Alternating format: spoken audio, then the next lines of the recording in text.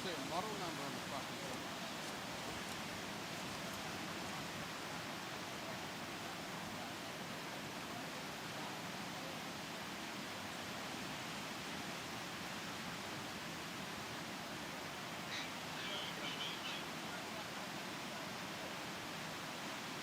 Go ahead.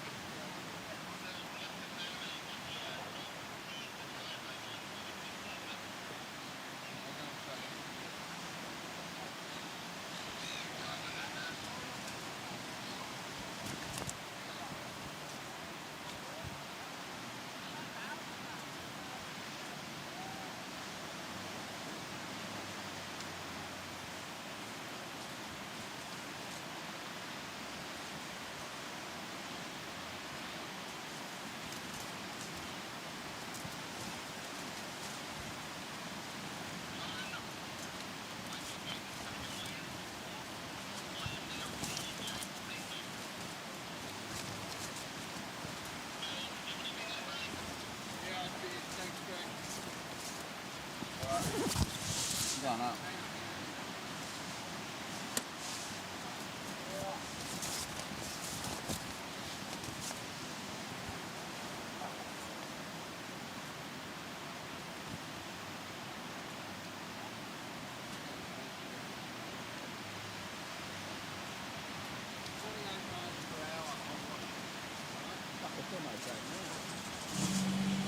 It's easy that.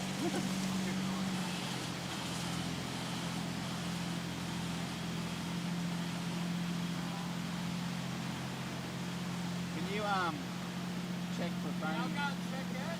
I'll walk straight up there now when that's done. I didn't get a radio, so you have to. You got a radio? Nah. I'll call you.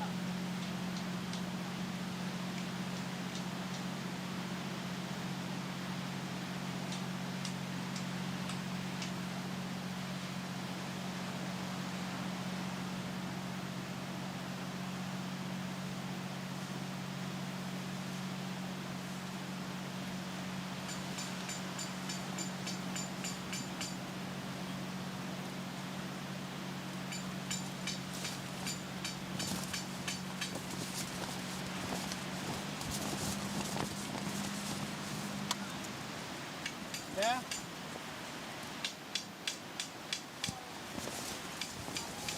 Nah. Tie it where? No, it's tied off. Yeah.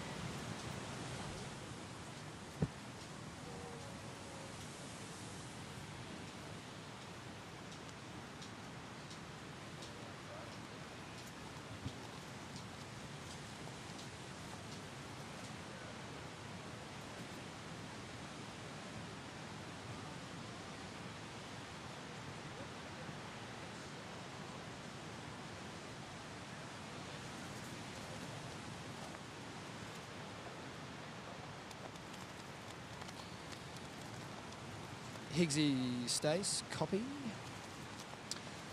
I am hearing myself. Nope, not anymore. Oh, yes, there I am. Cool, thanks. I can hear myself in my ear if we could amend that by any chance.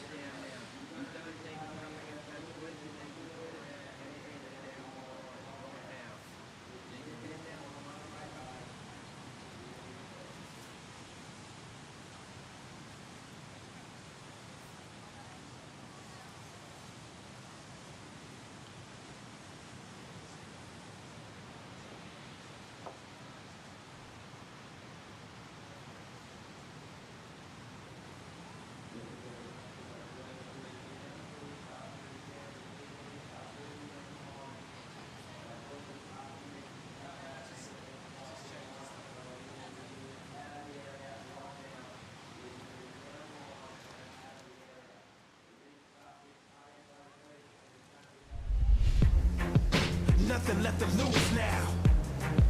Everything to prove now. Long as I'm alive, I'ma fight back. My fire never cools down. I'm about to catch fire. Yeah, I'm about to catch fire. Get ready for the new me. Get ready for the new me. Try to hold me down and I go higher. Try to put me out and I go louder. I'm a fighter, a survivor. Stand back while I catch fire. Good morning and welcome to the Boost Mobile Gold Coast Pro. There are so many waves rolling through from Snapper Rocks all the way down into Rainbow Bay. And earlier this morning we saw some sleepy surfers arrive for the contest site to get a couple waves. Shannon Hughes and Jess Grimwood here in the booth. Great to see everyone getting a bit of the action. Yeah, they've been up since absolute pitch black. There were so many people in the lineup this morning, and it's looking a little bit more like the usual everyday snapper out here, Shannon. There's still plenty of bombs coming through. Very exciting. The women's opening round will be hitting the lineup this morning. Well, not the opening round, but continuing on from yesterday. It's been a huge week of competition so far that Jess and I have had the pleasure of calling the action with. And yesterday we saw some insane barrels, Jess, off the rocks. Yeah, we saw some ones that were getting scored, and then we saw all those ones that went through unridden as well. So it was a pretty good day. We've been super lucky with conditions so far, and yeah, there's still some bombs going all the way through the bay. Yeah, it's going to be a really great day of competition, especially considering that we've got a little bit of weather coming later on in the week that I feel like we might be getting through a bit of action today, which will be very exciting to see. And yeah, looking forward to it all. Your thoughts on just competition so far? There's been some really standout moments for us, obviously. There's been some really big superstars of surfing here, and the vibe overall, like the crowd that's come down, the community here at Snapper, that's kind of been my standout. Everyone's just been really excited to have the surf comp back in town. Well, let's go down and catch up with Stace Galbraith and get the call for the day. Thanks, Shannon. Morning, Jess. Down here with Tours and Competition Director Will Hayden-Smith. Will, what are we up to today? Yeah, we've got a bit more wind and a bit more grey skies, but there's still some incredible opportunity out there. So we're going to kick off in about 5 minutes, and we're going to finish women's round 2, then straight into the men's round of 24, which is 3-man heats, and then we're going into the women's round of 16, and we're actually going to do overlapping heats, which is really exciting. I don't think it's been done at a Challenger Series event before. We spoke about it yesterday, the options you had on the table, either 4-man or 4-women heats or overlapping. We want to get these guys ready and the women ready for the CT, don't we? Yeah, it's exactly right. This tour is all about preparing surfers for the CT, and every CT is prepared to go overlapping heats, and we're going to give some of the surfers who's never surfed in that a chance to do that format today, and it's super exciting. I've spoken to some of the surfers and they're frothing. They get 40 minutes at Snapper instead of half an hour. And the jet ski drivers have been sitting around all day. Basically, I'd say getting a suntan, but it hasn't been that sunny. Look like they've been cruising, but we're going to put them to work today, aren't we? Yeah, we're going to look at bringing jet ski assist into play for the men's round of 24. They're 3-person heats, and we've got the skis in place ready to do that. There's a bit of a sweep, so it's going to be important. It's going to be an awesome day of action. Great to have the jet skis flared up. Looking forward to it. Thanks, Will. Thanks so much, guys. And it's going to be a huge day of competition, finishing out the women's round of 32 into the men's round of 24, and then the overlapping heats being introduced here on the Challenger Series. I think that's a great call, Jess. Yeah, I like that they're going to bring jet ski assist into it as well, because you can see how strong that current's got now. And like I was saying just before, it's become a little bit more like the snapper that you would see on an average kind of day-to-day up here. It's still got some really, really good scoring potential, but that current is so strong. And even, I know Stace snuck out there really early this morning to catch a couple of waves at his local spot, and he was just saying, you're just paddling and paddling and paddling. As soon as you move into position to take off on one of the sets, you just get swept away. So jet ski assist is going to be a pretty good implementation for today's day of competition. And like Will said, for those rookies and the younger women and the men that have just jumped on board, being able to surf those overlapping format heats is going to be exciting too. Yeah, I'm sure there's going to be a few getting the breakdown from the beach marshal and just getting a good understanding of exactly how that priority situation specifically will unfold in those overlapping heats. And we know they are just about to get things started. And there's the buzzer. Heat number 5 for the women's round of 32 is in the lineup with an opportunity to catch some great waves. Tyler Wright with a quick paddle there, doesn't get into it. And you can really see the difference in the texture of the ocean this morning and just how much more wind there is on offer. Out in the lineup right now, we've got Tyler Wright, Coco Ho, Tatiana Weston-Webb, and Vahine Fierro. This is going to be a really exciting one.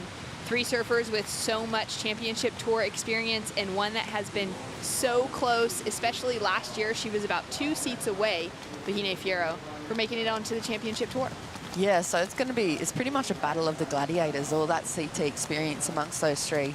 There would just be so many good matchup heats they've already had historically. Vahine's going to have to really bring that backhand strength to play here, because there's a lot of powerhouse between Tyler, Coco and Tatiana. And in the free surfs, I guess Tatiana's been one of the standouts. She's really critical. She's really aggressive. She's just not scared. And here we go. Straight into the lip, Tyler Wright, the 2-time Gold Coast champion, cutting back into the foam. She'll kick out as that wave just tapers down without much of a lip on offer. And she draws that first line to get things going this morning. Yeah, so getting things kicked off, you could see as soon as the buzzer went, she had a little scratch and missed that little one that went under her. So I feel like that really shows she's not going to sit around and be swept down the point here this morning. She just wants to get things going nice and quick. Not going to be, hopefully, a keeper for her towards the end, but still a good way to kick off. Yeah, great to just see her, get that feeling, especially just given that it's going to be a little bit different than what they've been competing in the last couple of days. Tatiana Weston-Webb now up and riding. Nice snap on her backhand. Straight into the lip.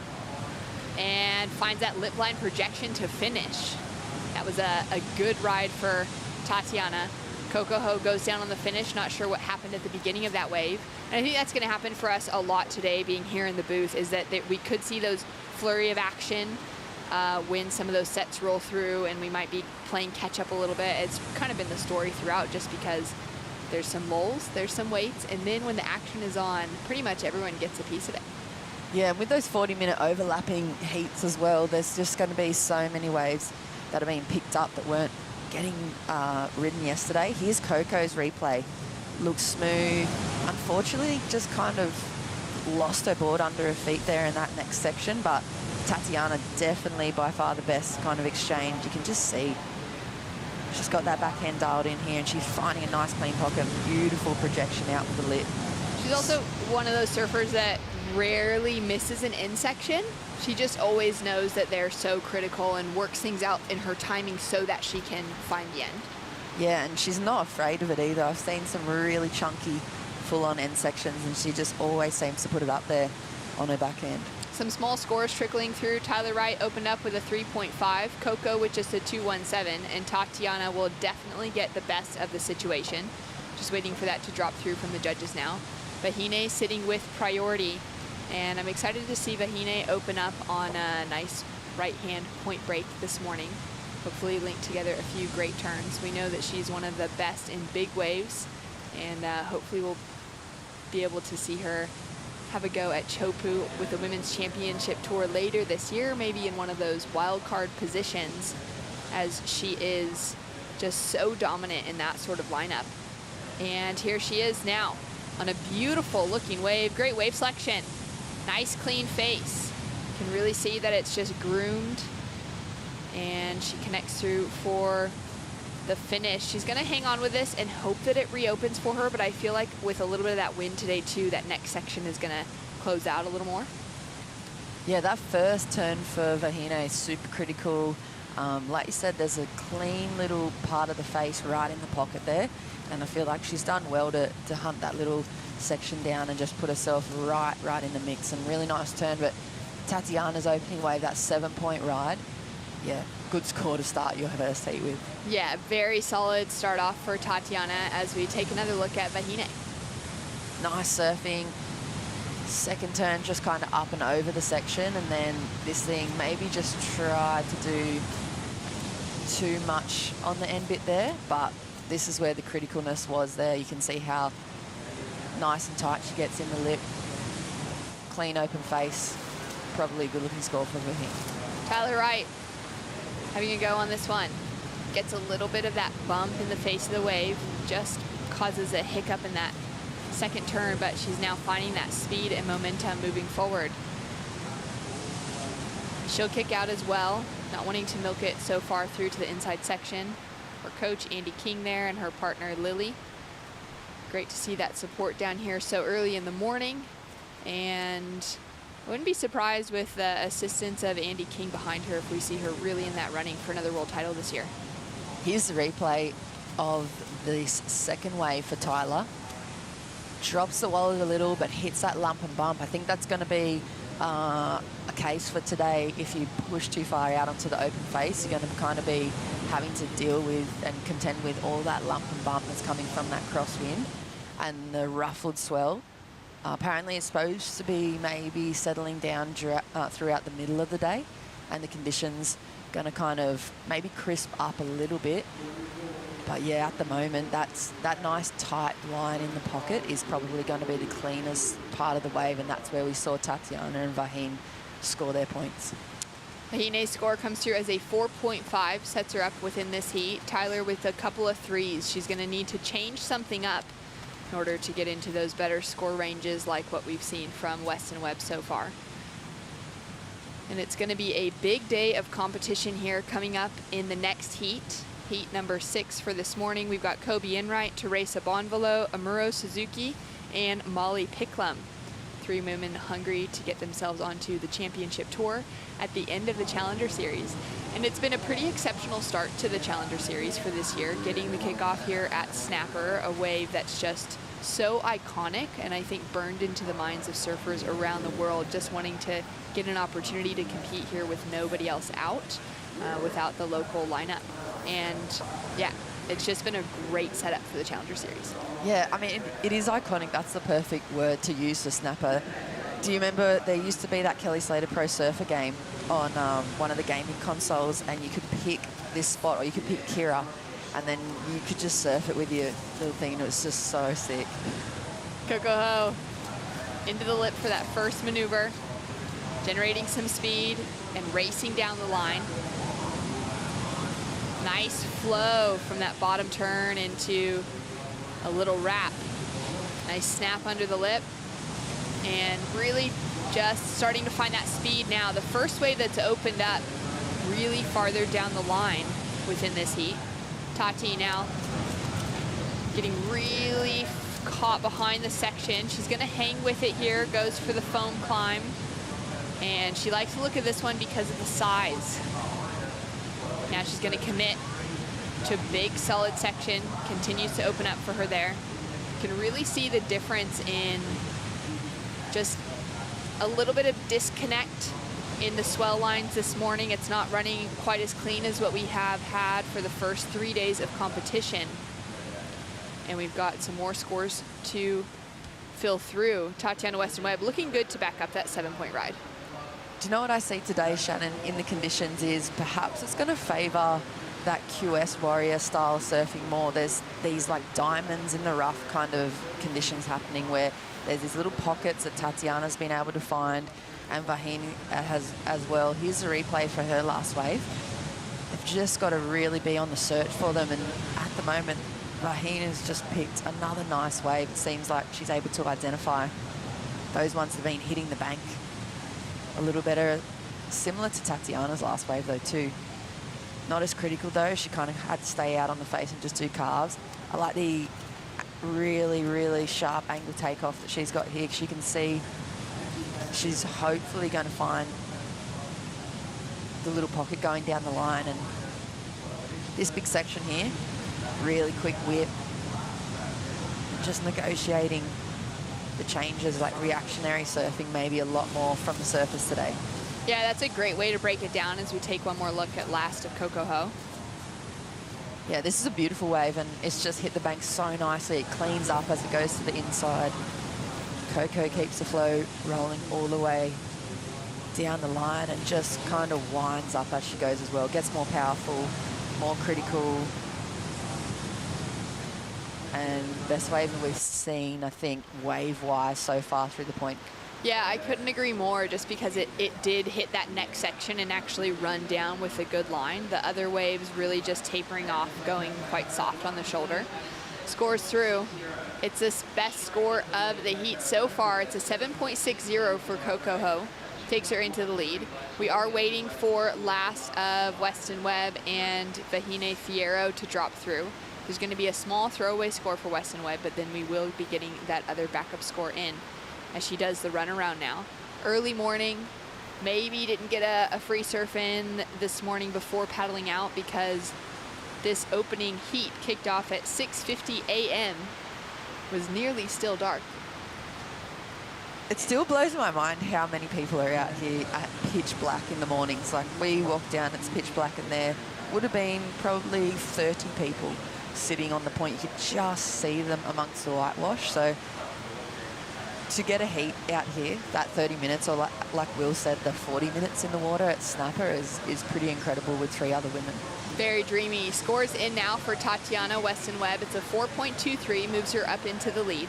Coco Ho down into second, Tyler Wright in third at the moment. Unable to scrape past that 3.5 as the high mark. Vahine Fierro dropping in another score that will be similar to her opening ride. She is chasing a 5.28 at the moment to gain the advancing position. And it looks like it will fall in just short. There it is at a 4.30. So now both Vahine and Tyler sitting in those knockout positions. Vahine chasing a 5.28. Tyler chasing a 6.25. So you see a great set rolling through. Tatiana. This is going to be an interesting one, I think, Jess, for the run around. Now heading out through the keyhole, we might see some of the locals that decide to jump off the rocks a little farther up the point. That current today is going to be hectic as we see Tyler just lose control on that opening maneuver. But I feel like it's going to be really about that timing of paddling back out, because with that current so strong today, Jess, we could see surfers swept out of position really quickly. Yeah, you saw Tati just get washed off screen there really, really quickly as soon as she duck dives. So that gives you an indication of what these athletes are going to be contending with here. I've also heard the words Iron Man and Iron Woman being thrown around the set early this morning, and it really is going to test them. And I think more so than what we've seen throughout the contest so far, the luck factor in surfing, that fluid nature is going to come into play. Tyler having another look there, no priority established.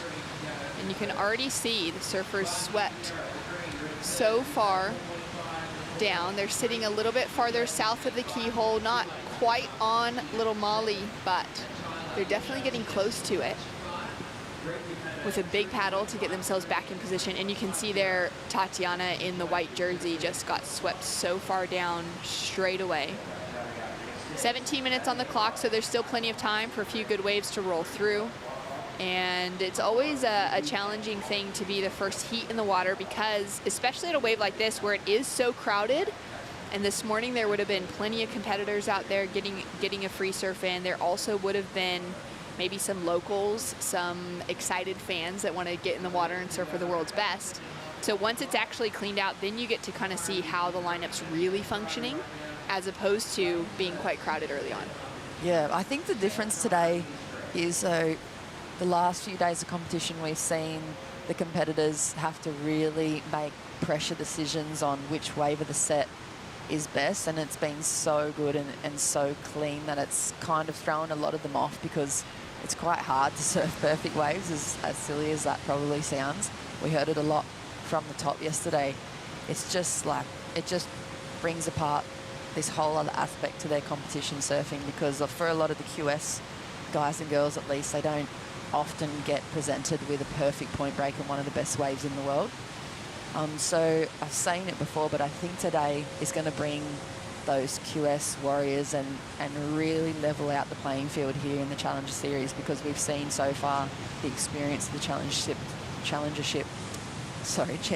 Tour surfers really rise to the top. And now today, with that kind of grindier conditions and that Ironman or Ironwoman aspect of today's surfing, it's going to just open up the field a little bit more for a different style of performance. It's going to be a really important week as well, just for these surfers to set themselves up with a platform to grow from for the rest of the Challenger Series, to really be able to get themselves into that finals day conversation past that round of 16. Those are going to be the sort of results that these surfers are going to want to hold on to. Of course, there's 8 events in the Challenger Series this year. That's double the amount that was in for last season. So there's a little bit more wiggle room. It's going to be the top 5 events that count for each surfer. They'll be dropping 3 results, so it's the best 5 out of 8 contests here on the Challenger Series. And for a surfer like Vahine, she's going to really want to capitalize early. Last year, Jess, she was literally the next person off of the list. Molly Picklum got the call up to the championship tour when Caity Simmers pulled out. Molly was sitting at number 8 on the rankings. Vahine Fierro, just 1,000 points below her, was sitting in number 9. That close to qualifying. Yeah, that's really close. So she's had a little taste, and I feel like it's not always a bad thing when you miss out that closely for qualification, especially being so young. I thought it was a good choice from Caity Simmers to turn it down. I just think that their surfing is going to be so much well-rounded, having another year putting a bit more training and practice behind themselves. Let's cross down to Stace Galbraith. Good morning. Good morning, Shannon.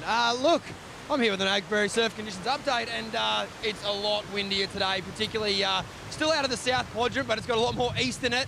As you can see, I'm nearly getting blown off the rocks out here, but the waves are still super fun. And talk about this heat. 2 world titles to Tyler Wright, and runner-up to the world title last year, Tatiana Weston-Webb. We're so lucky to start the day like this. Yeah, it's pretty unreal to think of someone like Tyler Stace with that experience out here, also winning a couple of events on the Gold Coast. You think that would be working in her favor, given the change in the conditions that she's just put in so much time surfing a wave like this? Yeah, 100%. The last couple of days hasn't been snapper. That's been a dream. This is snapper. Very hard to pick the good ones. The good ones throughout the day, as this swell picks up, might even be better than yesterday, but the consistency of those waves is going to be fewer and far between, I believe. Love the insight. As you mentioned, Jess, we saw Stace go out for an early paddle just to try and get a feel of the lineup, and he said the current was so strong he couldn't even stay in position behind the rocks. Yeah, he's the oracle, isn't he? We just got to tap into his local knowledge, because he just seems to know every little bit of water passing through this point break here. And yeah, that's why he's been one of the best coaches around this kind of championship tour conversation, and especially at this spot. He's been around for a long time and he knows this place like the back of his hand. We're going to go to a quick Bonsoy brew break. When we come back, hopefully some more great waves.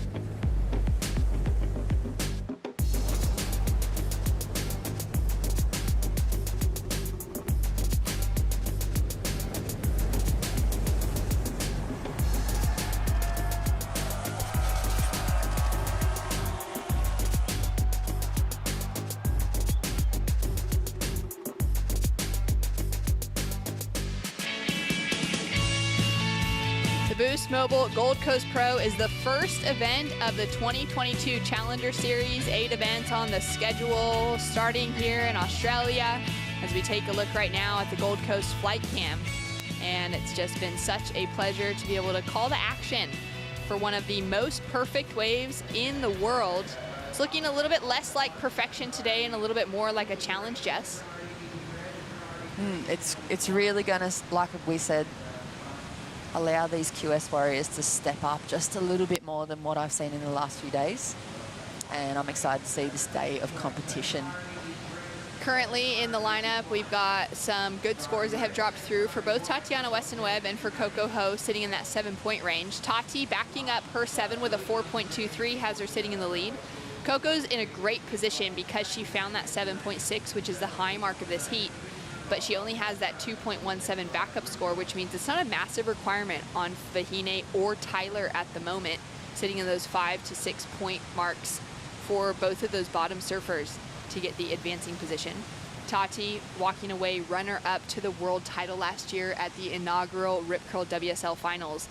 And Jess, for me, taking a look at the restructure now of the WSL calendar, going from the regional qualifying series to the Challenger Series up through the first half of the championship tour, past the mid-season cut into the second half, it just seems like it's all working on this road to the WSL Finals. For these surfers right now to even start thinking that far ahead in some sense that they could be in that mix come the end of next year. As we see Tyler now linking into a great bit of rail work to start things off. This is going to be a really important moment for her because she hasn't been able to find anything above that 3-point ride.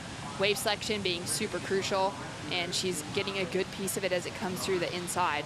It's a smaller size wave, but she's getting some work done, throwing in some variety within her turns, finding that speed, that flow on a smaller wave. She's now going to opt for the runaround with 8.5 minutes on the clock. Yeah, that was surfed pretty well, probably to its utmost potential. You can see it was a smaller one. It hit the bank all right and cleaned up as it came through right on that inside, but there wasn't anything really top to bottom super critical or risky about it. It was just a really nicely surfed wave. It's definitely going to improve her situation.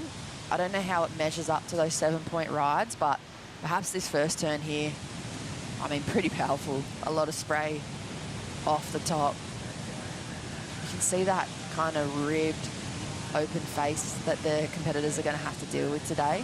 Tyler does well. She's adjusted to it. She's already had a couple of wobbles this morning on her, so she knows what to expect now and just gets to work. Just a grindy wave, a little bit cleaner through the inside. Finishes it off really nicely too. Tatiana got a piece of the action as well. We're now waiting for this score to come through. Yeah, here we go. This is the next number for Tati. She seems to pick some really nice clean ones. That one is a lot smoother than Tyler's. And she's able to make those kind of transition floater sections look pretty critical. That's a nice big snap under the lip there in the final maneuver as well. So a pretty good score probably coming through for Tatiana. Looking to improve on that 4.23. Vahine now with a good looking set opening up. I love the extension that she gets out of that back leg as she goes to the top of those turns. Setting up really patiently, just looking for the pace of that wave, timing it to connect with the pocket. Hits another one here. Looks for that link through to the inside. She's in a position right now where she's chasing that score to advance. That finishing maneuver was going to be crucial within that conversation of just solidifying a little bit more in those points. She's chasing a 5.28 at the moment. We've now got scores starting to come through for Tati, for Vahine, and for Tyler. See if we may have a situation change for that second place position. Yeah, this is that changing point. You can feel it in momentum. At this point in this particular heat, I mean, it's different in every single heat. That real moment where you can see the competitors just kind of shift and adjust and adapt to the conditions. Vahine looking to improve on a 4-point ride with this one. Yeah, look at this section there. She kind of puts a little bit more oomph on the backhand and gets a fair bit of work done as well. Similar kind of approach for Tatiana and using those transition kind of frothy high sections, but making them look probably a lot more critical than what they are. Nice wave choice as well. She's been onto it. Unfortunately, she didn't ride out that last maneuver, but I think think it's on now. The last 5 minutes of this heat is going to be another one of those stories of everything just shifting up and down. Yeah, it seems to be the theme of the week. We really have seen a lot of heats change within those last 5 minutes. Still waiting for scores. Judges taking their time with that last exchange for Tyler Wright. It's going to be an important one as well for Vahine, as Vahine is making that run around back to the top of snapper here to have that paddle out. She's got plenty of time to make it out into the lineup again. Hopefully doesn't get swept by that current on the paddle back though, to make sure she's really in position to capitalize from the top and make sure she gets the most scoring potential out of it. Scores in now for Tyler Wright. It is her best wave of the heat, but it's not enough to take her into the advancing position. She drops in a 6.10. Tati Weston-Webb increases her lead with a 6.17, and Vahine Fierro gets the score she needs to move into the advancing spot over Coco Ho. It's a 5.73, and now Coco with the opportunity to answer back. She's only chasing a 2.63 now to gain that advancing position again, because she already has a 7.60 on the scoreboard. Nice, smooth rail work. Little bowl starting to stand up in front of her that she can really unleash. Tap into the power. She's going to kick out before that closeout section. And she'll be getting that score again to put Vahine into a requirement. Yeah, here we go, shifting up and down the results here at the end of these few minutes of these heats.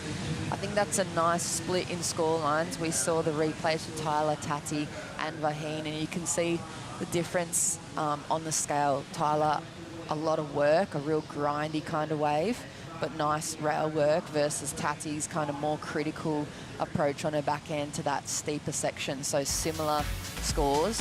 Have a look at the recap here. Tatiana out in the lead at the moment, and you can see why. She's just been able to find those cleaner, tighter pockets and able to finish off and capitalize on the opportunity. Coco's found two really, really good waves out here. She's only ridden 3, so not wasted that much energy, but really, really capitalized on the conditions here this morning. Love having a look at these Harvey Norman recaps. Coco waiting for a score now. It's going to be just enough to move her back into the lead. She found some great turns and some great flow connected together on that 7.6. Tati then backed up her 7 with this 6.17, Jess. Yeah, just look at the criticalness. She just makes it look better. She just kind of, it's not selling it, it's just that approach to just putting everything into those turns and just throwing it into it like it's a big critical section. So situation update, Coco Ho back into the advancing position. Tati securely in the lead. Coco now with a 3.80 to back up the 7.6. Vahine now chasing a 5.68, and Tyler chasing that 5.31. And it's a bit of a different story here for the last two surfers. Tyler already made that mid-season cut. She's on tour. She's heading to G-Land and the rest of the championship tour season. And she'll be looking for that opportunity to get herself into the Rip Curl WSL Finals. For Vahine Fierro, this is a really important moment for her. She wants to start out strong. Last year on the Challenger Series, she had some really incredible results throughout. She had a 9th place finish, which is that round of 16 at the US Open. She had a quarterfinal finish at the Roxy Pro in France, a place where she's had some great success before out at Hossegor. And then she was one result away at the final event of the year in Haleiwa. Had she made it from that semi-final match into the finals, she would have found that qualification. So for her now, this will be an earlier loss, considering how she ran into the Challenger Series last year. Nice snap layback from Wright. Good second turn, setting it up now. She comes down the line, really getting those nice big carbs, throwing in some variety and that power. Puts that punch on for the finish. And Vahine also with another opportunity, has a solid section to finish with. We're not sure what happened, Jess, at the beginning of it.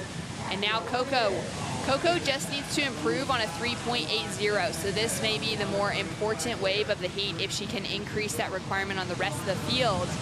And this wave is turning out to be just amazing, offering her a lot of size, a lot of pocket to work with. Nice snap under the lip, and she'll go down. Got some work done in those first few turns. Down to a minute. I'm interested to see how it kind of pans out here. I think Coco's just been the one that's been able to pick. She's like that surfer that you have in the lineup that's just always in the flow. She's kind of been a bit of a wave magnet here.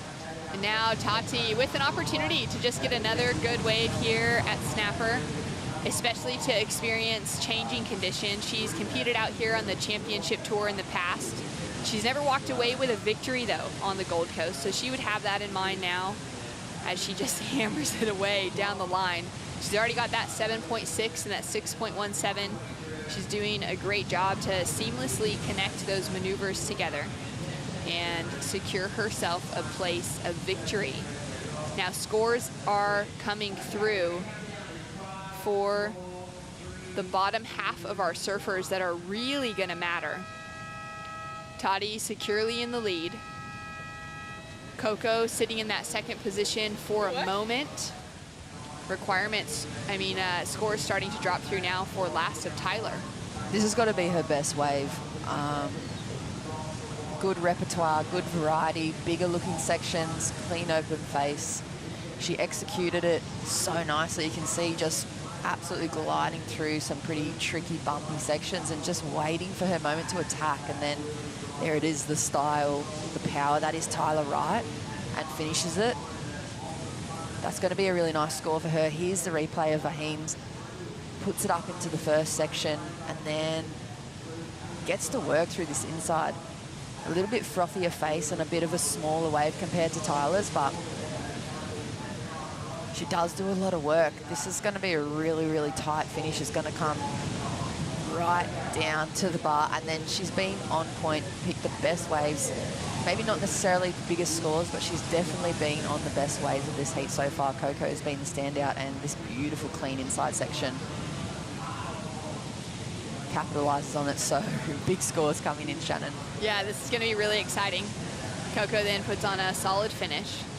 And Tyler Wright has just changed the situation. I didn't see it coming for Tati to be knocked out of the lead, but Tyler Wright gets an 8.23, momentarily sitting in first.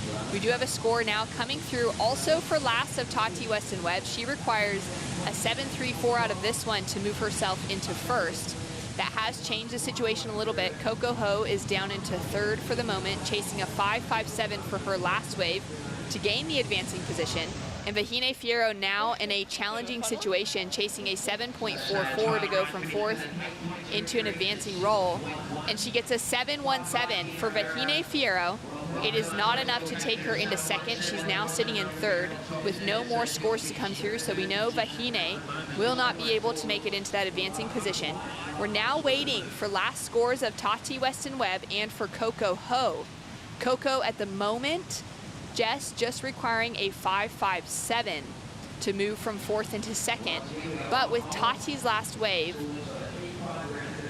that requirement could change, although she's sitting with 2 good scores on the board at the moment, and she may not increase on that.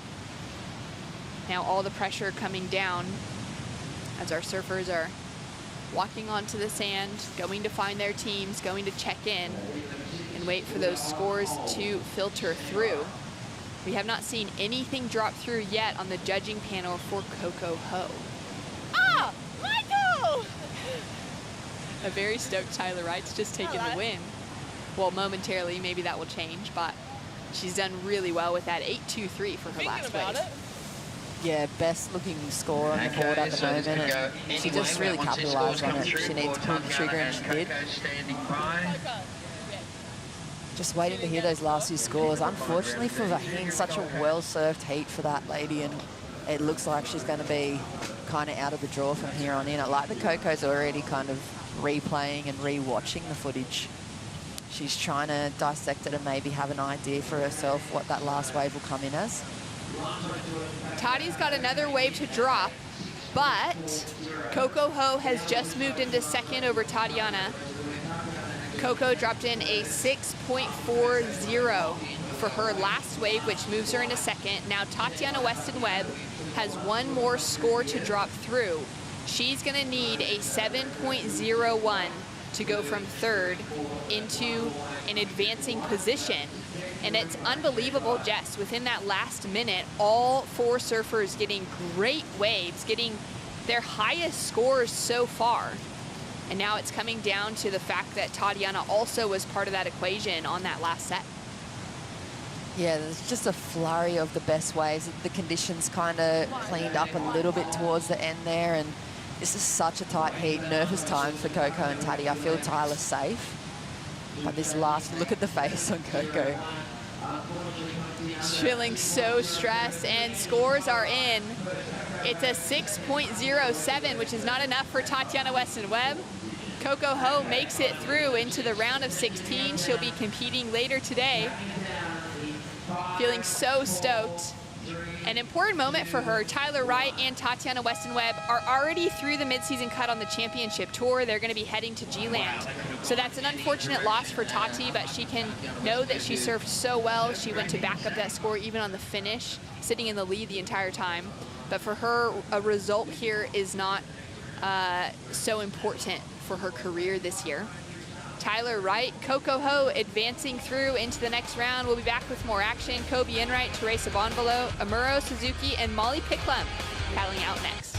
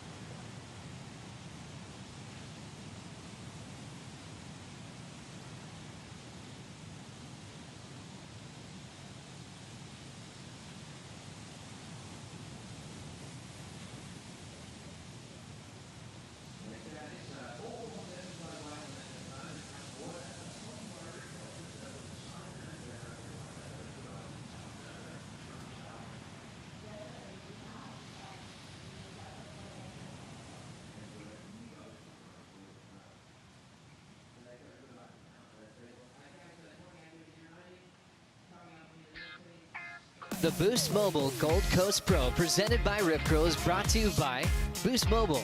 Stay connected with Boost Mobile on the full Telstra 4G mobile network. By Rip Curl, the ultimate surfing company. By Harvey Norman, official lifestyle destination of the World Surf League Australia. By Oakley, official eyewear of the World Surf League Australia. And by Cooper's Brewery, official beer of the World Surf League Australia.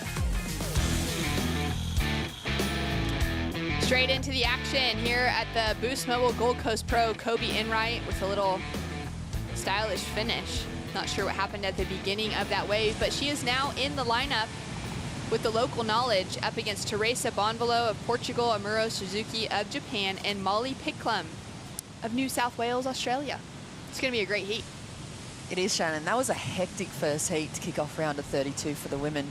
There was so much action. The ladies really dialed into the conditions towards the end there, and you can see Snapper, not as picturesque and not as dreamy as Stace said, but beautiful scores are on offer, and there's some really critical sections through that inside. Molly Picklum gets a couple carves out the back, kicks out as that wave goes soft. And there was a lot of action in that last heat, plenty of waves coming through, and that's one of the things that the judges take into consideration when thinking through those overlapping heats, which we'll be having coming up later today when that round of 16 hits the lineup. We'll have 40-minute heats, and there's plenty of waves on offer for 4 women to be getting a piece of it today. Taking a look right now, we've got 2 Australians that have battled it out between Kobe Enright and Molly Picklum. Amuro Suzuki, the Olympic bronze medalist, took out Caroline Marks in that match, which was really an incredible performance for Amuro. She also got that opportunity to compete on the championship tour on the back half of the season. last year when Lakey Peterson went out with a back injury at the Narrabeen event. Jess, you were there, actually, to see Amuro's first championship tour heats, which was really exciting. We'll get back to that in a moment as we see this first of Kobe and Wright.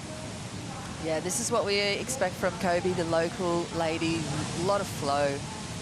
Really has the feel for down the line kind of vibe going on here today, and just kind of floats over that section though, doesn't get really critical. Here's the replay from Molly's first wave. Look at the lump and bump she's contending with. So just adjusting perhaps for the first few waves of these ladies, just getting a feel for their toes stuck into the wax and trying to hunt down those clean inside steep walls that Tyler was able to find in that previous heat. Yeah, there's a couple of really good waves. Tatiana also had great wave selection, and Coco found that one bigger score earlier on that just ran way down the inside. Had a lot of pocket to offer, which was exciting. And thinking back to that event last year at North Narrabeen, you were there when Amuro got the call up. Yeah, I was there, and it was a really nice moment to just be an observer for Amuro. I think she's a really gracious Japanese competitor, and she was obviously really, really excited to have that opportunity. She did pretty well. She had some good performances, and I guess the standout note for me with that performance for her was just how much she was able to soak it in her presence. She was there with her mum, and they took home, you know, her last name sign off the locker, and it was just a really special moment for her, kind of at the very start of that rise to success for her career. This is, I think it's just the start. I think she has a lot to give, and she's got a lot to dial in to be in that championship tour conversation. But yeah, she's got it there. Quick kick from pretty deep for Teresa Bonvalo of Portugal. Kicks out. Small scores across the board at the moment. Kobe kicked off with that 4-point ride. Molly just a 2.17. And for Amuro, it was pretty incredible to be able to just track that storyline through the Australia leg last year, where she missed out on Newcastle, but then got the call up for Narrabeen, which was the second event, then Margaret River. She got 9th place finishes in both of those, which is great too, because that's just advanced through a little bit farther in the draw. She made it through that seeding round into the round of 16, didn't lose out in elimination. And then when it came to the Rip Curl Rottnest search, she walked away with a quarter-final finish. She took out Courtney Conlog, one of the most, heavy power surfing women on the championship tour. She won her opening round heat against Keely Andrew and Tatiana Weston-Webb in that event. She did go down to Joanne DeFay in the quarters. It was a pretty unbelievable run for her. Probably coming into it without a lot of expectation sitting on her, knowing that it was just a cool opportunity she could soak in, and then she found herself there on finals day. Yeah, she's kind of a bit of a silent assassin, isn't she, when you look at that track record? And I like how she just kind of slinks into the contest zone, and she's not a big, loud character around the site. She just kind of gets in and gets the work done, and then at the end of the conversation, she's one of those ladies that has been still standing and just taking out name after name.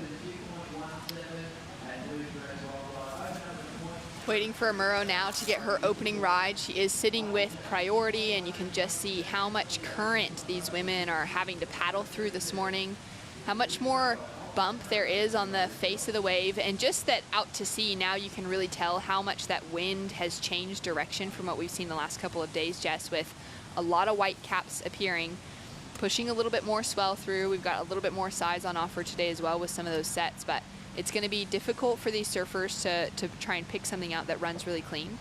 You have been making that point, though, that it's those QS warriors, and that's these 4 women in the lineup. I mean, that last heat, that was stacked. Outside of Vahine Fierro, that was 3 surfers who have spent most of their career surfing really good waves on the championship tour.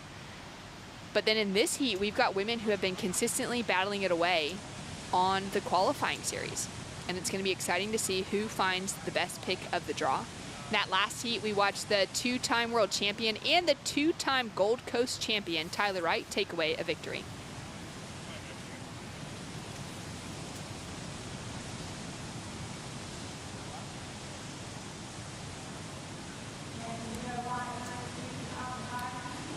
We're going to track with Amuro Shizuki, and we'll get back to that interview in just a moment. Amuro now connecting through to the inside. Nice snap to start. Now racing down the line. hoping for something critical to finish with. That wave's gone really soft. It's a little bit smaller in size. And there we go. Little bottom turn, engages the rail on the inside. And she's got that opening ride underway, Jess. Yeah, a bit of wobble and bobble and probably a lot of downtime on that one. Not exactly the way that she was hoping it would kind of turn into. But I think that she'd already gone too far down the line to really waste the rest of that opportunity. It's going to be a really little score, nothing critical, just cutbacks. And there you can see how clean it gets towards that inside section. You can see the ruffle out the back where the ladies are sitting ready for the takeoff. And then right there where Miro's paddling back out from, you can just see how clean those conditions are through the inside. It would be a bit of a challenge to not just want to sit on the inside on a day like this, seeing the clean conditions. Yeah, for sure. And it's one of those days where you enjoy it as a free surfer out here with the rest of the crowd, because there's a lot of different sections and there's a lot of opportunity for somebody further up the line to fall off. And then you're able to scrap onto a nice little clean inside section. Always having a look to make sure that there is some opportunity to get a good one here. Scores coming through now for last of Amuro Suzuki, and we're going to go back down to catch up with Tyler Wright. Thanks for the entertainment, Tyler Wright. What an exciting heat, and to all the other women as well. What a way to start the day. Oh my gosh, it's first heat of the morning, that was on. A lot of paddling, but as you can see, by the end of the heat, I think we'd figured it out a little bit and what waves to catch.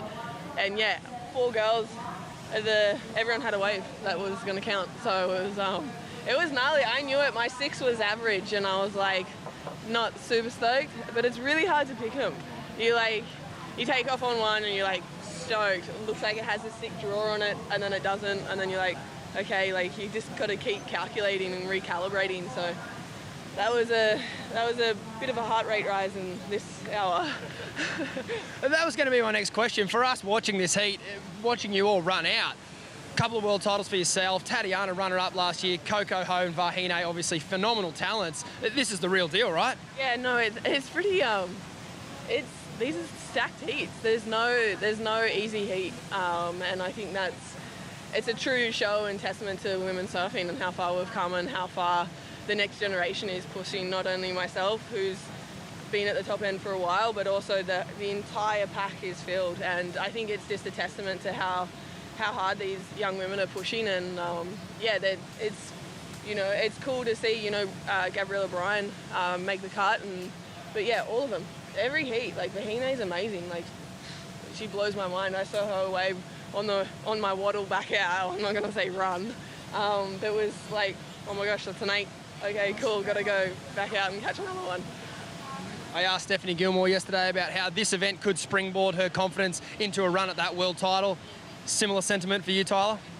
Yeah, it's world titles. It's a different game now. And so it's not about it's not a marathon sort of thing. It is, but it isn't. And so for me, someone who's very analytical and very calculated in how I approach things. It's world titles especially. I'm still figuring it out. I've been back at this top end again. It's been a long time to rebuild and build in. It takes you a lifetime to get here. So So I feel like I'm getting momentum, and I'm feeling a lot stronger in my own power and my own strength in the water, which has been a long time. I feel like I'm getting closer to surfing like myself every day. So, yeah, as for world titles, it's on the table. Love to hear it. Best of luck the rest of the event, Tyler. I think Tyler is 100% going to be in that title race coming towards the back half of the championship tour season, Jess. I feel like she's really starting to enjoy her time too as well. She seems like she's having a good time. Molly Picklum. Nice car to start things off, now setting it up after her second section, really digging in there. We've seen Molly just really come through in her rookie year on the championship tour. She didn't make it past that mid-season cut, which was unfortunate, but we saw her put down some of the best rail work I think that we've ever seen in women's surfing, Jess. Yeah, she's really, really pushing. She's pushing the limits of what she's capable of, and she spars a lot with Tyler, so there's, no surprise there in that she's trying to bring a bit more powerhouse to the show. I can see her tilting her head a little more than usual, just really, really laying into those forehand calves. And I mean, there's no surprise. She's grown up. around home, around some really, really big, powerful surfers. And one that comes to mind straight away that just would be kind of, you know, cheering her on is Shane Holmes. He's all about the power rail, and he's always been a massive supporter of Molly's work. And I know she's just trying to put it all into it and just go absolutely hell for leather on every single turn. This section really opens up for her though, and she's able to lay it in. There you see the power that we come to expect from Molly. Nice wave. Scores rolling through now for last of Molly Picklum and last of Kobe Enright as well. Kobe opened up on that 4.0 as we see Amuro now getting that first turn underway. Strong drive off the bottom, really deep bottom turn. That was a really nice looking setup combo. I thought that was very poised, a little bit too high projection, I guess it was, off the top of that lip, and just kind of a wobble, but there's a little indication, a little clue of what Amuro is trying to put together out here, and clean, powerful, deep surfing for her. Thinking back to that conversation about sparring partners that you were mentioning between Tyler and Molly, they were working both with Glen Micro Hall for a while, so they were literally running those mock heats together, and Tyler has had a huge influence in Molly's competitive career and how she approaches things, which has been exciting to see. We know that Tyler's moved over to having Andy King as her coach now, and it was a really fun heat to see the two of them, Molly and Tyler, matched up against each other in the round of 16 at the Margaret River Pro. It was a huge heat for Molly because she needed to be advancing through to still keep that hope alive for the midseason cut. And it was also interesting knowing that those two were going to match up against each other, really knowing their strengths and weaknesses probably than any other competitor that would have matched up against either of them. And Molly came out and dropped that 917 for what's been talked about as one of the best turns in women's surfing. Yeah, it was so powerful, so much spray. It was a really, really incredible turn for her, but I think she's got so much more in the bag as well, and I love that she's bringing it to Tyler. I think Tyler was Molly in the early days of her career. Tyler just used to upset all the, you know, superstars of women's surfing back in the day when she first jumped on tour, and no one could really touch her, and she really, really kind of inspired the first part of that new generation. And now it's flipped on its head. Tyler's that experienced kind of veteran on tour, and Molly's coming through and pushing her and pushing her. And this is where we see the true champion nature of Tyler as well, because it's exciting her and it's motivating her to work harder and keep her on her toes rather than back down and just kind of hand it over to Molly's generation. So I see that rivalry building throughout the next, 5 years of competition and careers for these ladies, and I think they're going to be those people that push each other right to the utmost limit of their potential. Yeah, great summary there of those two, Jess, and just knowing that you've really watched them grow up and surf, and you've sparred alongside of Tyler, and you've seen Molly at home growing up and just really getting yourself prepared for that competitive career. We've got 12 and a half minutes on the clock. Molly Picklum dropped in a 6.17 for that last wave. It's jumped her up into the lead. We've got more action coming up right after this.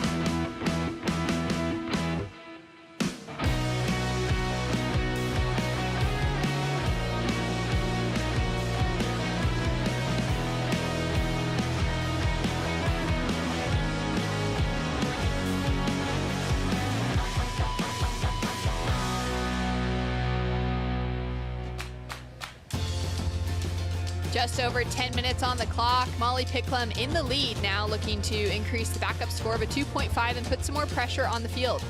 Enright, the local, she's had so much success on the qualifying series in this region. I remember Jess back in 2018 where she got those back-to-back QS 1000 wins. It was kind of early in her career, and it was just this really cool moment to see her rise to the top. One of those wins coming from Burley Heads just around the corner.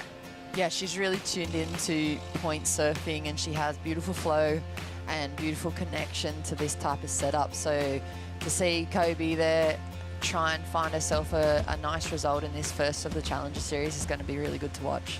She's been on an absolute tear through this year's regional QS. She was one of my picks heading into the Tweed Coast Pro, just knowing the style, the grace that she could bring to that right-hand point break.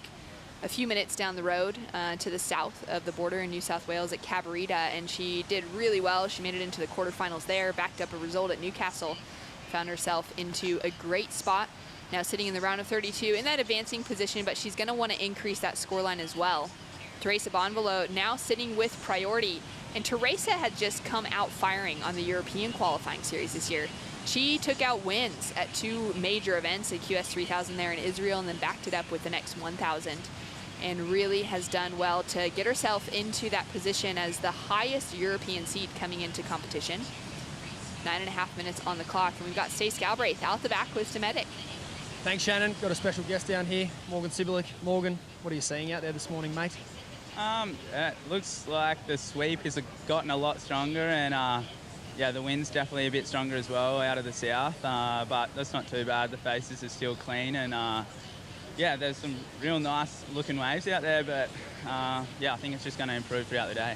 You coach Jay Bottle Thompson, obviously from Burley Heads. I'm sure he's taught you how to stumble down the rocks there, but has he taught you how to jump off the rocks here? He hasn't. I had to learn the hard way. I fell off it a couple times.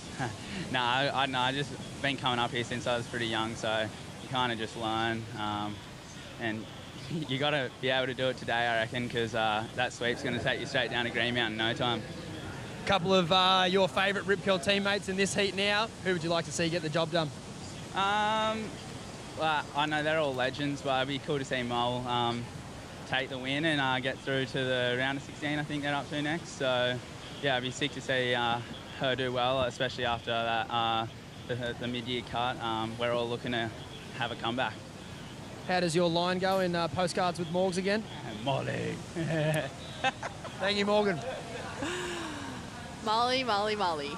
Getting that support from Morgs and Kobe Enright, linking into some style. Setting it up now, looking to re-engage with that speed in the pocket. Racing down the line, gets that redirection. And tags the lip with more on offer. Nice smooth transition on a small size wave, but making it look really fun out there today. And she's got one more opportunity to just tie it up. She falls on the finishing section. And we've got a score to come through. Situation remains the same for the rest of our competitors. And Jess, it's been pretty cool to see a lot of the faces down here. You know, obviously women in the draw from all different areas of the globe looking to get themselves in a good position heading into the rest of the Challenger Series. But also some of those legends of the sport that have been down here supporting women like Teresa as she's now finding that nice couple of carves connected together. Staying quite horizontal on those first few maneuvers. She's going to need to look for the lip. And there we go with something more dynamic to finish off on. That was a nice final maneuver. A bit of downtime just setting it up, but way more critical, and she kind of brought the board all the way back around. She likes the feel of it as well, and she's had plenty of experience, like you said. Shannon, she's coming up in that Olympic conversation along with Yolanda Hopkins, and here's the replay. Oh, first turn, nice big hook under the lip.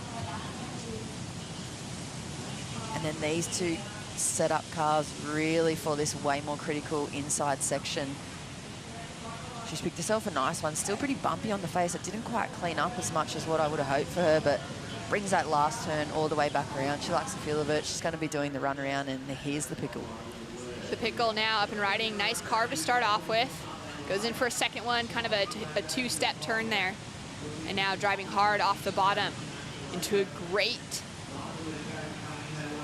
turn and sets it up for that finishing section. Matches the power of that wave. And she's gonna back up that 6.17 well. Scores now coming through for 3 of our competitors. And a little flurry of action coming down to those last 5 minutes. Molly's gonna opt for that runaround. So we got 3 surfers doing the runaround at the moment. Amuro Suzuki with priority is the only one left in the lineup, but you can really see that current is pulling her down and out of position. Yeah, she's just been really quiet for Amuro. I think she's just waiting to try and see that one that Coco found or the one that Tyler found, and there's the queen of snapper herself. I'm super curious to see how she dissects conditions like this, as she spent the most time by far from anyone. Amuro with an opportunity, got off to a nice start. Now setting herself up to back up that first good turn. Nice wrap. She just has such a nice style as well. Great deep bottom turn and a nice slash, linking it through. That wave will fizzle out, and she's gonna have the paddle back. So we're gonna end up with a priority situation, as I think it was Kobe Enright kind of at the top of the run of the pack, and then Teresa just running up the beach behind her. Now Molly as well, and Amuro's gonna opt to paddle out. We'll see if she can get that priority ahead of, say, Molly, maybe Kobe as well, with scores to filter through for 3 surfers. It's been a lower scoring heat, aside from Molly's 6.17 as the breakout. Yeah, I think her next score is going to be really good. That final maneuver for Molly was pretty critical, and she really stamped her authority on that one. This next heat, though, interestingly, coming up towards the end of this round, I mean, Steph surely is going to just jump off the rock and lock into one of those bigger looking sets. So she's going to blast this scoring scale straight apart too, because we've seen really just the ladies kind of stick to trying to find that open, clean face through the inside of snapper here. And here we go, Amuro having a look at this one. So she's gonna take off on her way back to the top. Flatter section to start with. Now just hoping that this wave will stand up. We did hear Stace saying earlier that some of those wide ones today are gonna stay fat, but she's picked a good one as it's starting to stand up now on the bank. Great wrap. Goes in for a second one. Really smooth transitions into the third. Now looking for that critical maneuver on the finish. She's gonna try and race around the section, doesn't quite get there to tag the lip or anything to end off on. Scores now starting to come through. Teresa has dropped in a 6.60. That's moved her up into the lead ahead of Molly Picklum, but Pickles has a score to come through. Kobe Enright's both scores now in. A 4.43 is her high mark. She's chasing a 4.25 to take the advancing position away. And Amuro Suzuki, so far just a couple of ones on the scoreboard. These last 2 scores are gonna be really important for her coming through. Yeah, it was nice compact surfing from Suzuki as well. She's definitely going to improve her situation, but the requirement's just going to keep lifting, I think, as the ladies just dial in, similar to that first heat of the women's. Taking a look at the Harvey Norman recap, Molly Picklum looking to drop another good score to back up this 6.17. Yeah, we bit of that drop wallet style carve down, a few setup carves, and then this is the critical spot for maneuver. Big, powerful rail work there on the open, clean face. Just getting the job done on that first ride. Linking it together now, her second scoring ride has dropped through as a 6.10 for this one, and it set her up into the lead. Yeah, she had the 2-stage, that first cut back, but then just capitalizes once again on the opportunity. This final maneuver, beautiful timing and just strong, solid performance on that last one. So Molly Picklum now in front. A score still to come through for last of Amuro. She is sitting with just those ones, so a requirement is really big at a 7.96 at the moment. Molly now with another opportunity. She's gonna kick out, hope for something even better if she stays out the back. And Kobe Enright links into that first turn. Frothy section, you can see how shallow it is with that sand coming into play as well. Not sure what happened at the beginning of that wave, if she got anything else on it. Now comes around that section, nice little re-entry, and it starts to grow down the line. She's done well to stick with it this far, and here's where that real scoring potential is gonna come into play as she races down towards Rainbow Bay. Connects for a huge finish. She is currently chasing a 5.51 to take the advancing roll away from Teresa Bonvalo. And this is a really critical moment. Now scores in for second to last of Amuro. It's a 3.5, which does decrease her requirement to advance to a 6.44. Kobe Enright chasing just a 5.51, and now Teresa with an opportunity. She's looking to back up a 3.33. Couple of slower carves to start things off. That wave doesn't hit the bank to run the way that Kobe's just did. It's coming down to 45 seconds. It's probably going to be down to that last exchange that we saw between Amuro and Kobe. Yeah, point of difference for that last ride I saw of Kobe's. It was just a little bit spicier to watch. It was more exciting, and there was no kind of set-up rail work or any real downtime. She was just able to lock in to that inside steeper clean face. And let's see how it locks in. I mean, Molly's got those 2 6s, and Teresa already has that 6-6, so I think it's going to be a pretty nice looking score. Let's see what happens at the end of this heat. Molly having some fun, just up and riding before the buzzer. That wave now starting to give her something more to work with. It's a little bit flat. She's putting on the brakes now. This wave won't matter for her as she's sitting in the lead. And now we're still waiting for those scores to drop through. Probably the most important of those, like you said, being Kobe Enright. She's chasing a 5.51 to get the advancing position. Scores in for our Japanese competitor in Amuro. It's not enough to get her out of 4th position. And now let's dissect Kobe Enright. Yeah, point of difference, just 3 really nice, clean, crisp turns, plenty of spray, exciting, no resets with any kind of flat, slow setup carves. So for me, point of difference there, but she has to overcome Teresa, who just put in that performance a little earlier and just really kind of worked away at those opening scores for herself. Tense moments again, similar to that last heat where it's really, we could see those changes with the scores that are now going to be dropping through. Molly possibly secure in the lead with those couple of 6s. Kobe now chasing something better than a 5.5 would put her into that advancing place. You can see the competitors already this morning cupping their ears and really trying to listen out for the score. I think it would be quite tricky in the lineup with this wind to hear exactly what's been going on, because it just blows all that sound away, and they kind of have to rely on their own instincts and their own ability to score their rides and be critical of their performances on the fly out there in the heat. So I think tricky for them to hear what's been going on until they get back into this inside section. And then you can see they're all just waiting to see their fate here in the Challenger Series on the Goldie. Now, we haven't seen any scores come through yet for Kobe Enright. Judges taking their time to look at the replays. Small scores for possibly Teresa and for Molly. They are waiting for more to come in, but unlikely to change their situations.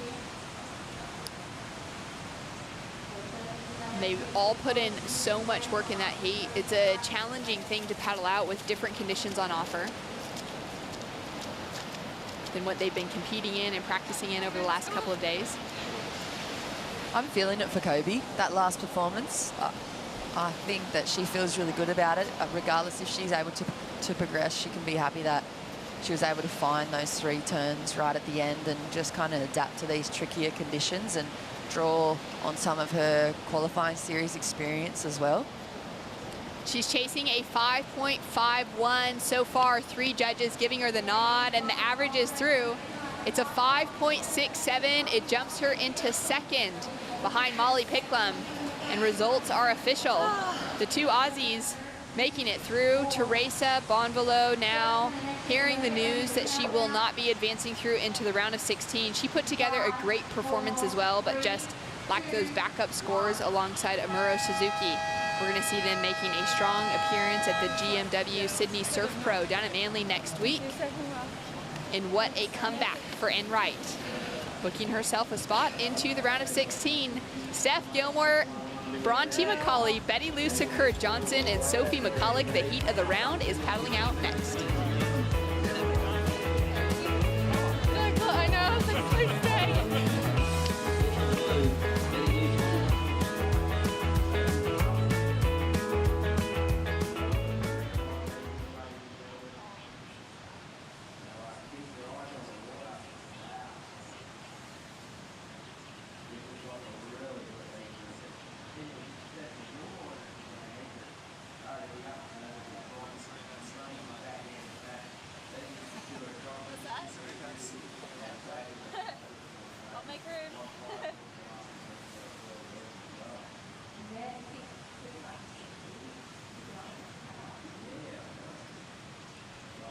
glad Kobe got through. I'm so stoked that Kobe got through.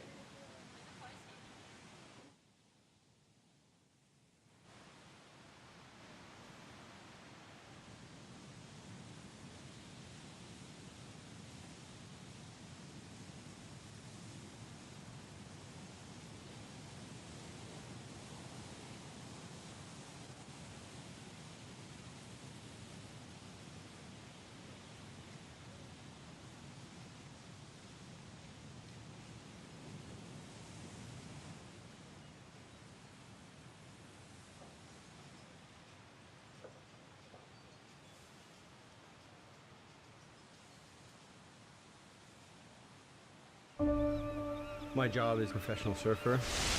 The best job in the world. My goal is to win titles. That's what I'm here for.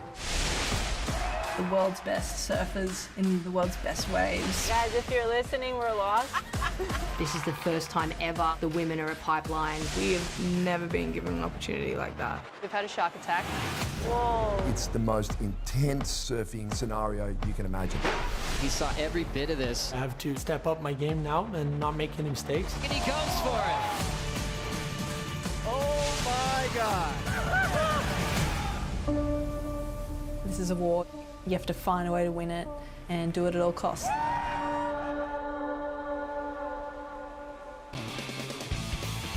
You can watch the first season of Make or Break right now on Apple TV Plus, and one great episode on the Queen, Stephanie Gilmore, tracks her road to the victory over there in Mexico, which actually gave her a shot at another world title over there at the WSL Rip Curl Finals at Trestles. Here on the Harvey Norman set, Ronnie Blakey, joined by a legend in these parts, a legend of surfing, Wayne Rabbit Bartholomew. Bugs, thanks for having us. Thanks for being here, Ronnie, and good morning, everybody. Another amazing day, and we'll have to break down what has happened. It's forget everything you know. It is a bit like that, the conditions. Talk to me about it. It's completely different out there today. Well, we are now under the influence of a whole new system. This is the leading edge of a system. It's coming from the northwest, it's coming from inland. What it's going to do on the leading edge, it's going to suck the wind around. So the wind's going to go southeast of east and then east. And now, I've got to tell you, 90% plus of locations between here and the Victorian border are directly onshore right now. This is still side shore from the back. The faces are still clean, but there is a roaring current. And we're going to talk about that keyhole, the jump off the rock. It's all coming into play. It's a whole different set of strategies. And we've got a whole different set of surfers out here in the lineup, and what a lineup it is. Sophie McCulloch, one of the real rising talents here on the qualifying series, tackled the challenges last year and didn't quite get the results she was after. But she's got a lot of talent, great surfer, great competitive surfer as well, really sharp, and you'd like her chances at getting onto the CT at some point. Also in the lineup, Stephanie Gilmore, she's out there in the red jersey. Bronte Macaulay, she's been performing so well, just coming off the back of an amazing performance over there at Margaret River in the Championship Tour event. And Lou Sakura Johnson, she's a phenom. Won a Challenger Series event at the end of last season. As we see Bronte up and threading together some of those big, beautiful backhand turns straight away. Bit of foam on the face here. Bronte wanting to get that quick start. Not a big wave, but she'll work it over.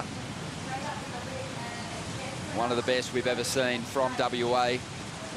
Nice sequence of turns there. And just becoming a lot more consistent with her performances. Really looking confident on her feet and expecting her to elevate her position back to the Championship Tour at some point with the kind of surfing she's been doing these past couple of years. Yeah, Bronte's, I think she's really improved greatly. We see a situation there where Steph had to take off and then pull back. Wow, Lou, she's been doing some great free surfing around the event, starting to bring that performance to her heats. So sure-footed. Home break is Haleiwa. That's where she has really just become such a powerhouse. Her read on tricky sections, spot on. Yeah, well, we've got a Haleiwa style rip, but it's going the opposite way to Haleiwa. But you know, I mean, but you know, knowing how to navigate through currents and that is a real plus here of knowledge today, because what we've got, that was a beautiful last turn on a really critical section. A short ride, but she should get good points. Whereas we see Bronte is just getting that connection down the line. It's going to be wave choice today too, Ronnie. There's a whole bunch of factors that are coming into play just because we've got, as we see Bronte just winding down the point on a backhand. Backhand surfing could be really a plus today, actually, because you still get, it's really going to be important to find those pockets and find that, you know, pocket out of the lip, a little bit of steepness, because what we're going to see here, you can just see current moving. So a lot of waves are going to foam ball off the bank. And when they foam ball off the bank, you're just doing a series of roundhouse cutbacks waiting for a steeper section. You're going to have a groundswell. You're also going to have a southeast wind swell. So there's lots in play out here. But as you can see, you jump out the keyhole, you're going to go straight down the beach. We'll have a look at the numbers coming through for Betty Lou here. 7-point ride to kick things off. Bronte Macaulay getting a 6.5. Steph Gilmore left behind a little bit in this opening exchange here, but we only have to think back to her performance just a couple of afternoons ago. She dropped a couple of huge numbers. Got herself a 9-point ride, a 9.77 for the highest heat score of the event so far. But the conditions were just tailor-made for the best of Steph surfing. It was ideal for her to showcase what she can do. It was sheet glass, really clean, classic snapper conditions. And today, as you said, it's a little different, and it might just even up the playing field a little bit out here. Oh, it definitely does. It's definitely more than a little different. It's a whole new setup. But, you know, Steph has surfed many, many days with an easterly and an east-southeast with a current ripping down the beach. Many, many days. We've got almost 4 generations of competitors in this heat. You've got Stephanie Gilmore, who's, you know, the eldest surfer on the Women's Championship Tour, and obviously still winning events, so still has plenty of time to go. You've got Bronte Macaulay, who's had to battle Steph Gilmore a number of times coming into the Championship Tour during a super dominant reign by not just Steph, but a couple of other forces as well. Sophie McCulloch trying to break through the Challenger Series, hasn't yet got herself onto the CT, but she has had a number of QS victories. And then you've got Betty Lou, who just powered her way onto the CT at the end of last year and has now fallen below the cut line. So each of these surfers is at a different stage of their careers, really, but all of them, I think, are some of the best. When you think about their company they've come through the ranks with, as we see Sophie up, just trying to lock a score in here. Yeah, I mean, and it's not only generational, it's where they're at in their careers. Like Sophie came through the regional, you know, she came through the regionals. Betty Lou, she's coming back from the CT. Steph, of course, a mainstay and you know, a contender in many generations, actually. And Bronte, she's trying to work her way, you know, back to where she, you know, her potential belongs. So this is a really interesting heat, and it is stacked. I mean, all 4 of these women have got the ability to score big points. That's what we're expecting to see here. We've already seen solid numbers dropping throughout those first couple of heats of the morning. Just under 20 minutes remaining here. Let's hear from the winner of the last heat with Stace. Well, Pickles, dinner won't be awkward at the Enright house tonight. Definitely not. It's always interesting when you verse a friend. I feel like you got to take care of yourself, of course, but then at the end there were I wasn't even safe, so I was actually still nervous, but I mean, when I thought I was kind of safe, I was cheering for Cobes, and I mean, I'm really happy it's not going to be an awkward dinner tonight. Never an awkward dinner with you. Tell me, you come here a lot in the off seasons and training a lot on the Gold Coast, obviously staying with the Enrights. How comfortable do you feel out here? Yeah, I kind of feel Gold Coast is my second home. Like, as a surfer in Australia, you come up here to work on your craft with Darren and all the shapers up here, or like coaches yourself and Glenn, and yeah, I feel like this is the core of surfing here in Gold Coast, so I definitely feel comfortable here. I've spent a lot of time. Let's talk about your craft. Board's looking phenomenal. yeah, I'm so lucky to have Darren Hanley in my corner. I feel like the last 6 months I've actually been able to work on it, and yeah, honestly my boards are feeling better than ever, and I can't be more stoked with them. Looking forward to a big day down here? Yeah, I think it is a big day down here, and hopefully the waves keep firing. I felt like it was a little bit slow, but yeah, hopefully. Looking forward to it. Thanks for the chat. Thanks, Stace. Molly Picklum, solid performance from her, moving through to the next round with her mate, Kobe Enright. And it was a tough draw. There's no easy heats at this level. The Challenger Series is proving to be very difficult, even for surfers like Stephanie Gilmore. Although she had her way with it in the opening round, she's trying to catch up to her rivals out here at the moment, and this wave's going to get away from her. Yeah, we've had some interesting rides, that's for sure. There's Bronte again. Now, Bronte, she got a 6.5 on that first effort. I want to sort of compare that to Betty Lou's first wave, but firstly, Bronte's doing a really good job in picking these waves that are peeling off and very suited to the backhand. Well, did get the jump on Steph over there in WA in a CT heat. Amazing as she moved through the rounds. Overcame Carissa Mora as well. Just an incredible run to her big result there. Yeah, it was fantastic. She was in such good form.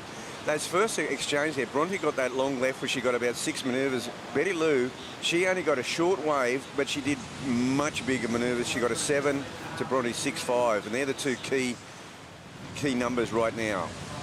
Let's have a look at the replay. Love the first turn. Just such a nice compressed style. It allows her to really extend through those turns, Bugs, and when she does, you see that she's able to actually generate some more momentum, but also move plenty of water. Yeah, she does, and when she hits the marks, she can really send a big rooster tail at the back of the wave. And as I said, like, the back end, it's going to be waves that hit the bank properly. There's just so many different variables out there in play today. Well, it's going to be very interesting to see what happens with the wild card at the Roxy Pro G-Land, because Roxy have a couple of amazing team riders who are in the lineup right now. Bronte Macaulay, Betty Lou as well. But Bronte, for me, the surfing that she did in WA during the pandemic, up north in the desert, she was locking into some of the most unbelievable visions that I think we've ever seen from a woman up there in the far north. And it's, you know, she might have been the most barreled person or female of the pandemic period. It was an amazing footage. I mean, and they were very, very deep barrels. And you know, and I've surfed those waves. They're serious waves. Legit. Well, we've got numbers coming through. Competitors doing the run around. Yeah, Betty Lou just jumped off the rock, and you can just see that white singlet. She's duck diving that big foam ball there, but she's going to get out with in a good position. Here's a big wave. And she's going to get under this one? Yeah, she'll just, no, not really, but, well, you know, she just got caught there a little bit and got dragged down to the other position, but it was still a smart move to get out off that rock. Must have been a good duck dive, because she didn't move too far down the line. And typically when these waves start surging down that sandbar, it can really pull you a long way underwater. But here goes Bronte making the run around. Scores coming in for her last wave, 6.73. Well, she's got the advantage of 2 good scores. She's going out through the keyhole, and she's having to think about it. No, she looks like she's going to stick with the keyhole. The one thing about going off the rock, I mean, gosh, it's nearly like, as part of your preparation, it'd pay you to come here on a day where it's like 1 foot and just get used to getting off that rock. You know, it's like walking on, it's incredibly, you know, this volcanic rock out there that through millions of years is not smooth. No, still really, really tough. As we see now with 14.5 minutes to go, Sophie McCulloch taking off, the surfer from the Sunshine Coast. Alexandra Headland winds through a beautiful carve there. This is a bit more like it for Sophie. Great surfer, usually very composed in these high-pressure situations. I think maybe her run of poor results in the Challenger Series last season maybe just zapped her confidence a little bit, but a couple of wins on the regional QS would have certainly bolstered it again. I kind of feel, you know, watching that the regionals, I felt like if there was she was a surfer to watch. You know, a surfer most likely I would have picked Sophie. She's the third seed in this Australasian QS region coming into this Challenger Series. There's a nice swoop off the top and got the finish here too, Bugs. Yep, that'll be her best wave. She's been sort of around that 3 and 4 mark. That will probably definitely get up there, you know, high fives. Awesome movement on the outside here. Gilmore up again. And she's yet to lock in a real score of substance to get herself in this heat. And she doesn't like this one. 13 minutes to go here. Stacey's out there watching the competitors either tackle the keyhole or jump off the rocks. Stace, what do you like to do, mate? Thanks, Ron. I'm out the back with Dometic. And, well, Ron, what I like to do is a top secret. We charge for that kind of information here on the Gold Coast. But I'll run you through the 4 options that the surfers have been utilising this morning. The first option is to jump off on a rock that's much further south than that traditional position. Your next option is straight over my right shoulder here where Betty Lou just jumped off. Now, the problem with where Betty Lou just jumped off is it's a big drop. So when you land, you don't have a rolling start. The best option, the most dangerous option, is where you'll see Sheldon Simkus jump off later in the day, I believe. It'll be a little rock just a little bit lower down. You actually get to land on the backwash and get out behind the rock where you want to be. Otherwise, you end up where Betty Lou is, which is pretty much where Bronte ended up, which you can get to from the keyhole, which you have much less risk of getting hurt. Well, there you go. It's a gamble. But I know what Stace is saying. You know, from that the top of the rocks there, when you plonk in, you almost can't jump onto your belly. You can't jump on prone because it's too big a drop. And even Joel Parkinson, Mick Fanning, Dingo Morrison, those guys, when they jump from that top edge, they basically land in the water next to their board, quickly climb onto it, paddle back out. If you climb down, Bugs, it's a different entry into the water. Well, particularly on the low tide. You know, on the high tide, there's definitely more water to jump from the top. Now what you've got to do, if you are jumping from the top, like Betty Lou would have had to have waited for pretty much right when those bigger sets hit and try to get on the back of a foam ball, and which is, you know, the timing is critical. You've got to do that right. But so there is a little spot you can just go, you know, step down to the next rock and make an easy one, jump in, and you're paddling, you know. On most jump rocks, you're looking for that coast. You're looking to ride that reverb that comes off the rocks, that backwash, and it actually assists in your entry to the takeoff zone. But, you know, it's just not as simple as that on the lower tide here at Snapper Rock. So Betty Lou actually did pretty well, and, you know, she, like Julian Wilson yesterday, she was showing some haste. She wanted to get out there quickly and potentially tap into another set wave, so she really went for it. She really went for it, and she copped a big set. That's what happened. She really copped a big set. If she'd been in between sets, I do believe she still would have had that little bit of advantage. But Stacey's right from that top there. It's a bit of a drop. Well, the score came through for Sophie McCulloch. It got her up into the top 2. She had a 5.5 on that last wave. But Betty Lou's in a dangerous position to make a strike ahead of all the competitors at the moment, holding on to the single highest score, sitting out there with priority. 10.5 minutes to go. We're going to take a Bonsai brew break and be back with more in just a second.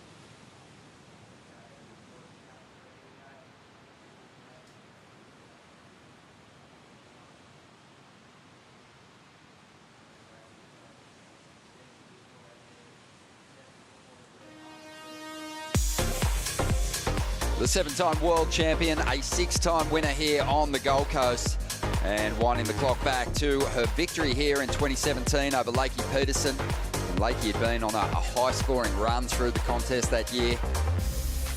but Steph wasn't going to let her get the edge in the final, Bugs. No, and the thing, if you look at the conditions this day, it wasn't clean offshore. Look at that. There's a bit of that's an easterly on it as well. And Steph just loves performing here in front of the big crowds, which generally she's responsible for attracting down here. And she had a huge crowd down here on the opening day, or the second day of competition, I should say, when she started dropping those near-perfect rides. And she's really looking for one out there at the moment, because she's been a little left behind when you look at the scores. 8.5 minutes to go during the break. Betty Lou tapped into a nice-looking runner using her priority for this one. Yeah, Betty Lou's really got this down-the-line movement happening this one, and punctuated by just really solid turns, one after the other. A great rhythm there. So that was, it was, 4 solid turns and a good finisher. Yeah, she already had a 7, so she had the jump on her rivals with the high-scoring ride. Didn't need a lot to get herself up into the top 2. Dropped to 5.93. Bronte's still hanging on to the lead here, but really there's not much in it. Less than half a point. Bronte Macaulay sitting on 13.23 for that pair of mid-range 6s. And Betty Lou needs a 6.23 to jump up into first.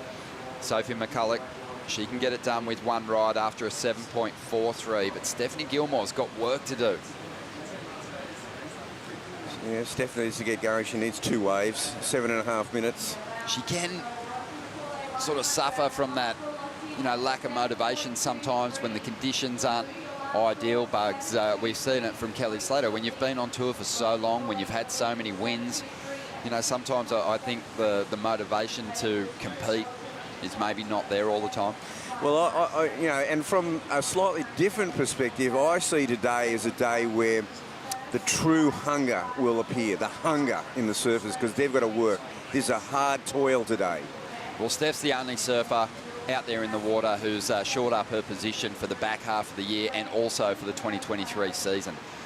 So you could be spot on there, because the other 3 surfers, they're ravenous. They're ravenous for a big result here in the first stop on the Challenger Series on what's going to be an 8-stop schedule, your top 6 results counting.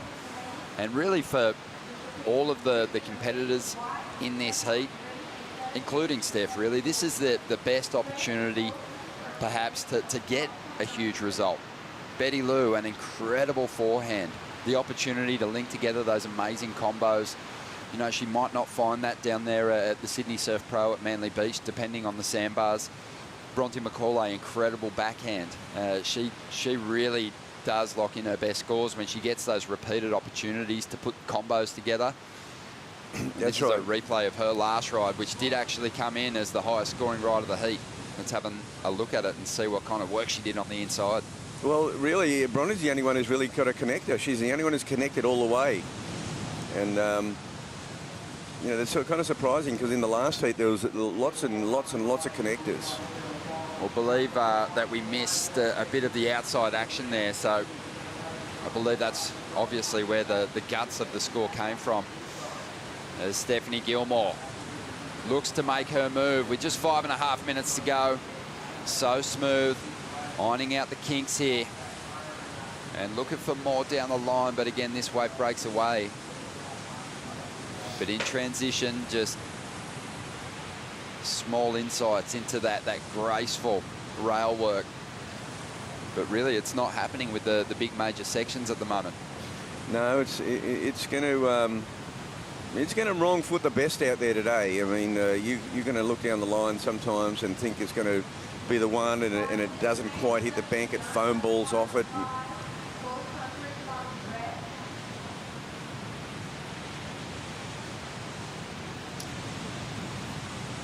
So just under 5 minutes to go. I thought that was a good point you raised about, say, the next event and who's going to be more suited. I would think that, say, someone like Sophie McCulloch coming from the beach breaks on the Sunshine Rise, it should be really suited to Manly. I could see her going really well there. Yeah, most definitely. And it's, taking nothing away from the competitors. All of them can perform in all conditions. But, Bugs, you would have recognised waves on the schedule when you were competing, even when you went, okay, this is an event where really I should have a fantastic chance of taking it out. Well, that is exactly how it is. I mean, you've got to you target events. You've got to be absolutely realistic about yourself, and you've got to hit your targets and make sure those are the counters, especially. And no matter which phase you're looking at, but if you're a contender, then you've got to make sure you get the winners on the ones that'll put you in that top 5. Well, Betty Lou on the Harvey Norman Heat recap has been dominant out here, but still finds herself in second spot. Bronte Macaulay's got the lead. She's had some great backhand surfing and took off very deep. There was a couple of riders up, so we just didn't catch the start of that 7.23, but it was a fantastic ride. Watch the beginning of that ride unfold. Sophie McCulloch, she's given herself a chance, but she still needs a pretty decent score here. Yeah, well, Sophie, as you said, this one here again, it's been cut off, so good turns, good moves, but not a complete ride with the connector. But, you know, Betty Lou hasn't really had a complete connector either, so that could be the difference. Bronte has.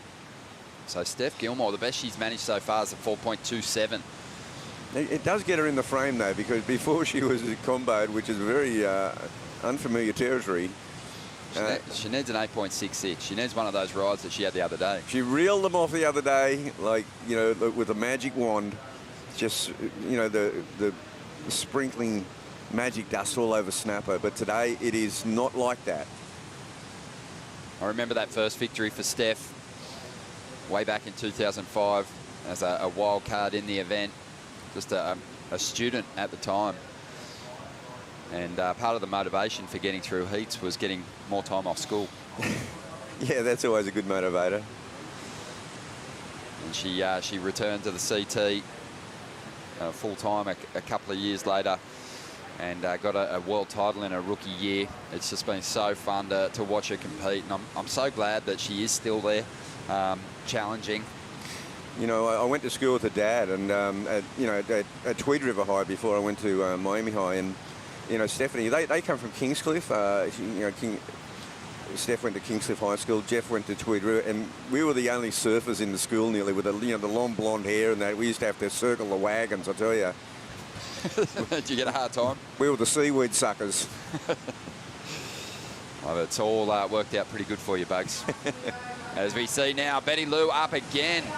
A really critical wave. I mean, super sucky, just bowling out on the outside section. She tried to attack it, but just got slammed down. So not going to count towards her top 2 and her point score tally here. But she's still hanging on to that second position at the moment. 1 minute remaining. Gilmore now needs to turn this heat with a single ride. She needs an 8.66. Having a look at one on the inside, doesn't get into it. Sitting back in 4th place, Sophie McCulloch. She's after a 7.43. Will we see these competitors get that other opportunity?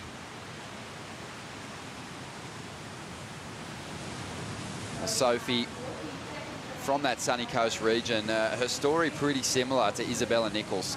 You know, amazing junior career, has had some real highlight performances on the qualifying series, but yet to break through. But you get the feeling that when she does, that she's going to be a real threat. Here she is at the moment. This wave already starting to flatten out. Looks over her shoulder. It's not a good sign. No, wondering if there's maybe another opportunity. The wave's going to actually offer some sections here on the inside. Nice carve. Again, just goes to those rails. This one's starting to fade away, though. And the body language suggesting that, you know, there's a lack of interest in what's in front of her here as Betty Lou looks to finish this ride and this heat off. With a 6.97, she can get herself into the lead, but really it's not going to matter too much. Big section here. There's a solid hit. And Betty Lou just is looking so on at the moment. Yeah, Betty Lou. Wow, what a finish. Yeah, she'd be pretty stoked with that effort because, you know, when this heat looking on paper, you'd be going, you know, you can imagine they're going, well, you know, second place is open. We've got Stephanie Gilmore. At Snapper Rocks. Exactly. You know, no easy feat, but as it's worked out, Bronte Macaulay and Lou Sakura Johnson, they got the work done early. They put that pressure on, which I think if you're up against those multiple world champs, those surfers who've had so many CT victories, it's kind of the key to success. Apply the early pressure. Yeah, I just, I got to just sense that Stephanie's heart wasn't really in it. I mean, you know, just her hunger level mightn't have been the same as it would have been perhaps if it was a CT. I'm not sure. No doubt. I think that's a really fair statement. But you know what? Kelly Slater, Stephanie Gilmore, both out of the event, but both gave us real highlight moments and something to stand up for during this contest. Oh, it was so wonderful to have the, you know, the 7-time world champion, the 11-time world champion in the event. It really made it special. But now we'll turn our attention to these campaigners on the Challenger Series. Lou Sakura Johnson through in second position. Bronte Macaulay with the win. More big names hitting the lineup in just a moment.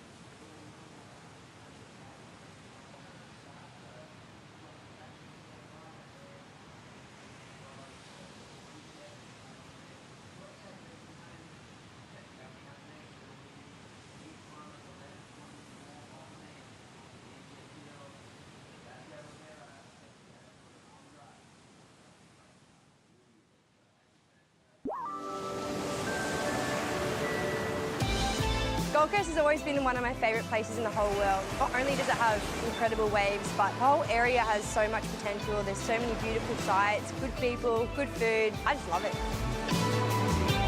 It's nice to be able to reconnect with the whole area, and everything's so close, and there's so many great restaurants. There's amazing attractions to see, and the beaches are just incredible.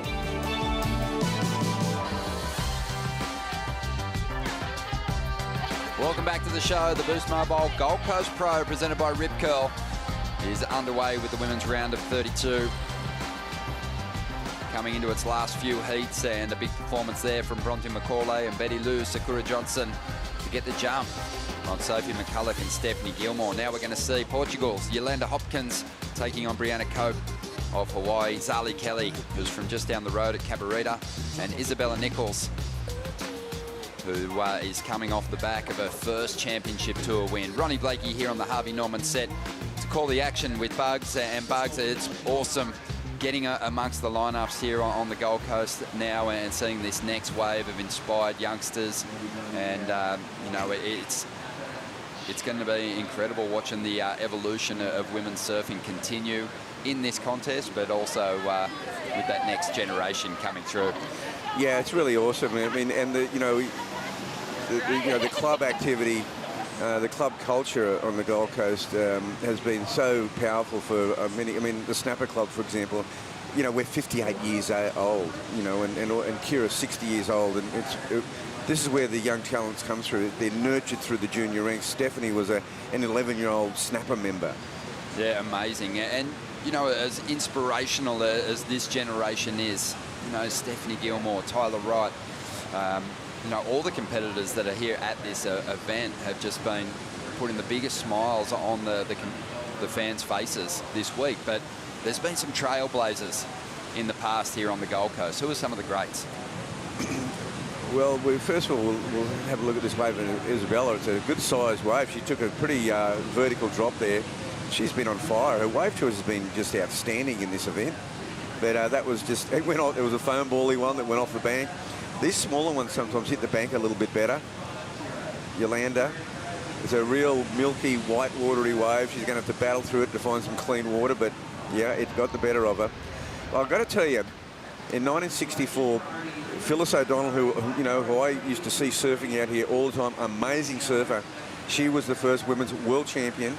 She was crowned just before the midget Farrelly was crowned. So in actual fact, Phyllis O'Donnell was our first world champion crowned by about 10 minutes. But it goes all the way back to, when Juka Hanamoku in 1915 at Freshwater Beach plucked out Isabella Latham from the crowd. The first person that surfed in Australia, perhaps, was a woman. So that's a pretty classic story right there. But Phyllis O'Donnell used to surf out here with this American Josette Legardere. She was an amazing surfer. They both became Australian champions. But I remember sessions out here when Phyllis was surfing, Josette, Rel Sun came out from Hawaii, Nella Sun, and the four of them were so amazing out at Rainbow Bay. They were the best surfers in the water. And it's another era. They were riding longboards before Rel, obviously transitioned to the shortboard and became a contender for the world title.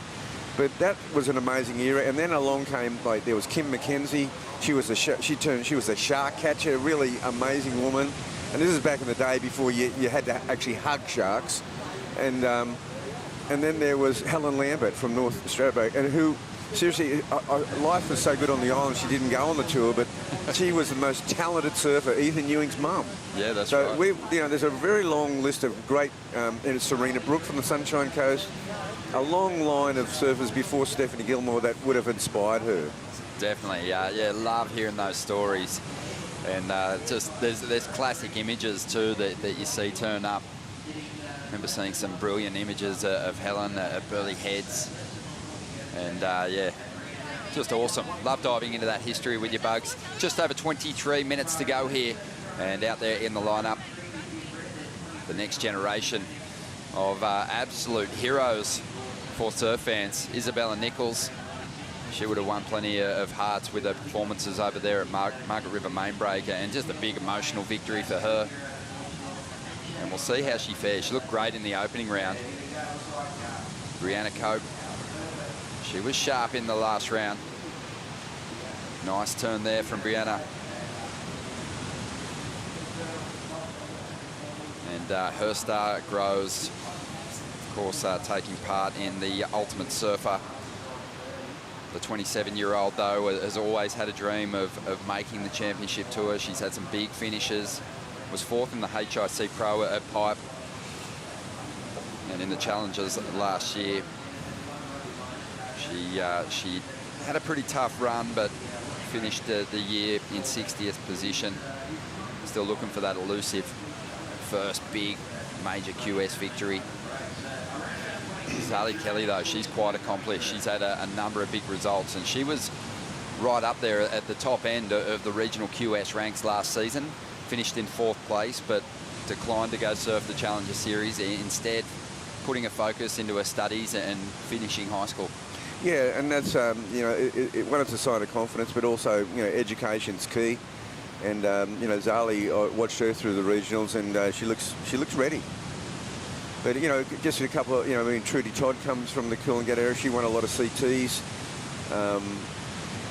And a lot of moved here. And, of course, Pauline Manson moved to Byron Bay, just down the road. She's a world champion. Here we go. This is Zali Kelly. And you can see that she's looking inspired out here at the moment, surfing with plenty of speed. She has had some events to surf in right there in her backyard at Cabarita recently with the Tweed Coast Pro moving down there, but this is going to feel like a home event. Sleeping in her own bed and the opportunity to compete at a venue which no doubt she spent plenty of time surfing. Oh, most definitely. It's all in the Mount Warning catchment area. So just under 21 minutes remaining here.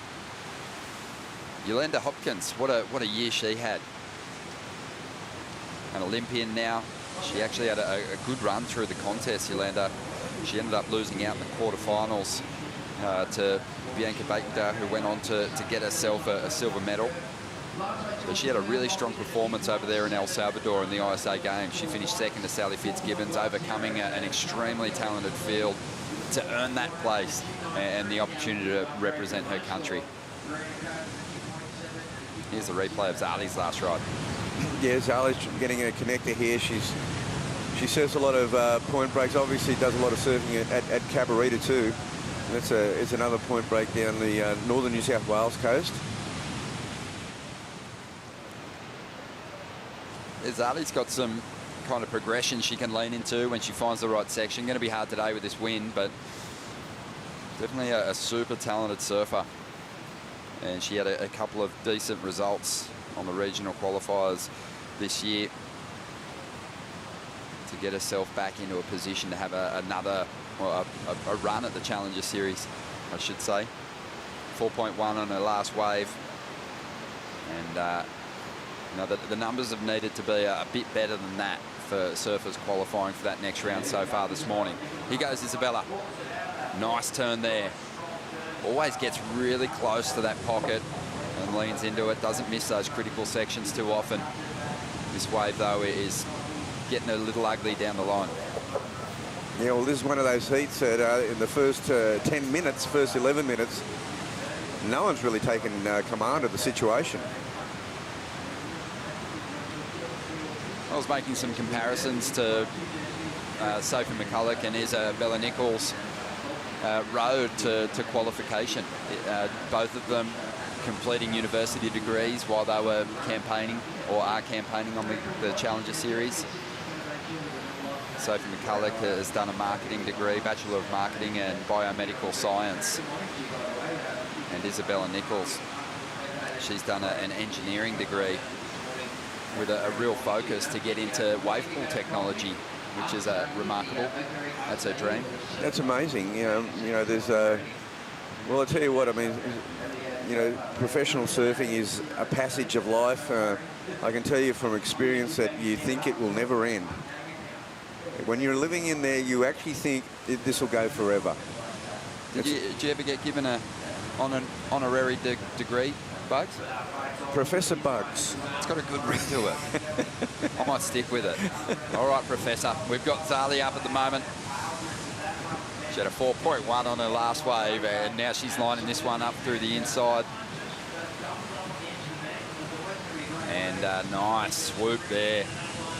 Just in transition, making those turns just a bit more than a transition manoeuvre. And that's kind of what the best do on a point break. You know, I was actually nominated at one of the universities to be an adjunct professor. I don't know what happened to it, but in the final mix of things, I think someone might have gone, doesn't he come from the 1970s? You did get the merit, though, the Order of Australia. Yeah, I did, yeah. Yeah, that was really, really special. For your contribution to sport here in Australia, which obviously continues, taking a big part in the Good Surfer initiative here.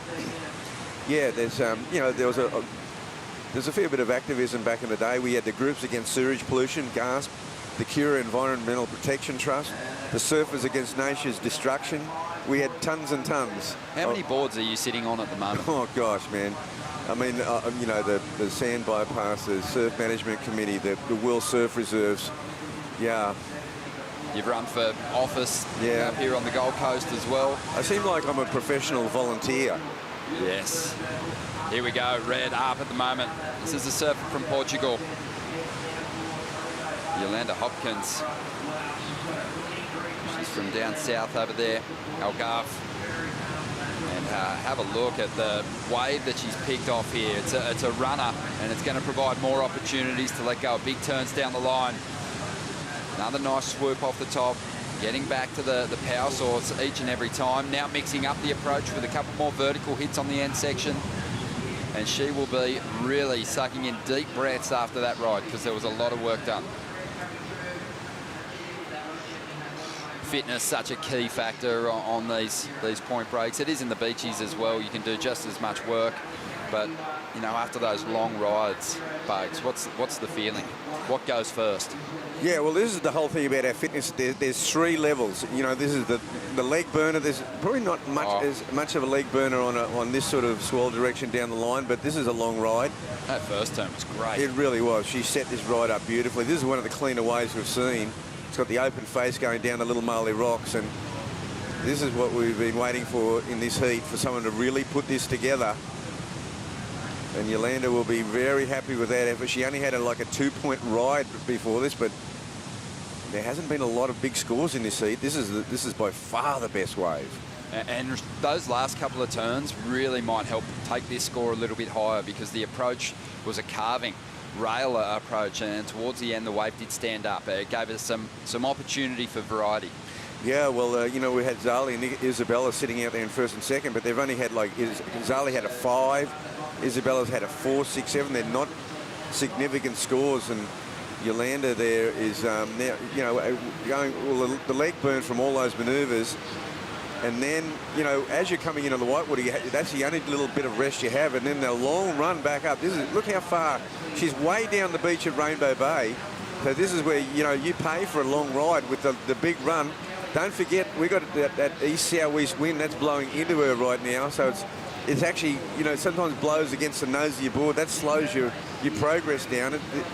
It's a real effort. And then it all starts again with the paddling. She's from the southern end of Portugal, that Algarve region. Bugs, have you spent much time down that way? Yeah, I've been down there. I can't say I've spent a lot of time. I missed Nazaré, but you know, the Algarve is just a wonderful part of Portugal. It was really a special place. Really beautiful, a little less consistent than the actual west coast. Yeah. So she travels up and surfs around the Signs region, the beaches around there. Yeah, she's got the coach doing the run along with her. Notice he only does the last like 40 metres. Yeah, smart. Really good strategy from the coach there. 7-point ride, that last one for Yolanda, and she's up into the lead now. Zali Kelly in second spot, Isabella looking for a 4.51, and Brianna Copes after a 6.47. And you can see in that shot there, you can see that set coming along Froggy's Beach, and this is what they face. That Froggy's wraps around. You're standing on the rock there. Sometimes they sneak up on you from the side. You know, it's tricky. I mean, your timing's is everything getting off those rocks. We've got one standing up for Brianna out here on the outside. First goal for her is to get some speed to get to this section. Nice swoop there. Really ripping through that first move. Up into the pocket now. This wave shaping up nicely. Can she hang on to it? Almost lost it there. Recovers, but doesn't have enough speed to really project out of that final manoeuvre. Yeah, well, you know, she had a great performance yesterday, and you know, she needed that wave. She needed that wave to get into this heat. It was a good first turn too. Let's quickly catch up with the winner of the last heat. Bronte is with Stace. Every heat stacked, Bronte, but if I'm honest, that one was stacked. Yeah, I looked at the draw, I was like, wow, it's like every good surfer in one heat, and Steph's obviously the best surfer of all time, as snapper and probably on the planet. So it's a pretty hard one, so happy to get through. You certainly performed amazing. Talk to me about those couple of runarounds and then having to recompose when you get back in the lineup. Yeah, I was kind of laughing when I was running because I did some football touch training with a friend a few years ago, and the coach said I've got the ugliest running style she's ever seen. And I was so slow, and I was like, wow, I didn't know I was actually that bad at running. So I paddled after my first wave, and it took so long. I was like, I've got to do the run around, and I was kind of dreading it, but it wasn't too bad in the end. Well, lucky you've got a beautiful surfing style. Yeah, I guess. Look, you've got a big result coming here. I can feel it brewing, but if we look forward, I think we can break some news here. Bronte, wild card for G-Land, Roxy Pro G-Land. You must be pretty stoked to get some left tubes. Yeah, Roxy were kind enough to give me the wild card, and yeah, I couldn't believe it. Obviously, I've never been to G-Land, but it looks unbelievable. So it'll be really fun to hopefully get a few pits and just enjoy G-Land. It should be an epic trip. Playful version of Toomies. Yeah, I guess maybe there's no steps. It should be nice, but yeah, no, I'm just really lucky. Thanks to Roxy for giving me that. It definitely means a lot. Looking forward to seeing how deep you can go in this event. Well done, Bronte. Thank you, Stace. Yeah, also looking forward to seeing how deep she can go at the Roxy Pro G-Land. It kicks off on May 28th That's huge news. We mentioned that that wild card hadn't been announced just yet. Bronte was aware, though, that she was the one that's going to be challenging over there. She's going to have a fantastic opportunity with the way she's been surfing. That is so tailor-made for Bronte Macaulay. You know, that the footage, all those, you know, videos from the Northwest and gosh, you know, the wave she was referring to, it's got all these steps in it, and G-Land hasn't. But I tell you what, G-Land, that's a test. Just over 10 minutes remaining here. The surfer from Portugal, Yolanda Hopkins, has the lead at the moment. And we'll see if someone can track it down. Right now, though, time for a break.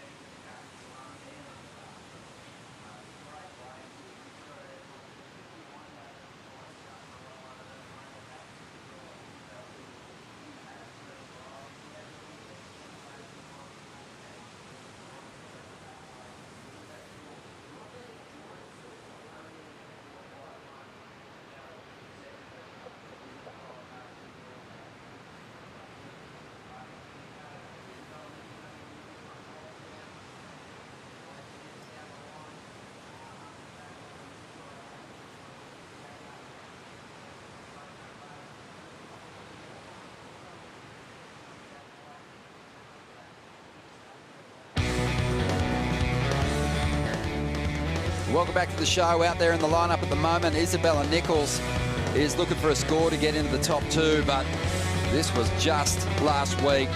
Isabella on a magic road to an amazing win, Bugs. Yeah, it started from round 1 where she did this most amazing manoeuvre to save herself in the heat. She just did this one-off massive snap under the lip on the big day that got her through the heat, and then she went on to win the event. Well, it was incredible. Only 2 surfers from the men's side and the women's side made the jump from below the cut line up into a position to contest the back half of the year and automatically qualify for the 2023 season. Isabella Nichols jumped from 12th place up 8 spots into the top 5, sitting in 4th spot now and absolutely beaming. And I think she has shaken away all the doubts, or left them behind with that big win. She looks so strong here in the opening round. And she's, you know, I think going to back herself here in the final 7.5 minutes to go. She doesn't need a big score at this stage to get into one of those top 2 spots. No, Yolanda has bumped her out of the top 2. She doesn't need a big score. Brianna has sort of got herself in the frame. She got a 4.7 on that one. Who knows what could have happened if she went on with it. She was looking like she was going to get like maybe a 6, but she just sort of muffed the end of it. But a 4.7 gets her back in the frame. She only needs a 4.48. Big chance here for Hopkins to get rid of that 2-point ride and really put herself in a great position here. Solid end section hit, not a whole lot of work before it though. It will probably be better than the 2.5 as we see Isabella up. You can just tell she's on, but just hasn't been able to really connect with a magic ride just yet. Sticking with this one though, and just going after I think the number she needs to potentially get herself at least into the top 2 momentarily. 6 minutes, 40 seconds to go. Opting for the run around here. This is going to take a bit of time. From just inside that little Marley section, Bugs, how long does it take, do you think, to get back to the lineup in a position to take off? I reckon about 4 minutes. That long? I reckon it could. But, you know, I'm taking into account what the conditions are like today. And, you know, it could be less if you jump off the rock, so. Well, the other problem is just where you'll sit in that order of priority once you do get out into the lineup. So, yeah, and she just hit some deep water there running along. I mean, that's another little trick here. You go running along that sandbank, you hit deep water, and there, you know, watch the ankles in that one. Yeah, it almost looked like she did maybe hurt her knee or hurt her ankle at that point. Oh, it's been done. I mean, that is a real trick here. When you go running along that shallow water, you hit deep water unexpectedly, and your knee and your ankle just cop it. Yeah, you can get that hyperextension of your knee, roll your ankle. Yep. We'll see what happened in a moment. Let's have a look. She's running along. Yeah. Awkward and... yeah, and that hurt her. Yeah, I mean, that does hurt. I've done it. It's you just cannot believe you're injured. Just watching her make her way around on the runaround now. And she's not setting a great pace. She's just in a canter at the moment.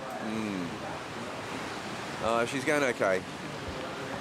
Starting to reach full stride. Yeah, okay. Now we're settling into the run. This is like a triathlon, right? This is what happens here. This is a different level of fitness. That's what we wanted to see. A smile on her face because it looked awkward. And she actually bit her fist for a second. Yeah. So she's not going to get what she needs out of that last ride by the looks of the first scores trickling through from the panel. It's going to fall under the requirements, so she'll still be after that 4.51. Yeah, that wave just really fizzled out on her. Meanwhile, on the outside, Yolanda Hopkins did improve her situation. She got rid of the 2.5. She logged a 3.47. So there's Isabella. She's opted for the the keyhole, and you can see what she's facing here. There's just so much sand in the current coming around there. There's sets. From there, you're exposed because you've already made it past the rock. So there's no turning back now. You can't see around the corner. It's been 2.5 minutes so far. Yeah. Well, let's see how far out I am because It's normally not 4 minutes, but with that current and the rip, to actually position yourself and get you onto the takeoff zone, it could be. I think you might be spot on. It's definitely going to be at least 3.5 minutes because she's, as you said, she's gone through the keyhole. When she gets out into the lineup, she's going to have to fight the current for a bit to get into position. So she's not even out there yet. She's halfway down. She's halfway down snapper. And this current is going to be relentless today, Ronnie. This will not give up. Here's the Harvey Norman heat recap. Zali Kelly, she's out there in second spot. She's had a couple of solid turns, but hasn't had that wave that's just provided the opportunity to really combo up those moves. And this is Yolanda Whittaker. Excuse me, Yolanda Whittaker. That's Tom Whittaker's wife. This is Yolanda Hopkins. And Yolanda, that first turn, those combos on the outside really helped her get this number up. Yeah, she bookended this ride with great carve at the beginning and a really solid finish. This is by far the best wave of this heat. Yeah, Yolanda Hopkins has, come up against a tough draw here and really held her nerve. This wave kept providing through the inside. And as a result, it put her in a good position to build on this lead. And she was smart in taking a wave, getting rid of that 2.5 and just upping the heat score tally for herself. And at this stage, it's put her in a good position to really sit out there and be patient and leave the pressure on her rivals. Zali Kelly's hanging on to that second place at the moment.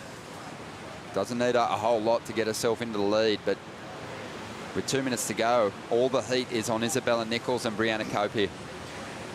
Yeah, well, Brianna's not out of this by any means. She needed a bit more on that last one. She only got a 2.77. She didn't quite get that connected through to the inside. And of course, Brianna's over here working with Rochelle Ballard, one of the great women's surfers, a former world #2, great tube rider. There she is. Yeah, there's Rochelle, and it's a nerve-wracking moment for a coach. Zali Kelly with priority gets into this one. Doesn't need a lot to get herself up into the lead. Just a 5.51. There's been little glimpses, that little fins out snap from earlier on. Just gives you an idea of the kind of surfing Zali can get done, but this wave's starting to fade out. Has that smaller ride zapping all the energy just ahead of it. And Zali's going to kick out. Doubtful that she'll improve her position at the moment. Just under a minute to go here. Yeah, we just saw a real quick takeoff attempt by Yolanda. which means that that will open the door a little bit for Zali, Kelly and Brianna to... But there's only 45 seconds. Brianna's got priority. Will there be a way for the young girl from Hawaii? It's really, really close out there at the moment. Yeah, they're all in it. With 30 seconds to go, we could see the number 1 and 2 pushed out of those positions, but not sure there's going to be that shot at it for Isabella Nichols and Brianna Cope here. 20 seconds to go. And Yolanda, what a performance from her. She actually didn't get into the event via a QS ranking. She's a CT replacement, and she's making good use of this opportunity. Here's a wave. Here's a wave. She's going to have to jump up right now. Oh, it's going to be close. Brianna Cope right on the buzzer, getting to her feet. I don't think she did. Well, Rabbit, unsure. I'm not too convinced either, Bugs. The hands have got to leave the rail. I mean, it was a half second. It's not going to matter anyway. No. The wave was a real burger. And Brianna Cope, her run is going to come to an end here at the Boost Mobile Gold Coast Pro. And Isabella Nichols, she just never really connected, much like Stephanie Gilmore in the previous heat. Just never found the magic today. But what about the performance from one of the Olympians in the draw, Yolanda Hopkins? Great effort. The single highest scoring ride of the heat. And she's comboed it up pretty nicely with a good backup. And she's moving through with Zali Kelly. Yeah, great performance. We'll take a quick break here and be back with more action from the round of 32 in just a moment. Actually, we're going to move into the men's event. Stay with us. The round of 24 is just around the corner.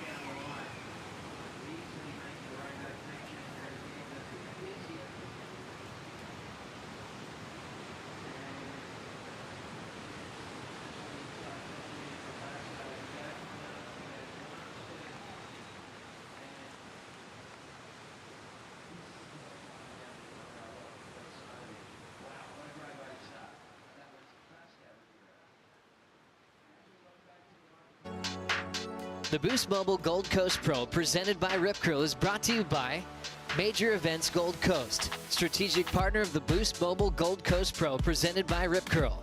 By Bond University, official higher education partner of the World Surf League Australia. By Good Surfer, surf safety and etiquette initiative proudly developed by City of Gold Coast.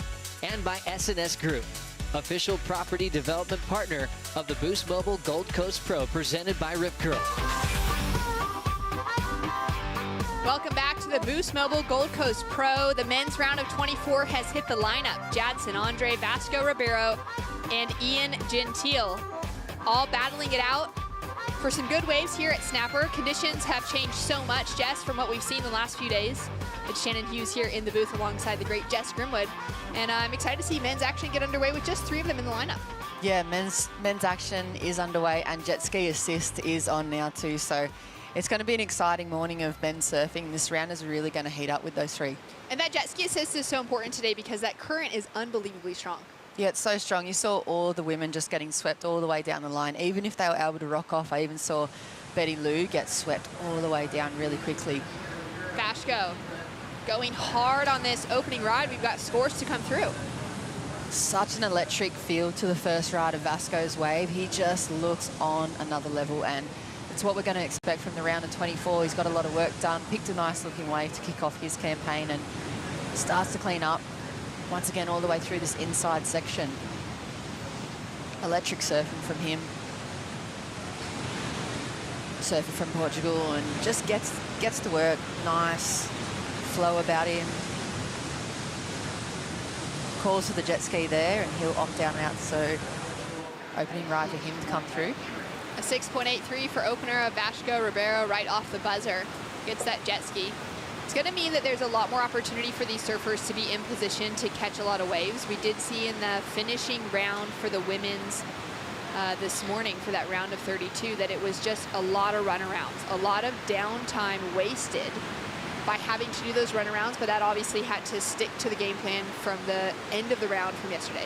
It's like the WSL version of the Coolangatta Gold that runs up here, that big Ironman, Ironwoman event on the Gold Coast. It's a real test of endurance and explosive athleticism, and it's like one of the biggest Ironwoman and Ironman events in the world, and it was similar to that this morning for the ladies in the lineup. And yeah, I think jet ski assist, we're going to see heaps more surfing. We're going to see opportunity to go back to back on the bomb sets rather than being paddling halfway back out or having to run that big run around when they're coming through.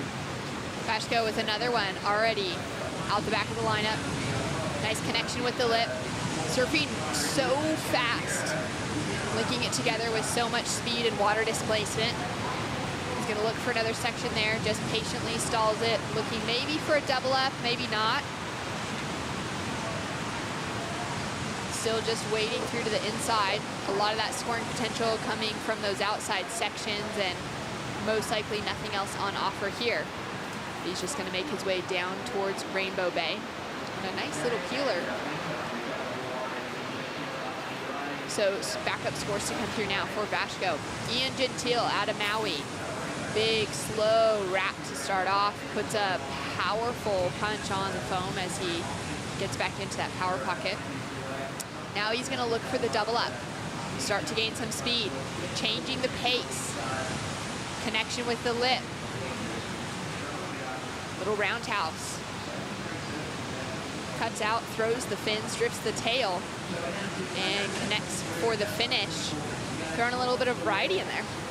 Yeah, a bit of variety for him. Slower pace to the wave in comparison to Vasco's opening score. But still some nice variety. Jumps on the ski straight away as well. So Jadson, the man out here, one of the danger men in this type of lineup.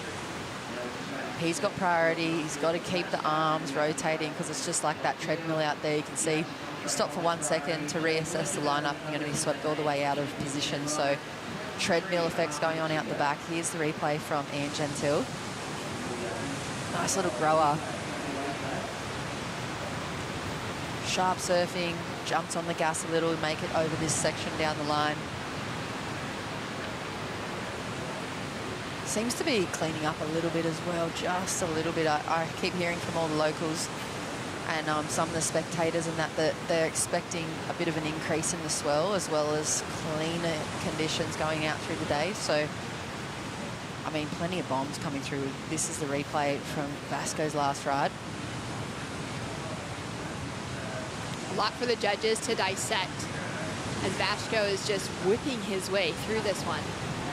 Getting a lot of work done, so we're still waiting for this score to roll through to see how it's going to compare for that opener of a 6.83.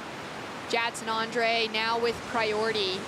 Waiting out the pick of the lineup. He's got a throwaway of a 0.5 on the scoreboard at the moment, and Ian Gentile still waiting for that score to roll through as well. Jadson Andre has spent a life on the championship tour living on the bubble. He's just made it past the bubble once again, just narrowly squeezed his way through that mid-season cut to be heading to the Quicksilver Pro G-Land. And he's just feeling so grateful and really ready for that experience for the next 5 events on the championship tour. It's really great to see him find that sort of momentum, considering that he first qualified for the CT over 12 years ago, back in 2010, and it's just been this lifelong battle, and it was really interesting to see it play out with him because he kind of had this piece about him that a lot of those newer surfers experiencing the bubble for the first time, Jess, feel really anxious with. And Jaddy was just like, you know, it is what it is. We got to take it with stride, and it worked in his favor. Kind of keeping that calm mental space allowed him to get the results he needed at the Margaret River Pro to advance past the mid-season cut. Yeah, it's the maturity that he shows on tour, isn't it? And also, he almost seems to just really, really step up every time he gets into that real crunch time position. He gets pushed right up against the ropes. It just brings out the best in his surfing. If there's a way he could consistently harness that type of performance and that type of level of focus throughout the whole season, every single heat, I mean, that's all the athletes battle, and it's what everybody is, I guess, aiming to do. But if he can just kind of tap into that, it's already there so much for him. We're going to see him consistently. You know, he could go another 10 years. He just looks really fit, and he's really obviously enjoying the experience, and he's still one of the top people in the conversation of this level of performance. Yeah, it's pretty wild being nearly 33 years old now and having all of that experience, that it seems to be that same sort of conversation that he hasn't quite figured out maybe the magic to getting himself in a better position on the CT without having to jump onto those QSs. But this year it's going to look a little bit different as we see Ian Gentile with a great slash out the back. Now lining it up through the inside. It's really frothy. He's doing well to just engage that rail. And we'll see if he's able to maybe find some speed to go to the air, or at least to just lay down another nice snap into a foam climb. Negotiates around the section and throws the tail for some variety, which is so standard of Ian Gentile. Oh yeah, that was so sharp. That first turn was just really, really electric up into the lip, nice slash snap, and then backed it up with a bit of variety in his combination. Good score coming in for Vasco's last wave as well, Shannon. Scores in for Vasco. He's got another 6 on the board, which puts a big requirement onto Ian Gentile now to take the lead as we take another look at this one. Yeah, that was super, super nice, that first turn. A little bit of downtime, but just the patience, a bit of experience there showing that he's just waiting for this thing to wall up, and then bam, gets to work again, up and over the foam. This final maneuver too, a bit more dynamic, a bit creative, lays back a little, and nice surfing from him. Look how deep he draws off that bottom turners. Gets a little bit of release out through the lip. Great surfing from Ian. Scores to come through now for the Hawaiian. Jadson Andre still with priority. Vasco just tight behind him in second priority with those 2 6s to set himself up. Ian Gentile's score looks like it's going to drop through just shy of where we've seen Vasco Ribeiro in the scoreline at the moment. And as we wait for that to drop in, we're going to check in with Kaipo Guerrero and Yolanda Hopkins. Congratulations on the heat win. That 7-point ride you got out there that you were able to find very valuable in the end. Yeah, I saw a couple of the girls that got a couple good waves before me, and I was just waiting for my chance. Then I got priority, and I just saw that wave, and it looked really woolly and perfect for my type of surfing, so I just tried to capitalize it. Well, they did a good job there. So the round of 16, which you're going to be competing in next, is going to be a one-on-one matchup, but with an overlapping heat format. So what kind of adjustment or strategies are you going to change in that round? I mean, try not to do an interference, but I just keep the surfing in mind and trying to catch the best waves I can to put my surf down. And that was it, pretty much. Congratulations. We'll see you this afternoon in the round of 16. Huge result for Yo-Yo Yolanda Hopkins, feeling so stoked for her. These are the kind of results that she deserves. She's putting the work in behind the scenes, and now it's starting to pay off in really critical moments when she's got huge competitors she's paddling out against. Yeah, she was one, I remember back on the QS, she's a perfect example of progressing through this new format with the Challenger Series and the QS. She came across to China a few years ago, and at the very start of the round, she was kind of like that unknown quantity, and I was like asterisks next to her name in every draw leading into each heat, and I was just, there's just something about her. She just has this different aura around her. She brings something a bit more maybe mongrelly into the lineup. She just has that work ethic and that work rate that I can see taking her a really, really long way in this Challenger Series and then hopefully into the championship tour. Yeah, she's a real power surfer. Great to see her getting that opportunity too to now get some reps in those overlapping heats. I think she'll just be really excited to get 40 minutes in the lineup here at Snapper. She'll have her coach John. They'll be, you know, dissecting what's happening in the lineup today, watching it through this men's round, and getting prepped for a big day of competition. We've got some crazy weather, Jess, that's going to be coming through, hitting just before the weekend now. It's actually approaching, I think, a little bit sooner than we were all expecting it to. We thought maybe Saturday, Sunday would be a bit questionable on, you know, surf, but now it's looking even like that Friday to possibly coming in as early as Thursday with really strong winds and just unmanageable in the direction of it all with that swell and offer. So it's going to be possibly a big couple days of competition to wrap this up. Yeah, I mean, while there's waves and it's pumping like it is, we've already seen some excellent scores being thrown down, and there's no reason not to run. It's a great wave. There's still the diamond in the rough amongst the chop and a little bit of slot that's coming in this morning, but you saw with the women earlier on, every now and again, there's one of those gems that just lines up all the way through the middle of that bay. And especially being here on the Gold Coast, where the quality of surf is so good, even on an average day out here, it's better than a lot of other surf spots worldwide. So it's great to know that we've got that opportunity to really give the surfers quality waves to catch. They've got to know the wave selection and maybe figure out how to read the lineup a little bit differently, but still a lot of the more average waves coming through today are going to be some of the better waves that they maybe surf in competition or even free surfing this year, as we see Jaddy up into the lip to start off. Big wave selection. I'm curious to see how it goes down the line, if he's going to have that critical face and opportunity. Goes for a nice slash with the tail right into the pocket, drives back into the foam, now hits that stall to make sure he's really linking up the pace of this wave. And now it starts to get a little bit fatter. No problem for Jadson Andre, the warrior out of Brazil. Tags it, goes up for another one now.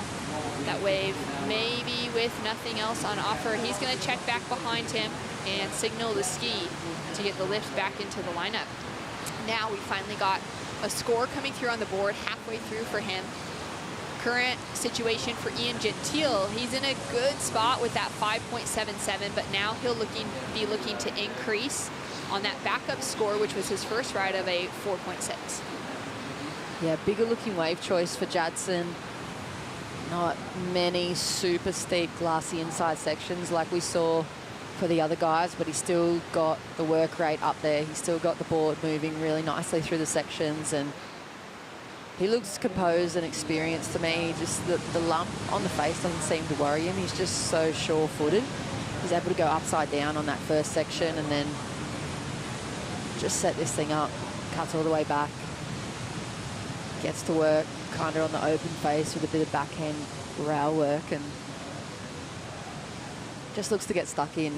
I've been saying, I guess in the draw, these differences in conditions really splits the competitors between those QS grinders and the polishedness of the championship tour, but Jadson's one of those few that has, you know, crowns in both lands. He's just a perfect mix of both, and he's going to do well in these conditions no matter what. Yeah, I couldn't agree more. 13 minutes on the clock. Jadson getting the lift on the jet ski, which means he's got to go all the way around that Boost Mobile buoy to get dropped back into the lineup. Now live action with Ian Gentile on a great looking section. Lays it up, but it gets laid out on the finish. Can't make it around. He's chasing that big score. We're still waiting for scores to come through now. Jadson Andre with a 3.77 for his last wave. And that was a decent turn for Ian Gentile with 12 minutes, just over 12 minutes on the clock. We'll go to a quick Bonsoy brew break, and we'll bring you back with the replays and more action right after this.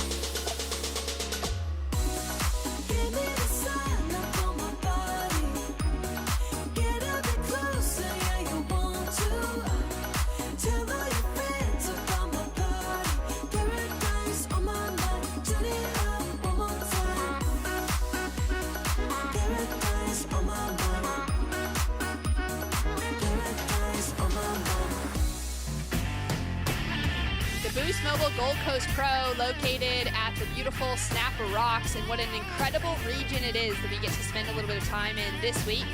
And surfers haven't really had much downtime, Jess, though, to enjoy the scenery, to go on some hikes, to see the waterfalls in the area, because the surf has been pumping.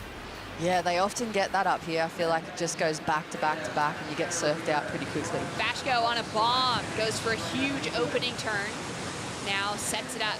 Well, he's going to kick out because it's just that opening section, and that seems like a similar wave to what we heard from Stace Galbraith, breaking it down for us early this morning, Jess, saying that sometimes those sets, they actually just offer that one section, and they're so wide today on that low tide that they just fizzle out on the shoulder. Yeah, that's where I see the luck factor coming in, and that's the whole aspect of dealing with Mother Nature and the ocean and trying to be in flow as much as you can, but when it comes right down to it, the control over something like this and a point break and an element like this is pretty much out of your hands. So the prep work has been what's been showing up as important for these athletes, and then it all comes down to this 30-minute heat where they've got to be ready for anything, and then hopefully with the flow swings their way and they're able to find one of those gems out there. Vasco Ribeiro out of Portugal, currently sitting in the lead. He's a name that's become quite household within global surfing. Of course, he hasn't made it onto the championship tour with qualification, but he's had 5 wild cards in his career to the CT that runs there at home for him as we take a look at that first turn. Yeah, really dynamic, fast and loose up through the top of that wave, but one of those one-turn wonder waves, I think. The best result that Vasco's had as that wild card on the CT level was there at home in Portugal. He walked away with a semi-final finish, his very first wild card opportunity. He went down to Italo Ferreira. Felipe eventually beat Italo in a full Brazilian matchup for the finals. And since that first year, he's gotten the call up 5 different times, 5 different opportunities to pull on that jersey, to surf a lot of 3-man heats in those opening or seeding rounds, and to get into that man-on-man format as well. I think that was super important before this new regional format came into play.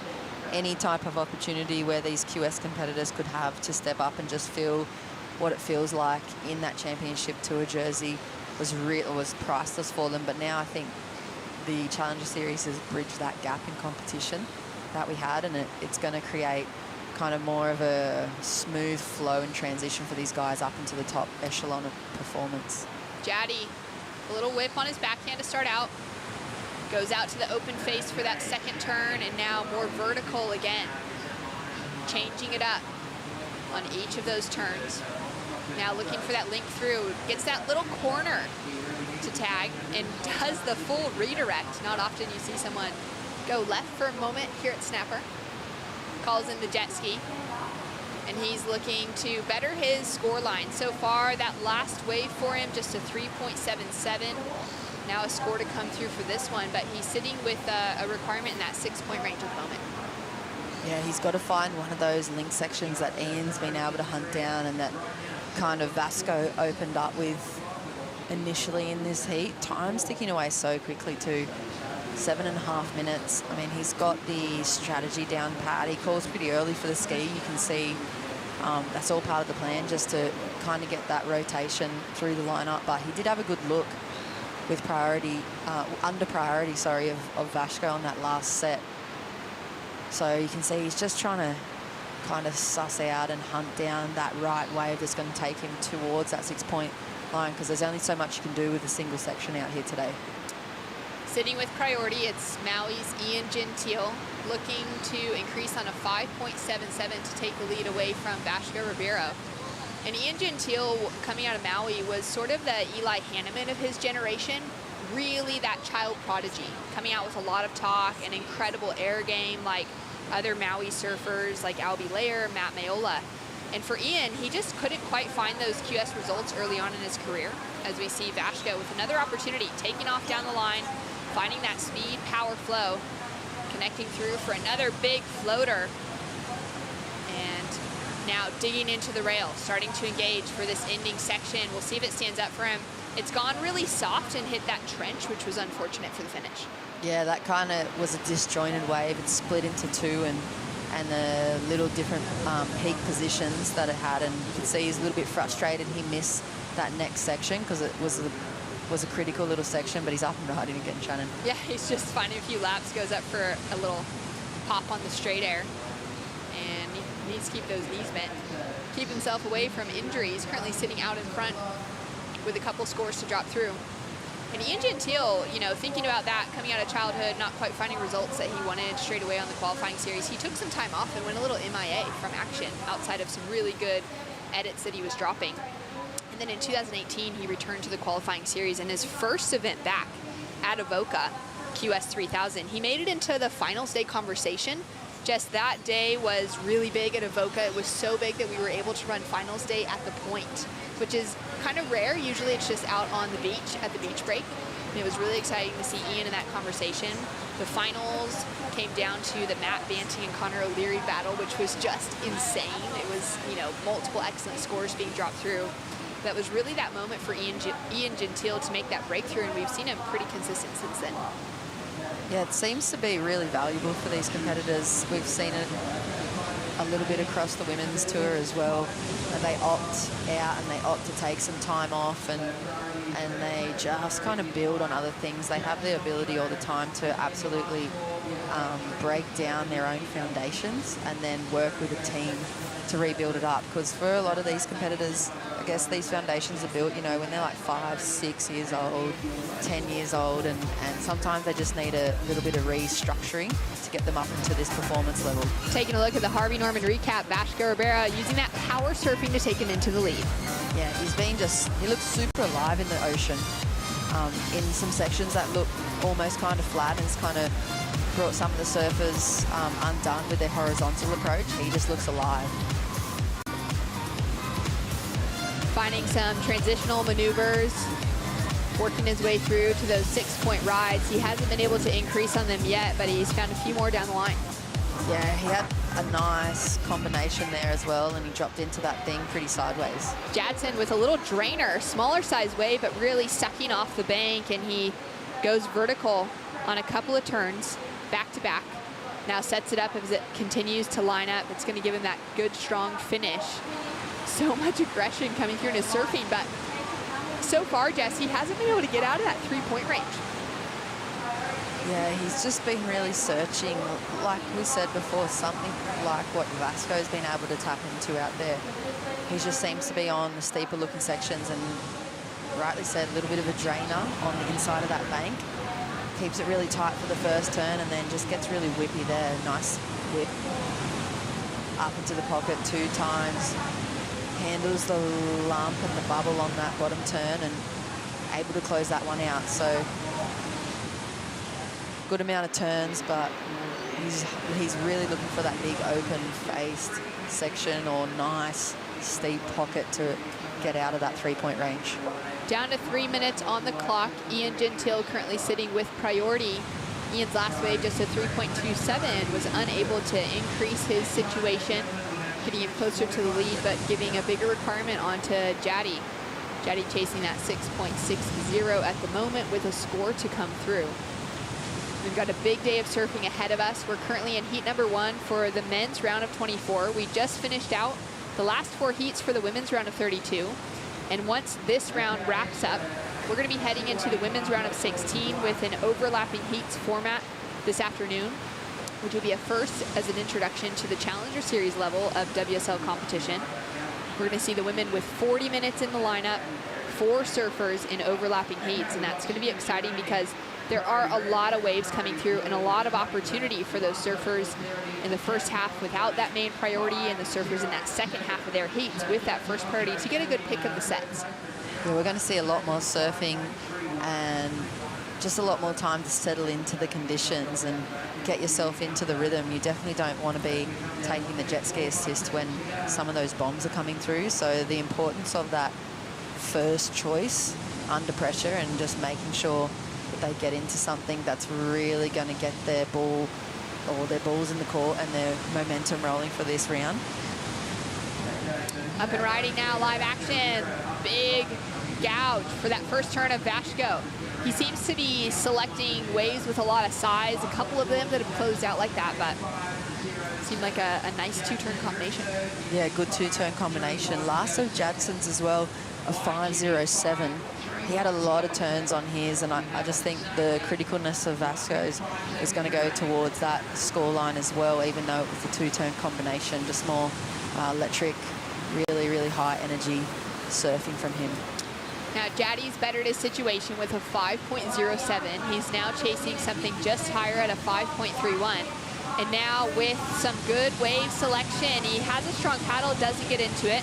Looked like that wave wasn't going to really line up well anyways. He's sitting under second priority. At the moment, surfer in red has first priority, so he's going to opt into this one. It's a really chunky looking section in front of him. So far, unable to find the face, and he gets taken out by the foam. That does now leave Jadson Andre with priority with 20 seconds on the clock. Dangerous position for Ian, because hopefully he can pick up something on the inside there. I mean, there's still 15 seconds and he's in the spot for some of those cleaner, wallier kind of waves, but Jadson, he needs a set to come through. He works well in these situations with his back against the ropes, and here he goes, scratching into this one. Strong paddle. Up and riding now, goes for the chop hop, but knew that that wave wasn't going to have the size or anything dynamic enough to give him the 5.31 requirement. Huge result for Vasco Ribeiro into the next round. And there's going to be a lot of surfing taking place as we head into the men's round of 16 tomorrow. Vasco Ribeiro and Ian Gentile locking themselves into the round of 16. Stay tuned for more action. Connor Coffin hitting the lineup right after this.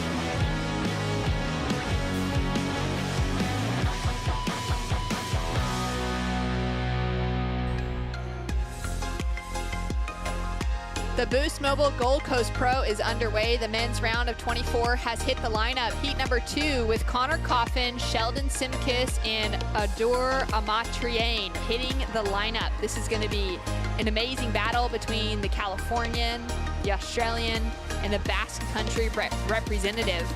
For one of these surfers in Connor Coffin, he's just fallen off of the championship tour at that mid-season cut. It's a huge shock after qualifying for his first year back in 2016, finding himself at number 4 in the world coming off tour in 2021, just last year. Now to be back and battling it on the Challenger Series up against Sheldon Simkis, getting that nice wrap to start things off. For Sheldon, he's currently having the best result of his life at a competition of this level with 10,000 points on the line. Making it into the round of 24 is a great result for him so far. and he'll be just kind of checking around there, looking more likely just to get back to that ski.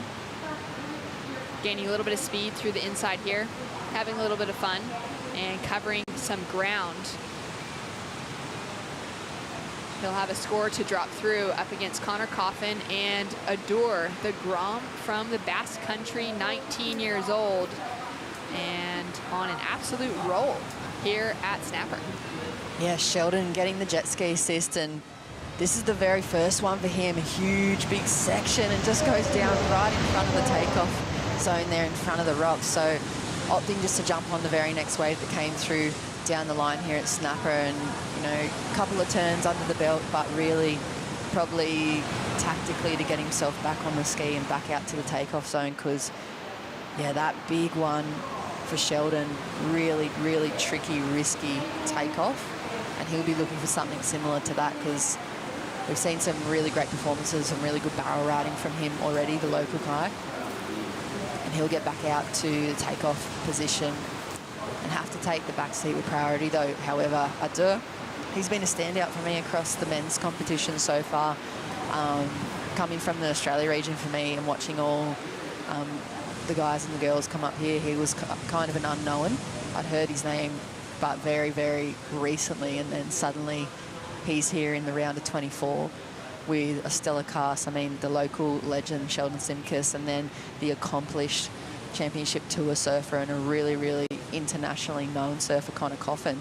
So to find himself against these guys, if he's able to pull a result out of this heat, I think he just kind of puts the competition world on notice. It's pretty incredible to see someone like Adore in the round of 24, as well as Oscar Berry, who's coming up in heat number 5. I think looking at the draw and who is left through, there's a lot of names that we've been really familiar with.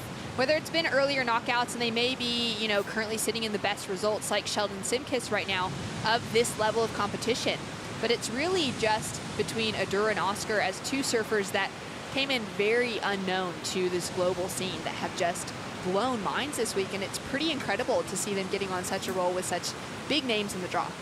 Yeah, and Adu's been just like, has been around the contest side. He just seems really excited and really pumped to be here, and he has a really good support crew from the Europeans that are backing him, and yeah, good things to come from him. Another guy that's always really pumped up is Kaipo Guerrero, and he is now there to chat with Vasco Ribeiro.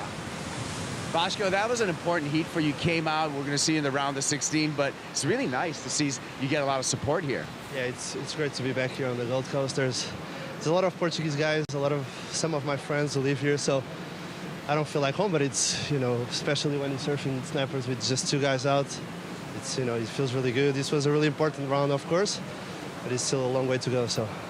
Well, being an important round, getting into the round of 16, now you're actually getting into where there's keeper points. You know, I think it's like 3,500 right now that you're guaranteed in this competition. So that's kind of a keeper. How your thoughts on that? Like, now that you know, you got already on your way to a really good result. Yeah, it's really important, obviously, but I don't really want to think about too much. You know, it's just the first event. It's obviously one of my favorites, you know, to surf. I just really want to enjoy, and you know, I didn't qualify on the European tour. It was really hard. I kind of struggled with some injuries, and now I got a wild card for, you know, to compete on the Challenger. It's just good to, you know, show some surfing and do my surfing, and yeah, long way to go. So one more. Well, there you go. Got the chance and taking advantage of it. Vasco Ribeiro onto the round of 16. Parabéns. Love it. Love seeing Vasco be able to unleash, find some power carves. It's exactly what we want to be seeing from a surfer like him. And really just taking things in stride, knowing, Jess, that there's a long season ahead here on the Challenger Series.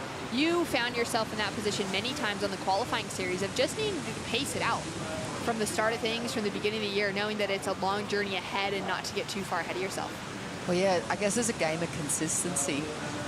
The guys or the athletes that are able to pull together a good result at the end, they don't necessarily end up with the wins every event or every second event. They're just those surfers that can just push all the way through to the finals day, whether it be quarterfinals or semis, pretty much back to back. So they've just got that kind of endurance style to their competition surfing. But here's the replay. Big, deep bottom turn, an electric top turn from the guy from the Basque Country. I love that. And probably a little bit too much pepper on top, and just kind of goes over the back. But you can see this guy this is why people are starting to sit up and take notice of the young man, 18 years old, representing Europe. And look, just a bit of release, tries to kind of drop that back knee to push back down the face, but a little bit too far over the back of that one to consolidate on the ride. Yeah, he drops through a 3.00 to set him up. Now Connor Coffin being patient, waiting for that first wave to roll through. Connor's had a couple of good heats connected together so far in our first couple days of competition. He's going to let this one go, and Sheldon's going to have an opportunity. He's going to decide to unleash. Goes for a hard hit on the lip. Now waiting to see if he can get into the open face again. That wave once again starts to taper, but now he'll make that connection through to that inside double up. And it's really cleaned up for him now. He's got some work to do to put a good score on the board. And that nose just bites the water, knocks him off of his feet. It's a couple of throwaway scores for him so far. What are your thoughts on that last one?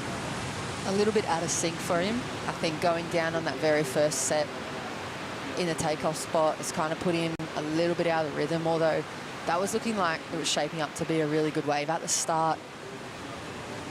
You kind of have to think, wait, what does he see here? But it's the local knowledge that comes into play, because it looks like that thing is just tapering out into the flats and the fats, but it actually had quite a lot to offer on this inside section. Some nice setup rail work, and just hits that cross chop on the face as he came down from the turn, unfortunately for Sheldon. Scores to come through now for Sheldon Simkiss. He's got those couple of throwaways, and I just love seeing that from the start of the heat. He just put himself in that position. We saw him get into those high sevens in competition yesterday, dropping into some really deep barrels, which was really exciting. He hasn't quite found himself in that excellent conversation yet, because he hasn't been able to link them through with any turns or anything outside of it. But it's been that local knowledge that's taken him through to victory in those other heats so far.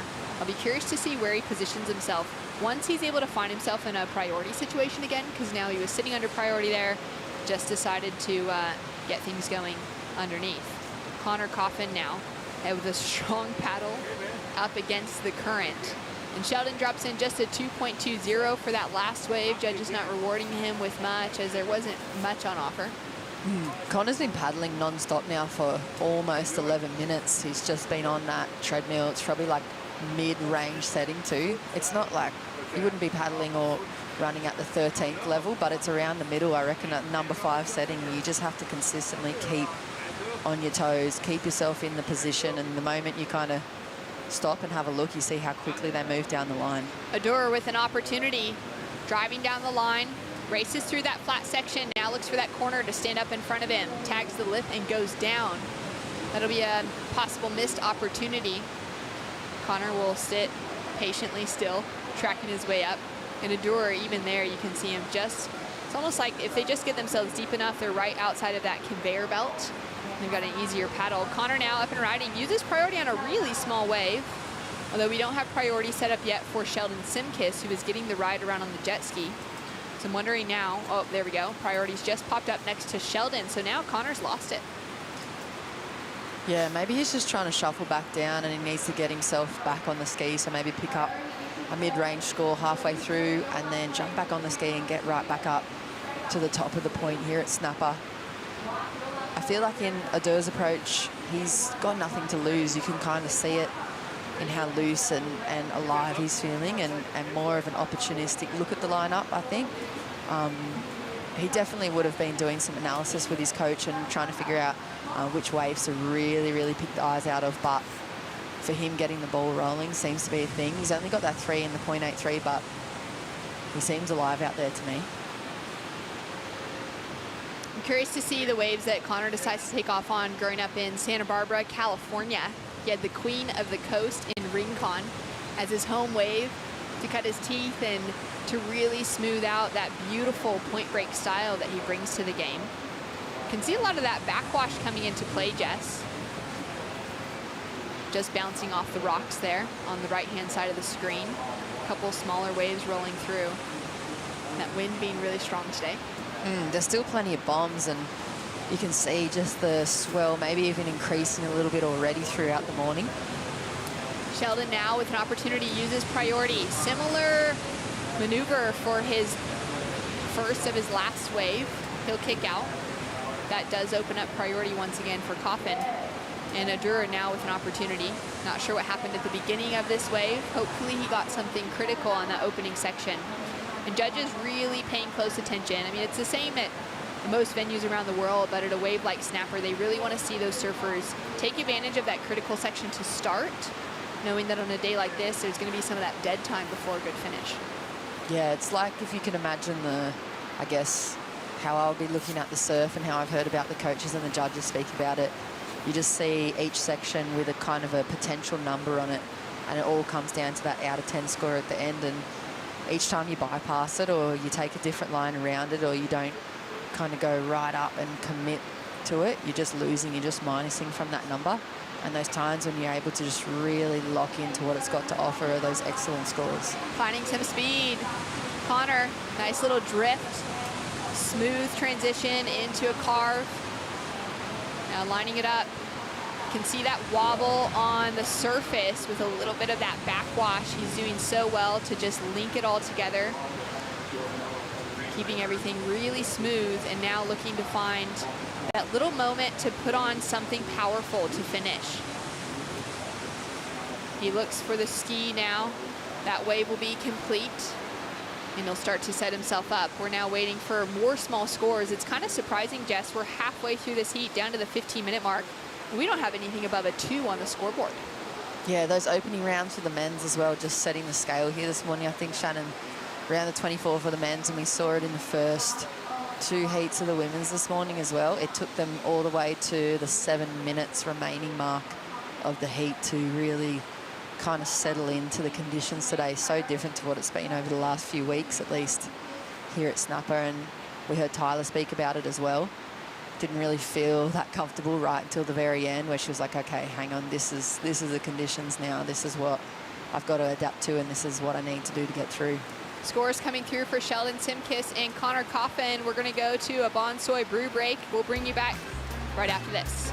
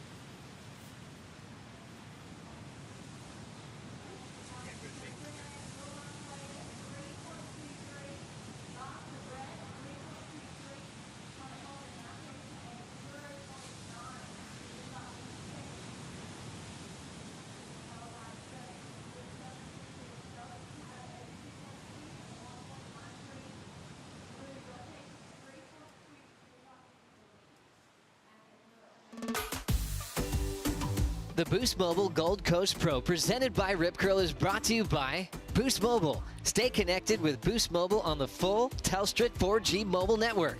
By Rip Curl, the ultimate surfing company. But is it Bonsoy, the official golden halo of health?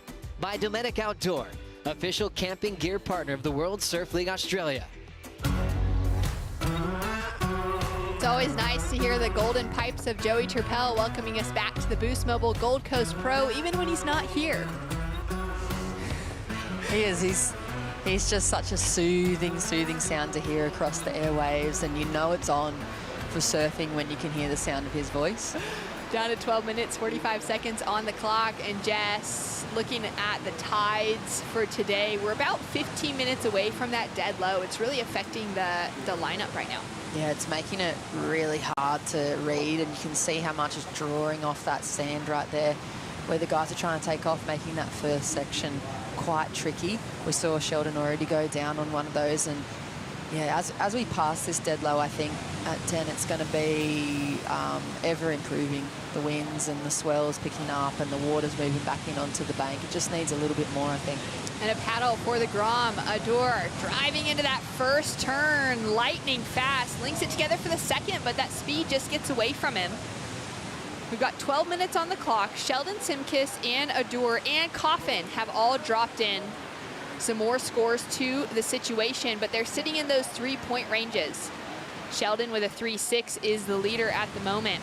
As we take a look at this one, smaller sized wave, but drives back into the pocket and looks for that link through. Yeah, a bit more work done on this one. Opens up a little bit more into his repertoire, and that'd feel a lot nicer. It's a super low scoring heat already, and 20 minutes down, the guys are finding it hard to push over a 5, as in a heat total of 5. Yeah. It's pretty surprising, but just shows how hard they're going to have to work to get a win through here in the round of 24. Connor finding a solid sized wave, but again, maybe that swell direction just causing some of those waves to flatten out, some of them to just wrap really wide and close off at the same time without really giving that nice clean lip to have those punchy sections or those breakthroughs. A lot of it's seeming more crumbly today than what we've noticed for the last couple of days, and they're going to need to get creative now. Way down the line, heading his way towards Rainbow Bay, no doubt. Nice carve and snap, great transition into the finish, and it may be a section like that that these guys need to start looking at, Jess. Yeah, I think Connor's adapting there, and that's going to be the best score for the heat, I'm going to call already. He got some nice work done, cleaner looking wave, I mean smaller inside section, but good manoeuvres, trying to break that funk of the 3-point range for him, and hopefully find themselves a good looking set and one of those gems that hits the bank. I'm going to be really curious to see what the judges do with this, because he has moved way down. He took off in Rainbow Bay on that wave, linked together some really good stand-up turns, and now he's got a long way to go back on the jet ski, but just really finding a different position in the lineup. Nice timing on the second section, and fits in 4 manoeuvres there. Kind of one transitional manoeuvre into that final one, but 4 manoeuvres on the board for him. 10 minutes to go, and he's going to go flying right back up, perhaps looking for a bigger looking set just to open up on, but you saw how clean the faces were. And they don't have to battle with that crush chop down towards, or up towards Rainbow Bay. Sheldon getting a connection for that first turn. Nice knife and redirect. It's going to go really soft on him again, though. It's sort of standing up off the rocks and then flattening out again as it heads toward the Little Miley section. Adur now looking for some scoring opportunity, keeping it really smooth, linking things together, which is great because he's fallen on that second turn a couple of times now. For him to be able to unleash and to put together a great compact wave is going to be great for his confidence coming down to the final 10 minutes. Oh, that was super whippy. That made me kind of sit up a bit further, and yeah, I really, really enjoyed that. Look at this happening. He went flying down past Sheldon, and I think he was hoping he was going to be jumping on the first ski first, but Sheldon gets the nod and jumps onto the back of the sled, so I do have to wait for the second pickup to get himself back out into position, but alive, really, really lively surfing from him on that last manoeuvre. Yeah, some really important scores are going to start dropping down now as we take another look at this one from Adur out the back. Elastic man, this guy. He just rebounds really well. He just looks really poised and ready. A little bit of similar energy to Vasco in that last heat. Just bringing another extra level. He kind of doesn't really do too much through this inside section, though. A lot of downtime and a bit of rail work. It's really just this last manoeuvre. Kind of lights up the lip, throws plenty of spray and just closes them out. So he's going to have to find those critical sections earlier on in the wave and in the more beginning parts of those rides. And signs, however, they're looking promising for him going into the last kind of 8 minutes of this heat. Yeah, here we go. Just waiting for that to come through. We've got a score in as a 4.07 for previous of Connor Coffin. We do have another score to drop in for him now, but he is up into the lead. Still waiting for the rest of that situation to unfold. And Sheldon paddling hard to get himself into position. It is looking really soupy out there as we're coming down to that high tide. It's currently 9:52 a.m. here on the Gold Coast. Just about 8 minutes away from that dead low tide at 10 a.m. And we should see those conditions improving as that tide pushes over the next hour and really starts to shape up through the afternoon. Scores in now for all rides for Connor Coffin. It's a 4.5 for his last one. Keeps him in the lead with a heat total of only an 8.57. Now waiting for last of Sheldon Simkis to trickle through. He has backed up his 3.6 with a 2.63 for his previous wave, sitting now in second position. Adur with a score to rock through as well. He's sitting with just a 3 as his high mark at the moment and really tiny requirements. And this is one of those where it's like the scores haven't been big, but it's the same battle across it regardless. Even though there hasn't been those breakaway moments, all surfers sitting in the same situation makes it just as stressful as one of those where you need a big score to get through.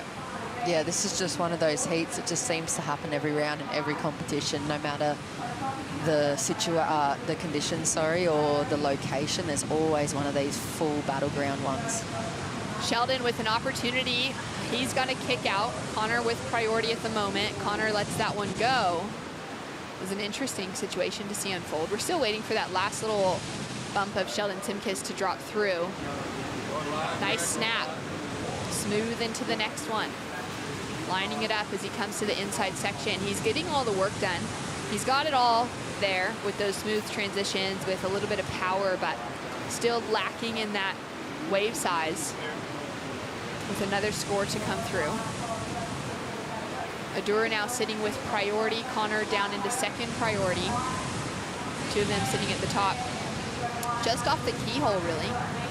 And now, with a good-looking face in front of him, he's got some speed. He projects through the section. It's closing out so far, but he's keeping that weight on the front foot, and he makes it around. You can see him sitting right on top of that wobble. And unfortunately, another mistake, the same that we've seen on a few waves from him so far. Connor now throwing in power, drifting that tail around, throwing in the variety. These are the moments that we've been waiting for from the former championship tour surfer. World number 4 out of the 2021 season, now battling his way back for a position on the 2023 championship tour. His partner Serena there, teammates with their coach Glenn Micro Hall and Brisa Hennessy and Molly Picklum, paying close attention, breaking down all the action with Micro to see how Connor's going to make it through this heat. Yes, nice smooth surfing with him. There's Micro, Molly and Brisa. Just talking about it, assessing, always weighing up what's going on. Everything's always changing here in surfing. That's one of the most exciting things about being a spectator and being able to soak in the sport and being a fan of the sport is you just never know what can happen. At any time, the switch can just flick and you can just get these crazy barrels or these beautiful waves come through, or first goes to third or fourth, and it's just a really, really exciting sport to watch, and it's what makes people such hardcore fans about it. Now, a bit of a situation update. Adur has dropped in a 5.00 as the high mark of the heat so far, but we are waiting for the rest of the scores to filter through. Yeah, that was his previous ride, and then the last ride you saw him lock into, he kept Sheldon Simkis off it. He used his priority. He wasn't able to really do too much with it. He had that first kind of opening maneuver and then got caught behind and then overcooked the last section. But it was a good strategy to keep him off. Let's have a look at the recap from Connor. Great opening turn there. Oh, yeah, it's just smooth. Smooth's a really good word for him. Composed. Championship tour surfing from Connor Coffin. He's the electric man, the 18-year-old from the Basque Country. He's just been working away. He's made a few really good decisions under pressure and under a field like Connor and Sheldon. Bit of variety for Connor's second wave there. Kind of releases the tail in the first turn, just soaking in his performance a little bit and watching how he just resets for this inside section. This is the difference at the moment, the turning point of the heat, where he creates a bit of gap between himself, Adur and Sheldon, and that's why he's out in the lead. Sheldon with an opportunity now. We are waiting for that last score from the Harvey Norman recap to drop through for Connor Coffin, so we're unsure of the actual situation. But Sheldon now has the opportunity to gain back the advancing position against the Basque Country local in Adur Amatrian. And great couple of snaps, driving hard off the bottom. You can see all that spray coming off of his bottom turns. And he's just gonna make it out of that final maneuver. Adur with that redirect now coming through to the inside, surfing with a lot of speed, but again, just maybe getting ahead of himself there. A little bit of that frothiness getting too much for the young competitor. And now Connor Coffin really had set that bar with the last wave. We're still waiting for scores to come through. There it is, Jess, a 5.83. Now puts the requirements a little bit higher for second and third, chasing a 5.34 and a 4.41. Yeah, best wave in the heat so far, that 5.83. As you said, set the bar. I think that last wave of Sheldon's going to be a really good score and put the pressure really hard on Adur. He needs to make a good decision in the last kind of minute. Here's the replay from Sheldon. Pretty cool little section here. Just able to kind of recover from almost burying the nose in the lump and gets a few more turns under his belt. Winds up too and starts to relax and release a little more towards the end and has to kind of grovel to get that finish on the end maneuver, but good wave to lock in for him. It's going to replace that 3-point ride at least, and it's going to put the pressure on the young man from the Basque Country, and he wants it so much. You can see he keeps burying either that second maneuver or the end maneuver. He's just so hungry, and he's just so keen to get that finish that he just keeps kind of overdoing it there, where, you know, normally probably in his free serves he rides out of those turns every single time. Oh, without a doubt. Now Sheldon Simkis has dropped in a 6.23, which puts him up into second. Adur Amatriane from the Basque Country down into third, chasing a 4.84 to take the advancing roll away from Sheldon Simkis.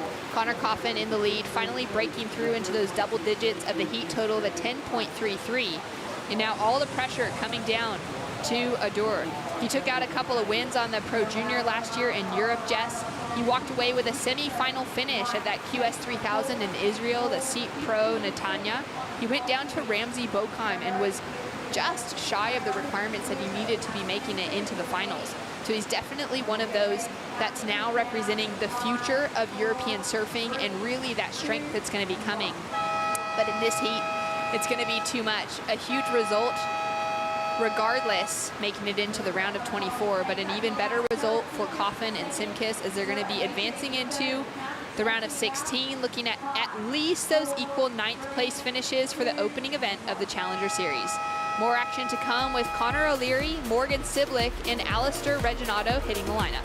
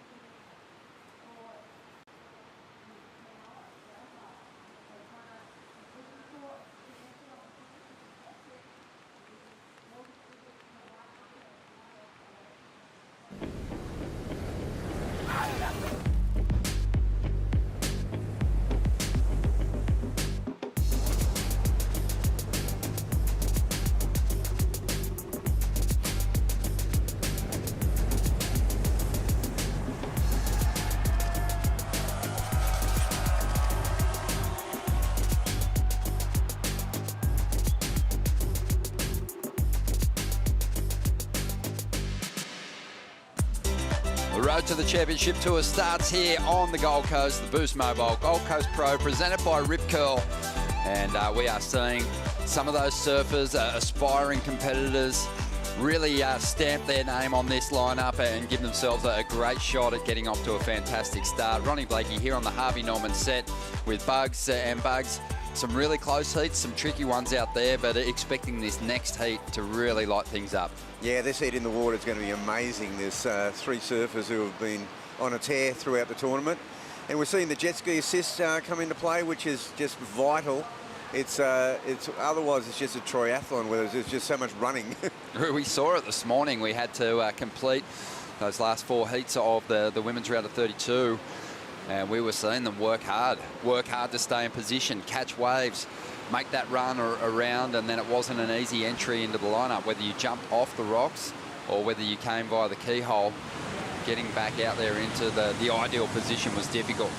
This wave during the break, this is Alistair Regginato. He had a victory in the trials, and he's been powering his way through the first couple of rounds. He gets a 4.83 for that first wave. Connor O'Leary, though, he picked off this one. Yeah, Connor, his backhand is sensational, and he's really, that's 3 big moves to start with there. And, you know, we've seen the really top goofy footers have definitely not been disadvantaged. They just be able to come off that bottom and go vertical. Well, Connor's got, you know, happy memories competing here at Snapper Rocks. As a rookie, his very first year, back in 2017, he made the quarterfinals with turns like this. Yeah, that's right. And he's just gone into it 1, 2, 3, like bang on that outside part, 3 vertical turns, and just the way he whips it around and drives down the face, and still with that eye down the line. So yeah, that's going to be an interesting opening score for him.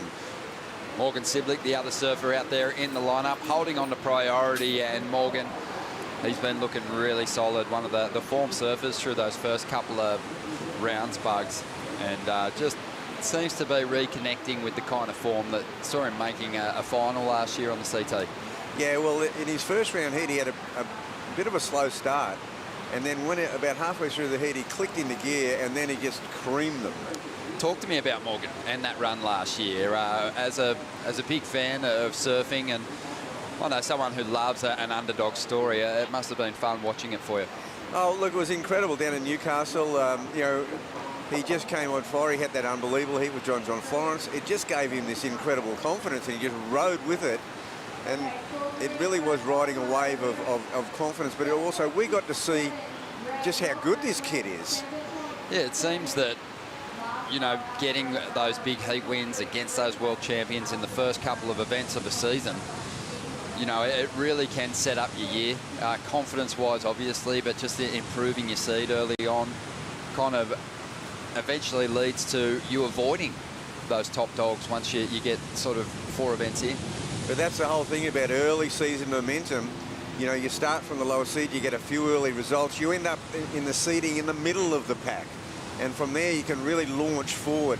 You have some bad results at the start. You're coming up against Medina. You're coming up against Ferreira, John. You know, John. You're coming up against the top guns that are going for the world titles. He really did suffer from that second-year syndrome, though. It was a tough run for him through those first 5 events at the CT.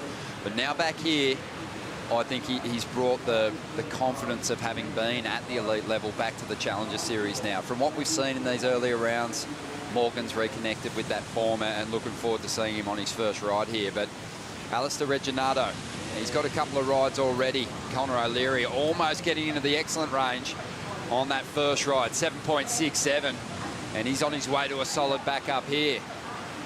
Yeah, it's a smaller wave, but he decided to get going early, and that backup, we have seen surfers not secure that backup till late in the heat, and you know that won't be anywhere near that first score.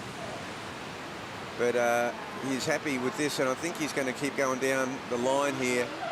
Well, Connor had a rough run on the CT last year, ended up on the Challenger Series, got himself a big victory, and that helped get him back onto the CT. And this time he's performed well enough in the first 5 events to keep his place on the championship tour. So really, he's looking freed up here at the moment, confidence soaring, and we're seeing it in his surfing. Yeah, we get to see Morgan take off on a wave. We just saw Alistair take a super deep one, and he took the drop, made the drop, but then yeah, the wave just sort of ran off on him. But Morgan's he's hanging out there behind the just on that corner. He's been pretty selective in his heat, so the other day it didn't faze him when he didn't start till halfway through the heat.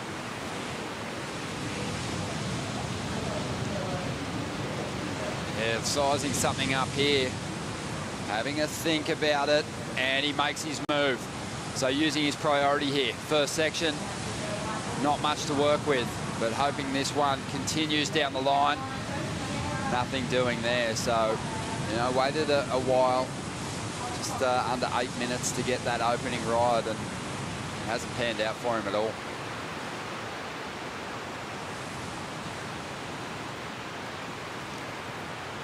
Alistair Reginato out there just making him really think about taking that wave. It was a good sell job. It definitely was, because I don't know if Morgan was that interested in it. Have a look at those first 2 turns there from Conor O'Leary. Originally from down there in the Shire, Cronulla, on the southern side of Sydney. And now living up in the Lennox Head area, and, well, the time on the point there looks like it's paying off for him, but he's always had that great backhand. He sure has, but you think about the last heat, how hard they had to work. No, I don't think anyone got anywhere near the score he's already posted. Look at this. This is unbelievable backhand surfing. So he is just on a tear out there, 6.67 for his backup. Well, during the COVID break, Connor put together a free surfing clip called Far East. It featured some amazing combinations on the backhand. As we see Morgan now trying to make up for that priority error just moments ago. Section standing up here. Keeps the flow down the line, just trying to get some speed. Hasn't really had the chance to open up just yet. There's a stronger turn to finish. And there's our Alistair on the wave behind him. And Alistair just really keeping busy. This is his 4th wave.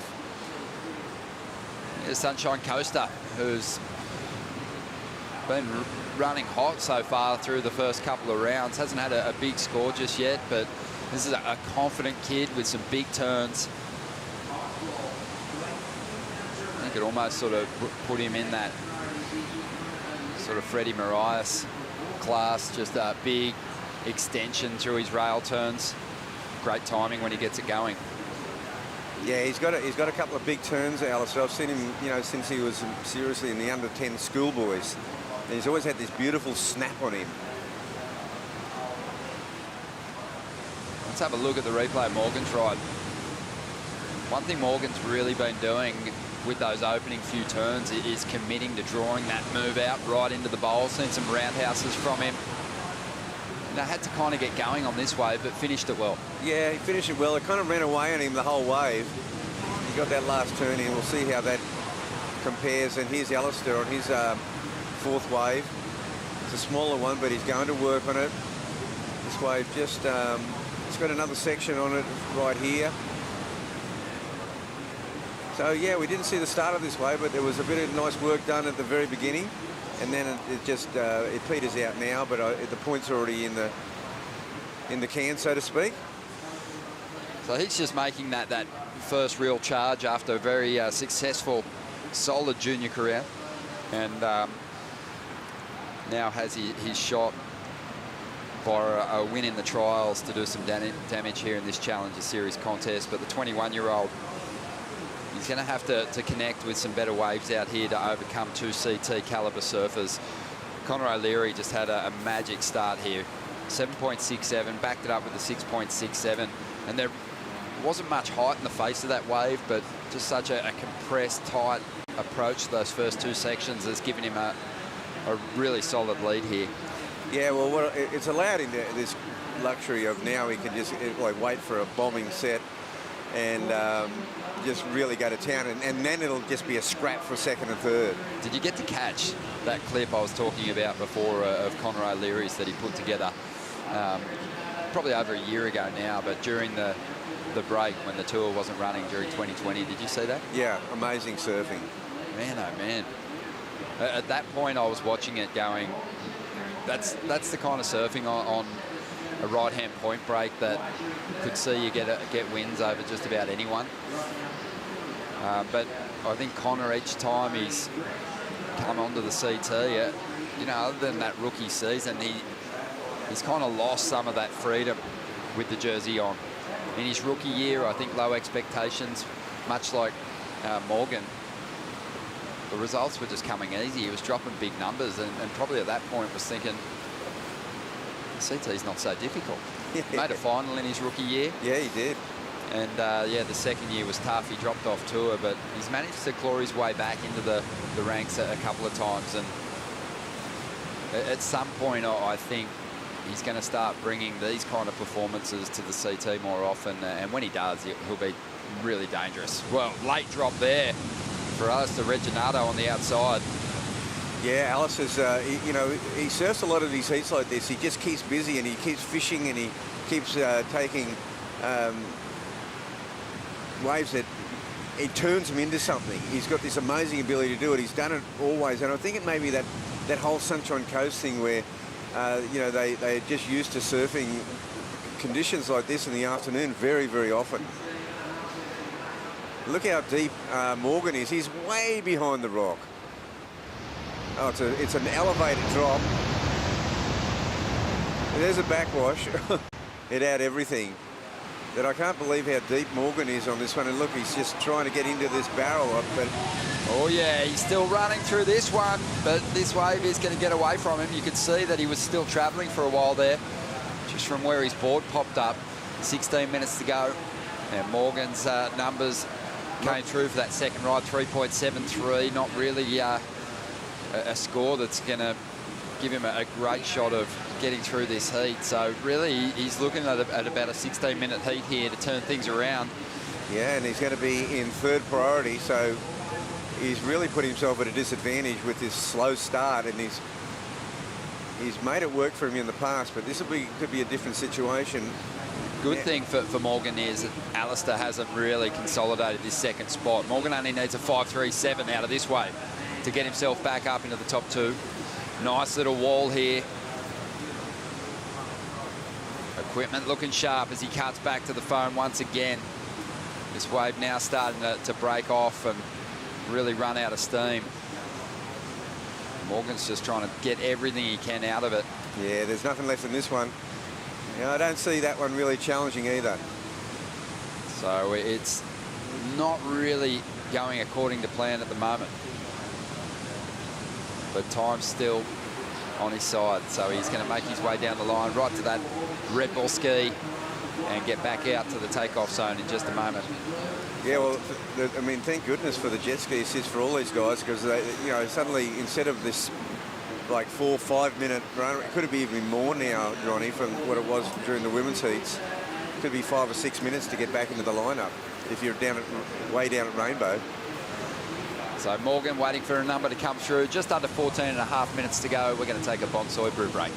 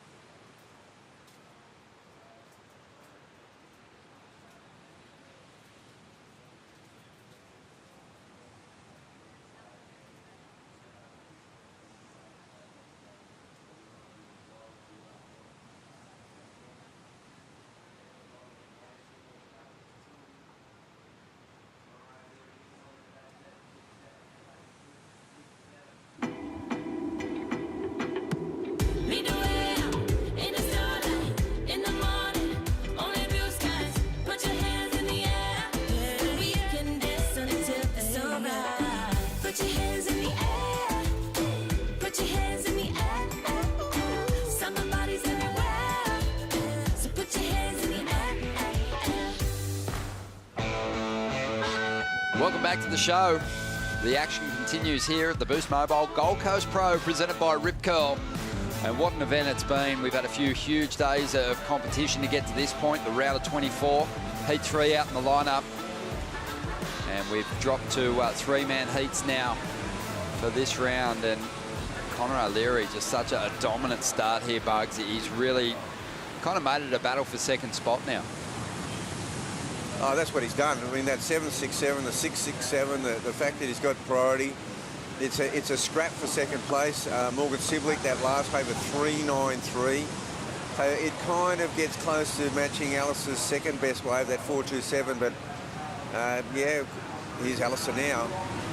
Yeah, setting up the pit, puts the brakes on, tucks in, finds his way out, and now has the face to dig into a nice frontside arc, and he'll climb up into the pocket now. So on his way to potentially his best score. Want to add some high-quality turns down the line here. This wave, though, starting to fade away. Will it roll through the inside and give him more opportunity? Meanwhile, Conor O'Leary continues to put the pressure on, trying to better a 6.67 here. Yeah, his backhand attack has been unbelievable. I don't see this one going into that range, though, Ronnie. Yeah. yeah, he stands on the tail now, waits for this wave to hit the inside section. Again, still not really standing up to offer that really steep section that he can fully throw that vert into. But he's happy to ride it down the line. He'll probably get to the skis and hitch a ride back to the takeoff zone. Yeah, so there you go, Alistair and Conor both going to get the jet ski assist out the back. We see that aerial view, and it is a great tool that on a day like this is what it's designed for, to get them back out in the rotation. Let's keep the entertainment, let's keep the action going. Yeah, the Gold Coast flight cam bringing us that perspective, that bird's eye view of the lineup here at Snapper Rocks. Numbers coming through for Alistair Regginato. Had that quick pit on the outside section. But here goes Morgan Siblick on a much bigger wave. Wow, the wave spits a couple of times. And he finds the exit. Only just got his board under his feet there on the landing. Can be a very tricky drop here at Snapper Rocks, Bugs, with the backwash wreaking havoc. But Morgan did well to hang on to that one. And he's still out the back. This is the sort of wave that you'll see. I don't know where it's going to go, but you'll see it in the highlight reel because of the way he barely tucks it. Nearly like one of those Kelly Slater waves at backdoor. It nearly takes his head off. It was short but sweet. Great vision. That feeling of the barrel just spitting. It's an awesome experience. Oh my God. Well, he's completely gone from view, and it spits him out. This angle, will see, the elevated drop is unbelievable. Yeah, short and sweet, that's what it is. That was cool. That would have been a great feeling. Just such an intense entry. Have a look at the spit coming out of the thing. Yeah, he had to really gather himself immediately because he barely got in that. I mean, yeah, just from his tube riding point of view, just the degree of difficulty was right there. Almost blew his wig off. 9 minutes to go here, waiting on the scores to come through. Alistair Regginato, he bagged a 4.27. Might actually still be waiting on a number for him. But he got a little score. Conor O'Leary's got a number on the way. You know, Alistair's got that wave that he does the kick stall on. Yeah, you know, unfortunately for him, it wasn't all that critical. He kind of would have preferred something like Morgan had, a late drop into a more intense section. But he also didn't get the opportunity to show us those big rail turns that he possesses. But that's the difficulty of today because, you know, you get that outside barrel section, but you have no real reading on what it's going to do through the Marley section. Yeah, waiting on the numbers. Really, we're interested to see where Morgan's number goes. Well, Conor O'Leary, a 5.33, that's a throwaway. In the last heat, that would have been a keeper. Yeah, that's right. It was a tricky last heat, and Conor's kind of brought the event back to life with this performance. But that was a throwaway score. Morgan was in third spot. He needs a 5.17. Let's go out the back with Dometic and Kuiper. Yeah, that's right, Ron. I'm out here, and what's happening right now, and it's really evident on the conditions, is that we're at the bottom of the tide. It's really dredging through that section right there. The angle of the swell has changed as well, and so the drift down the bank has been really increasing. It's a lot swifter water right now. That's why we're using the jet ski assist, and that's why we're seeing some of these, you know, dredging barrels. Yeah, we love it. What about the takeoff from Morgan on that last ride? Incredible, right? I want to see it again. I want to see it on the replay, but I'm out here, but it was absolutely incredible. Cat-like to get his board underneath his feet and make that drop. Yeah, we'll tee it up for you, Kaipo. No dramas. Here it comes. Yeah, just he almost added to the drama by taking a more horizontal approach at the beginning there, Bugs. He did. He turned his board. He didn't even take the drop. But it set up a nice pit. The wave was spitting as he went into it. It absolutely unloaded again, and it spat him out for a 7.73. And now he's in a great position to make a run at the lead here. He needs a 6.61. There's a really swift combination before this wave got away from him. But what he's going to be happy to do is get rid of the 3.93 and up the requirement for the young gun here. Well, it just goes to show what we saw Sheldon Simkus yesterday. It was a 4-second ride, and here's a good one for Alistair. Yeah, he drops into it. Straight into the barrel, tucked in. Oh, you can see it it's stretched and pinched at the same time, and that just meant that there was no room to move. That was a little keg. It was he would have travelled a long way in that one, Ronnie. It was a little keg barrel. Making me thirsty, Bugs. Didn't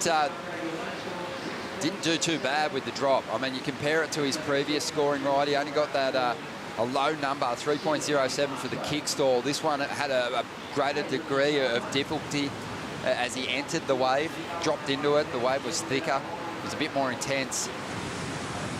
But it's not going to work out for him as Morgan takes his ride right through to the end. He did up the requirement for Alistair too. He got a 5.3 on that previous ride. That was another short, sweet ride too. That was a short ride. So 5.3 means that Reginato's after an 8.2 now. So again, Morgan didn't get that quick start. In fact, he really wasted priority at the opening stages of the heat. He waited a while for that first wave, but he didn't panic. Had faith that Snapper would deliver. As we dive into the Harvey Norman recap, here's the big combinations from Connor O'Leary on the outside. Yeah, Connor just opened up unbelievably. This was his first wave. A 7.67 to open his account. And he's looking a real danger out here, Snapper, Ronnie. Yeah, I love just how quick he whips that board down after hitting it vertically. Done with a lot of punch, but this was a great ride. This will make the highlight reel. This one got Morgan Sibley back in the mix, back from the tube, 7.73. And his experience came into play straight after he backed it up quickly with a 5.3, established quite a lead on the winner of the trials, Alistair Reginato, who's scrambling on the inside now, needs a big number, 8.2. First section, not overly critical. And he needs this wave to do something special through Little Marley. Yeah, well, he saw something in it because he went all the way down to Little Marley Rocks, and he paddled on that one with a lot of intent. We saw in that last heat, that's where the Sheldon Simkus got that big score right through that inside section. Yeah, you've got a couple of options when you're attacking those crestfallen waves down the line. You can look to hit them, project, maybe find some open face around the corner, or give it the big haymaker and go after that big individual turn. And Alistair was kind of trying to flow down the line there, and no major turn really, and as a result, another low score probably. Yeah, well, it won't feature, you know, when you consider he needs an excellent score, but he was definitely fishing for something. And I'll tell you what, it's hard to read out there today, Ronnie. It's like not every wave is lining up, and some waves that don't look like anything, they grow, they hit the bank through Little Marley, then right through Rainbow. You can still get 5 major manoeuvres on down that little Rainbow section, and we saw it in early heats that has saved a few surfers. Well, you bring up a fantastic point. Two really experienced Snapper Rock surfers fell out of the mix on the women's side today. Stephanie Gilmore, Isabella Nichols, she's spent plenty of time in this lineup, and they were just kind of lost at sea out there. Yep, that's right. Never found that connection, and you know, it'll even, I guess, it'll wrong foot the best of the best on a day like today. It's very difficult when you're outside behind the rock, what that wave is going to be doing down at Rainbow. Give us a bit of comparison between what we saw on the earlier days of competition and what is happening today, because it's still a sand bottom right-hand point break, isn't it? Yeah, but it's got a completely different texture to it. It's a completely different swell direction, totally different wind direction. It's coming onto the bank differently. There's a major current that is filling right through the bank. Even on those other days, there was a little bit of current out behind the rock, but we had at the start of the contest going where we had that current going, we had a reverse rip at Little Marley. That's gone. This is, you know, as I said from the onset today, forget everything you know. This is a whole new ball game. It's a whole new break. So as a competitor who's rocking up to the event, are you picking the other competitors' brains that have gone out there and had a shot at it? Well, I think you're just really watching and seeing, trying to be aware of what's going on. Well, here we go. Alistair Reginato after an excellent score, but gives way to Connor O'Leary, who's holding priority and swoops off the top. A couple of good hits and now finding some release in the tail, mixing it up nicely. Yeah, it wasn't very charitable, Connor, on that one. He said, I'm taking this wave. Minute remaining here. I guess you just want to lock up the result, and just put yourself out of reach and at least limit the opportunities of your rivals out here. So he quickly pounced on that one. You can see that next heat in the water. They're trying to paddle over and stay in position. Even from the get-go, it's tricky. You know, just positioning yourself. You see now Morgan sort of coming down to where Alistair is, but not in a situation where he's probably going to get a warning. He just sort of drifted down. You know, so I guess with 25 seconds remaining, if a good wave comes, he's in pole position. I guess the only way that Alistair would be able to impose his will is to move ahead of Connor, beyond where Connor's sitting in the lineup, because moving down the point to block him when he's sitting in the same zone is probably not going to be an issue. No, that's right. But Alistair Reginato, what a great run through the contest. Incredibly good run. He came through some super hard heats. He came through the trials and, you know, he's made it into, I guess, 17th place. That's a big result. Huge result.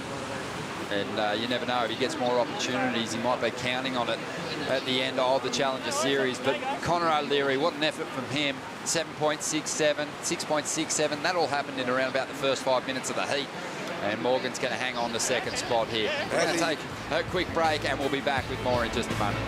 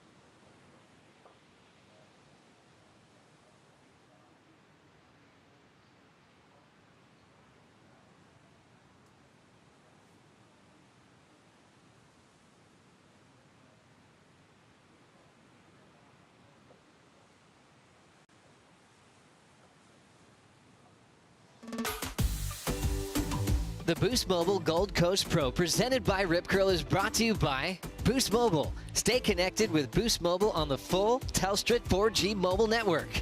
By Rip Curl, the ultimate surfing company. But is it Bonsoy, the official golden halo of health? By Dometic Outdoor, official camping gear partner of the World Surf League Australia.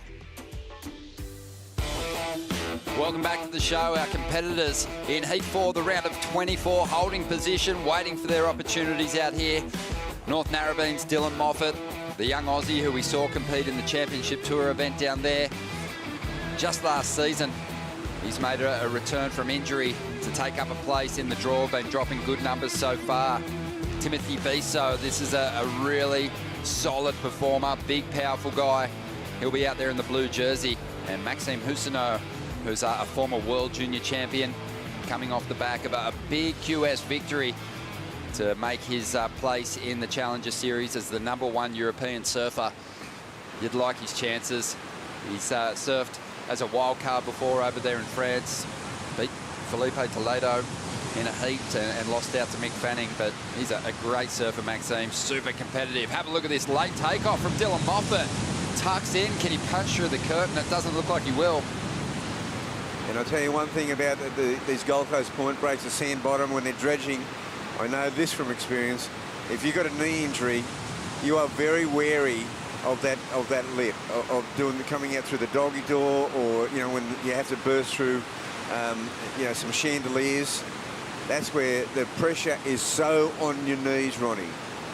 Please don't talk to me, Bugs, about knee injuries and surfing up here on the Gold Coast. Oh, sorry. You know it brings back bad memories. Sorry, mate. But no, it's been awesome that Dylan managed to get himself right for this first Challenger Series, because he missed the regional qualifiers. He made a competitive return. We had a contest up here on the Gold Coast just prior to this first Challenger Series event getting underway, and he made the final, and it was a big confidence booster. But the surfing that he's been doing on his road to this position in the round of 24 has me thinking, and like he said, that it's more psychological at this point. That's the reason for the brace on the knee. But that seems to be the case for most people when they're coming back from a knee injury, Bugs. Oh, absolutely. Your knees cop a hammering when you're surfing. No, for sure. The leg brace, I did one time at Haleiwa. I did a big floater and landed and did a knee injury, and I wore a leg brace at Kira, and it definitely worked. Here we go. Maxime's up at the moment. Big, powerful kid. Always has had a very strong competitive will. And he's just been plugging away for a long time now, trying to get onto the CT. 29 years of age. This is what you call an absolute journeyman, because to me, I've watched his career, and he's a great surfer, and I've always thought he's around about that #20 mark. Yeah, that's right. Yeah, well, which is up there. It was huge when he won that World Junior title. He was a Grom at the time. You know, it was amazing. Adriano de Souza won as a 16-year-old. But Maxime just a year older in 2009 when he claimed the World Junior title down there at Narrabeen. 17 years of age. And it has been a long time, obviously. 29 now. But as I mentioned, just had one of his biggest professional wins. And that was just last month over in Portugal. Won a 3,000, and he didn't just win it. He went mad. In the final, he had a heat score total of 18.34. And we know just from the depth in the Australian region that, you know, you're overcoming really good surfers when you're on your way to those results. So he's got the moves. Yeah, that's a huge final score. That's way up beyond the excellent mark. That's 2 9s pluses. So, yeah, no, I have followed his career, and he's a fantastic surfer. And, you know, you'd like to see a guy like this get a break. So he's on the back of the ski there, making his way back to the takeoff position there behind the rock, which is where we've really seen the focus shift from the competitors. Less sort of searching for numbers down the line today. Everyone wants that big dredging barrel. Well, the big dredging barrel is just, it's a way to get really quick, big points. I mean, Morgan Sibley was pretty much gone. He had not got over a 3-point ride, and all of a sudden, bang, he's in the heat. 23.5 minutes to go here. Numbers coming through for Maxime. That first wave at 4.5. Dylan Moffat, throwaway 1-point ride. Timothy Biso yet to lock in his score. He's out there with priority. We've got a special guest joining us now, Bugs, via the Boost Mobile Stay Connected call. It is another man who's had some huge results on the CT, and he was campaigning on the regional QS. Nathan Hedge, you almost got there, Hedgie. That final performance down there at Surfest was amazing, mate. Yeah, on dog, bug boys. How you going, mate? Well, Ronnie, just loving to see World Tour back at Snapper. It's been such an incredible few days. It's just frothing to see it back on the point. Mate, you were just one place away from being in these Challenger Series events. It was an inspiring performance down there at Newcastle, and no doubt you've still got that motivation to chase that dream. Absolutely right on. I mean, Kelly's, what he did over in Pipe, his inspiration at 50, it was hard to not be inspired by that. His example of what can be achieved if you look after yourself. Here goes Dylan Moffat. Well, I know you're interested in this one. Dylan Moffat, just a Grom from North Narrabeen. And wow, really committed, has been on his run through to this point in the contest. Really throwing his board into some high-risk turns and unloading a lot of power as he makes his big return from injury. And there he is, just slicing off the top. I mean, you made the point, Bugs, nice. the other day that it's not exactly Ali Wright's, or it was a really good day at Ali Wright's. Today's a little bit more like it. Yeah, well, I'll tell you one thing, no matter what the ocean throws up, Dylan Moffat is just in attack mode. And Hedgie, I mean, it's just a naturally aggressive surfer. He just goes for it at every section that he faces. Yeah, I love that about Dill. He's got a lot of power and a lot of variation in his turns too. Like we saw him down at Narrabeen when he had the wild card in the elimination round. Did the big backside punt, got the 7-9 to beat Leo.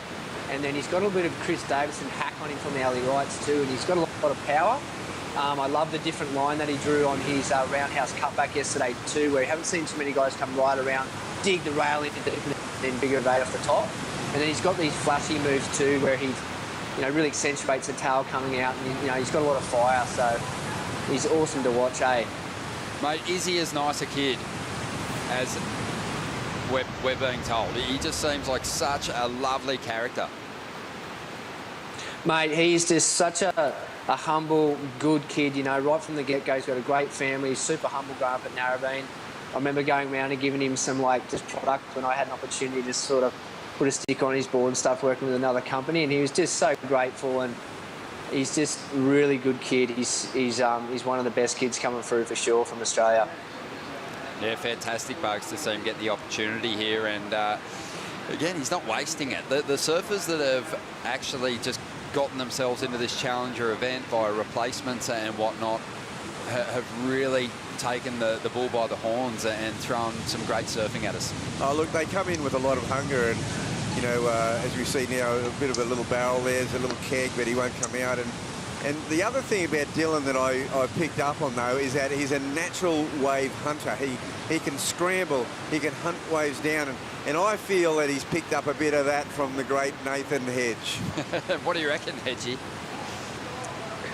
Oh, you got to scrap and find your ways. And there's like 3 different breaks. You got the alley rights and the lefts, and then the car park rights coming. So there's always a bit of variety, and you get pretty well rounded, and you've got to adapt, I think, is the thing. And he's spent a fair bit of time up here too, dealing up the coast. And just prior to his knee injury, he had a great campaign on the Challenger Series, and then had the few wild cards. And I know he spent a lot of time up here at Kieran Snapper, just dialing things in with the vision and the belief in himself that this would return here, and that this is the way forward, and to perform as he has done this week. So I'm so stoked to see him, it all come together for him. And as you said, Ron, with the lead up, what perfect preparation with Burley, getting to the final, and just, mentally getting over the hurdle with the knee injury. It's been such a positive move for him, and, accolades to him for coming and putting the work in there.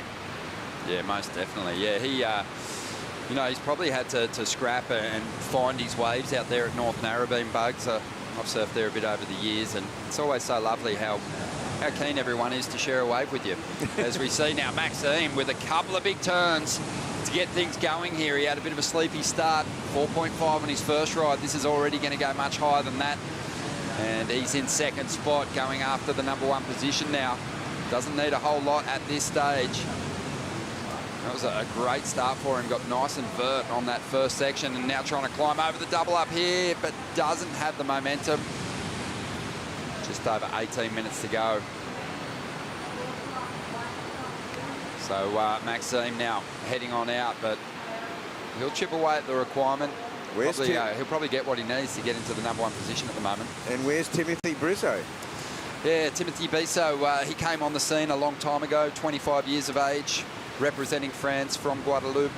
And he's featured in a CT before, 2016.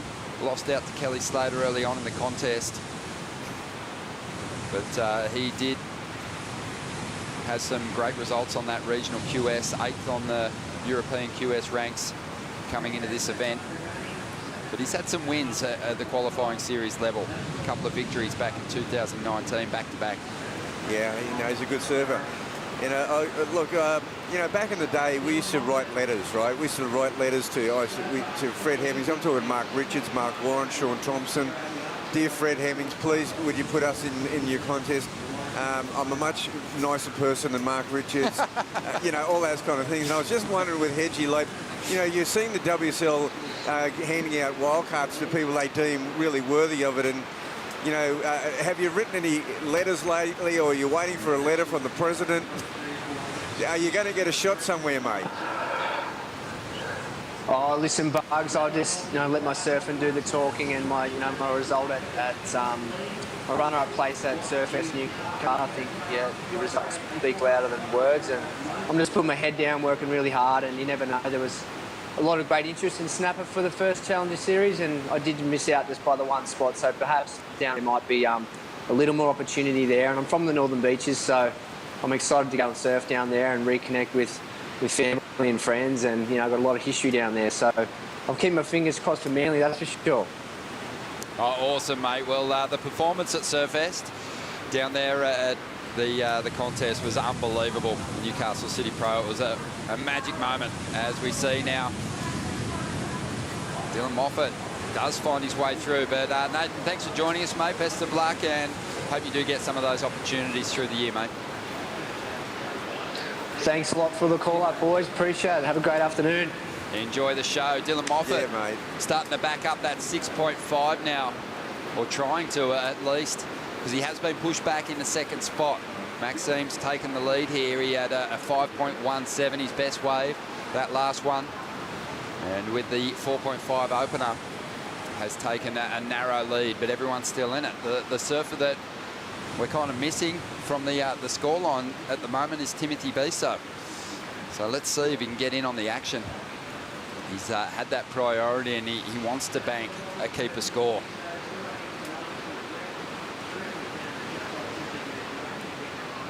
Some movement here on the outside, but that wave goes through unridden. Let's check in with Kuiper. I'm out the back with Dometic, under the tent with Dometic, in the athletes area. Everyone prepping up for the upcoming heats right now. Got Callum Robson getting ready. Alex Ribeiro limbering up. Morgan's just coming in from a successful heat. So all the prep as well as the relief happening here in the competitors area as things are heating up in the draw here at the Boost Mobile Gold Coast Pro. Yeah, cheers, Kipes. Yeah, there is some huge heats coming our way. You know, a little later on, we're going to see that heat we were touching on in the WSL post show yesterday, Bugs. Zeke Lau, Julian Wilson, Cam Richards. Cam was the one responsible for getting the edge on Kelly Slater, so he put together some magic turns, got himself a good barrel, but that is going to be really fun to watch. Oh, so fun. It's going to be amazing. You know, there's some incredible matches coming up, and it's a challenge now. It's not that easy snapper. It's a challenge. Well, 14 minutes remaining here. Timothy Brisso still waiting for his opportunity. He's got the priority, and we'll see after the break if he can get himself into a bomb.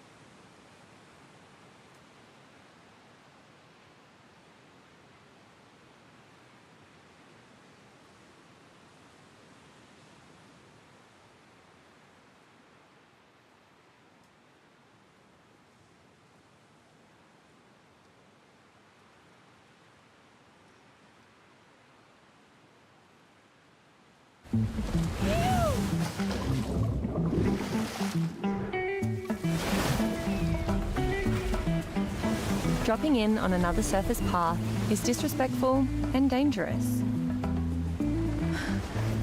If you drop in, kick out of the wave as quickly as possible. Go! Be a good surfer. Share waves, smiles, and good vibes.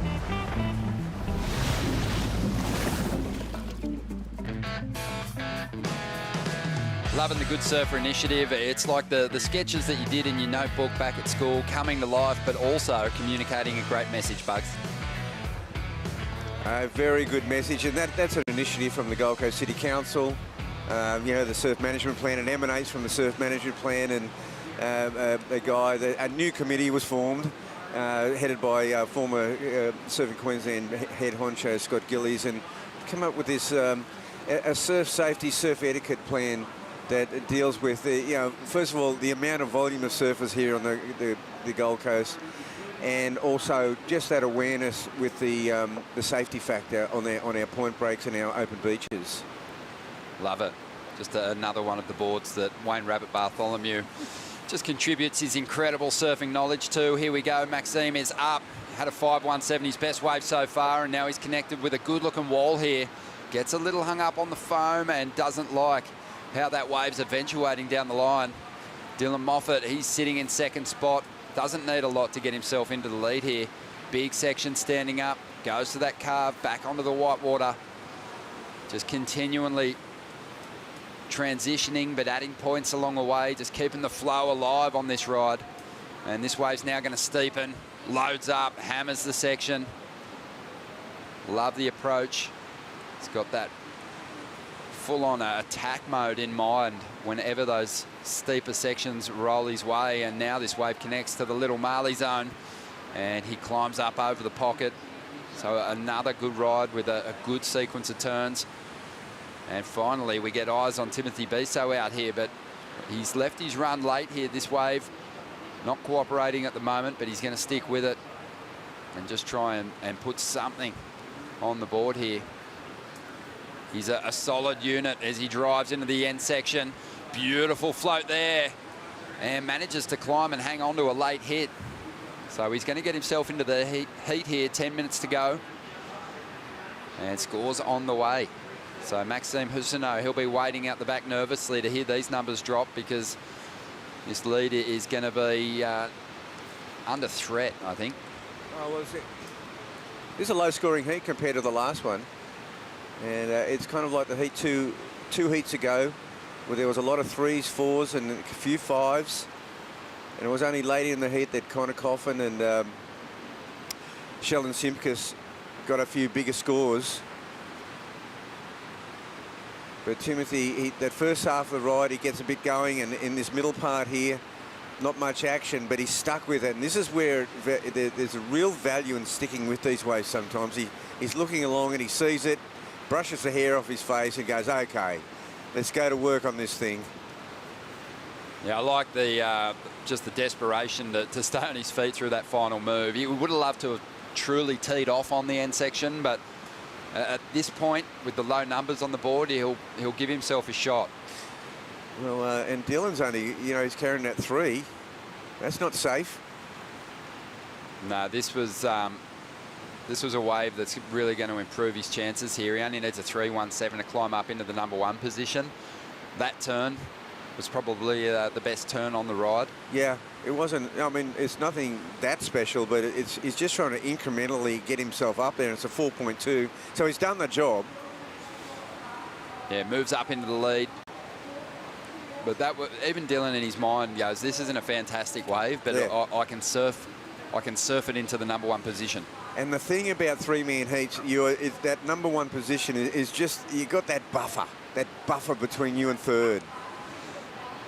Such a great point. Yeah, even if third place is, chasing a number, they're only going to push you down into the second spot. So you're spot on in a 3-man heat. #1, the #1 spot just gives you that little bit of insurance. And it also gives you a little bit of play time at the end with priority. You can pick your target, so to speak, or pick the surfer that, is most threatening. yeah, you can go from the offensive into defensive mode and make that adjustment. But just under 8 minutes to go, we'll see where Bisso's ride goes. As we said, he's only had the one wave. You know, it was an important one to get some work on, because prior to that, he was chasing a reasonable requirement, but still has time to break it into a couple of numbers. And sometimes you have that situation where it's the surfer in third place that actually is the biggest threat, because he'll have the high point and then a super low second score. So Maxime in the position of priority out there needs a 5.54.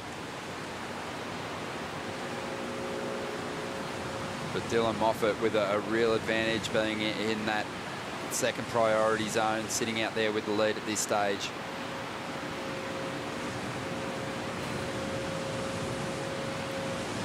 Yeah, I just got a real feeling we haven't seen the last of this heat. This heat's got still a lot of meat on the bone. Oh, Dylan Moffat locked in deep, too deep on this one. I think his knee brace got spat out the end of that one. That was a grinder. Just talk to me, Bugs, about the inside of the barrel here at Snapper. Every tube has similar characteristics, but here there's a bit more going on with that backwash. Well, you got the backwash. You know, you've got different levels of below sea level. You know, there's not just the one level here. There's little steps. You've got to be on the right one, and then you might have to elevate to the next one. You've got to move around on the barrel here. See, right here, then it twists and turns.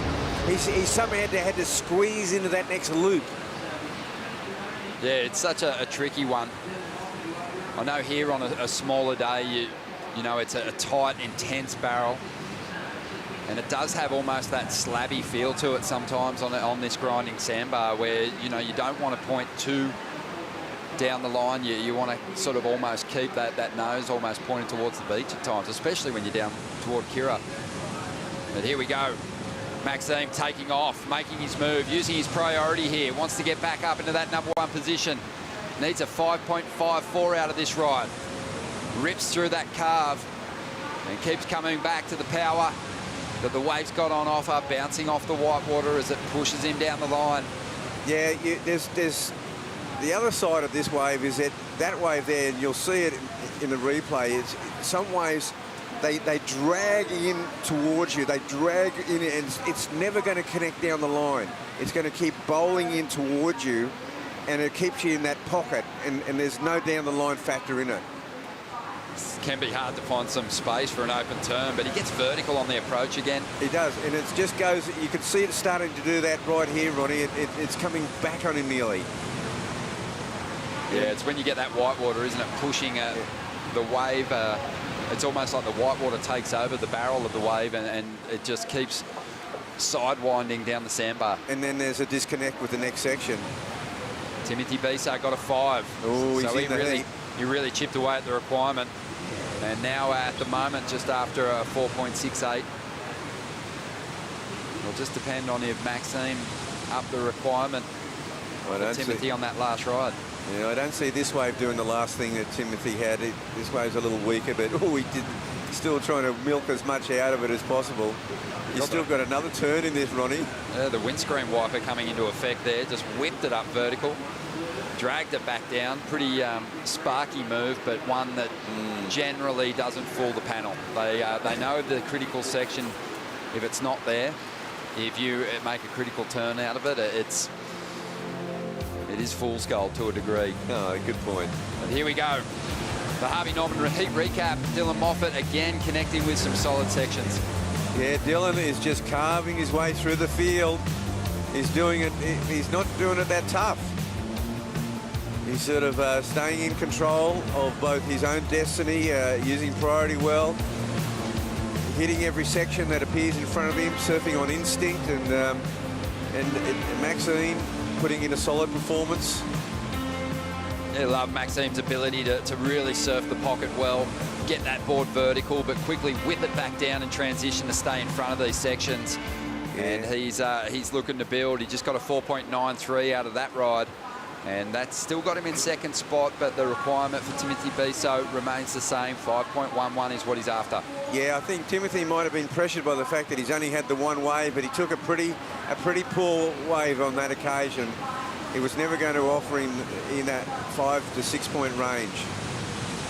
You know, that feeling here when you surf snapper rocks of catching an absolute burger of a wave is such a disappointment, even in free surf, because it generally means a runaround or a long paddle back out. That disappointment's magnified in a heat like this. It's a wasted rotation. And it's just time off the clock, as we see. Moffat again getting a clean combination to kick off his rides. Trying to better a 4.2. He runs out of space. But you know, we've seen some short, sharp rides that do get up in that 5 point range and better. So he might just improve on the 4.2 yeah, there. that might. I got to feel, I liked those turns. They were solid. Really, he'd be happy with a minute and 45 seconds to go to still be sitting out in front. And if that requirement grows just a little bit, it grows for Maxime, it grows for Timothy Biso, and his chances, you know, at worst of ending up in second place are really good. That's right. And that's the insurance he might have just tried to buy himself with that short, sharp ride. And he's still in the lineup. He's well in position for one of those wider ones. We haven't seen a heck of a lot of them. But these guys have been really focused up next to the rock as well. So no one's really gone scrambling wide on purpose. They've only been there by nature of the fact they've had a cut-off ride. It hasn't gone all the way. 1 minute to go here. Moffat gets a 5.13. The requirement grows for Maxime now. He needs a 6.47. But the danger man in this heat right now is Timothy Biso. He's only after a 5.11, but there's only 50 seconds to go here. And he's making his move. He has to tear this wave apart because it's a smaller one. He knows it. And he just doesn't see the opportunity for those big backhand blasts that have got in the big scores through the earlier rounds. And Maxine will go this one, I think. Yeah. And now he's got a big goal to get rid of the 4.93. Finds another one of these waves that's going to push down the line. And he's not going to waste that section. Rips the carve through the face. So 3 reasonable turns already and still gliding. Looking to connect again here. There's another good swoop off the top. Wow, great surfing in a desperate moment. Hangs onto that one. He's not going to get a final turn in. But with a final manoeuvre there, could have dropped a pretty decent score.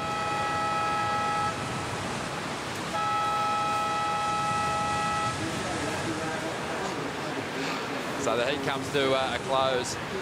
And Timothy Biso, I don't think we're going to see him on a ride here. And Dylan Moffat, super composed. But Maxime, that was good surfing under pressure there. Very good. I mean, yeah, it was a good effort by Maxine. It was a difficult heat. It wasn't a heat where there was a lot of connecting waves. It's changing every heat. The tide's moving, the ocean's moving. I guess in retrospect and just thinking about what we watched unfold, there was opportunities, not high-scoring opportunities necessarily, but Tim did leave his run pretty late, so he maybe put unnecessary pressure on himself. But Dylan Moffat and Maxime are going to survive the round of 24. We're going to take a quick break. When we return, Callum Robson, Oscar Berry and Alex Ribeiro hit the lineup.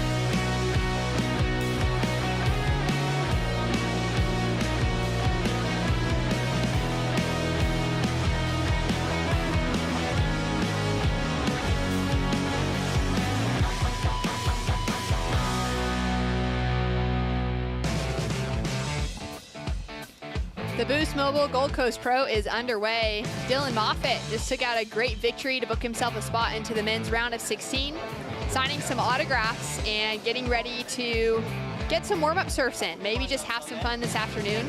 So he'll be returning to the lineup in the jersey tomorrow sometime. We got a big day of surfing ahead of us. Shannon Hughes alongside Jess Grimwood sitting here on the Harvey Norman host set. And Jess, it's been a pleasure to call to action with you so far. Yeah, it has. It's literally been non-stop. I've not been in an event where there's been so many waves caught every single heat, so it's just been go, go, go, go. I can imagine those judges are getting really sore wrists as well, locking in all those scores, but it's been a really good event so far. Yeah, they've definitely got a lot on their hands, especially given the change of conditions that we've had today in comparison to the last couple of days. And the surfers having to make some adjustments. We've seen some great barrels roll through. We've also seen some super, super slow heats where surfers have struggled to find scores out of even that 3-point range. As we got Alex Ribeiro now up on his backhand in white. Connects with the lip and goes down. He is in the lineup against Oscar Berry and Callum Robson, two Australians up against a powerhouse Brazilian. Yeah, those two Aussies really well matched against Alex.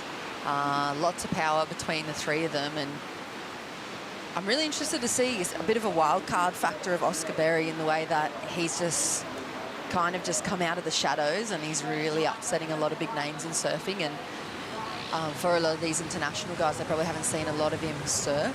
He's also a really good skater, and it's good to see him being able to bring it to some of the best. That's exciting. He's working with coach Tim McDonald, who's also coaching Amuro Suzuki. And great to see him getting behind a couple of surfers that are just learning in their experiences and backing Oscar. I asked him this morning, Tim, if, just kind of where Oscar has come from, because it's been a bit of a surprise. And he said out of nowhere, and he's ready to come out and show everyone how it's done. One-word answers. Everything's being said in the surf at the moment for those guys. So obviously working really well, a nice kind of coupling between T-Mac and Oscar. He's found himself into this round of 24, Shannon. Callum Robson, the heavy hitter, coming into this one off of his rookie year on the WSL Championship Tour. He's had a great season. He had that really successful result at the Rip Curl Pro Bells Beach, making it into the finals in his rookie year on tour. Was incredible to witness the consistency coming through for him. And now it'll be exciting to see him in for the rest of the year past that mid-season cut. Yeah, he was a standout for me yesterday. He was just really, really a notch above the rest. I think probably the only person that really got close to it for me, or got close to Callum, was the backhand attack of Connor O'Leary. But yeah, Callum, he just had the whole package yesterday. He was dynamic, he was powerful, he had a lot of flow, he made the right decisions in the heats, and he's going to be a really, really hard guy to beat coming into this round. Yeah, it's kind of interesting looking at Oscar's story because it's similar to that of Callum Robson. Callum coming into the tour this year was relatively unknown outside of Australia, a great surfer coming out of his region, but didn't really start competing until more recently and just had a lot of other things that he was focusing on. Picked up a trade during COVID, decided not going to have a piece of that, and he was going to focus back on competitive surfing and see if it took him anywhere. And there he is into his rookie season now this year in 2022, and it's proving to be really successful. Even interesting thinking about that for some of those competitors who have come into competition a little bit later, even in their teen years, as opposed to being really small little groms, like someone like Oscar or someone like Callum. Maybe we'll see that sort of longevity in their career and success quicker than some of those who have just spent maybe more hours in a jersey than they have free surfing from such a young age. As we've got live action now, we're gonna track with Alex Ribeiro taking off near the keyhole, a little bit farther down the line, connects up into the lip, makes that transitional maneuver, and now he starts to get busy. Nice whip on his backhand. Wave goes super soft. He was hoping for that double up, and it just didn't amount. Yeah, he kind of chopped that last maneuver too, but just early getting the roll on here. He's going to pick up another wave under priority and probably move across to the ski, I'd say. Starting to link together a couple of good turns, throwing a lot of spray, making it look quite effortless to find power in a smaller wave, but really connecting with that pocket on offer as he rolls down towards Rainbow Bay. Beautiful wave, and about, 5 turns? Slammed in there. Yeah, even those in-between waves here, 5 turns you're going to have to put together. A deep takeoff for Oscar Berry. Air drops, goes straight up into the lip on that first turn, and now linking it together. Loving that commitment to taking off deep near the rocks. That wave's not going to offer anything else on the finish. And similar positioning now from Callum Robson, Caltech's huge hit to start off with. Really good variety out of the second turn. He's going to kick out to set himself up with priority again. Oh, that first turn for Callum Robson, really exciting surfing. Just so sure-footed on that sparrow shapes piece of equipment there. We've seen him, it's really dialed in, obviously shaper from up in this area. It's just so well suited. He knows it really, really well, and that looks super sharp from Cal. Great surfing. We've got some scores to trickle through. Alex Ribeiro with just a 2.67 as the high mark so far. Oscar Berry now rolling through to the inside. He's just going to look for that jet ski assist to get him out to the top of the lineup. And Oscar's just come off of a great result in the Pro Junior at the Oakberry Tweed Coast Pro, taking a win as we take a look at Alex Ribeiro. Smaller looking wave, gets the kind of stand-up section here, and then just gets to it. Draws off the bottom and starts to connect a little more top to bottom as we go through this combination.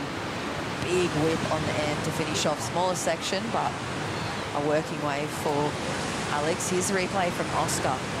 Straight into the first section and up into the pocket, and some smooth rail work to wrap back for that. Sets up this inside. A little bit of downtime and just the opening kind of ride. This is kind of the highlight point so far in this heat for me. Really deep, gets into the bottom turn, throws plenty of spray and then backs it up with that trademark rail work that we've seen come from the powerful Callum. We're about an hour off of high tide. It'll be great to see how the conditions sort of smooth out with a little bit more water on the bank here. As we come down to 20 minutes on the clock, we've got some scores to drop through for all three surfers to give us a good hint at the situation.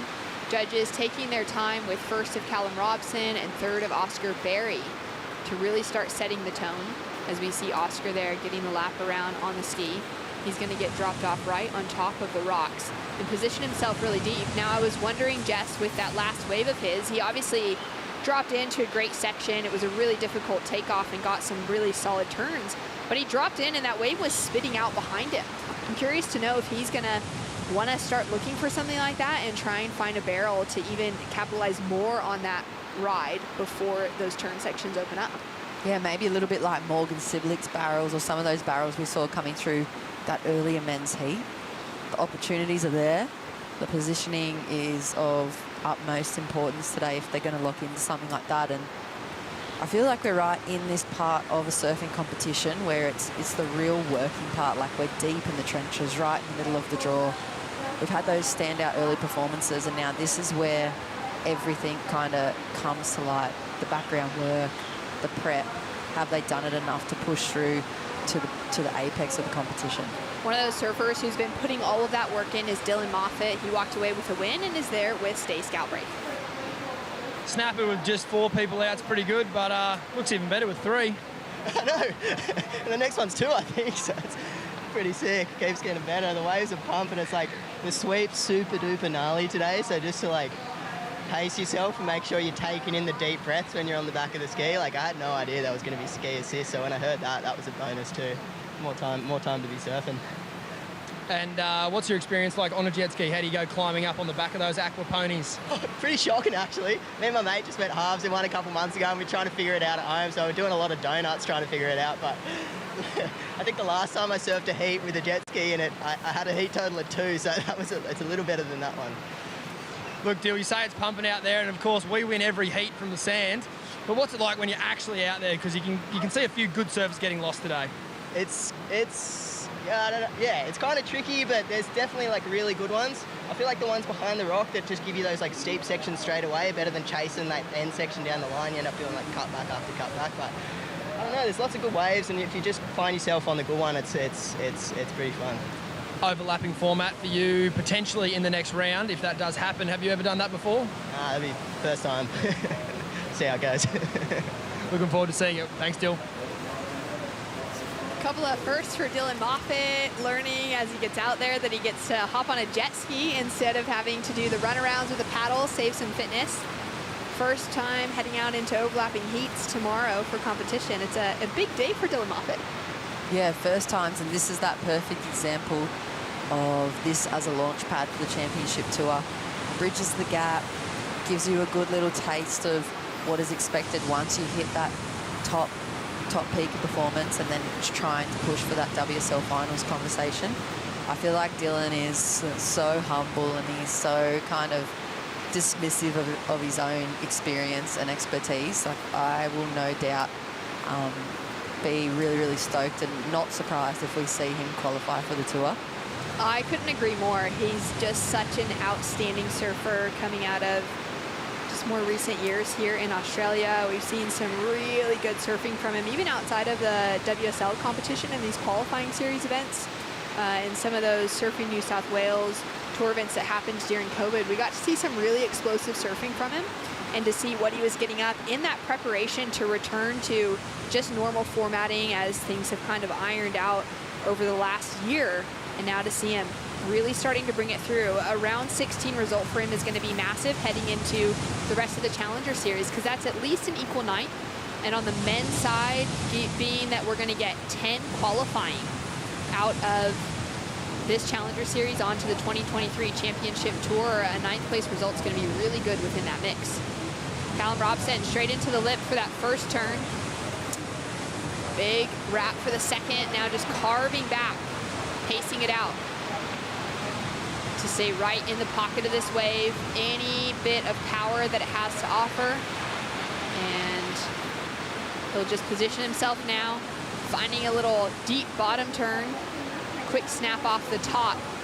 He opened up with a 5.67. Now, Jess, it took the judges a while to drop it through, but we've now got, with 15 minutes on the clock, a 5.67 for Callum Robson, a 4.27 for high score of the event wild card in Oscar Berry, and a 4.17 for the high mark of Alex Ribeiro, and everyone's now going to be looking for that backup score.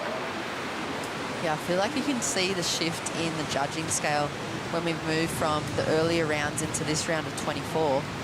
That 5.67, there was some pretty critical, powerful manoeuvres there for Callum that maybe earlier on in the rounds would have been a little bit higher, but now we're getting down to that crunch line and the crunch time for these guys, and they're really, really going to see those excellent scores being hard to find.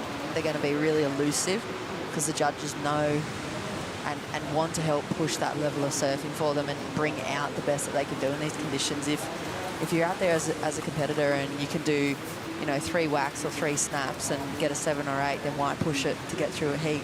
So they're really testing them and trying to lock in to get the best out of their surfing and out of these conditions, and say, okay, yeah, that was nice, but we know that there's more. You've got more, or the wave can offer you more, so you're going to have to work harder and surf more critical for those bigger scores. Yeah, that's a great breakdown of it, and thinking of what the judges are looking for, and now that the surfers have that ability to try and find the piece of the puzzle, to find something different, dynamic that they can offer up, so that the judges will reward them with a high score. As we see Oscar Berry now taking off on a little drainer, connects with the lip, deep bottom turn straight into that second snap, and now opens up a little bit wider. Really like the look of that first section. It was really critical. There was a lot of that sort of low tide drain within it. Now he's just setting himself up here straight into that little transition on the foam climb into another one, and he'll lose a little bit of control on the finish, the work done before that. He's looking to improve on a 1-point ride. A 2.57 will take him into the advancing position, as Oscar is going to find a little bit more on offer down the line. He'll look for the jet ski, and while we wait for that score to come through, we're going to check in with Kaipo Guerrero. Bailey ladders, just like surf competition, you got to take it one step at a time if you want to end up on top. You are definitely on top, Kaipo, and at the moment we've got Callum Robson on top, the leader on the ladder, with a 5.67 and a 4.67 for his backup score. So he's currently sitting in the lead. We are waiting for that last of Oscar Berry to drop through. Still to see if he'll take that maybe even leading position away from Callum Robson. Alex Ribeiro, former CT surfer, has had a couple of years between 2016 and 2021 on the championship tour. Super hungry to get back there, especially with the pack of Brazilians and that brotherhood, man. They travel together. They spend so much time on the road, oftentimes living in the same houses, cooking every meal together, Jess. And it's really created this great dynamic for them to push each other to be one of the most, if not the most powerful surfing nation in the world at the moment. Yeah, and they've got one of those Brazilians coming up in the next heat as well. I'm really excited to watch him surf, particularly his aerial game, how high and lofty he gets, that Michael Rodriguez. So good to watch. Caltex into that first turn, nice and drawn out with that back foot into the foam. Same section that continues feathering down for everybody today. Just closing out on him. Looked really smooth from the start of it, Jess. Yeah, last wave 2 locked in for Oscar Berry, so a 5.1. You can see that and measure it up to the last ride of Cow's. Nothing really on offer there for Cow. He was kind of chasing that section down the line. We heard Dylan already speak about in the post-heat, just wanting to get locked into that first critical section. You don't want to be left just chasing and chasing and chasing down the line. So you can see where the value is here at the moment in this heat number 5. Alex chasing with priority, opts to go on this wave, just down from the keyhole. Giving him a nice corner to work with for those first 2 turns. Keeping it really smooth, those little transitional moments, a little power onto that front foot just helps you cut through these soft sections. And now he gains speed, he goes to the air, he throws the tail, and it looked like almost his board broke there. We're gonna have to catch up with him in a moment because Callum Robson is riding through to the inside as well. And Alex, he threw a lot into that wave. It was a smaller one, but had some opportunity on it. Callum now with a great section opening up in front of him. Connecting up into the lip, does well to just let that tail release for a moment.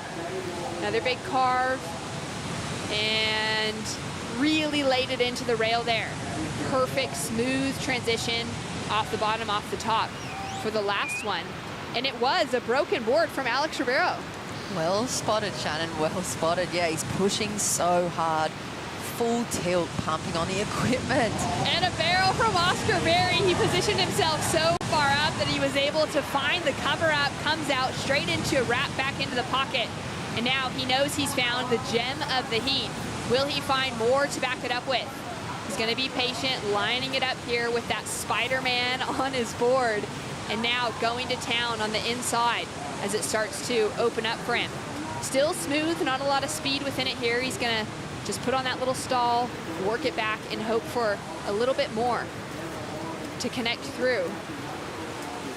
He's been kind of struggling with these end sections. There may not be too much scoring potential here. He's just gonna mostly position himself to get back to where that jet ski assist will pick him up from.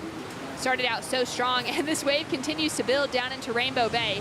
Nice, smooth style from Oscar, and wow, what a lap dropping into the barrel, getting so many turns connected together. We're gonna go to a Bonsoy brew break. We'll bring you back replays and scores and a new board for Alex Ribeiro.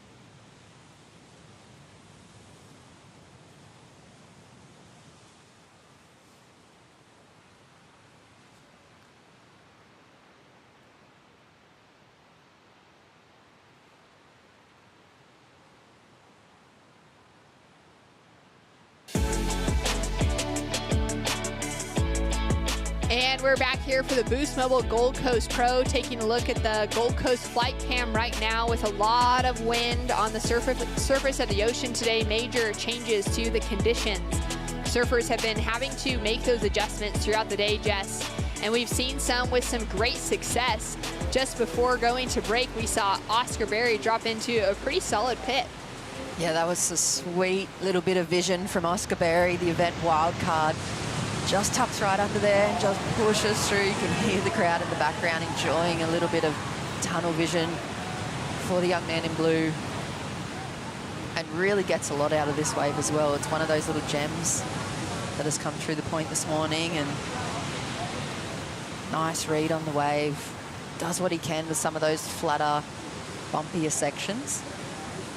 A beautiful wave for him. And we thought it was almost all over here until it kind of reforms.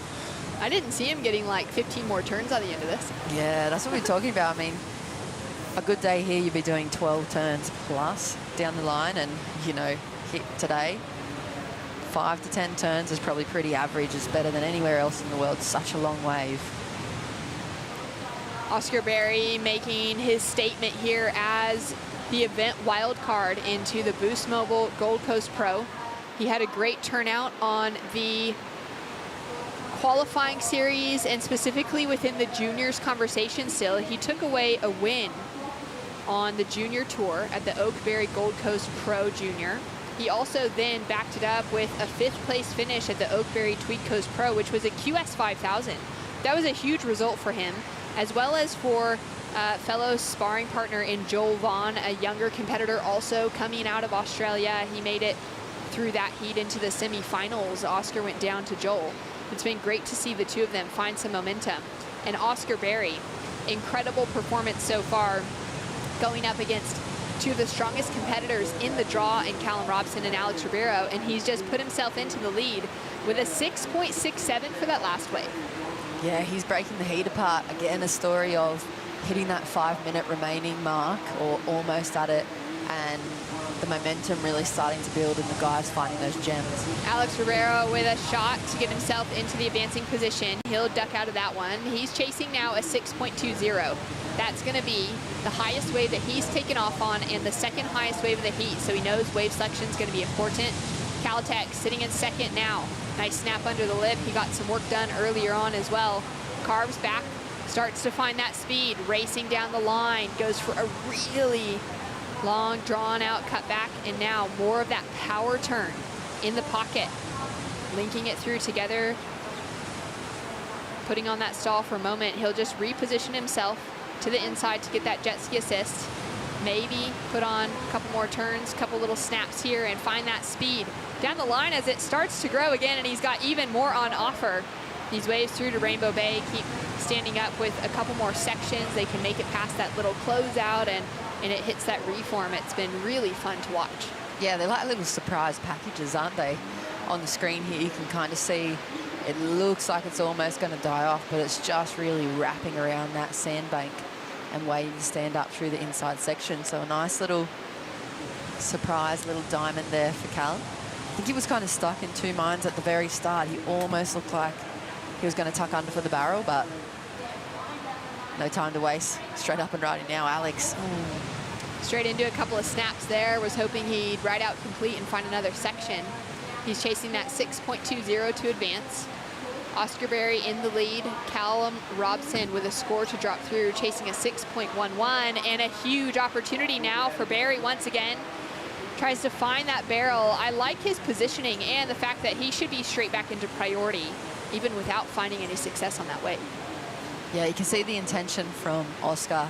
He's really hunting down that little barrel section at the start. The chunkier, we saw some absolute slabs coming through in the break for us. We were out there just soaking it in on the sand, and there are some slabs. I think Oscar's identified in it, and I'm sure himself and coach Timmy McDonald have the game plan. He's in the lead at the moment, so looking for something with a bit more magic in it so he can just kind of really expose his repertoire. 3 minutes on the clock as we take a look at the Harvey Norman recap with Callum Robson, finding that 5.67. Something that I'm noticing with him, it's the fact that he can just kind of redirect and almost use his bottom turn for a fade, but there's a beautiful bit of tunnel vision. The 6.67 Best wave score of the heat so far for Oscar Berry and the event wildcard. And here, kind of caught in between sections there, a little bit too far ahead and too quick for the barrel, so readjusts and, yeah, like I said, almost uses his bottom turn to fade and not get too far out in the face. He switches really well in between that open face work and that really tight, critical pocket work. Scores in now. Callum still stays in second position, dropping through a 5.63 for his last wave. Ribeiro sitting with a requirement now of a 7.13 to get second away from Callum Robson. Top two surfers advancing through out of this three-man heat in the round of 24. And we've got some intensity there on the shoreline. The team behind Alex Ribeiro, who grabbed that broken board. That was a bit of a shift too for Alex, knowing that he went in for that maneuver, his board snapped in half. He had to come in and get brand new equipment, Jess. How's that transition go within a mindset? Well, we'll get back to it in a moment, because Oscar Berry into a huge lip, finds a big snap to start off. That wave's getting really soft on him now, though. He's gonna make that nice big carve, and it's gonna start to now double up, giving him more to work with. He's looking to increase that heat total to secure himself a spot in the lead into the round of 16. It'll continue to open up for him, as so many other waves have over this last little while. Nice little S-turns there, just keeping that momentum moving forward. Finding a really fun line to connect through, with even more on offer to finish off on the inside. Now with priority, it was Callum Robson that got the pick of the lineup. Big carve right around Alex Ribeiro on his inside. Now setting up that stall. Maybe wanting to look for the air. He's gonna go for a big turn, throws that progression, really pushes that tail around. Checks his watch, just wants to have a thought now on what to do with the rest of the situation. There's only 30 seconds on the clock, so he won't be able to get another wave. And it's gonna come down to those last opportunities. Alex Ribeiro also with a score to drop through with 15 seconds to go. Yeah, that was it. That was an exciting kind of, I think they're going to be the last attempts for these guys, the last kind of big hooks that are being thrown. We're in that part of the match and the bout where there's been a fair few pretty good jabs, and then for me, those last three waves from those three guys, they're going to really, really be shifting up the situation. I think really big, just throwing everything into it for, especially for Alex. Let's have a look at the replay here for his first section. Nice looking wave choice as well, just digging so hard into that equipment, pushing everything all the way through every turn. Huge big critical section on the end, disappears for a second and rides out. You can see they love it. He's only needing a 7.13. I love that the cheers are so loud it starts to kind of crackle out the mic on our roving camera. Joao doing an amazing job down there to just capture so much of those moments. So many moments today down on the beach and throughout this entire week. Alex on his way in, just a few windscreen wipers to finish off on. And we're now waiting it out patiently for scores. Oscar Berry, he's still sitting in the lead. His last score was a 4.33, so he doesn't increase his lead in any way. Situation remains the same on second and third place at the moment. Scores to come through now for Callum Robson and Alex Ribeiro. Callum off to an amazing start for his rookie year on the championship tour. Already found himself in the finals at the Rip Curl Pro Bells Beach, and we'll be looking for more results like that in the back half of the season. Alex Ribeiro, he fell off tour at the end of 2021. He didn't get that qualification via the Challenger Series last year, so he's hungry to get that opportunity once again. He's been a powerhouse threat on that CT level in the past, and we'd love to see him get there again. This could be determining how the rest of his season sets up. If this is going to be a throwaway result for him, if this is going to be one of those results that stays in a keeper. Remember that it's those 5 events, the best 5 events out of the 8 events on the Challenger Series that will count per surfer. 3 events are throwaways. And scores in now. Callum Robson does not change his situation. His last, Jess, a 4.77. And now waiting for the scores to start coming through for last of Alex Ribeiro. He's chasing a 7.13. Yeah, so it's going to have to be the best wave of the heat. And I mean, it was a really good wave. He had especially that last maneuver, really critical. Nice wave choice, but it's going to be right there because it's got to be better than Cal's waves and Oscar's, and it's literally, it's going to be really, really close. Have a look at this, Shannon, as they all drop into the panel of judges.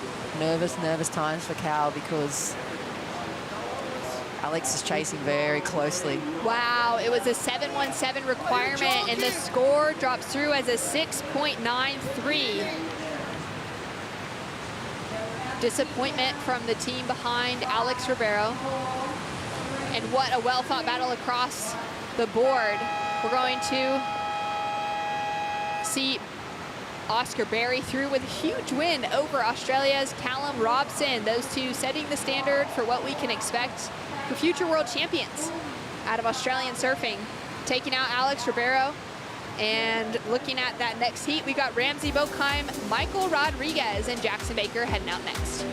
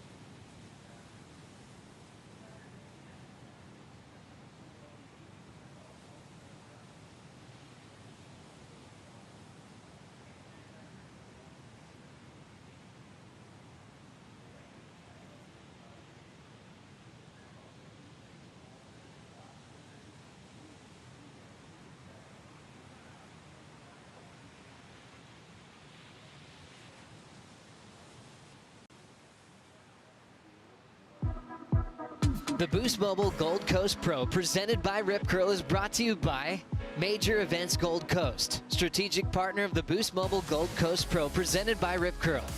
By Good Surfer, surf safety and etiquette initiative proudly developed by City of Gold Coast.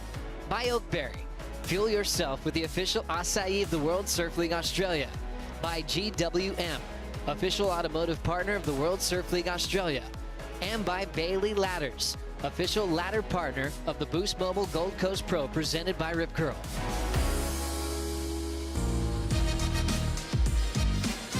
The Boost Mobile Gold Coast Pro is underway.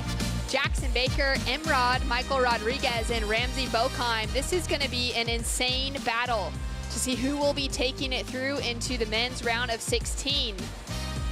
We've got some exciting news on the line already because Jackson Baker has opened up with a 9.17 on the scoreboard. Out to a very quick start, pretty much off the buzzer. And we're going to take a look at the action right now, Jess.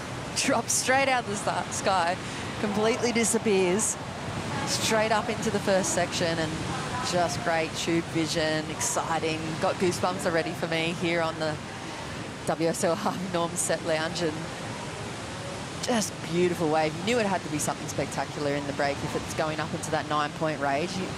He's done something that we haven't really seen from the last couple of heats, so it had a bit of everything. This, look, another beautiful little gem out there amongst tricky and challenging conditions, and incredible range of variety, creativity, and a beautiful barrel to match for Jacko Baker.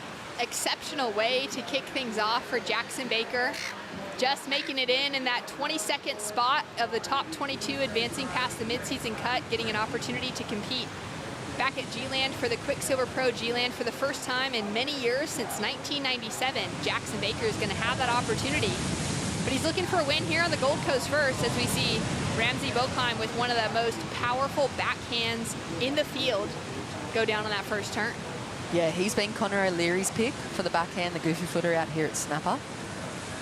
Just didn't really luck into that wave there. Was kind of looking nice from that kind of angle we're looking from here at the start. When he took off, I thought he might be into something special, but just didn't eventuate for him. 25 minutes on the clock. We're going to take another look at first of Ramsey Bokheim. Yeah, first turn, so critical. So much flow, a little bit of a drop knee on the back, and then that big whip. That was his first ride, so first score coming in for the Moroccan, and good looking wave under the belt for Ramsey. Yeah, really strong attack. Now priority sitting with Michael Rodriguez. Fiery competitor coming out of Brazil. He's got that championship tour experience already, and he's looking to book himself a position there once again. It's great to see him back in top form, and Jess just really excited to see the type of variety he brings into this heat given these conditions. Yeah, we were speaking about it earlier. Those aerial maneuvers, really lofty, really high and weightless feeling when he goes to them. If you haven't checked them out, he's got so many cool little clips going on socials, and it gets you really excited to surf. He has that froth and that Brazilian energy about him as well. Just really exciting. Yeah, that's one of those things that's so great as a viewer, either for those of us in the booth, for fans down on the beach, or for people tuning in around the world. When you just get to see a surfer connect with their equipment and connect with an ocean in a way that makes it look really easy and fun, it gives me more of a drive to get in the water at the end of the big workday, if it's still daylight, because we've been running pretty much till dark every day. As we see, Michael Rodriguez now the man of the hour. Big carve on that first maneuver, kicks out knowing that wave's going quite soft. In wave selection, Jess has been super important today. As we see a couple scores now that have come through, Ramsey Bokheim gets a 6.17 for his high score off of that first ride. Yeah, beautiful backhand attack. We can just think back in our memories of that sizzling kind of end section snap. It's a nice starting score for Ramsey, but Jacko, the man at the moment in the heat, that 9.17, you can guarantee he's going to hunt down another barrel just out there in the spot. 23 minutes on the clock, and we're going to welcome one of my favorite analysts in the business for a Boost Mobile Stay Connected call with Barton Lynch, the 1988 world champion. Barton, how you going? It's great to have you in the booth alongside me and Jess. Great to see you guys. Shannon and Jess, good to join you for this heat. It's a cracking heat. Oh man, did you get to have a look at that first wave of Jackson Baker? Yeah, I saw that on the replay. Incredible tube, deep, and then the wall just kept going all the way down the point. And today, a little more like a beach break today, isn't it? A little more all over the place as we see Michael Rodriguez trying something there, because he's obviously in the third priority after having ridden that last wave, so having a look around. Yeah, it's been pretty interesting to see those shifting conditions. I mean, you've competed out here a number of times. You won here back in 1988, the year that you won your world title. When it comes to conditions like this, is it better for those surfers to just kind of stay busy and see what they can luck into, or is it really down to that deep wave selection and waiting it out? Yeah, I think it's a combination, isn't it? Every heat, you know, as a coach, trying to give people the keys to how to win, but every heat's a different situation. Every condition is different, and so there's that need to have ideas and be firm about what you're doing in a way, but then you've got to be flexible and able to adapt to those moments. So there's that really fine line down the middle of a couple of different approaches that if you do that properly, you find that right place. And you know, wave selection, as you said before, it's always the most important element. But then you've got I saw earlier on, Betty Lou Sakura get a one turn into a closeout re-entry and score a 7 because of the volume of that re-entry. So there's different ways to win, isn't there? But wave selection's always the easiest way to go. Yeah, pretty incredible, Jess, to see that wave selection from Jacko Baker on the takeoff. And I mean, something that was going to allow him a big scoring potential and him maximizing on it. Yeah, I mean, Barton, what's been your standout tube so far? There's Jacko's tube already just in this heat, but I'm sure you've been tuning in. You're such a frother. You've been watching a fair bit of the competition. What's been the standout tube ride for you so far? Well, I haven't seen that many. I saw Jacko's, as you said, in this one, but if I go to the standout heat, it has to be that first heat of the day today. That women's heat with Tyler and Coco and Bahini and Tatiana was an incredible heat. What a way to start your day. Well, let's take a look at live action now. Michael Rodriguez connecting into the lip. He's currently sitting in that third place position, but it's early in the heat. He's looking to link it through to the inside section and find another critical pocket to connect with.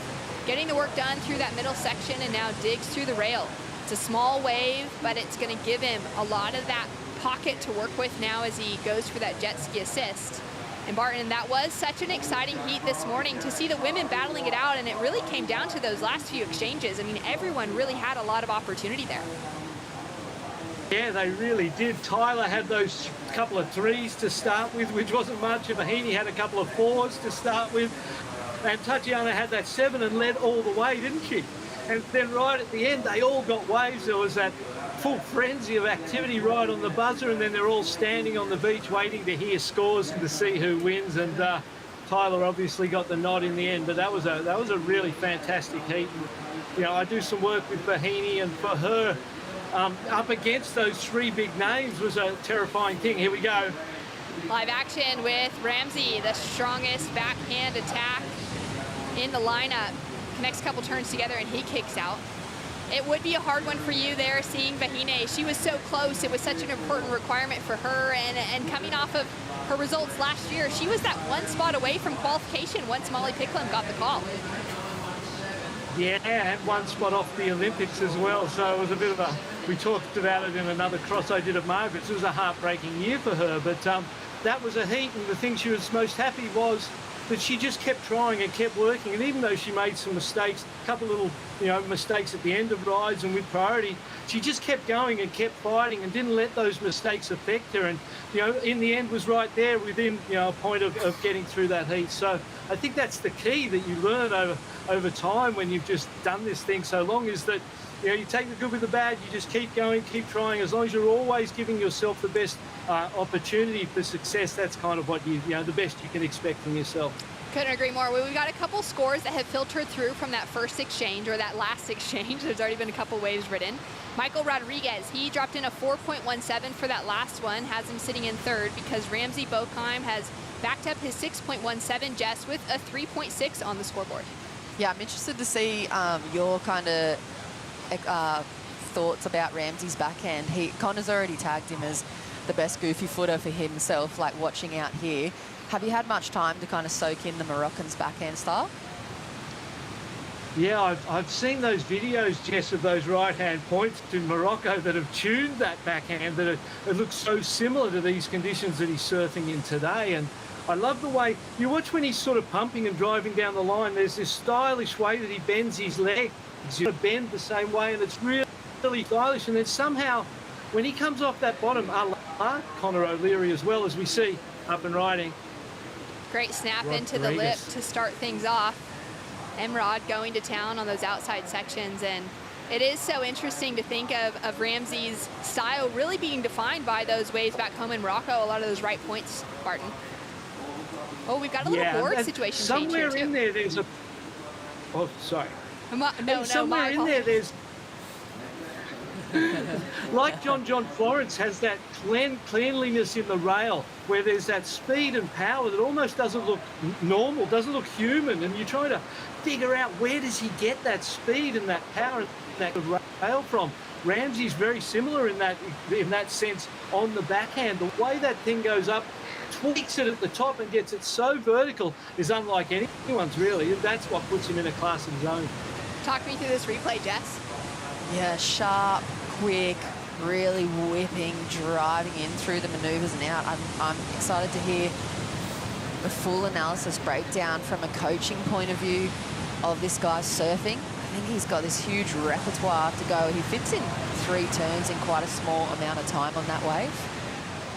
A good wave for him. And then we see this from Jackson Baker, linking into a really critical pocket to start off with, goes in for another connection. Outside wrap, and just a lot of water moving. You can see him really having to just pace it out, wait for this wave, see where those stand-up sections are going to be. He does really well to link together that style, and it's been really impressive to see Jackson, his performances coming through this year, and now to see him with more time to compete on this year's championship tour. Barton, it's been really cool to see, and now know that Jackson's made that midseason cut. He's going to be here for the rest of the season and can continue to fine-tune and to gain that experience for him on the CT, which is so important for that rookie class to really get a full 10 events under their belt. I think seeing him grow in the first 6 months of this year, obviously winning at home at Newcastle was incredible. What we saw him do at Sunset Beach in Hawaii, Shannon, we worked that event together. He really sort of put himself on the map at that event, made people take notice of the surfing that he's capable of. And yeah, this momentum that he's got in the first 6 months is really going to fire through the back end for sure. Yeah, it's been so exciting. He's just dropped in a 4-point ride, Jess, to back up that 917, and this heat is underway with Ramsey sitting in priority. Yeah, and I think I see in Jacko that's something else, that purposeful kind of approach to competing. But, and I know that's been one of those things maybe back in your earlier days of coaching that were really important to speaking to the Groms about. Do you also see that coming through in Jacko surfing? It seems like he's got something bigger than just making this heat in play. Yeah, I do, and I imagine, and I feel like some of that goes passing with his mother.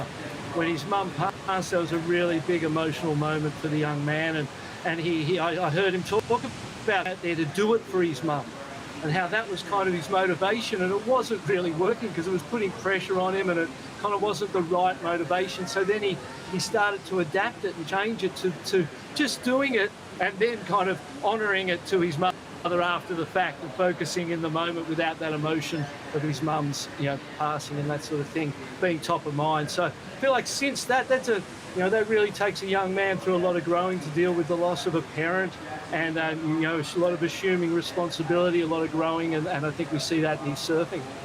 Yeah, it's been amazing to witness that progression within him and just that growth as a person. Barton, thank you so much for joining us on the Boost Mobile Stay Connected call. I'm sure we're going to get you in the booth back again because you know this wave so well. You've won out here, and it's always great to have a chat.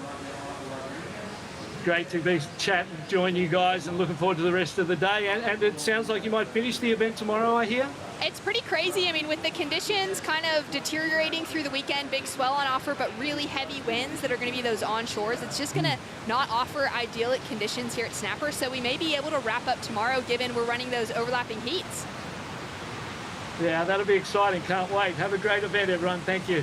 Thanks for the chat. We'll talk soon, Barton. And out in the lineup at the moment with 13.5 minutes on the clock, we've got Jackson Baker in the lead. He opened up on that exceptional 9.17. Now Emrod Michael Rodriguez is driving off the bottom up into the lip. Nice snap. Keeping that speed and momentum moving forward rather than doing those full wrapping cutbacks until now. He sees that moment to just slow things down. Reconnects with the pocket and he'll kick out. We've now got a score to come through. He's only chasing a 4.18. Ramsey Bochheim currently sitting in the lead. We're going to go to a quick break. We'll be right back with full situation updates after this.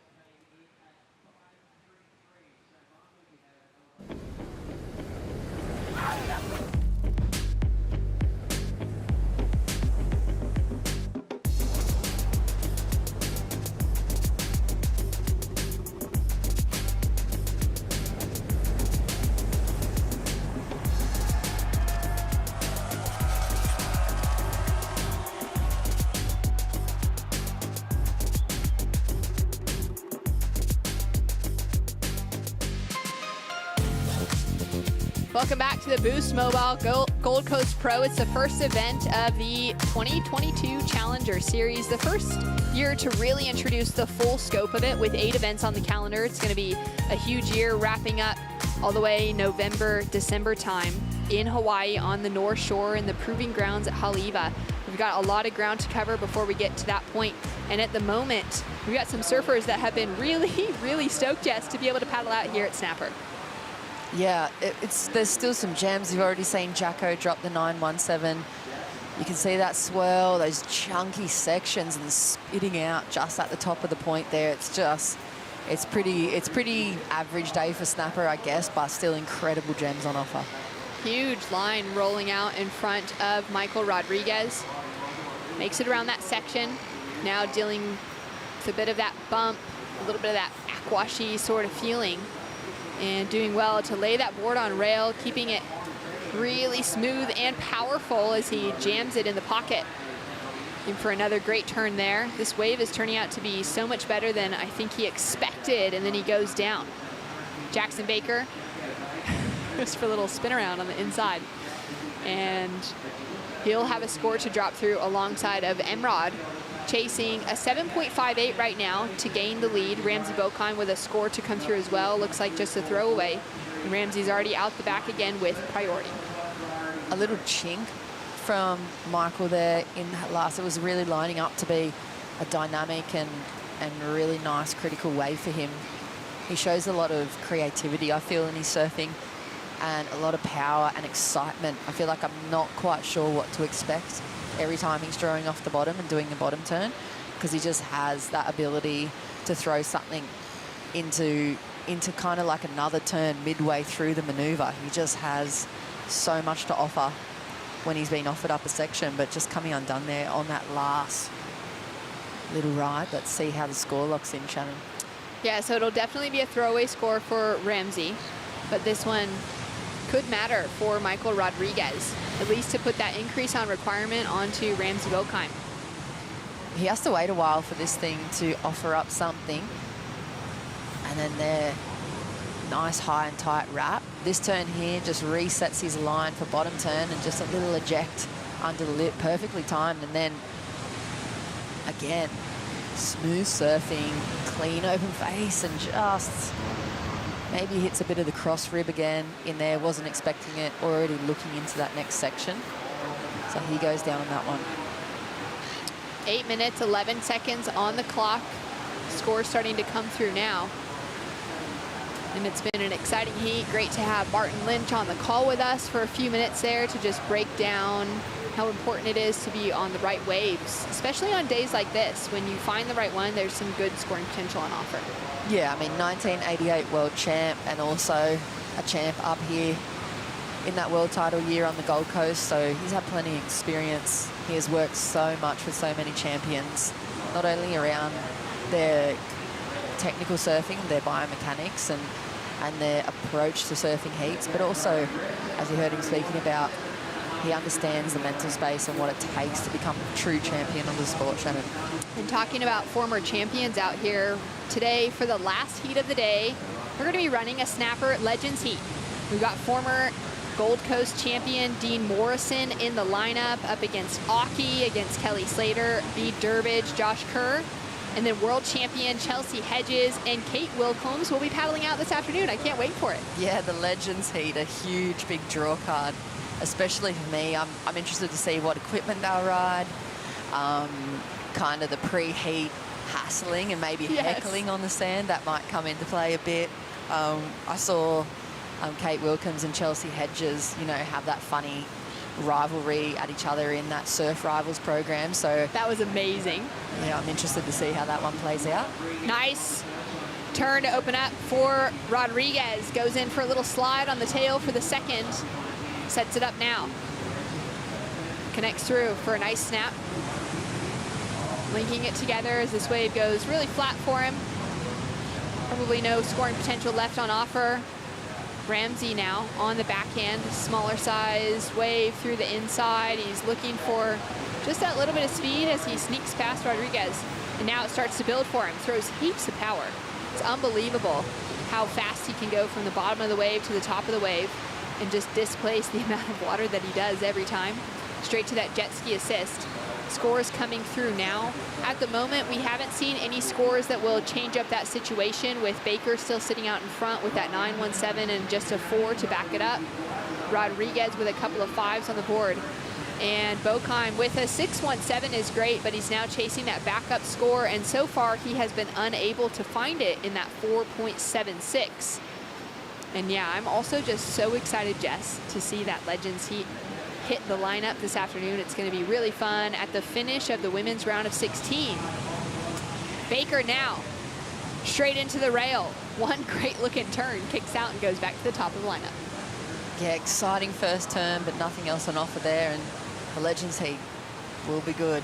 I mean, Slater, it's always fireworks and excitement when he takes the lineup. You can guarantee the Gold Coast contest site here is going to be set up. A little bit competitive this afternoon, I'm sure. As we take a look at the Harvey Norman recap, straight into the barrel, Jackson Baker finding a great looking wave. Yeah, he snuck under really well at the start there and just disappears for a little bit. Beautiful combination on this wave. It's one of those gems that's hit the bank so beautifully and just offered up so much for the taking here for the Novocastrian.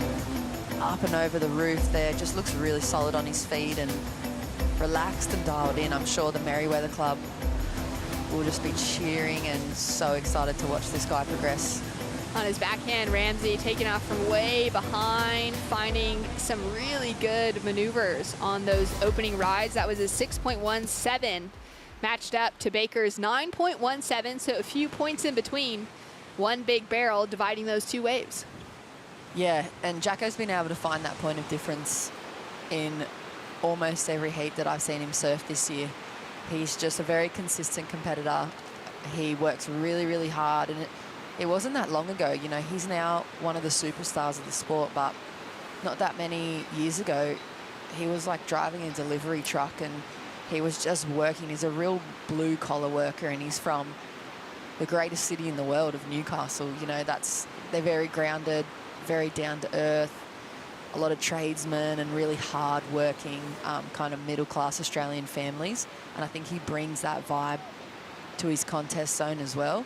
He's just ready to put in the hard yards, and the more the other guys are going to push him, the more we're going to get out of Jacko. Yeah, it's been really exciting to see him just take hold of that desire to pursue competitive surfing. Not more than 18 months ago, he was driving that delivery truck around, making some bucks, paying rents, hanging out with his partner and taking care of his family. And now he is one of the standout rookies on the championship tour. It's just so exciting to see things and to see him having walked away with that win at home at Newcastle for that QS 5000. That was a massive victory, as we see 3 surfers sitting in an extremely tight pack right now. Yeah, they're shoulder to shoulder right there. I'm wondering if there's words or little heckles being thrown into mix, or if that's just the presence and the staunch, and they're just, you know, making sure they keep each other in check, making sure they're aware of each other's position. At the moment, Jacko has priority, so he's going to get pick of the litter when the next set rolls on through, and in a pretty commanding position as well with that 917 and a 4-point ride, and he's out in the lead. He gets to determine the fate at the end of this heat pretty much, if Ramsey will get another opportunity. Which wave Jacko's going to pick is really, really going to play into Ramsey's result here, and obviously Michael's. A lot of pressure on the line for Michael and Ramsey as Jackson Baker uses priority on this one. Lines up in front of him. He's just caught behind the section. Waiting it out now. See if he gets any turns, just throwing on the stall. He'll kick out, knowing that he's not going to be increasing on that heat total at the moment. He's sitting in a really good position. It's going to be a 7.58 requirement for Enright to take the lead away. Ramsey, though, just chasing that 4.67. He could do that with a single turn if he finds himself on the right section, Jess. Yeah, and here we go, the pressure cooker. It's on for the Moroccan. He's got 1.5 minutes to make a decision and hopefully pick himself something that's going to really challenge for that second or first position. That last wave, I think Jacko might have seen something else down the line, but it just didn't really come to fruition for him. These two sitting right in line with that keyhole. You could see Ramsey there checking back to the shoreline, checking positioning, working out how far up they want to push. There has been some barrels kind of spitting behind the rock, but it's been difficult for these surfers to get into those positions given the current today. There's just a lot to factor in, knowing that they really want to go for those high-risk maneuvers, those waves that can really get well rewarded taking off deep. But there's also so much scoring potential a little bit farther down towards that keyhole area. Down to 30 seconds on the clock, not 30 minutes. We are down to the final 30 seconds. There's a little set rolling through, which means we could have a little bit of potential here. Very exciting. Currently with priority, it's our surfer in red, Ramsey. He's gonna be out of position for that one. He'll paddle over. Just underneath, it's Jackson Baker. He's gonna swing to have a look at this one. Taking off deep in the foam. A little bit of belly boarding to start things off, and now he's up and riding on his feet. He's looking for it to line up for him. Ramsey with priority out the back. That priority's just left his name, so I'm wondering if he's now up and riding as Jackson Baker continues to slam it down the line. Just a little foam climb, and he'll be finishing off. And there we go. It's Ramsey with an opportunity. Great hand attack. He's really feeling stoked with that wave, just requiring a 4.67 to take second away from Michael Rodriguez. Yeah, good pickup for Jacko under priority there. That's a nice another little wave, and huge big moment for Ramsey. Let's wait to see the scores. You can tell from his body language he's asking, is he going to get the tick or the flick here to go into the next round? Big physical kind of presence. He's liking the feel of it. It looked like a bigger wave as well. Second one of the set coming through. He was in a nice position. He held off Michael Rodriguez and decided to pull the trigger. So this is going to be the score now to determine the Moroccan's fate going into the next round. What a crazy finish. It seems to just be happening heat after heat where it's a bit slow. It's challenging for them to find their position, and then it's almost like once that really important moment ticks through down to that 5-minute mark, everybody just gets so hungry that they start really surfing hard. They start finding those waves with that opportunity. And it's been really close for those requirements. At the moment, Michael Rodriguez sitting in second, Ramsey with this opportunity. Yeah, he only needs a 4.76 that first turn alone. So sharp, nice and critical. Quick work on the back end. There's that drop knee style that Bart was talking about, and then this wave beautifully hits the inside. He just gets to work. I see it happening for him. He sees it happening for him. Woo! Scores in. It's a 6.00. It takes Ramsey Bokheim into the advancing position. Woo! Stoked and stressful. Now the local kids running Jackson Baker up the beach. What an impressive finish for Ramsey Bokheim. He's through. Michael Rodriguez out of the draw before the round of 16. Huge day of surfing ahead of us. Still so much more to come. The boys will be back in the booth to bring you through the action.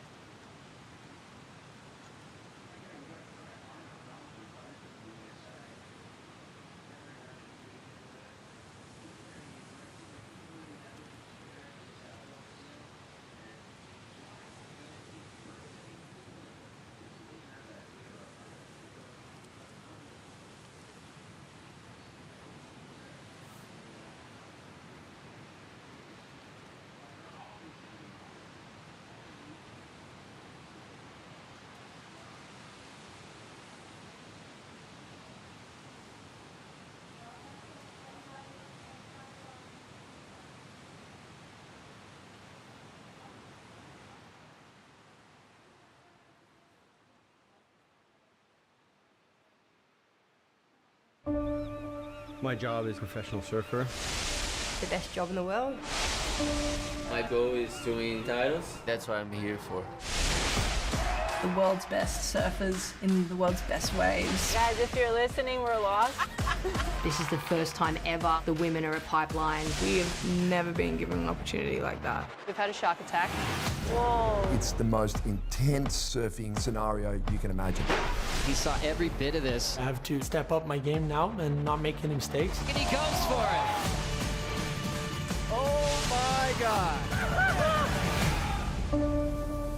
This is a war. You have to find a way to win it and do it at all costs.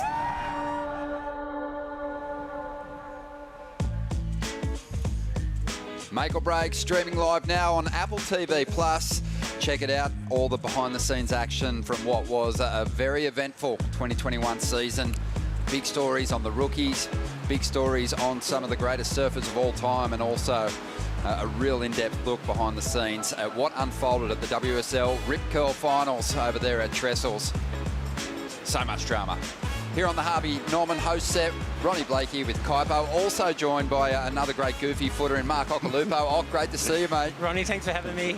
So good to be the best regular footer in the room, finally, unless you go switch. But, mate, it's been an eventful few days, and the first Challenger Series, I feel like the performance levels have kind of met expectation with that CT field in there as well, mingled in there, really challenging some of these rising stars. What are your thoughts? Definitely rising for sure. Yeah, I haven't missed a heat. You know, everyone's surfing snapper today right, you know, and the conditions are tricky, you know, with that sweep and the uneven swell. But, you know, they're ripping for sure. Yeah, it's been fun. We've got another big heat out there at the moment, Kipes. And one of the guys that's out there that I've been impressed by this event is Nolan Raposa. Just seems to have taken his surfing to a whole new level. Straight out of LBC, Long Beach, California, Nolan Raposa. He's always kind of like been under the radar, I think just a little bit, but the goofy footer, he's really come into it. He actually, Ron, he was right in the conversation when we got to Haleiwa for the last Challenger in 2021. So I think he's been so close to the goal line that that's going to make him just starving to get on tour. Yeah, I think that was the big focus for him this year. He got his best result over there at the US Open on the Challengers last year. Wants to start getting the big results on the in the foreign waters when he's traveling on the road. We saw Lucas Silveira out there then. He's quite an accomplished campaigner on the QS. He's had some wins. He's had good performances on the North Shore of Oahu, which tells you that he's got big surfing. But this guy has just been on fire on his run through the contest so far. Leonardo's looking good off. You're looking so good, Ronnie. Fellow Italian. Yeah. You know, he's psyched. I can tell by the look on his face, and I've kind of been seeing him around here and there. He's coached by Doc Marsh, a really good friend of mine. And, you know, he's ripping for sure. He's got that repertoire that just fits really well to snapper, you know, and he's always busy. Look at that beautiful snap, tight in the lip. Cuts it a little short there, thinking it might barrel. But on a day like today, you'd be more looking at turns, wouldn't you? And it's a beautiful bottom turn. And kind of just solid. Cuts it short again, but, you know, staying really tight.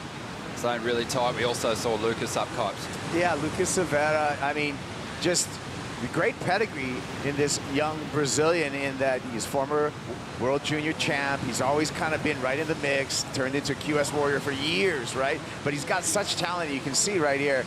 I mean, the wave let him down just a little bit, some dead section right there that he had to just weave through. But just put on a solid, you know, ticked and tacked.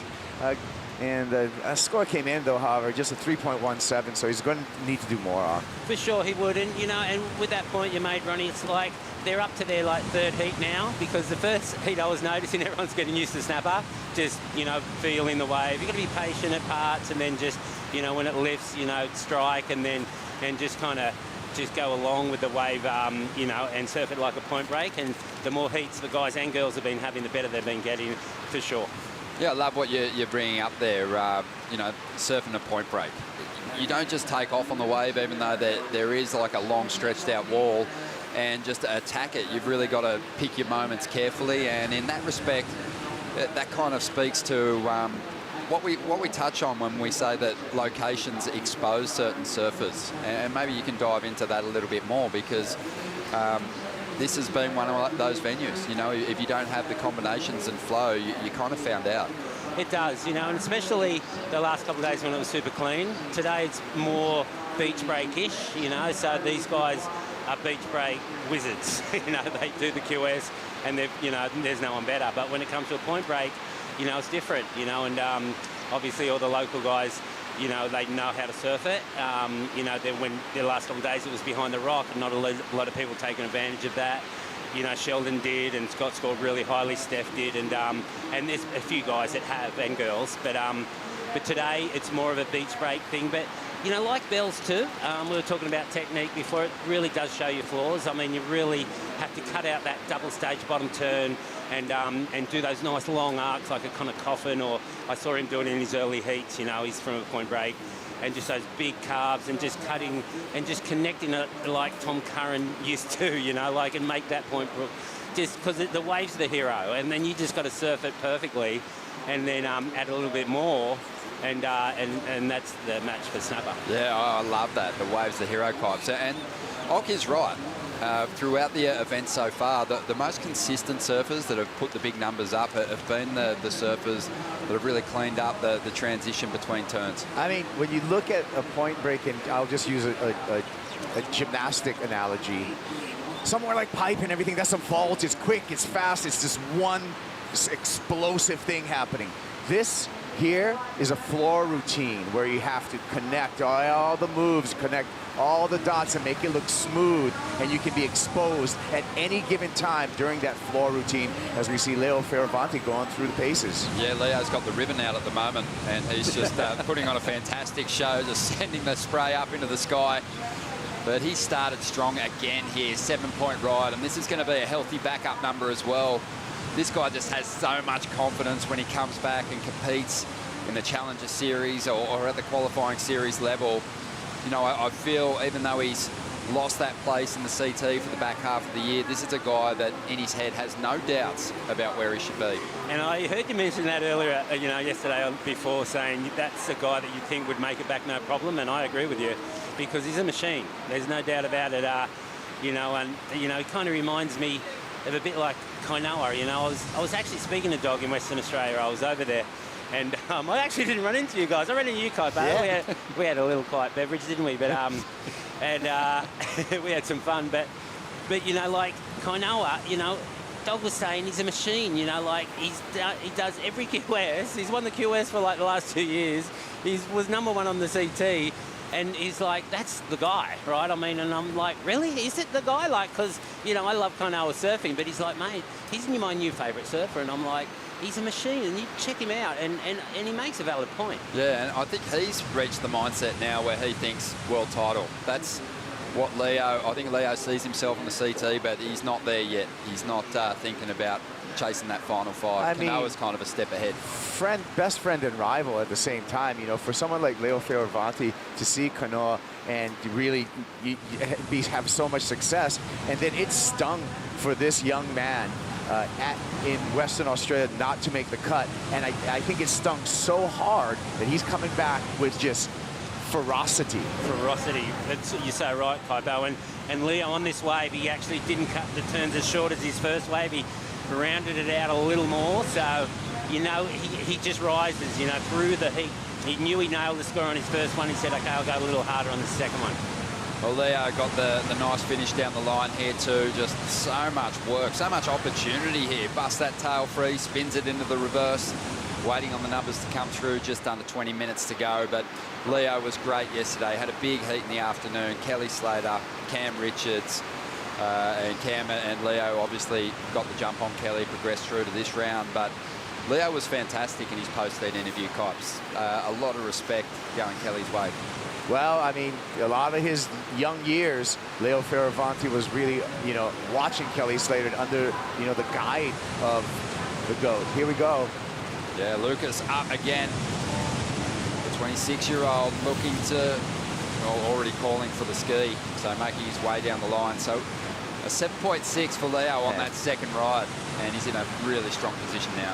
He sure is. And this is the time where you're pretty much getting a result, right? You're getting it through this round. Yeah. And the result is, is thereabouts, and, you know, a couple more heats and you're pretty much back on tour. I think, you know, you get through this round, you're guaranteed to equal ninth, right? I think it's something like 3,500 points. That's going to be a keeper in the grand scheme of things when you keep your top 5 results, right, Ron? So, I feel if you can get through this round at every in 4 events, you're probably going to be on. Sweet, yeah. Well, obviously last year it was a condensed schedule, 4 events. Yeah. And, you know, if you got yourself to that pointy end, if you got yourself into a final, really great chance. And I'm saying that because we take your top 5 results, but I'm giving you one kind of throwaway, one bad kind of experience. I'm thinking, I don't know, we crunch the numbers at the end of the year, but my gut early on this season, when I look at the numbers, I think that's going to be put you right around there. Yeah, that consistency will pay off for sure this year. 18 minutes to go, and numbers are through for Lucas Silveira. He's got a 4 as his best ride. He's in 2nd spot, but if he wants to get the lead, he's going to have to chase down 2 more rides. Nolan Raposa's had a slow start to this heat. The surfer from Long Beach has just been on a magic run on his way through to this point in the competition so far. Explosive surfing on the back end. Here he is now, lining one up. Slices off the top. It's a lumpy wave to deal with at the moment, but it might just clean up a little bit as it rolls through the inside. He's going to give it a chance. Sticks with it. Just trying to maintain some speed here to set up this bowl. Hooks off the top. This wave's starting to really reel down the line. That last hit was nice, but just not a lot of major turning opportunities on the outside. No, there wasn't. It didn't line up through Rainbow, did it? But I've just got a weird one right here. Could I hear his board bouncing up and down? Is that how good the sound is here? It's pretty much. Yeah, we got it covered, mate. You have so got it covered, because I was at home yesterday and I swear I could hear the spray, and I was like, am I hearing things, or the sound is that good? I mean, like in every other sport, they've got that going now, and surfing's no different. Yeah, we got these effect mics out here. We're bringing all the technology over here. Yeah, ambient sound. But with that being said, Ak, I mean, you kind of don't want to hear that sound of a board slapping on water that way. Well, you don't really want to. I mean, if you're desperate, that's what you got to do. It's called the Huntington Hop, right? I mean, we don't really want to see it at Snapper, but if you see a section down at Rainbow and that's the only way you can get there, you're going to do it. There's no doubt about it. Someone just fell there. I'm not too sure who that was, but you know, I actually had to work just before. Would you believe? Ronnie's like shaking his head, like, you worked? Yeah, no, I believe. I had an Airbnb experience, so I was down there just at the skis at the Pink Boys, so I could, I could see how the waves were, and Nepal was out there having Nepal was having a tree surf. And he's a real happy-go-lucky kid, isn't he? Yeah, Raposa's on fire here. He linked this one through. Just found that one sort of meaty section that he could dig into, Kaipo. Got some projection, though, doesn't he? You can tell he's really upped the speed factor. Yeah, it's good surfing, but it's just until the end part where he kind of got into rhythm, it seemed like the beginning part he was struggling with the wave a little bit. And Aki can speak to this on how important it is on the back end to have that rhythm and get it from the very beginning and continue all the way through. Yeah, it's so important. You know, I was saying it the other day when I was on, was just it's like, you know, Rainbow is kind of like bells. You know, it doesn't move super fast, and it's a little slopey, but if you can just get that, you know, at one point get that angle of your board straight down, and, you know, Snapper is like bells, is like you got to get up and get on the wall and get the speed, and then you want to get right down to the bottom and just aim up, you know, right under the lip, and then you've got that rhythm, up and down rhythm, and then you just got to feel it, and if you need to get up on the wall, you get up again. And but once you're in rhythm, up and down, you can go consecutively. Sure. Yeah, we've seen that in the past here. Owen Wright, Matty Wilkinson on the back end. Mick Lowe back in the day. Yeah, Mick Lowe. Took an early victory for the Goofies. He did. Go the Goofies, hey. Yeah. Oh, I don't know. You're outnumbered here, Ron. Yeah. In this particular show. Oh, you guys always have me covered. Come on. 14 and a half minutes to go here, and Nolan Raposa still struggling to get that decent number on the board.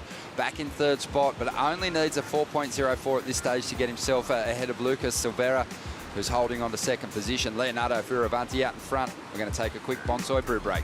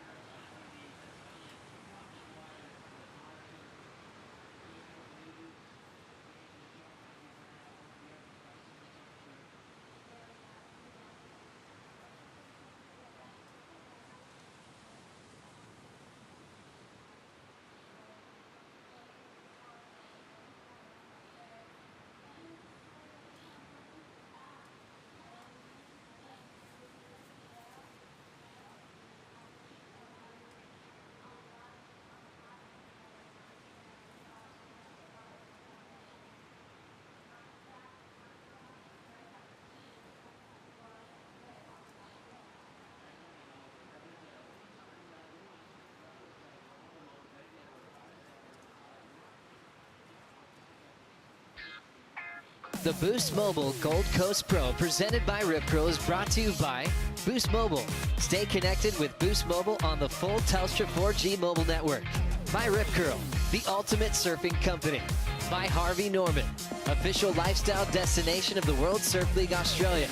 By Oakley, official eyewear of the World Surf League Australia.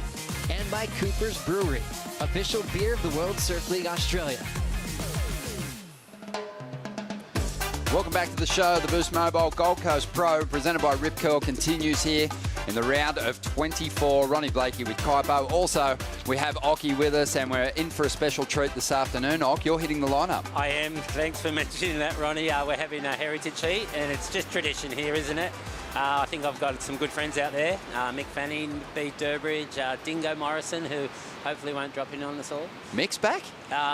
Mick's in the States, I know, but I heard he's coming back. Is he back today? I'm not sure. You, and I know, no. I know you guys. But that'll get the numbers tight. up. That's smart. Really smart. Me. No, you've always been good at marketing. Kelly Slater's going to be in the lineup. Chelsea Hedges is going to be out there. I'm excited to see that. She's a former winner, obviously a world champion. And Kate Wilkins as well, formerly Kate Scarrett. Perfect. People might remember her as well.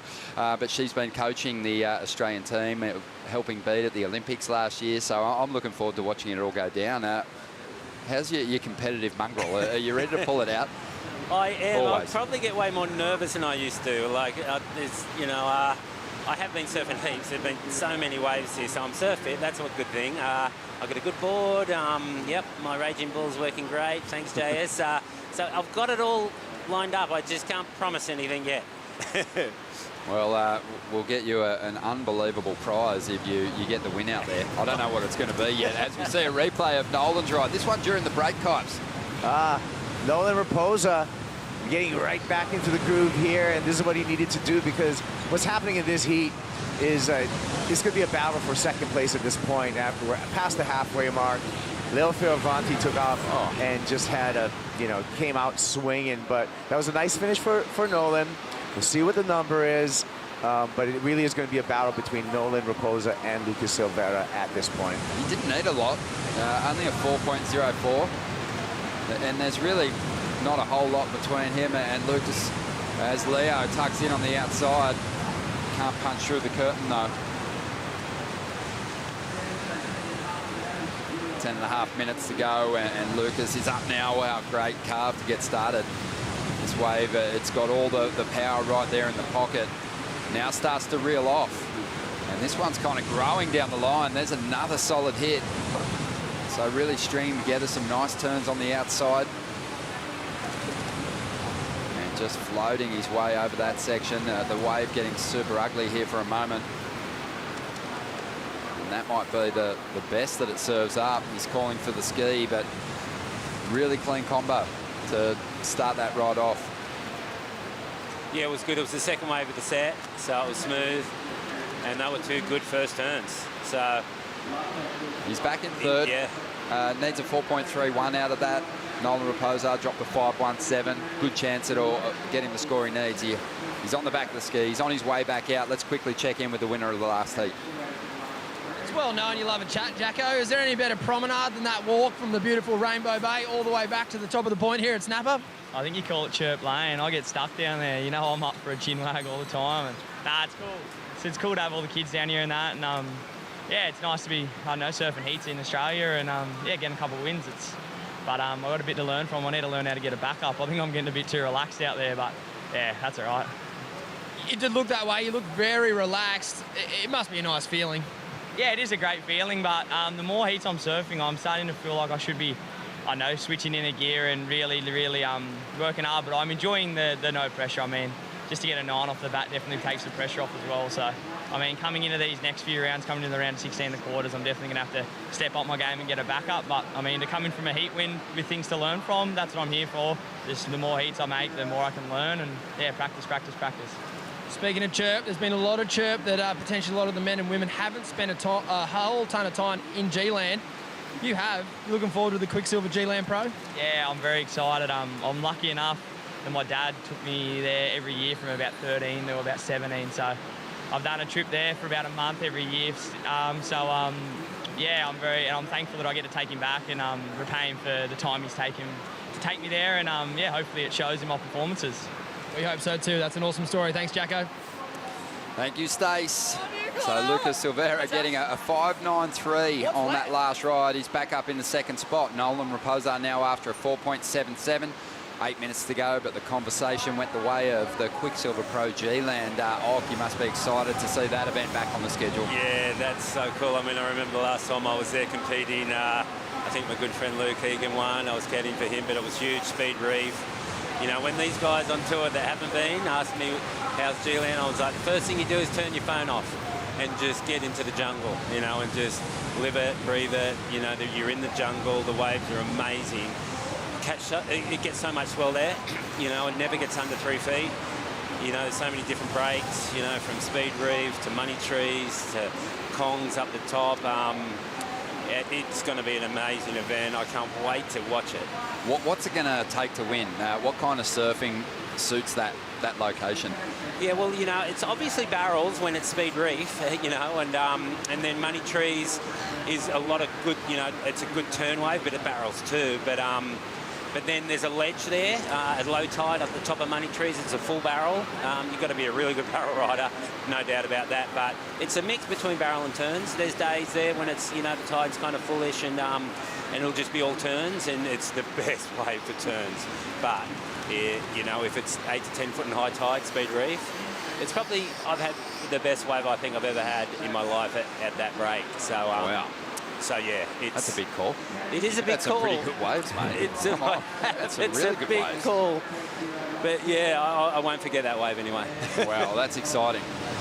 Mark Ocalupo is saying that he rode one of the waves of his life at G-Land. You know, the Quicksilver Pro G-Land's going to be an unbelievable show, as we see Leonardo, who's just been so strong throughout the event and just locking in the scores and dominating from the opening stanza of each of his heats. He's done it again here. Yeah, he's got the eye of the tiger. He's motivated. He's in extreme shape right now. He's just fit as could be. And this is just, I mean, he doesn't really need that. I don't think that wave is going to help his overall situation, but he's already got this heat, in my opinion, locked down. Yeah, stitched up. Let's dive into the Harvey Norman recap and get a look at those 7-point rides from early on. A couple of big hits on the outside. Yeah, he's so good off the bottom. I know he keeps those turns a bit tight, but it's his first wave. He doesn't want to fall. Second wave, he kind of opens up a bit more, but, you know, they're good scores. And, you know, what he's done, like I think I said before, the wave's a hero, he's picked the 2 best waves of the heat.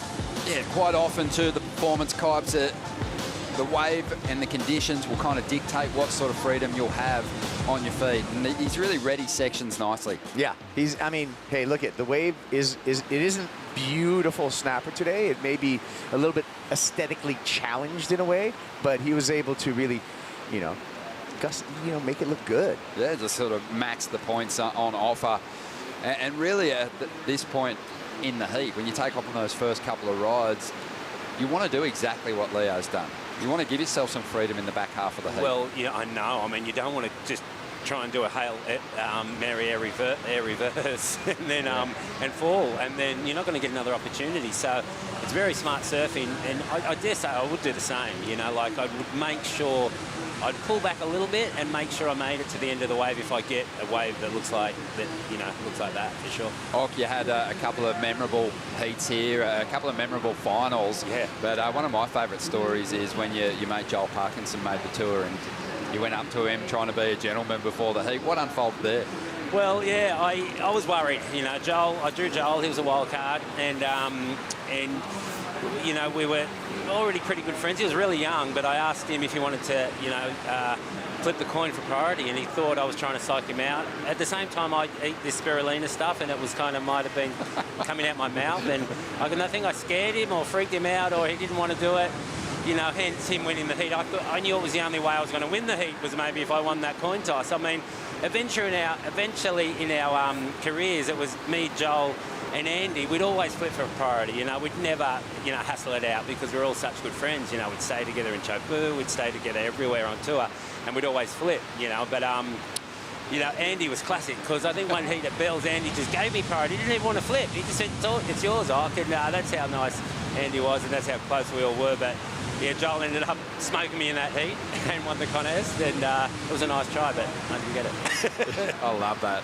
You had some magic runs here. The year Dean Morrison won the contest too, you had a magic roll through the contest. It was a magic one. They did not know they were going to run the contest that day, and it caught me by surprise. I don't want to tell the rest of the story, but I made it all the way to the final. I made it all the way to the final and just lost my energy, and Dean Morrison smoked me. Yeah, and then I've never got the win here, so it was, you know, shucks for that. But anyway, I love competing here. Mate, you get the opportunity to get one back on Dino De Savo. I know you're well rested. This is going to be intense, folks. This is a replay of the final from 2003. It's going to be wild. And the Raging Bull is ready to be let out. It is. It really is. I'm excited. Just put a red flag on Dingo's back. Just go after him. But just over 2 minutes to go in this heat. Leonardo's just been in complete control out here. I mean, he's probably thinking about what he's going to have for lunch and barely even engaged in the heat at this point. He's been so strong. The young Californian's got to play his cards right now. Nolan Raposa needs that 4.77. He's got first priority. He's at the 2-minute mark. This is when heats are won or lost, Ron. Yeah, Kibes, great point. I mean, Leo's put the performance on, but as you know, in a heat with 3 guys, quickly it can become a battle for second position, and Nolan's in a fantastic position to make a strike at this number 2 spot, because he only needs a 4.77 and he's got priority. He's got priority, so like Leo should just keep out of this and let these guys battle. Like, here we go, someone's going. It's a small wave. It's Lucas, and he wants a better score right here. He does. He wants to get rid of the 4, push the requirement a little bit higher here. His surfings look very on, but this is a very small wave. He's got to keep his fingers crossed for another section down the line here. Will this wave go again through Little Marley? It looks a little slight on energy for my liking. Yeah, it's not doing much at all, but he had to kind of do it, I guess. And look, he's going to gain some speed. Can he get to somewhere where he's... Wow. Oh, he can. He's got to a nice section. Nice way back. Yeah, really did well to manufacture some speed while the wave was flat. Standing up again now, hits the pocket, and he has really made something of this ride. Trying to better a 4, still slicing away, brings the tail right round through that carve, finds a bit of release, and that is a leg burner, but that was clutch. Yeah. He picked some sour lemons and just like squeezed them up, added some water, a bunch of sugar, and made some delicious lemonade. Here we go. Here comes the reply. Look out. He's going to probably need a better score than the 4.77 he was chasing. A couple of good hits on the outside. The goofy footers moving to the edge of their seat here in the booth. Nolan Raposa, the surfer from Long Beach, California, sticking with it. He's hoping now for the connection too. I think he might need it, Ronnie. I mean, there were some good turns out the back. He puts his hands up. He's asking, please, what do you like? Do you like the top or the bottom? You know, like, it's lemons or oranges. Yeah, I don't think he knew what Lucas did on his wave, and I think he thinks he was surfing for a 4.77, Ronnie, but he's likely surfing for a larger number. Yeah, we're going to be waiting for the scores to drop here. I mean, Leo's got the win. We know that. Just too strong in the opening stages, and I still don't think either of those last 2 rides are going to go to 7 points. But definitely, it's not about that for these 2 competitors. Lucas only needed to drop a 4. Yeah, well, you know what? You know what you've got to do here is you've got to look way down the line. Like, he saw this, not coming into this wave at the moment at all, but it was way down the line. He saw a big knob at the end, and that's it now. He's found it, he's hit it, laid back, and now it grows more, and he gets another snap. And it's a good shape wave too, so well read. Yeah, just ripped these last couple of calves too. You know, at one point the energy was zapped on that ride, but he actually connected to that next section down the line. That's where he found the energy. But Nolan, he did combo up those first 2 moves nicely. Fast off the top. I mean, he got the dance, he got all the moves, he did what he needed to do, but it's a game of math right now, Aki, because I think my gut is that Lucas Silveira improved upon that 4-point ride, and it's just how much more Nolan Raposa is going to need out of that ride.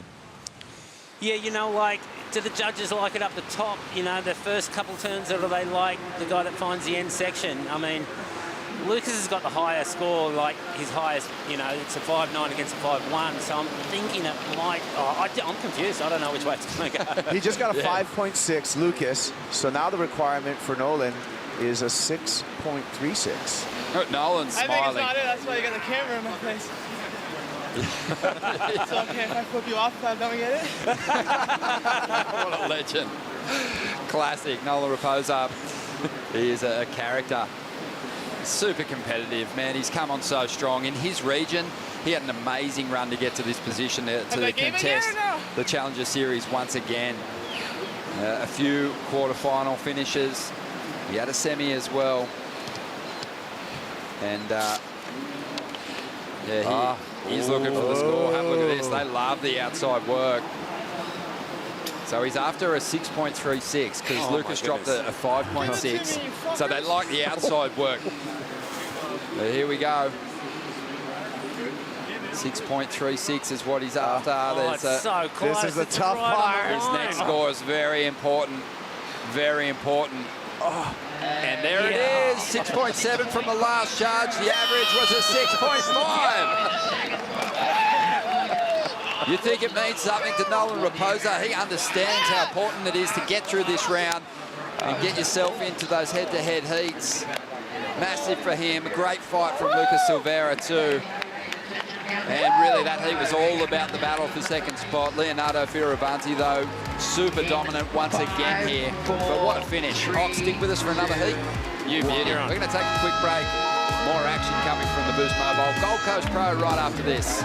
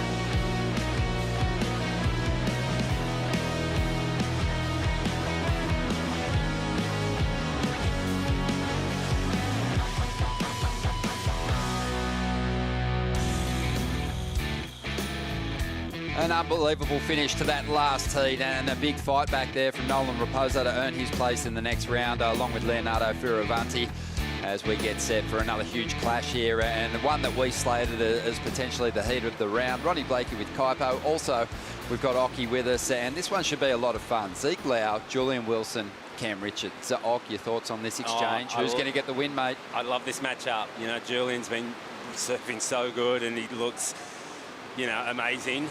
Zeke Lau, really, really strong. And then Cam Richards is goofy that brings a lot of variety to this lineup. You know, it'll be hard to get past these natural footers though. I think he's got his work cut out. Yeah, Zeke gave us one of the performances of the contest yesterday, Kibes, dropping a 9-point ride, going well into the nines. And yeah, he just looks so fired up. Yeah. It wouldn't be the first time we saw some big numbers from Ezekiel Lau. Every time, you know, I remember, I think it was 2017 against Gabe Medina maybe out here. He had a 10-point ride behind the rock. And he did. Still lost the heat, unfortunately for him. but we know he can put down some big numbers, and it just matches him, huh? It really does. He loves it behind the rock, and I remember his first event. I think, was that his first event, 2017? Yeah.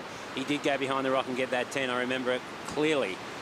Even though it's not really behind the rock today, I've been liking his really powerful turns, which is going to suit this wave. He needs to find the right wave, though. You know, he needs a wave with more body, and so he can really unleash that big snap. Great to be on the Gold Coast, Kipes. You and I love visiting here. Rock, you love visiting here so much you moved here. I did. I moved here when I was about 19, 20 years old. You know, it wasn't a move, like, so to speak, but I just came up to kind of hang out, and then I didn't go home. And now you've obviously been calling the place home for a long time. What is it that you love about the area? I just love that you know, the seasons don't change too dramatically like they did in Sydney. It's so consistent here. Like from January to, you know, mid-year, June, July, it's like got to be the most consistent place in the world. We get so much swells. Ronnie and Copa, like, we had a swell that lasted for 3 weeks in like January, February, went flat for a couple of days, and then another swell that lasted for 2 weeks. And that was like 5 weeks straight of pumping waves. I was so surfed out. It was ridiculous. Nice to get a break then. And now it's been pumping again. Yeah, I know. It doesn't stop. Like the Gold Coast, I don't remember it being like that, but I swear, like with this El Nino and stuff, it's getting more consistent. We talk a lot about the waves, but what about away from the coast here? The hinterland's beautiful. Oh, it's amazing. Springbrook is crazy. It's so beautiful up there. I go back there, you know, when I can. The waterfalls and the walking trails is just incredible. Mountain bike trails too. You know, like there's golf courses back there. There's so many good golf courses on the Gold. How are you hitting them these days? I'm really bad. I used to live on a golf course behind here at Galamble Heights, which is a beautiful area too.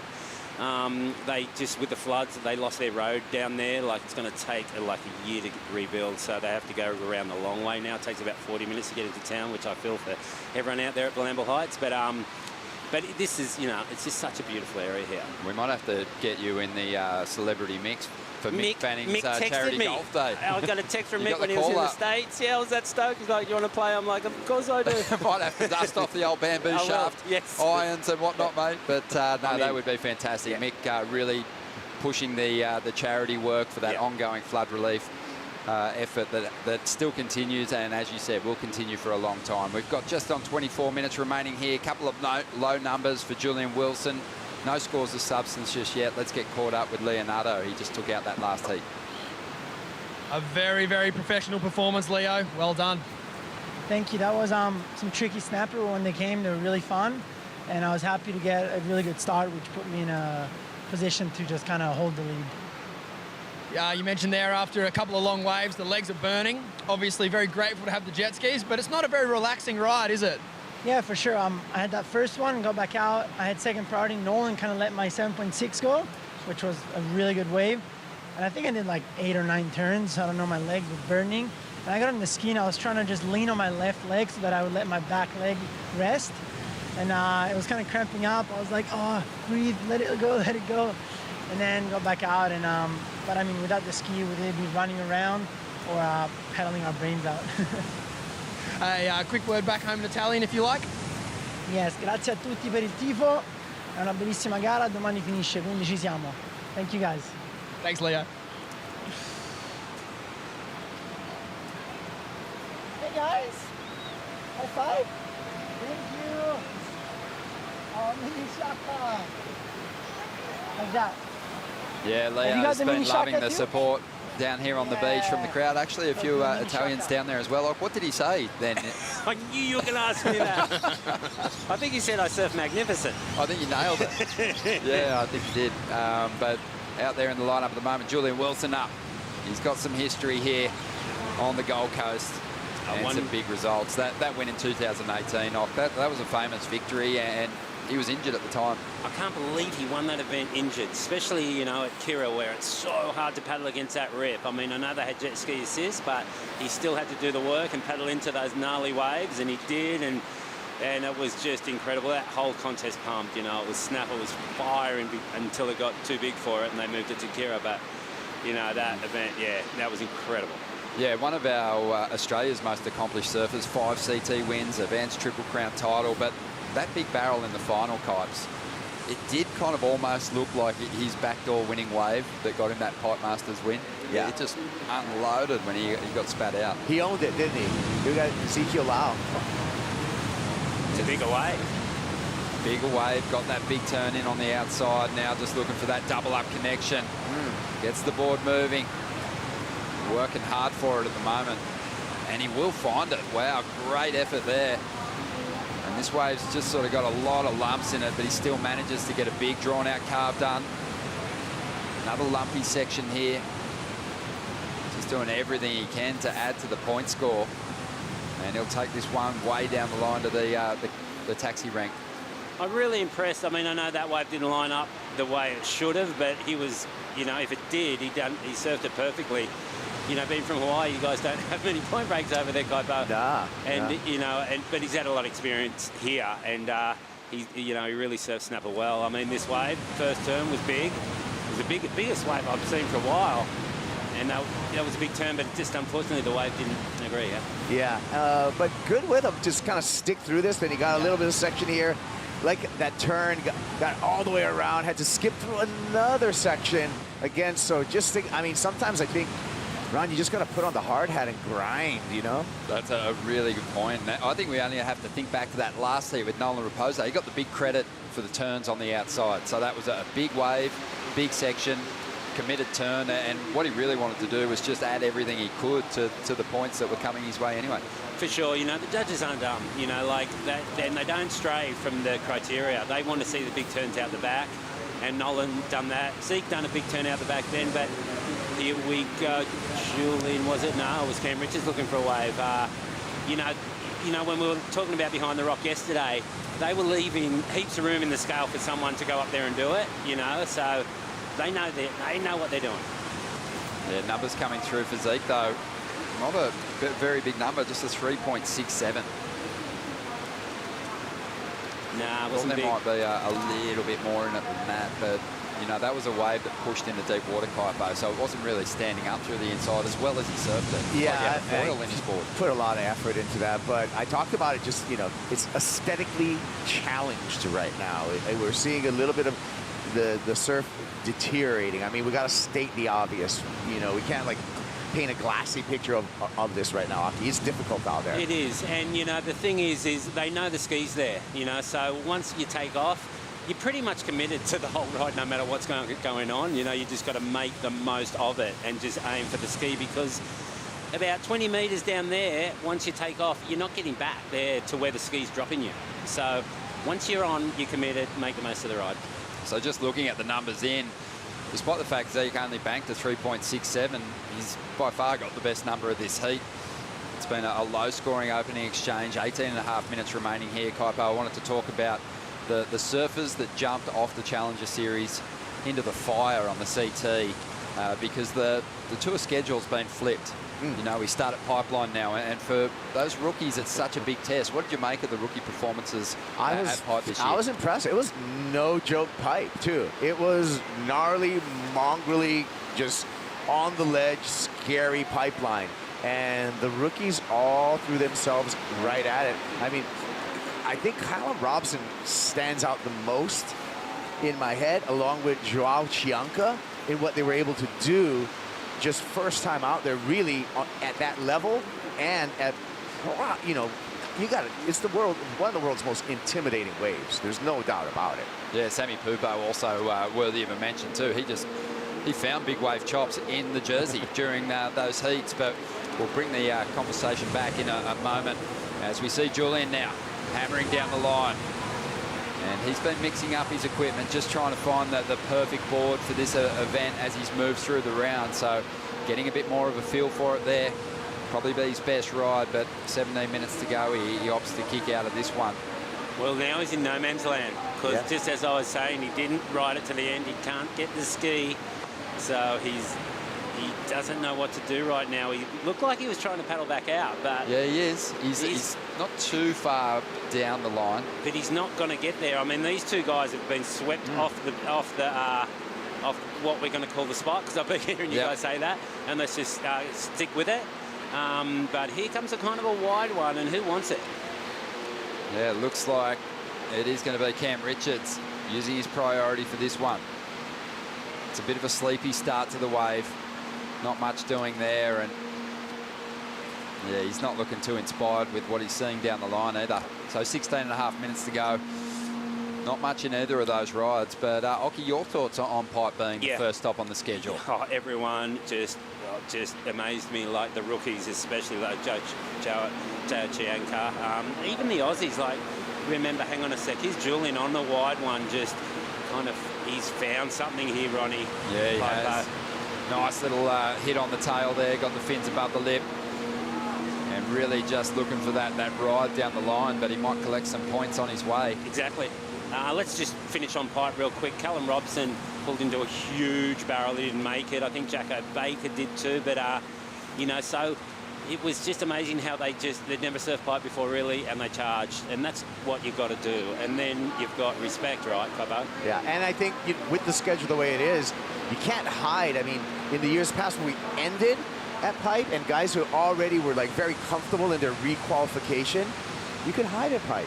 You didn't have to really just 100% go for it. Now with the mid-season cut and starting off at the bonsai pipeline, everybody's got to throw it at it right from the get-go. Yeah, it's gnarly. I was going to ask you about that, Ock, because, you know, taking nothing away from the performances that we've seen from rookies in the past, but generally speaking, if you'd had a tough year and Pipe was your last event and your chances were pretty slim of requalification via the CT, or maybe you'd short up your position via the QS again, you get to that last event, and I don't think necessarily we'd see those inexperienced surfers in the right frame of mind to attack the wave, and it was completely different this year. It was, you know, but now, you know, it's different too, because everyone's charging and you've got to make a name for yourself, and those guys had they had to do it, you know, like... Had no choice. They had no choice, but here we go. Zeke Lau on a pretty nice looking wave. Wham! That was a nice turn. Coming into another one. Just an extended cut back there. Wait through it to Stephen up. He does, and boom, but he gets caught in a hole. I could see that hole coming. And, you know, his ball was sideways, so it was never going to get through that hole. Yeah, just didn't have a steep enough transition for him to really keep those fins disengaged and right out of that move. But he's pretty capable of executing those usually. I just don't think the wave gave him enough to really push back on. But let's have a look at it in replay, Kuiper. Well, first snap, pretty good on his way, right? And then just a transition maneuver there. We're going to be able to see what went wrong. And that was it. Just caught that outside, like you said, stuck in a hole, caught that outside rail on the snap and just went down. Yeah, it was just in between two chocks, and your board sideways just doesn't fit in that unless he really kind of done more of a power turn to get through that. That was the only thing I could think of. Well, this is a low-scoring heat, 13.5 minutes to go. Zeke has the lead at this stage. Julian's in second place. Cam Richards only needs a 5.77. Stacey's out there, and he's found a special guest.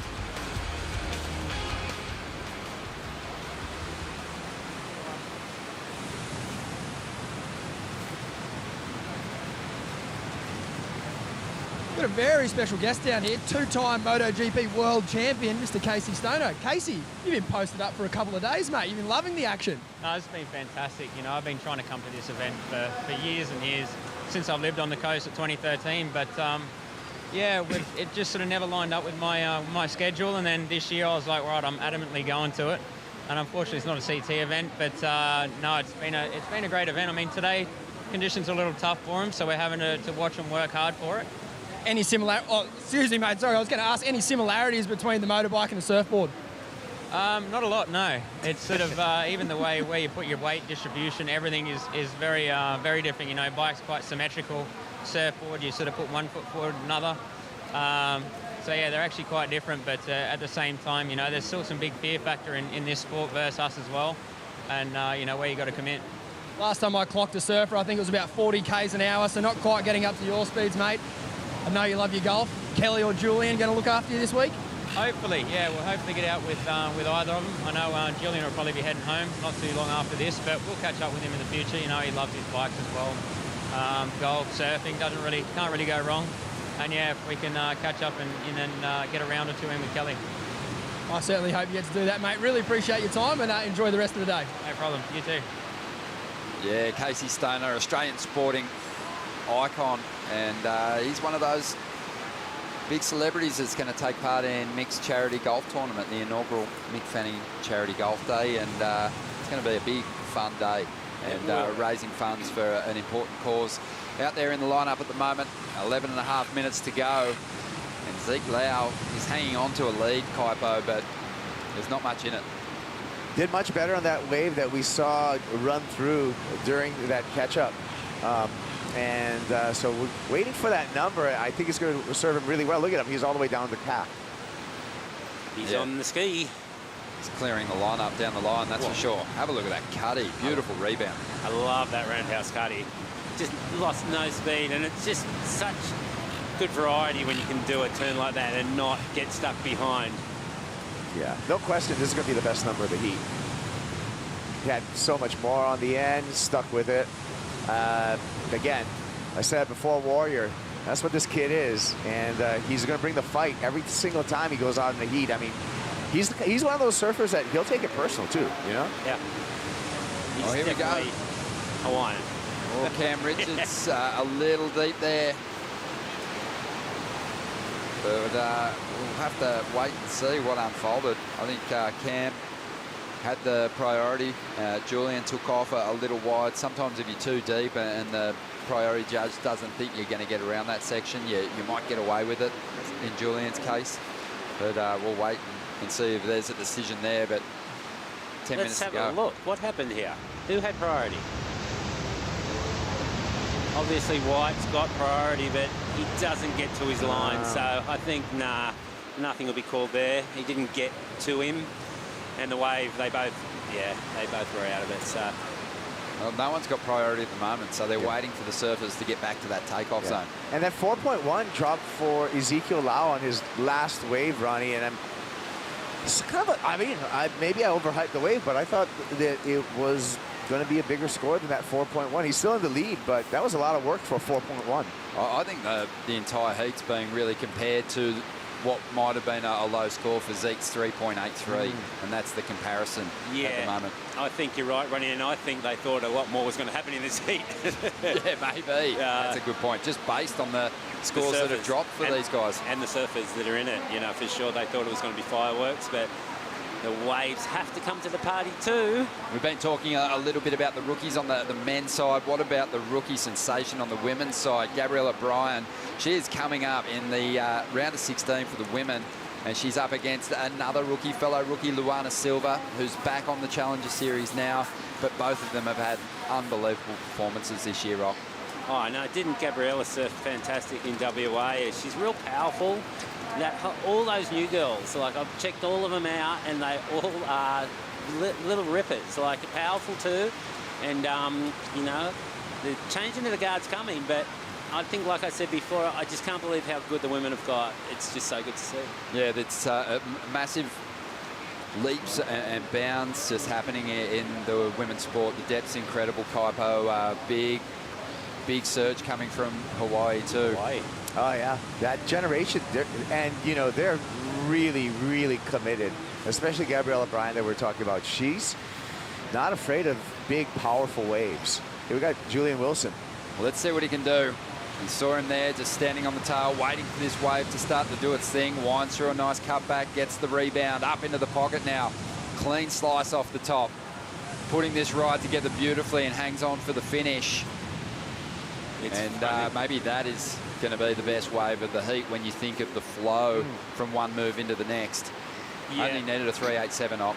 Yeah, no, and he just wanted to make sure he made that wave because the scores are so low and none of these guys want to get dropped out. Here goes Zeke. Just got dropped off the ski and he's checking this wave out. Is it going to line up for him? No, he looks around. He's disinterested in it.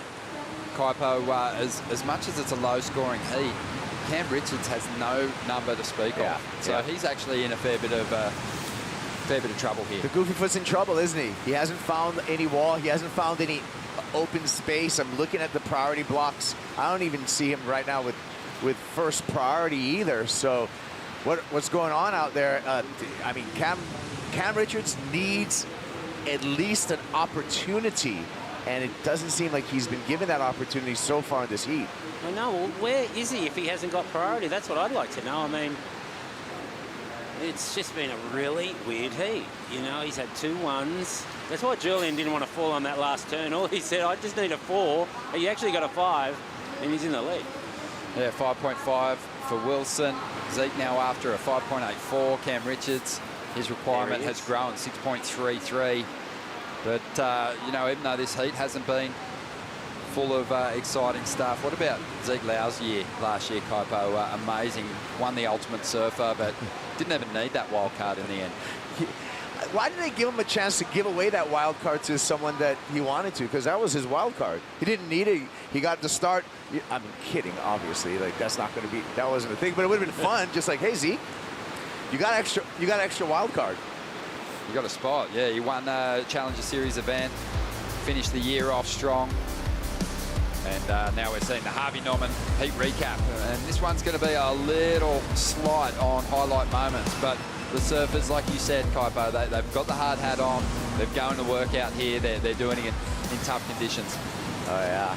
And, you know, look at smooth through here, through this section, but just bits and pieces of brilliance with the lineup a little bit jumbled, Rob. Yeah, little jumbled. And there's reverse rip out there, there's sweep, there's chop. You've got about 3 different types of chops going all on through this lineup, so it's so hard to surf. Like, it really is. I actually was out there earlier, and there's waves going in every which way. It's hard. It's hard. That was a good settler, that one for Julian Wilson. Put him in a good position at the top, and with 5 minutes to go, chatting about it with Bugs earlier on, you know, if you can get yourself into the lead in these 3-man heats in those final stages, you've got a little bit of breathing room, because even if that surfer back in 3rd position drops that excellent score, you know that you're only going to get pushed back into 2nd position. So, job done there for Julian. The requirement for Zeke, not out of reach, but, you know, good scores have been hard to come by here. And the judges still aren't giving away priority. They really want them back there, don't they? But there's one problem. You can't get there. Ronnie, you don't even know how many surfs I've had at Snapper, and it's been absolutely pumping when the soil's a bit south and you cannot get anywhere near the rock. And you get sent in and you haven't even got a wave. And you catch a 1-foot wave down at Rainbow and you are denied. Oh. It happens a lot, Coco. Oh. And you're just looking at perfect barrels. You can't get to them. And the rip here, I mean, the waves aren't big, but it doesn't matter. Some days it's only 2 foot. The rip is so strong you can't paddle against it. Is that just due to the angle of this particular swell? Yeah, the angle, and when there's a lot of sand coming around and water, it's just all the water from D-Bar and the Tweed River. Julian's going to try and get rid of this 4.07. Oh, he's just gaining confidence as he moves through the contest. Even though he hasn't had the big score just yet, he's moving at a different pace to what we saw him in the opening round of competition, and just starting to really come to life. You can see, I think, him building towards a big finish here. Do you think he's keen on re-qualifying? I think he's basically dipping his toe in the water and seeing how it feels. And if he gets on a bit of a roll through these first 2 Challenger Series events, that's when he's going to have the big decision to make. But here, being an East Coaster, you know, travelling up the coast to surf at Snapper Rocks, easy decision for him. Going back down to the Sydney Surf Pro, Manly Beach, a place where he'll be pretty comfortable, that's going to be an easy call too. Well, I mean, when you look at him grinding away, it's not like he's disinterested. He's interested in winning. He's interested in competing, so you can see it with the urgency that he's putting into these waves. So that's a signal to me that, you know, he wants it. He before this contest, had been trying so many different boards, you know, mucking around on twin fins, quads, mid-lengths, trying to figure out what board to ride for the contest. I think there was maybe a bit of indecision there still. It's not like his board in the opening and second round didn't look great. Got him good scores, but this board has looked a lot sharper under his feet. It does. And these guys having a bit of a... you look at what's going on your screen, right? This is Zeke Lau just getting in the space of Cam Richards that needs a score, but also has priority. Remember when you used to, you know, get on the escalator when you're a kid at the shopping centre and try and run up against the steps? That's what these kids are doing at the moment. Oh, look out. Cam's got a wave. This could do anything, this wave. You never know. That's a nice first snap. If it's a grower, Zeke could be in trouble here. He just waits patiently off the bottom. Nice snap. Oh, and that's going to be the end turn, I think. Hang on. Can he? Oh, no. There's more. There's more. Still rolling down the inside section. Gets a solid final hit in. And he isn't going to sell it. He's just going to back his surfing to get the number. He was after a 6.33. A minute and 20 seconds to go, and the way this current's charging at the moment, I don't know if he does get the score, if Zeke's going to get another opportunity here, just too far down the line. Well, it might be. I mean, I can see him close to the ski right now, but if I was him, I would not be getting on that ski. I'd be waiting for a 2 or a 3-point ride because he only had a 1, and that's all he's going to need if he doesn't get the score. Good. Heat IQ, Mark Occhilupo. That was really keen right there, because here goes Julian Wilson. That's not going to change anything, but really smart. Yeah. How good's Ock? And Ock, I hope you're not shooting for 1-point rods this afternoon. I want to see you come to life, drop the hammer, rip those big backhand skids in the pocket here at Snapper Roxy, and what's going to be an awesome heat. Ocky's going to be taking on Kelly Slater, Dean Morrison, Beat Durbridge, Josh Kerr, Chelsea Hedges and Kate Wilkins this afternoon. It's going to be awesome. I can't wait. It's going to be so fun to have Snapper to ourselves. And here goes Julian, just to cement his first place position. But we're really interested on these scores because Cam Richards doesn't look like he's going to get another score. I think he's on the ski. I can hear that beach commentator counting down, so we're going to have to wait for that score, Kaipo. Yeah. I know. How are you feeling about this? 6.33 was the number that Cam Richards needs. It would have to be a full point higher than the best wave surf so far in the heat. He has some clean sections. He had some great surfing. I'm feeling that it can go into that range or near it. Yeah, it's going to be close for sure. It's right on the line, isn't it? You make the comparison to Julian's ride, and it looks like that score has come through, and it's fallen just under the requirement. It's a 6-point ride. Zeke's hearing the news right now. Oh, yeah. Little fist pump there for Zeke Lau in what was a really low-scoring battle. Julian Wilson's going to hang on for the victory here. Still has a score on the way, too. Was it like one of those real relaxed shuckers, that fist pump? Yeah. Hey? Oh, yeah. It was just like a really little fist pump. You called it off, though, because if Cam got to his feet again and just say got a 3-point ride, he was on. Yeah. Wow. There's the numbers. Scores are in low-scoring battle. Julian hangs on. Zeke at second spot. Cam Richards out of the event here. Ock, it's been awesome to call some heats with you, mate. We'll enjoy watching you do your thing out there this afternoon. Thank you, Ronnie. It was a pleasure. Kaipo, always a pleasure, Occy. All right, we're going to take a quick break. We'll be back with the first heat of the round of 16 for the women right after this.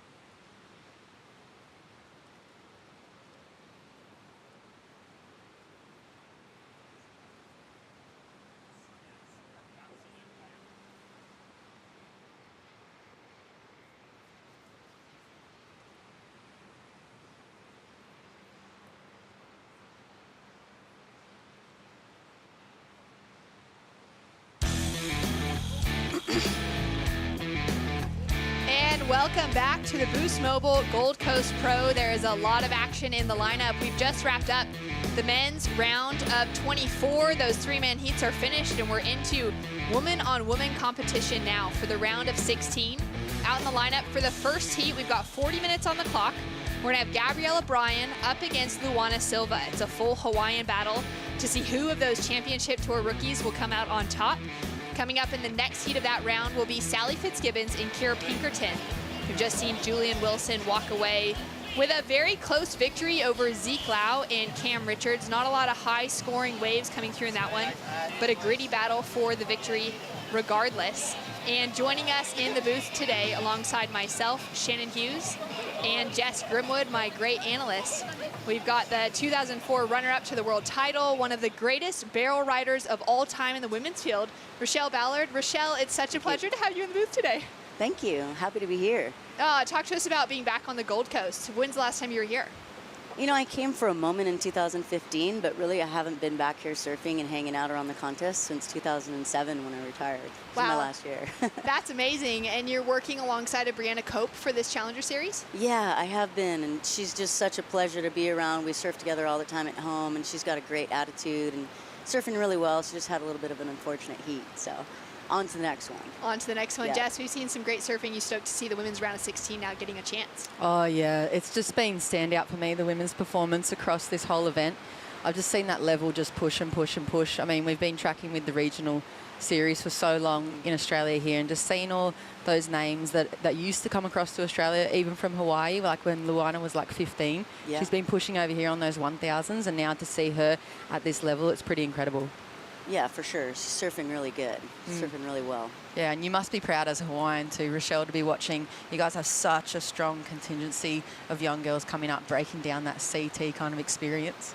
It is. You know, there's so much to look forward to and to play off of when you're a kid growing up, and to see, you know, everybody doing it, and especially with Carissa in the forefront. And so I think all these, you know, young girls that are here right now have so much to step up to and to look forward to in their surfing that, you know, it's just a bright future for them.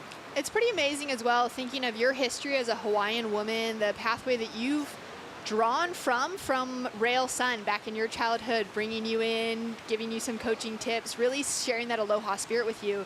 I think for us and for Jess and I in our generation, to watch you pass that down to women like Carissa and to see them carrying it through, it must be pretty special for you to see that spirit really carrying on within that Hawaiian contingency.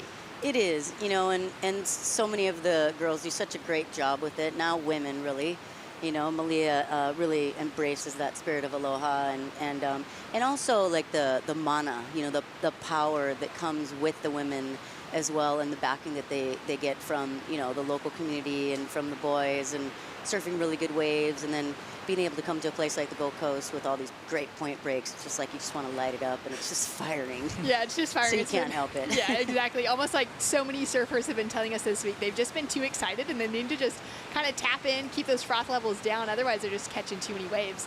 And as we've got Stace Galbraith down on the sideline. Stace, give us an update. What's happening with the call for the rest of the afternoon? Yeah, the call for the rest of the afternoon, we're going to go into the, obviously the women's round of 16 overlapping, and an Oakberry surf conditions update is that sweep is roaring. Zeke Lau and Cam Richards in that last heat were just battling so hard off that keyhole to try and get behind the rock. And you can see the start of this heat now, the women trying their absolute hardest just to get behind the rock. But without those jet skis at the moment, it's looking very, very tricky. It's so difficult. Do you think, Stace, that there's still that big scoring potential for the women now out behind the rock, or is it a little bit better to stay lower?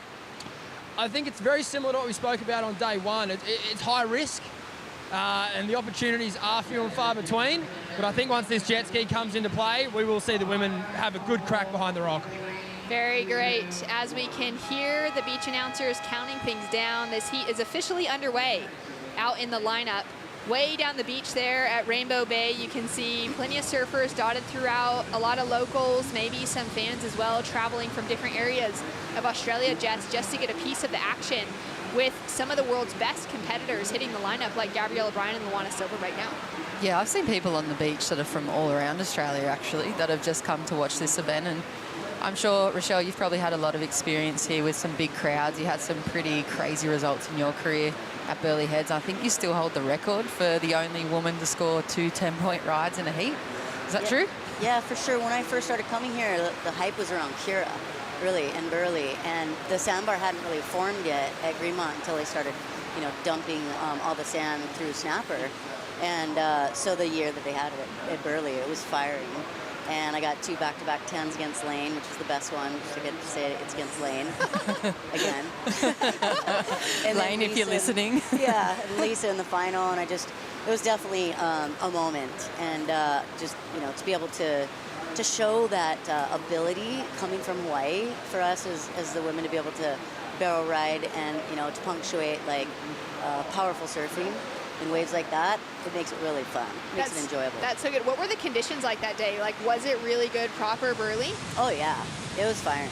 It was perfect. It was offshore, it was glassy, you know, the barrels were spinning and just ribbable. And it was really the first time that the guys kind of hung out and waited. They didn't just leave when the women were on. And so that was really encouraging as well, to have that like kind of shift in the game to where it was more exciting for them to watch us surf.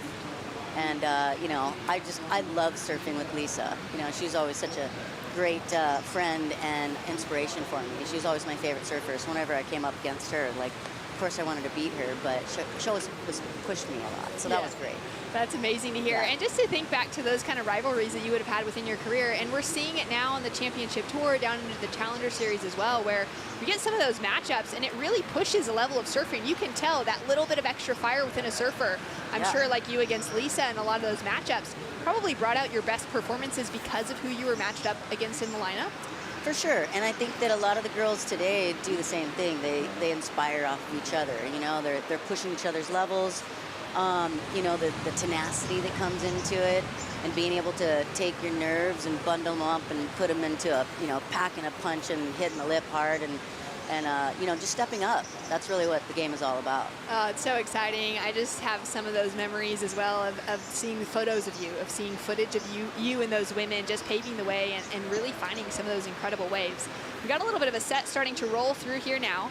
No waves caught, a couple minutes down within the heat. We've got 40 minutes on the clock because we are running those overlapping heats. 20 minutes into this one, we're gonna have 2 more women hit the lineup. And it looks like for the moment, both Gabby and Luana just a little bit out of position, or maybe that wave doesn't quite have the shape and the look that they wanted to.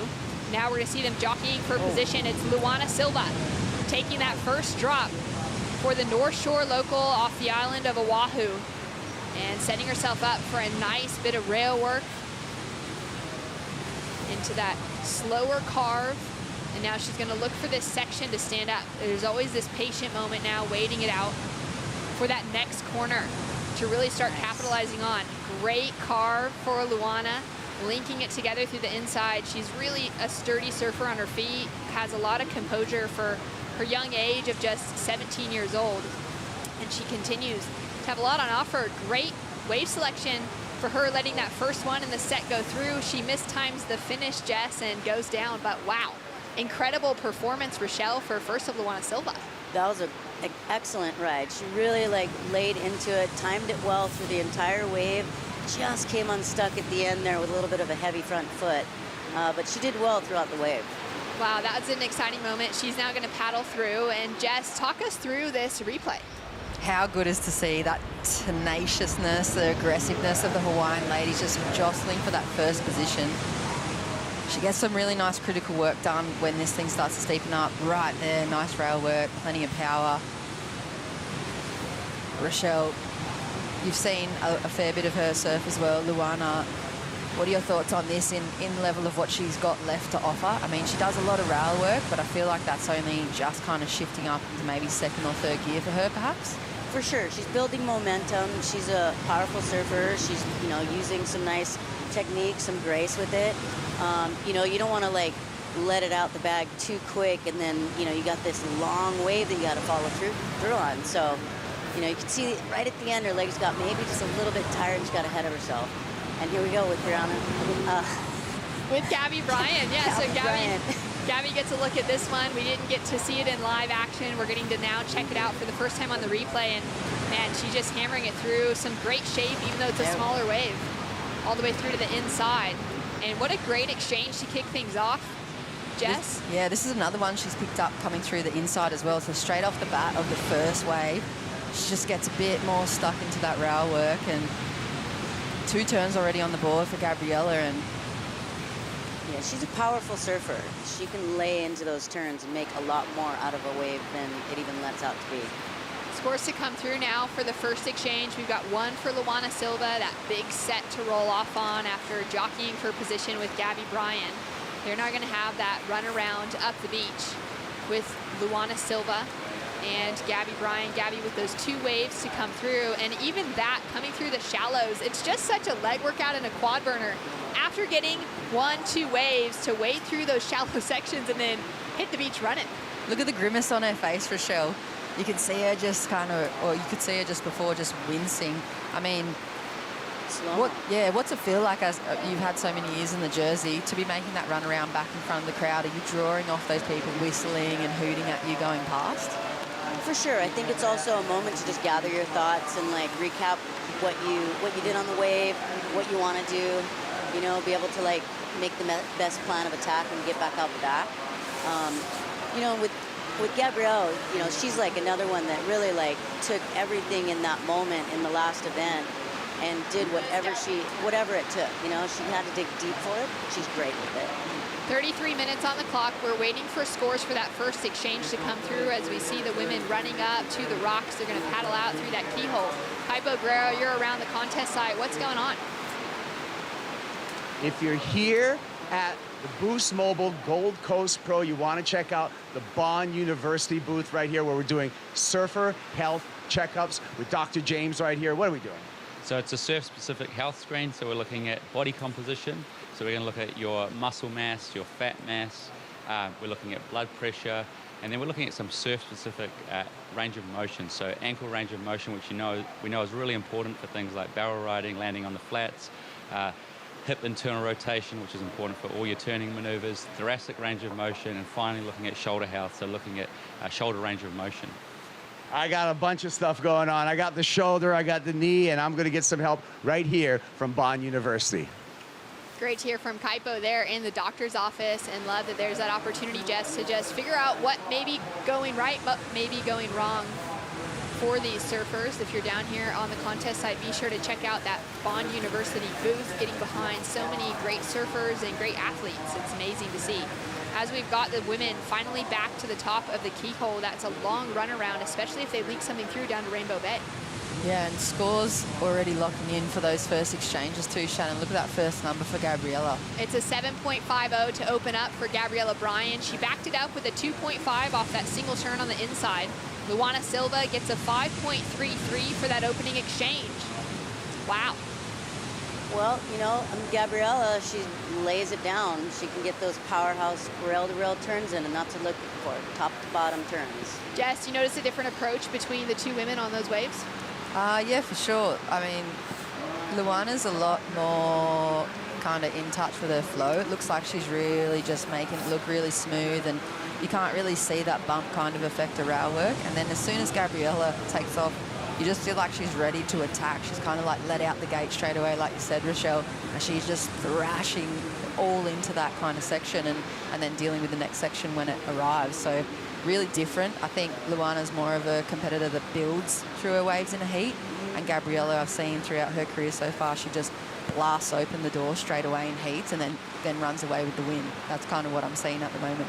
Yeah, I couldn't agree more. Great to see Gabby get out there with a solid start and something to build from. And now Luana Silva is going to have that in her memory, recognizing that she did get into that first wave, that her wave maybe had some more size on offer, but that Gabby would have just pushed that little bit harder, Rochelle, to get herself into a near excellent score for her opening ride. For sure, and that'll end up lighting a fire under Luana, for sure. And she can do the same thing. She can lay into it, and that's what she's going to have to do. And she knows that it's going to take that to beat Gabriella, for sure. And Gabriella just surfs like that, period. Even at home, she's always putting everything into her turns. Yeah, talk to me about Gabriella Bryan growing up. The two of you both from the island of Kauai. Did you notice her as a standout from, you know, childhood? Not really. You know, I just really started paying attention to her the last couple of years, seeing her surfing on the south side, and just kind of turned my head, and I was like, wow, who's that? You know, and this is really before she made that break to qualify, and as soon as she did, it's just game over, you know? Like, I think she deserves to be where she's at and even higher in the ranks, and I think we're going to see a lot more of her in that. It's pretty exciting, like seeing her come off of the Challenger Series last year. She walked away with 3 runner-up finishes. Didn't quite walk away with that win and kind of get that success at that level, but 3 second places qualified her before the Haleiwa event even kicked off, Jess. So it was no surprise that she was that one rookie to make it past that mid-season cut on the championship tour. Yeah, I feel like we talk about this position a lot in surfing. It's like that spot of the bridesmaid.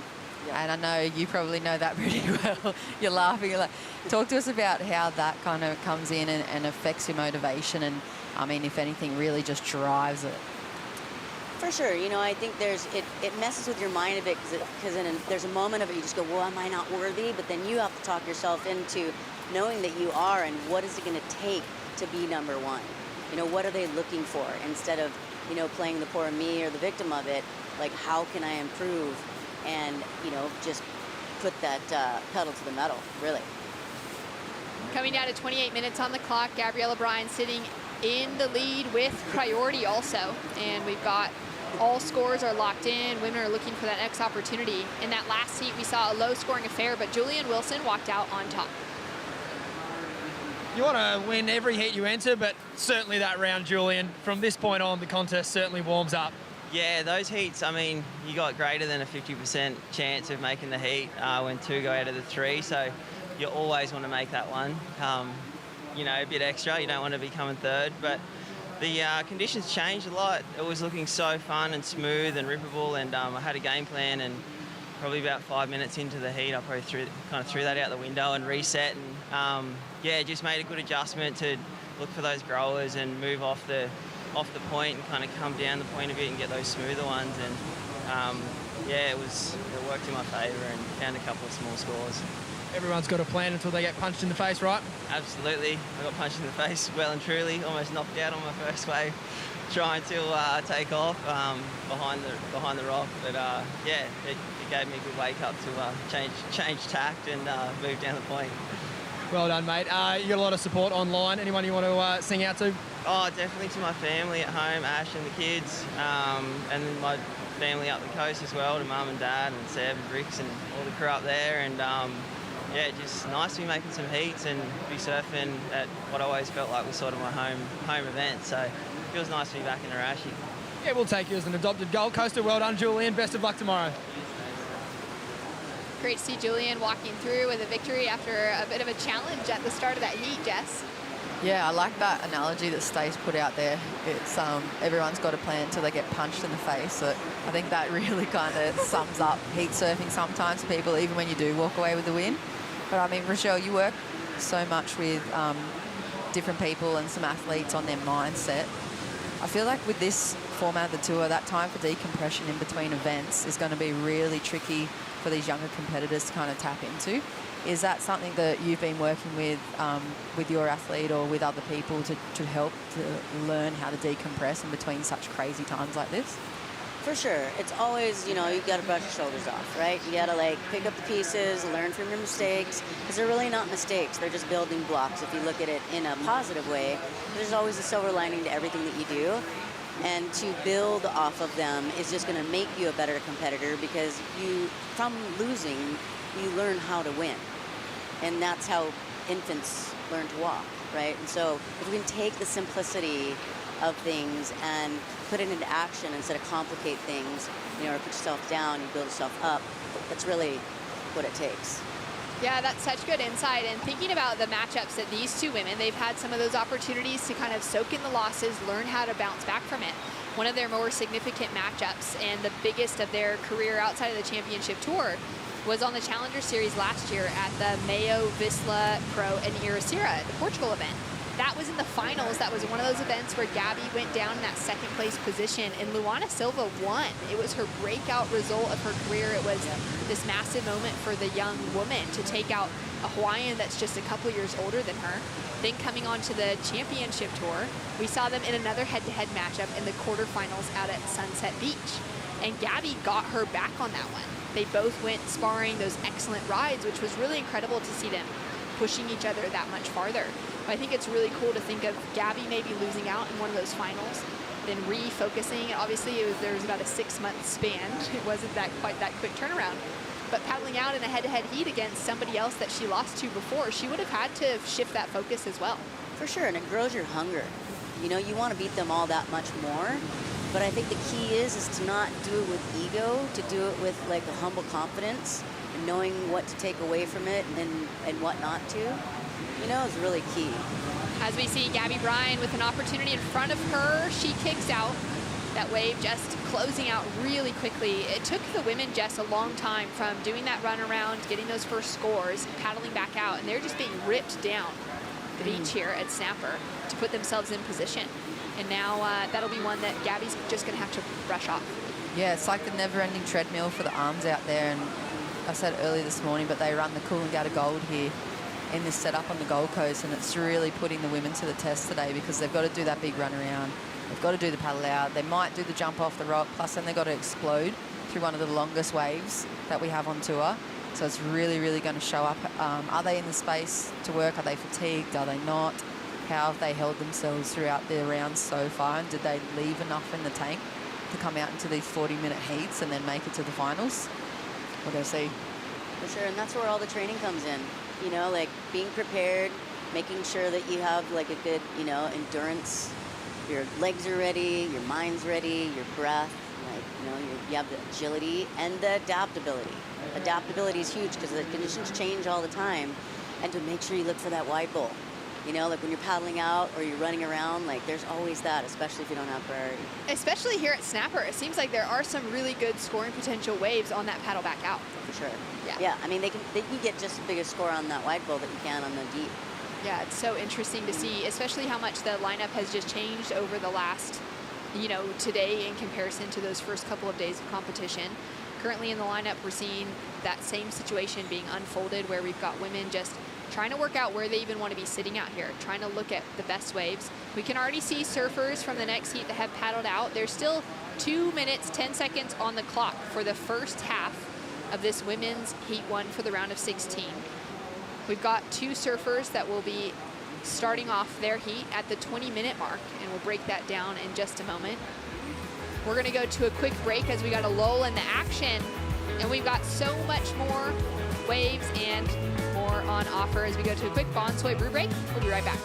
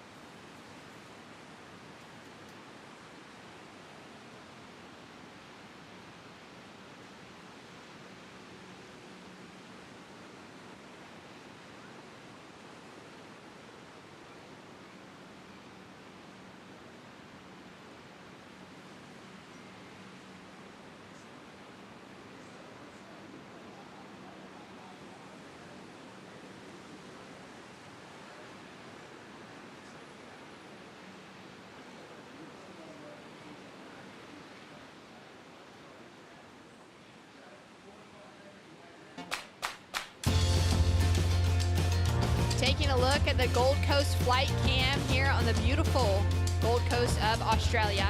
So many waves on offer. There's a lot of surfers that have been sneaking right around the rocks there to the backside and getting a few waves at D-Bach. There's been plenty of waves on offer in this whole area for surfers to really link into it when they're not in the competition jersey. If they want that point break feeling, they can head down into Rainbow Bay. If they want something that's a little bit different, they can head up to D-Bach and just have a lot of different waves on offer, which is such a great thing about this region, Michelle. For sure, there's waves everywhere. I mean, it's a huge coastline with so many waves. It reminds me a lot of the North Shore in that sense, where you just have this huge stretch of waves, you know, throughout the entire, like, the half hour, and there's like probably 30 waves in the area. Yeah, it's insane, especially with the variety behind them, Jess. Yeah, there is a little bit of everything up here. Exactly what Rochelle said. Everyone always bags this place out for being too crowded surf-wise, but if you just drive a few minutes, you're going to find a little peak on your own somewhere, maybe. Well, as we've hit that 20-minute mark in heat number 1 for the round of 16, we've now got 2 other women that have joined the conversation, Sally Fitzgibbons and Kara Pinkerton. We're going to track with live action at the moment, as we've got Sally getting an opportunity under her belt straight off the buzzer, less than 30 seconds, and she's already up and riding, putting on a really strong finish. Now, Sally and Kira are in the non-priority heat at the moment, which means they've got their pick of the lineup as long as Gabriella or Luana do not want to catch a wave. So Sally opting to go on something that Gabby and Luana are not taking a look at. It's those surfers in the back half of their 40 minutes, the back half, those last 20 minutes, that are gonna have the pick of the lineup, and then it will swap over. And we've got 8 heats running through this round of 16. And I'm not surprised in the slightest, Jess, to see Sally just draw first blood straight off the gates. Yeah, pretty Fitzgibbons style, isn't it? Just right on the banger, opens up with something like that. And I just see, I don't know if you can agree, Rochelle, have a look at this, something different in Sally's approach here. I think she's just got a lot of hunger right now. You know, she's really got some tenacity inside of her, and she's digging deep, especially from what just happened in Margaret's. You know, and I heard she got a gash on her head, and it's kind of like all of it's playing into it. But sometimes when you get injured and sometimes when you have all these things that happen, it brings out another part of an athlete that goes beyond the measure that anybody's expecting them to do. Yeah, that's like such a good wrap-up. I feel like that's exactly what's happening for Sal at the moment, and she's so used to that bridesmaid position, and she just didn't have that next level to shift into. She always seemed to get to like the ceiling and the max of her performance, but just then, that aggressiveness, the hunger that you said, Rochelle, the power that she put, I haven't seen her do many of those down the face, big rail gouges, so maybe drawing a little bit from the Hawaiians now and realising that she has got another level to step up to and using those adversities to push herself even more. For sure. I mean, this wave it's one of those waves, like, I really love to watch the guys, because when you watch the guys out here, they're really top to bottom. They accelerate with this, like, extra, like, bonus drive off the bottom, and it pushes them so hard into the next section. And the more that the women can capitalize on that, like, that's what Steph does a lot here. She does it really well, and so does Tyler, to really use the rails and use the bottom of the wave, because you can tee off on this wave time and time again. Sally Fitzgibbons with another opportunity on that paddle back out, sneaking another look here, and really paddling out with just a different level of intensity, of excitement, wanting to show the world why she deserves to be back on that WSL Championship Tour as she comes through to that inside section. And she's gonna look to put on that powerful Sally-style finish. Nice big wrap back into the foam. She's gonna do the runaround, and that score is through, ladies. First of Sally Fitzgibbons, it's an 8.6. Yeah, that's under priority of the heat. Like, huge up in the excellent range score for something that's been sniffed out under priority of heat number 1 around 16. That's an incredible boost to her confidence. Here's the replay here of her last wave. So 2 waves in the first 5 minutes of her heat. This is going to be giving her some absolute extra energy. You saw the smile on the face, a little bit less top to bottom on that one, and way more kind of open face rail work. So it's not going to go near her excellent first score, but she's already got a start to the heat. She's already pretty much in front of everybody in the water, regardless heat 1 or heat 2. Have a look at a closer look at this replay, Rochelle. This was that 8.67 that she started off with, Rochelle. Yeah, I mean, you can tell the difference with it. She's really driving off the bottom on those, and it gives her that extra momentum to really flare off the top. Wow, what a way for things to be kicked off for Sally Fitzgibbons. Just an incredible performance, and the Grobs tracking with her, Jess. She is queen of the Groms. She's got so much genuine energy and authentic time for people all the time, regardless. The most seen WSL jersey that I've ever seen on the contest site, number 89, is everywhere. And this is why she's just like the Pied Piper at the moment with the Groms. It's pretty amazing. You got the real tiny one there in the light blue. He's just a little bit exhausted. That's a big run. He's going to hop on mom's back. But the rest of them, they're going to cheer her all the way up. They would know that she's got that 8.67. And even if she didn't hear that news while she was swinging for the next wave, because there's wind, it seems like a difficult day to even hear those situation updates from the beach announcer in the lineup. She no doubt knows the situation at this stage, and she's feeling good, Rochelle. Yeah, you know, you can tell she's in the zone, and just to have all those groms behind her just gives her so much more momentum and drive and just confidence, you know, like there's nothing like kids' energy to just motivate you, you know? They just have the best energy ever. Oh, I love that vision of that. That just sums up who Sally is as a person as well. Like, kids don't flock around and follow people that have got bad vibes, you know, they're so raw and upfront. They're kind of like, you know, when you meet a dog and it tries to bite somebody straight away, that's kind of a good sign. Kids are the same. They just call you out for whatever you've got going on the spot, and they can tell, like, Sal's got the vibe going on in this heat. And she's way out in the lead for her one. She is way out in the lead. Kira Pinkerton needs to get things started. Right there in that qualification conversation as well for Pinkerton. 2019 specifically was a really good season for her, and I think she was just finding that the world shut down in 2020, and it just kind of put that little stunt. It also allowed that next generation, like a Caity Simmers, like Lou Sakura Johnson,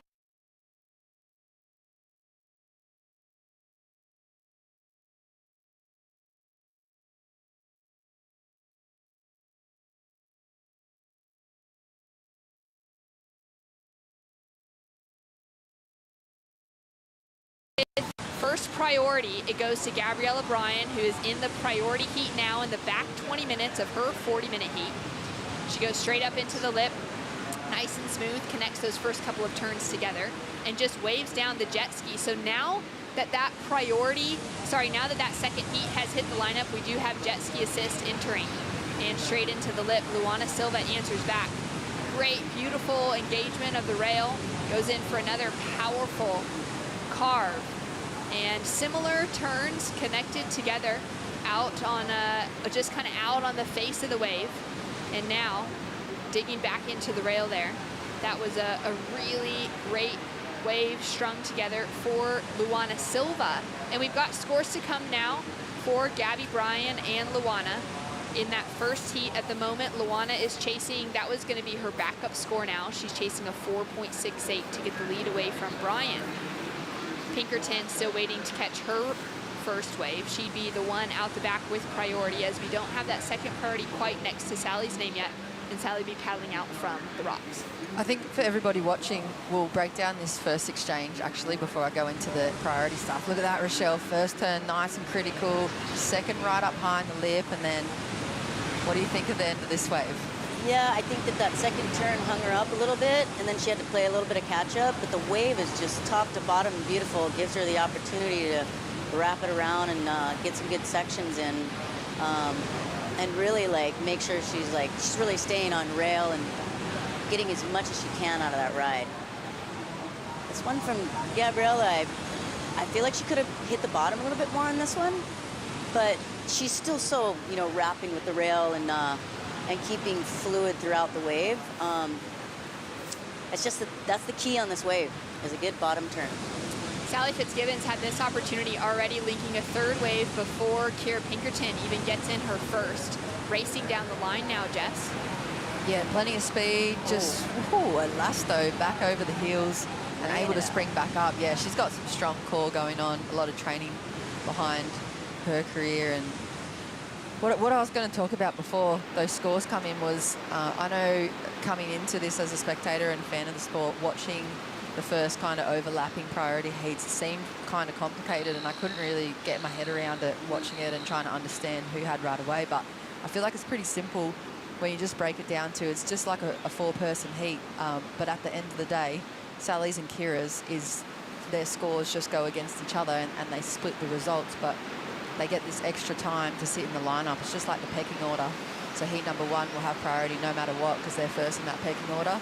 And in that second pecking order, whoever holds the P has the next priority. So that's how you end up with that first to fourth priority in a two-woman heat.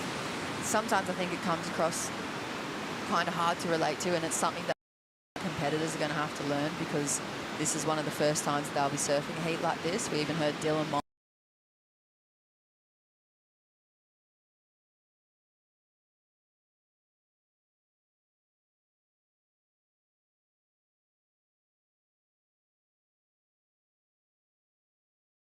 now at this level. And we did just receive news before coming back into these heats that we've got those wild card announcements for the rest of the championship tour season for the WSL. And we'll get back to it in a moment because there's just some more live action. Luana ducks out there. Down the line, Gabby has priority. And she's going to have a look at this one. Nice. Keeping Luana Silva off of it. She digs into that rail in the first turn. Big wrap back in for the second one. Again, isn't taking those super deep bottom turns, but she's now just setting herself up for this more stand-up section down the way. Connects with the lip and goes in for a Sally-style punch for that next section. More on offer here for Bryan as she now drops in deep for that bottom turn, snap off the top, and really laying it hard on the rail for the Kauaian, Rochelle. That was solid. That was a long ride. Here we go again. Luana Silva now down the way would have taken off on the next wave in the set with some great scoring opportunity here. She's gonna drive off the bottom up into the lip, keeping it smooth. And now you can see that real aggression and that flair coming into her surfing, Jess. Yeah, I was just kind of hoping to see her ride out of that last maneuver, but she slid out and maybe a little bit of release surprised her a bit. Strong surfing from Gabby. I feel like that you can get pretty stuck out here in chasing the next section all the time. I feel like she's got heaps more to give if she's able to just focus her energy on that section in front of her. She's got the speed and she's got the power to get through those lumps and bumps and the weird kind of closeout bits. So I think that's it'll still be a really good score, but if she wants to go up into that excellent range, I feel like she needs to just kind of stop chasing that wave in front of her. For sure, staying in the pocket, like really getting that pocket surfing and like trust that you're gonna like make that section if you accelerate through your turns. Yeah, exactly. And like Luana, she's done a lot of good open face work as well, and just like you said, Rochelle, just having that trust to stick back into the pocket like she starts to do here when she's fading back a little bit and being a bit more patient. Like that bottom turn, so much more critical, so much more connected, and it leads her into a better line to finish off that wave as well. Even though she didn't complete it, it just made a better line. You can have a look on the replay in the slow-mo. When I feel like I've seen a little bit when the surfers get kind of drawn out to the face too much more, it kind of destroys that line for the rest of the wave. So they're ahead of it. Really. So much action out in the lineup. Gabriella Bryan got another piece of it here. She's looking to build on that backup score of a 3.5. She opened up on that 7.50, and this wave continued to stand up for her on the inside, Jess. Yeah, there's that nice deep bottom turn Rochelle was speaking about, and just a bit more aggression into the next section. So good wave for her. It's definitely going to go into the top two. Plenty of work done. Bit of variety of repertoire as well, and laid right into the final maneuver. So let's see what it locks in as, and it is a 7.57. Best score of heat number one in the lineup. Gabby backs up her 7.50 with a 7.57 and puts a significant requirement now onto Luana Silva, chasing that 9.30. Heat number one has 6 minutes, 30 seconds on the clock. Heat number two still has over 25 minutes on the clock. And Kira Pinkerton now having her first look. She has yet to catch a wave within the first 15 minutes or so. That was a long time to wait for a wave that closed out on her, Rochelle. For sure, she looks a little frustrated. She's got to just kind of shake it off, and plenty still in it. So, you know, lots of time to build on. And, you know, I'm just kind of still thinking about that last wave of Gabriella. I really liked how she surfed the second half of the wave. She really started to, like, light it up in the second half and, like, pull from, like, that energy at the bottom and maximize, like, the full potential of her rails. And then even at the very last turn, she really laid into it to punctuate that wave. Yeah, that was really exciting to see. Scores coming through now for last of Luana Silva.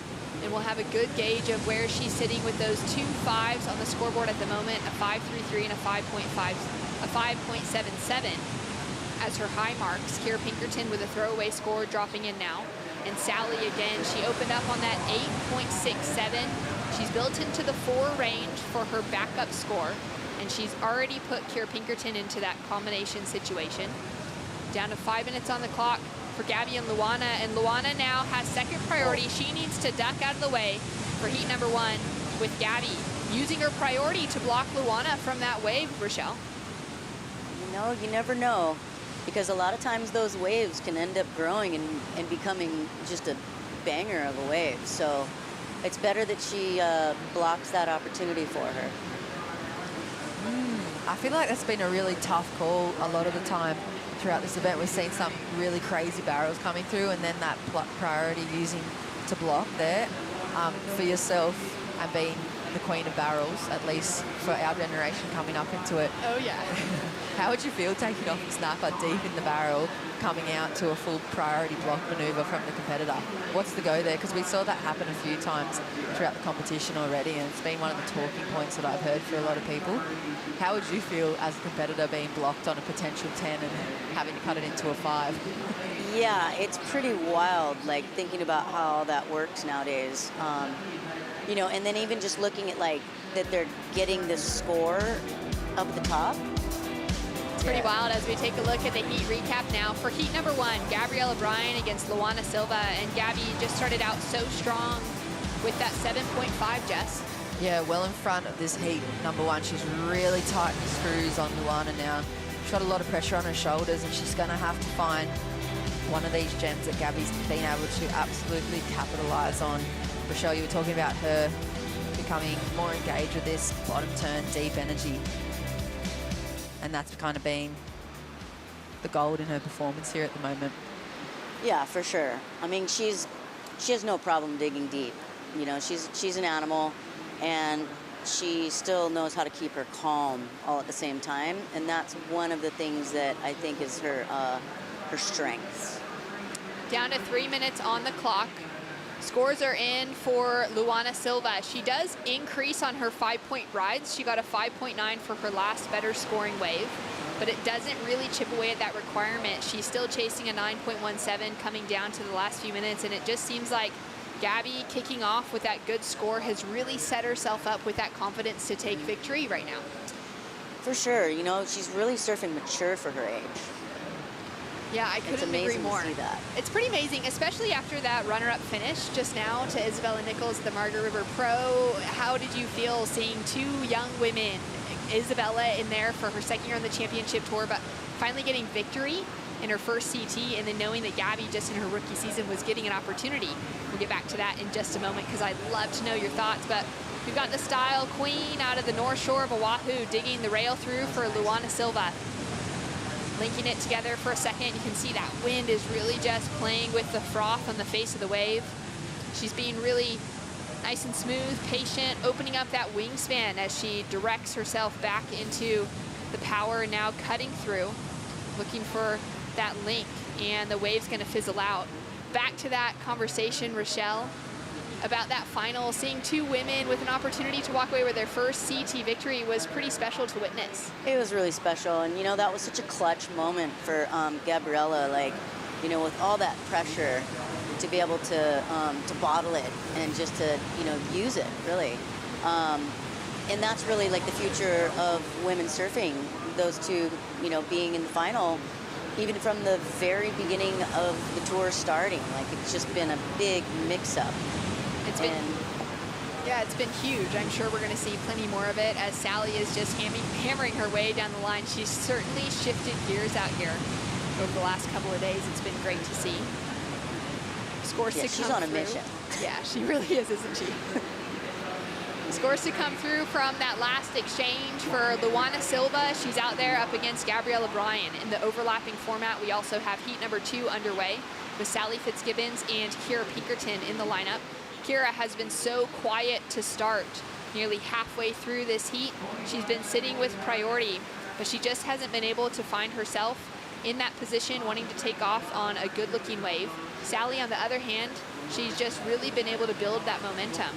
In that first heat, they've only got 30 seconds left on the clock. Gabriella Bryan, after an amazing second-place finish, a result in the finals of the Margaret River Pro that meant she was going to make it past that mid-season cut, solidify herself in that contest for Rookie of the Year on the Women's Championship Tour. She's sitting in the lead now. She's found that momentum, and in head-to-head matchups, it's been 1-to-1 between Gabby and Luana so far in their career, and now Gabby's getting a second one to her, which is pretty exciting. it's going to continue happening for many years. You still got a few matchups to settle, or scores to settle under your belt, I'm sure, with the former competitors from your era.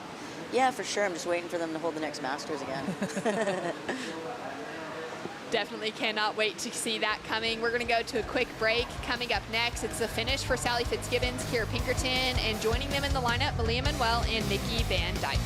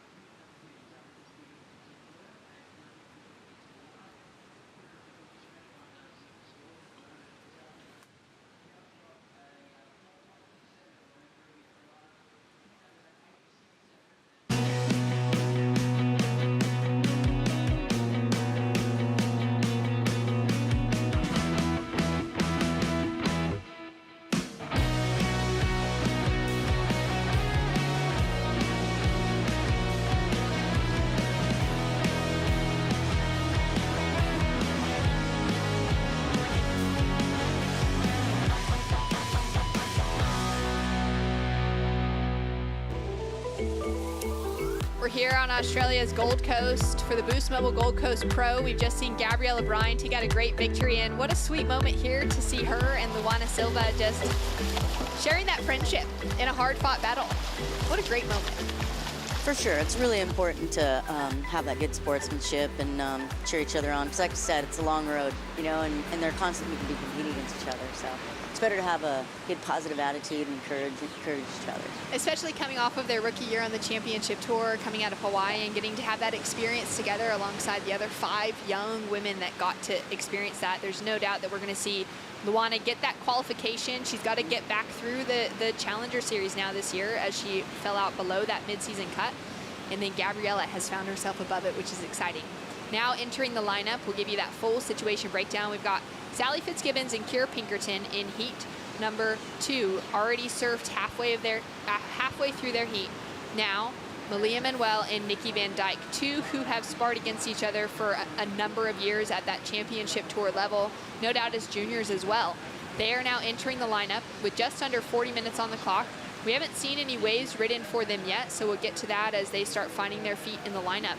But it's really been that conversation focused around the fact that Sally, Jess, opened up on an 8.67. She's already backed it up with a 6.17 and has found 4 waves with some scoring potential, where Kira Pinkerton just seems to be lost in the lineup. Yeah, that's the question. Where is Kira right now? Because it's so uncharacteristic of her.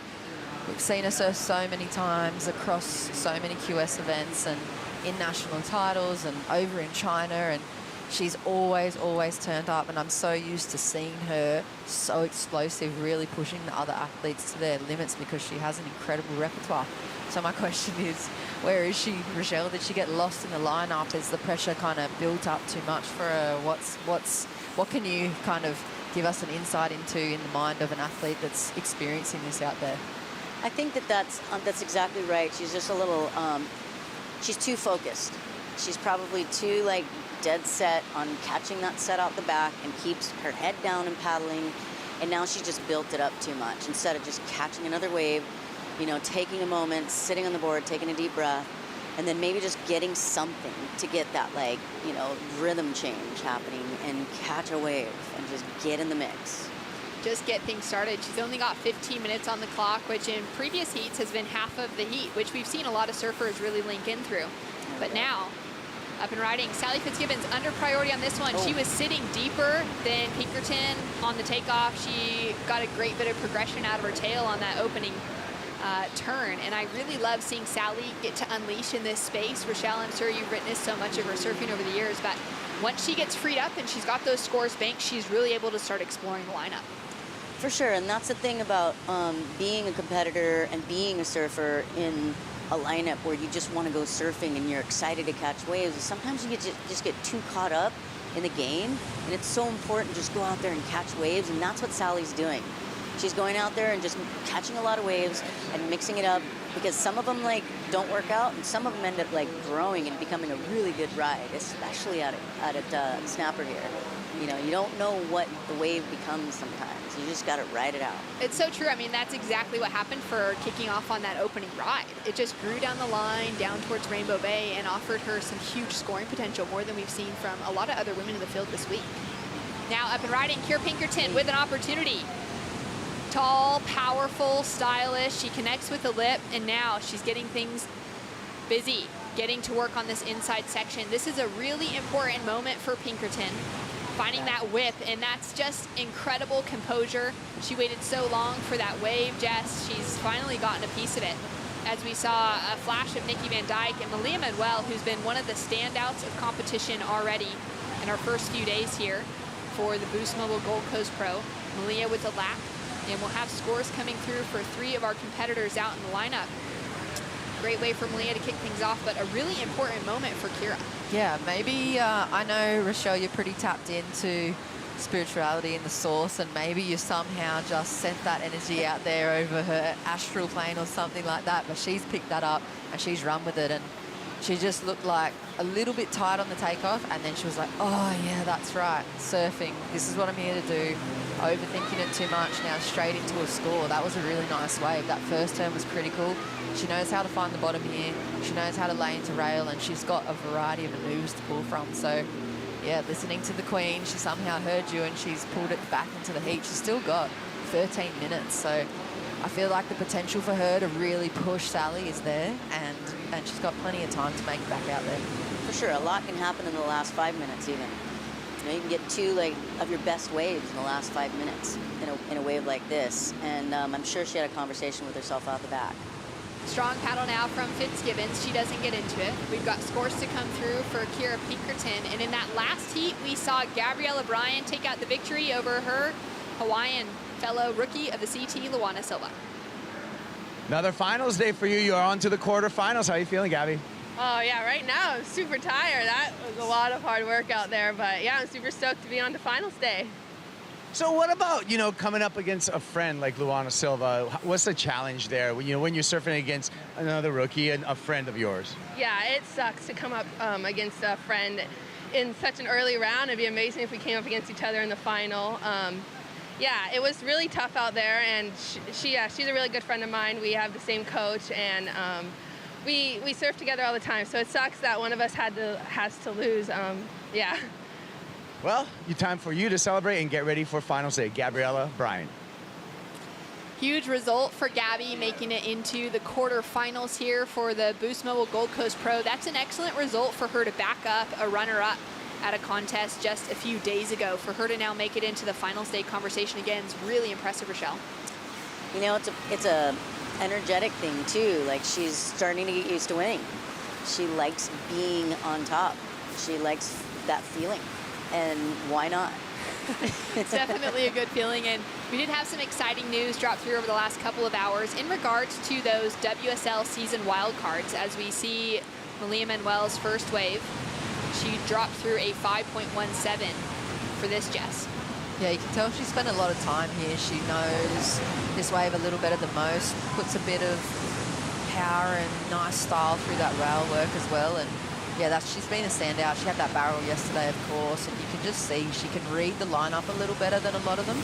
She spent a lot of CT heats out here, and she just has it dialed in on that. I think she's got DHD under her feet as well, so that's looking really nice. Yeah, board and equipment looking good. So back to that wildcard conversation, it's exciting to announce that Caroline Marks has been awarded the 2022 WSL season wildcard. That gives her entry into the CT events for the remainder of the championship tour calendar for this year, past that mid-season cut. So it'll be really exciting to see Caroline back in the jersey this year. She'll also be qualified for that first half of the 2023 CT season, which is amazing. But I want to focus on the fact that Sally Fitzgibbons has been awarded, alongside Iago Dora on the men's side, the 2023 WSL season wildcard. So that gives them entry to all competitions on the CT for the start of 2023, which means we know Sal's going to get another opportunity for Pipeline. We know she's definitely going to be back on that championship tour mix. It also means that she and Joao will have the opportunity to be those first replacements for any events for the remainder of the 2022 season, Rochelle. So we could be seeing Sally Fitzgibbons maybe get a call up depending on how the rest of the women in the field are going. But it's really exciting to know that Sally, with her 14 years of championship tour experience, has been rewarded with a wild card that she's never had to ask for before. I think that's really well deserved too, because she's always been on the top half, you know, in the conversation, and she's worked really hard to be there. And I think it was kind of like a, you know, the rug got swept from under her, and she wasn't really ready for that. And for them to recognize that and to value it is awesome. Yeah, I couldn't agree more. As we see some live action here from Nikki Van Dyke, it's a smaller size wave. Her style coming through nonetheless, and it's been great to see Nikki back in the jersey as well, because we haven't seen her since the back half of last year on the championship tour. She didn't have a run on the Challenger Series for those 4 events in 2021, and she's putting together a solid performance out here. Scores coming through, well, we've got scores through across the board. Now Nikki Van Dyke with a score to drop in, and we've got that situation sort of sitting there now. Kira Pinkerton for heat number 2. She's sitting with priority, but she dropped in a 5.00 for that opening ride. She's now chasing a 9.84 to get the lead away from Sally Fitzgibbons, who's just received the news that she'll be on that championship tour for the start of the next season, no matter what happens for her on the Challenger Series.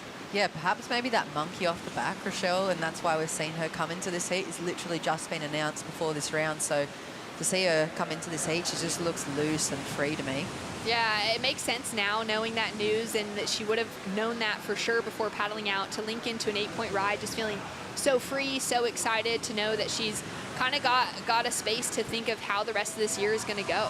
She's really digging into that rail, though, and engaging with the pocket here as this wave hits the inside bank. It's really classic of Sally to have that low center of gravity to kind of find that flow and to really just be explosive out of each of those maneuvers. For sure, I really like these that inside line wave, even the last wave that was ridden. It's just like, it stands on the sandbar really well, and it's really pockety and rippable. So it allows the surfer to really explode. Are you perhaps getting yourself a little excited and maybe in the lineup later on today? We'll see. Depends on how crowded it is. It definitely gets pretty crowded. Malia Manuel with an opportunity now. She's in the first half of her heat, sneaking a wave here, puts on the punch for the finish. And I think for someone like Malia, knowing that she was already dropping those excellent scores today, Nikki Van Dyke doing the run around, sprinting her way up the beach with a few groms beside her as well. This is a really important moment. As she engages with the groms on that huge run. This is an important heat for both Nikki and for Malia, because they're both off of the championship tour now. And for Malia as well, she's that one that's just outside the top 10. She finished off at number 11 on the rankings, just behind that midseason cut. She now knows that she's not being given that wild card for this season, and she's got a lot of work to do if she wants to qualify for the 2023 season, Rochelle. For sure, and you can see it in her surfing right now and in her just eyes, you know, that she's determined, she knows she's got a job to do, and she's gonna go out there and do it because she likes being on tour. She's got so much tenacity within her surfing. It's been incredible to just see her find the barrels out here this week. Sally Fitzgibbons, as we take a look at the Harvey Norman recap, lucked into this 8.67, Jess, on the takeoff. Yeah, I just see this point of difference now coming in. Like you said, the pieces of the puzzle coming together energetically, I guess, and then also out here in the combinations that she's choosing on these waves. She's just been able to go top to bottom, to put in a bit of variety, and just, I don't know, there's just something about it that seems different to what I've seen from Sally from the last few years. So I hope this is the start of a new chapter for her, and a time when she can kind of break through and create new levels for herself in performance. Yeah, I think sometimes there's an interesting thing that can happen with an athlete when they almost lose it all. It gives you perspective, and then when you have that opportunity and chance again, maybe you approach it a little bit differently, you know, and you kind of let go of some of the tension and the expectations, or like, you know, like the things that you keep striving for, and just settle down a little bit, you know, you're not so intense. She's definitely got that opportunity now to just kind of let things loose. Sally Fitzgibbons currently sitting in the lead with priority. Kira Pinkerton, unfortunately, just unable to get herself in that rhythm. She's still got the time, and she's definitely got, I think, the surfing ability without a doubt if she links into one of those bigger waves. Kira spent a lot of her time over the last 2 years charging in some of the bigger waves that the world has to offer, some really heavy reef breaks around the world, as we see Nikki Van Dyke taking a lap through into that next section here at Snapper, down past Little Molly into Rainbow Bay as that wave starts to open up in front of her. Nikki with an opportunity to link together that backup score to improve on that 4.33. But for Kira Pinkerton, I feel like she has a bit of that Sally Fitzgibbons within her, where she wants to charge some of those more feisty reef breaks like we saw of Sally in those years of her finding success at Cloudbreak. And now Kira with an opportunity. She digs into that first turn, really buries the rail. Now that second little redirection back into the pocket. She is chasing a huge score at the moment. She goes for that full re-entry on the backhand and just can't find that momentum moving forward to ride out of that wave, Jess. Yeah, you could hear Rochelle and I both kind of gasping there on the end. You got excited and a little bit nervous as soon as she stood up, and then in the first turn, you're like, yes, she's got this, she's back in the mix, and then to fall on that, it just doesn't seem very Kira to me, but like you said, she's just got that ability. I mean, we've seen her go through so many years as a Grom. She's so able to adapt, and I guess that's why we've been so harsh on, like, where is she? What's she doing? And she has that ability to adapt. She came through as a super tiny Grom, kind of like Laura Enova. Yeah. And then she just blasted, just grew up really tall, really strong, and made that adaptation with her board choices, and then blasted back onto the scene on the QS. So I'd love to see more for Kira. I'll be disappointed if she doesn't get the chance to open up and show what she can do performance-wise, but, I mean, she has to overcome Sally. For sure, that first turn was just unreal. It was really, really on rail and fast. So I think she just got a little ahead of herself just for that last little moment. She just got too excited, you know? But for her, nonetheless, this round of 16 will be a 9th place finish, as she does have this other opportunity. But again, it's that big requirement of a near perfect score to get the advancing position. So for her, this is a moment to learn from, a moment to build from. And some of the waves that are coming up on this year's Challenger Series, thinking about Hossegor, big barrels, heavy beach breaks, thinking about Haleiwa. And for Kira Pinkerton, the U.S. Open is close to home for her in California.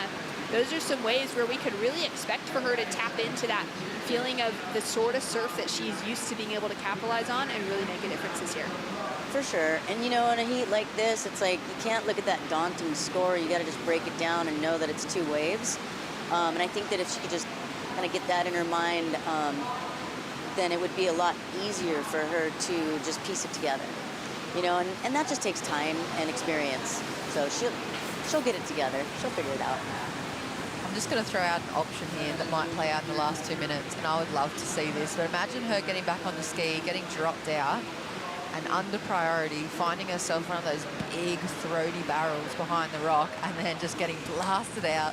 It links all the way through. She's landed the best score of the day so far and beats Fitzgibbons in the last minute. That sounds a bit more like what Sally's been used to in her stories in her career. So I don't know. I'm just throwing it out. It's never over. I mean, that's the part. Once you throw a big fat barrel into it and you get spat out, game over. Yeah, you would know that better than anyone, Rochelle. I mean, you've had some incredible barrels throughout your career. Was there a particular barrel up here on the Gold Coast that stands out in your mind for you that you still reflect on?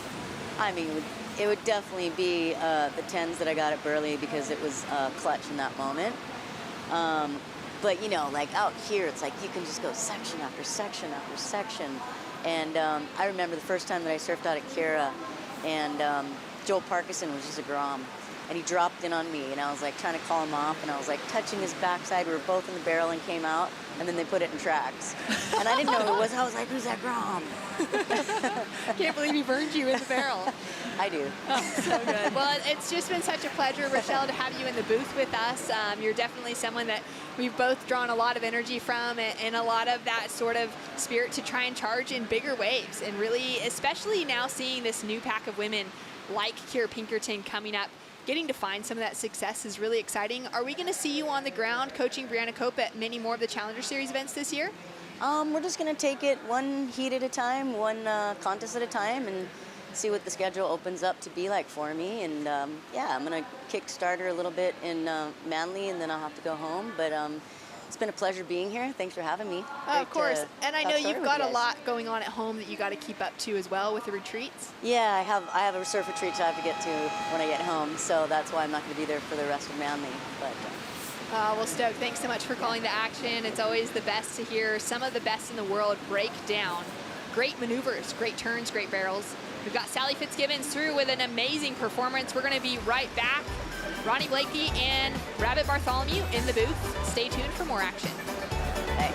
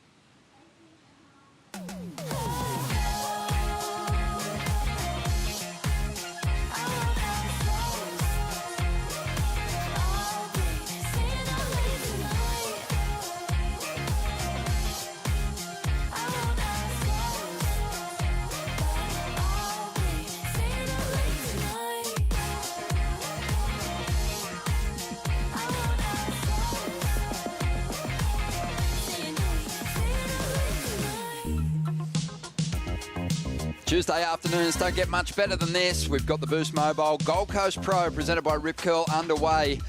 And I know Wayne Rabbit Bartholomew loves this. Overlapping heats, all the opportunity out there in the lineup being seized upon. Macy Callahan and Caity Simmers hitting the lineup now to join Malia Manuel and Nikki Van Dyke, who are going to be holding priority out there in the lineup.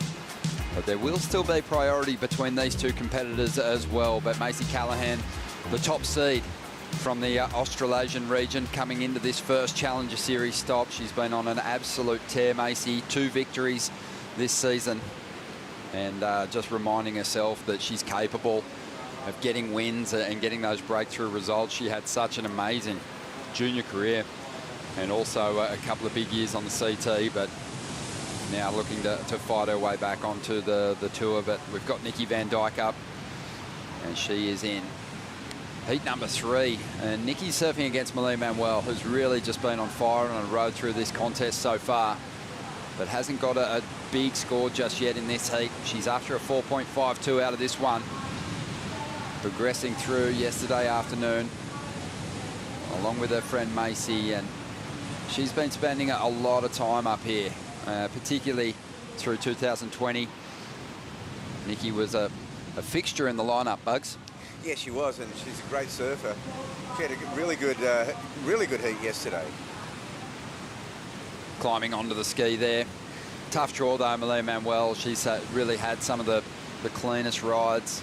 Beautiful big elevator drop for a monster score yesterday afternoon. Oh, Malia was on fire yesterday when it was just really big, clean snapper. Today, you know, it's a little trickier to find waves. We've got the tides come right in now, and there we see Malia.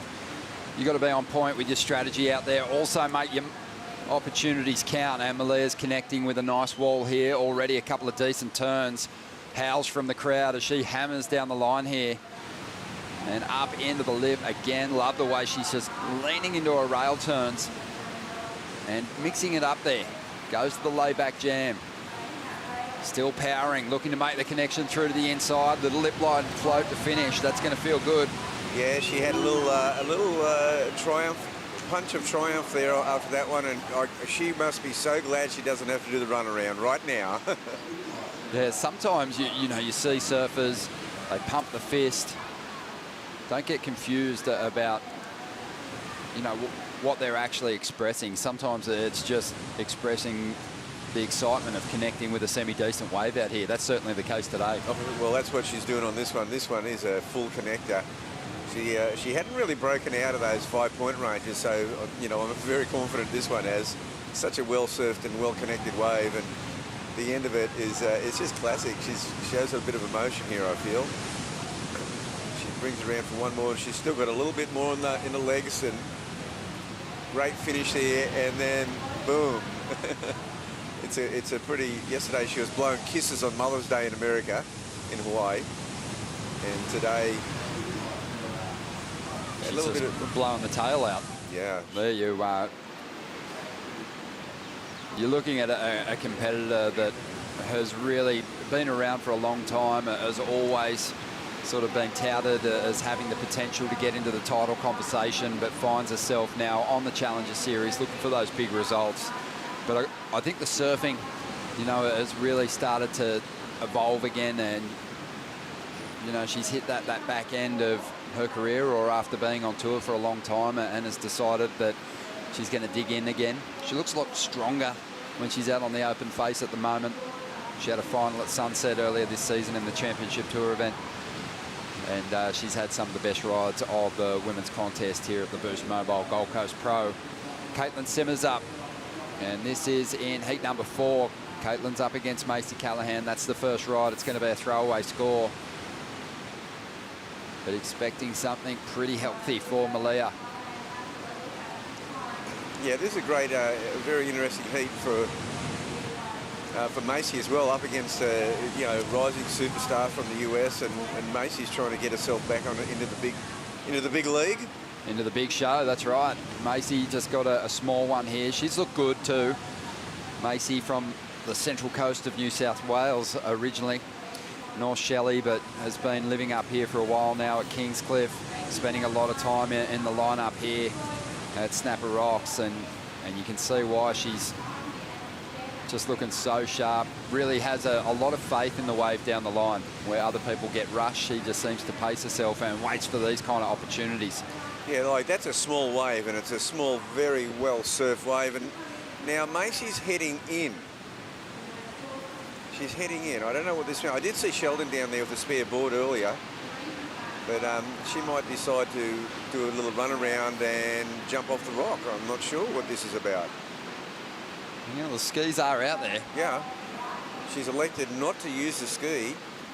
And she was also in her post-match interview before talking about how she hadn't done a lot of running in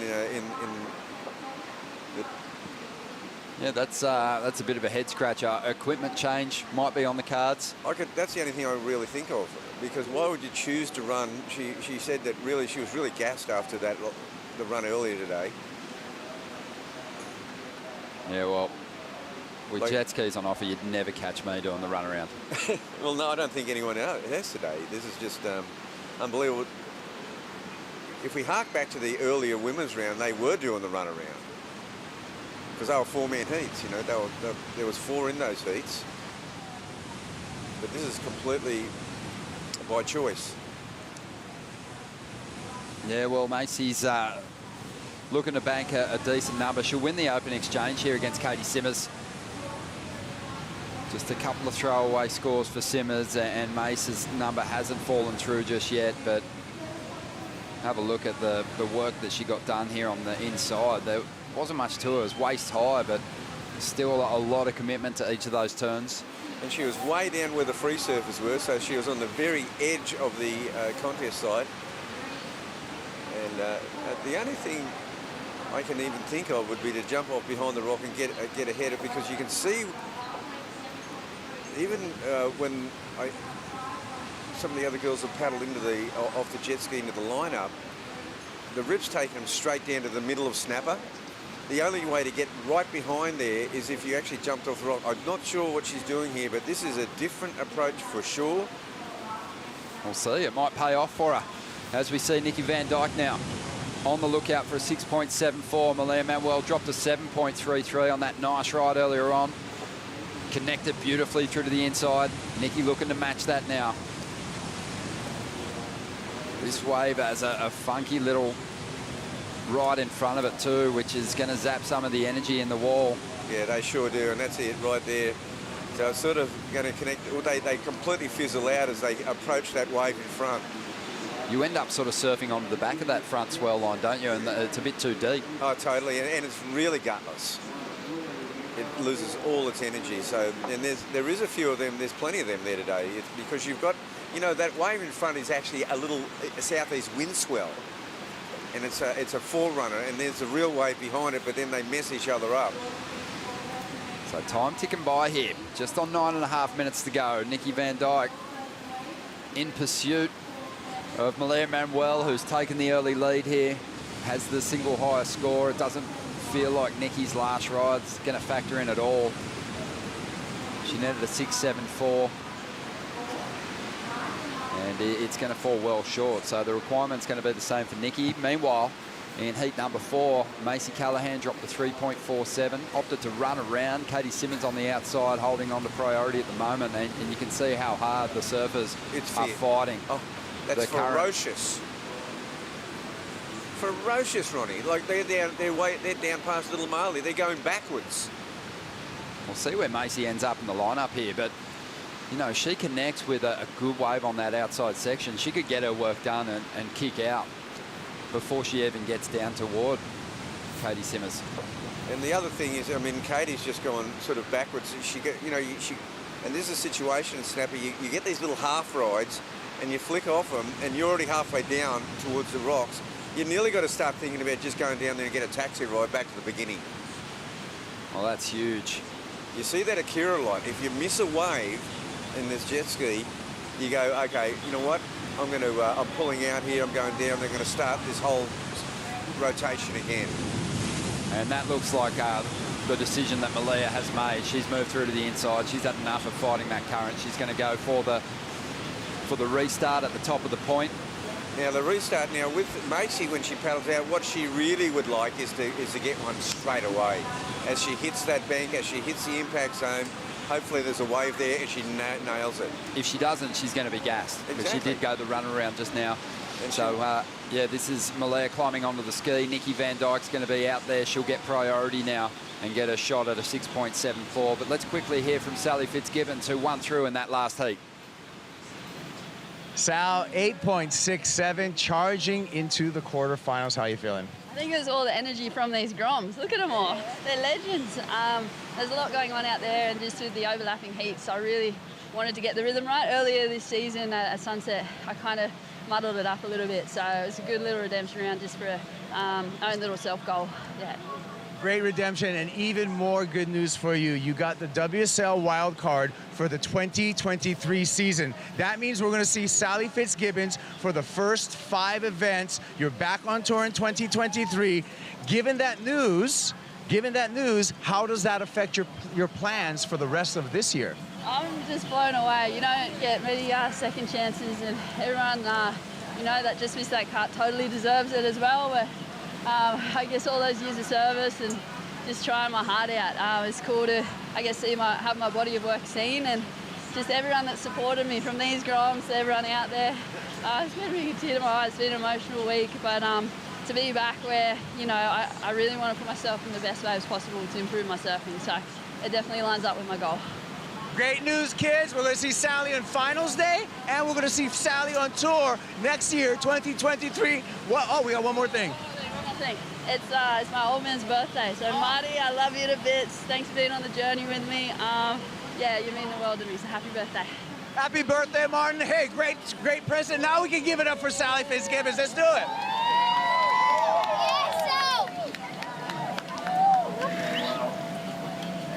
Good job, guys.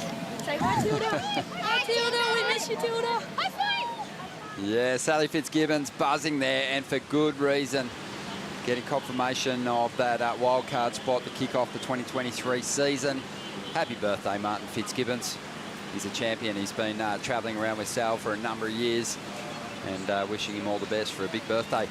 Well, the situation's been explained, Bugs. Yep. We're a little slow on the uptake, but the ski use is only for the surfers that have moved into that second half of their heat, that have that priority. So Macy, she had no choice but to do the run around. And it was a well-timed run too. She's out there at the moment, fighting that current and trying to get herself back into the lead here, because Caity Simmers, with a 4.83 on her last wave, is out in front at this stage.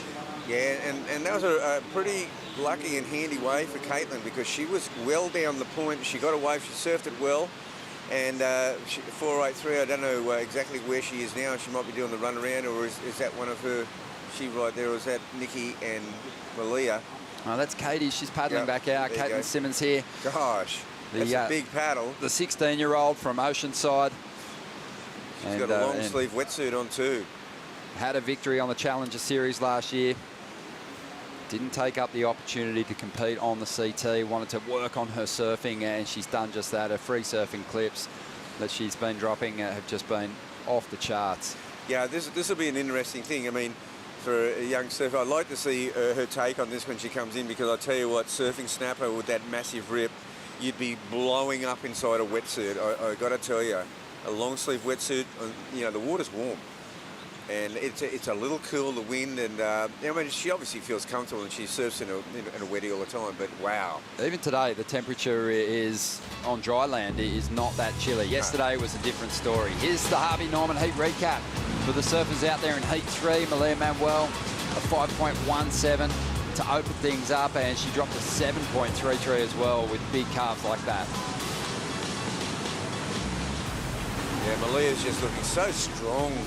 She's just coming on to this event, and looks like she's on her way to joining Sally in that quarterfinals.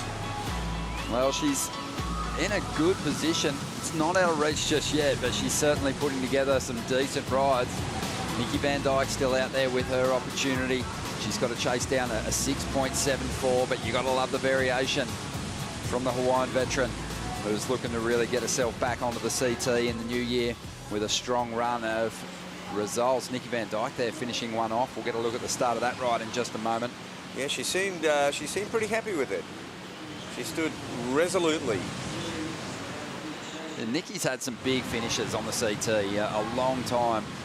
She challenged, and here's a replay of what she did on the outside. Good looking wall. Yeah, this is a good wall. This one's really lining up well there. I can see why she's well happy with this. She's going to work on it.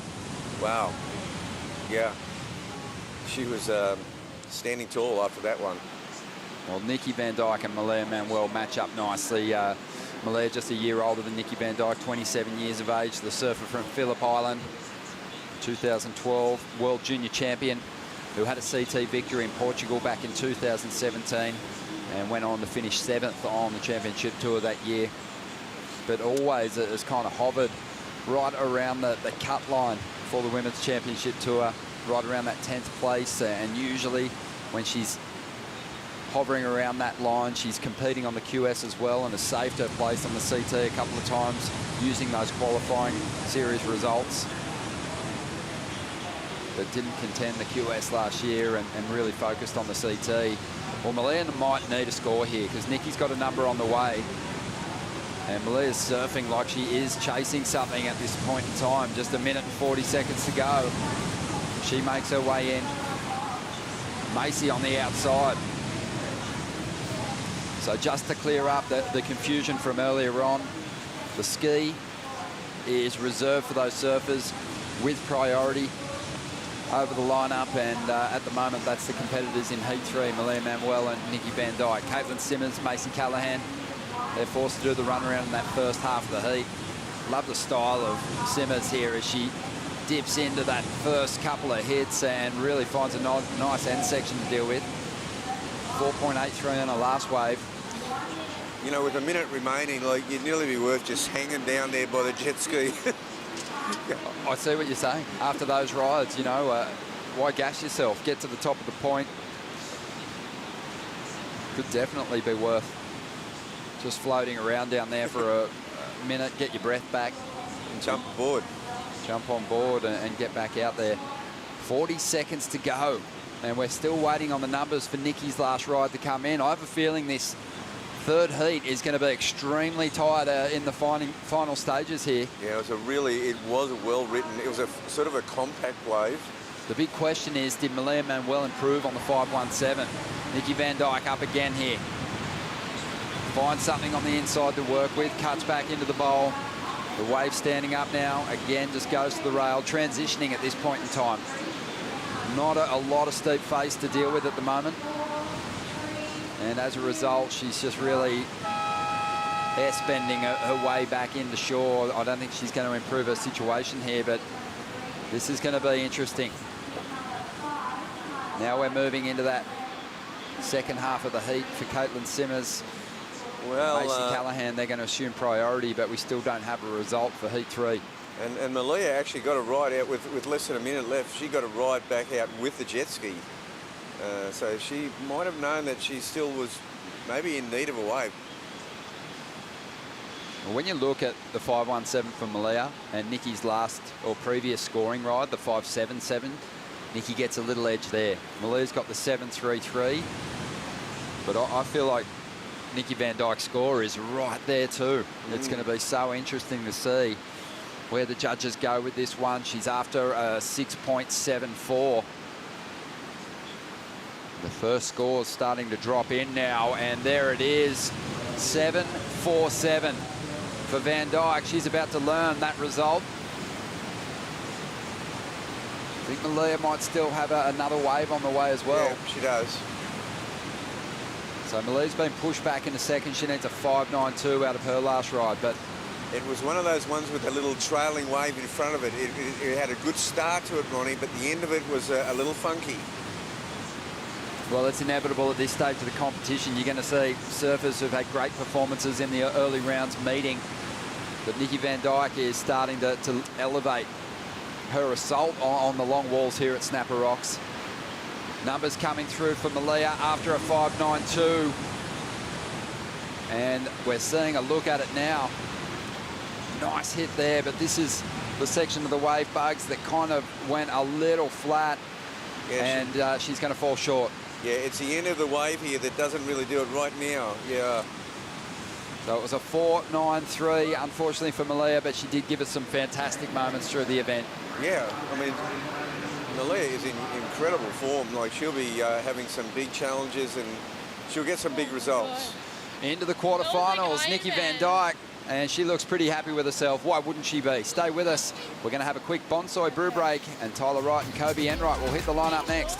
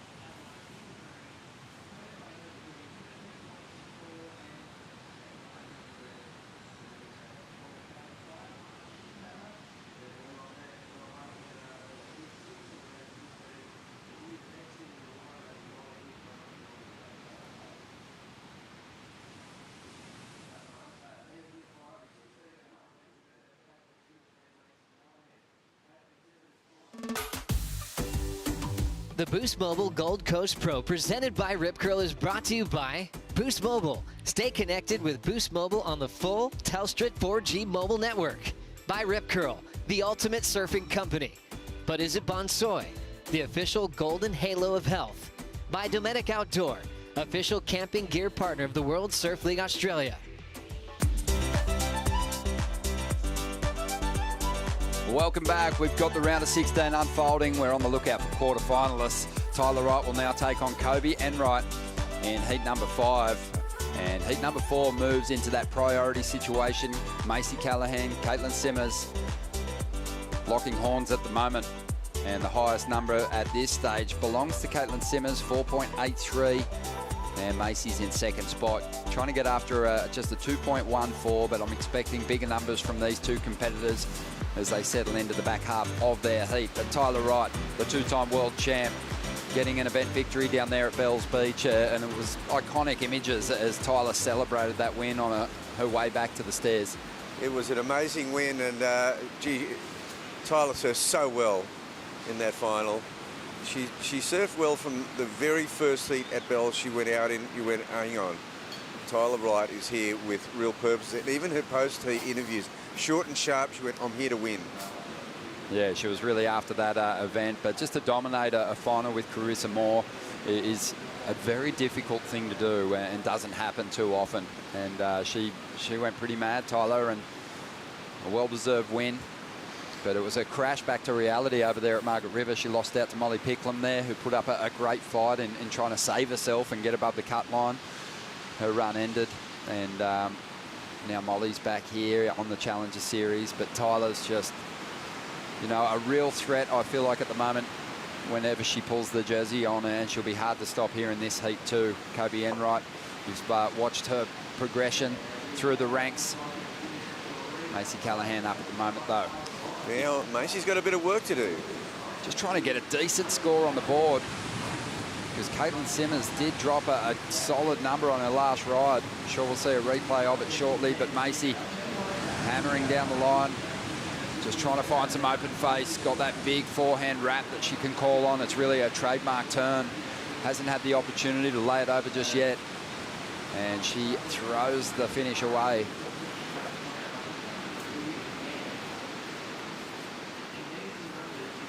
Tyler having a think about this one. But have a look at the big score for Caity Simmers there. Yeah, that's a very big score. She's got the 4.83 to back it up, so she's looking to improve upon that. She's in a very strong position right here with 13.5 minutes remaining.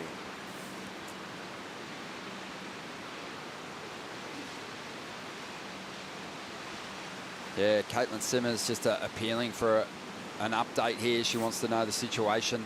But here it is, the 7.5 bugs. Yeah, it's a good size wave. That first carve, wow, she's really got that down pat.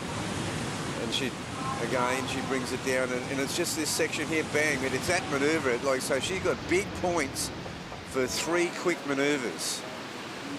Judges really like that. We've seen the tricky conditions kind of play into the mindset of the competitors throughout the day. The strategy not as simple, the lineup not as easy to read. Through those earlier couple of rounds, of course, picking the right wave was a major factor, but you could really just focus on what scores you were chasing with the freedom to just perform on the open face. Today, paddle fitness, especially in the opening half of the heats where you don't have priority and you might have to do a run around, is going to be a major factor. Yeah, in that first half of the heat, it's a real Ironwoman approach, because, you know, Caitlin just paddled the whole heat. Macy did a run, and now we see up and running Caitlin's. Yeah, she's got another wave here, 16 years of age, trying to get rid of a 4.83. Rebounding off the foam. Opts to take this one right through to the inside, just cruising her way through the inside at the moment, but also in transition, just collecting some points along the way. Has some moves that she can go to, can be very progressive. Just maintaining flow. Doesn't look ultra excited with what this wave is serving up, and really it's just an exercise in getting down to the ski. I feel it was. Tyler right now, energised.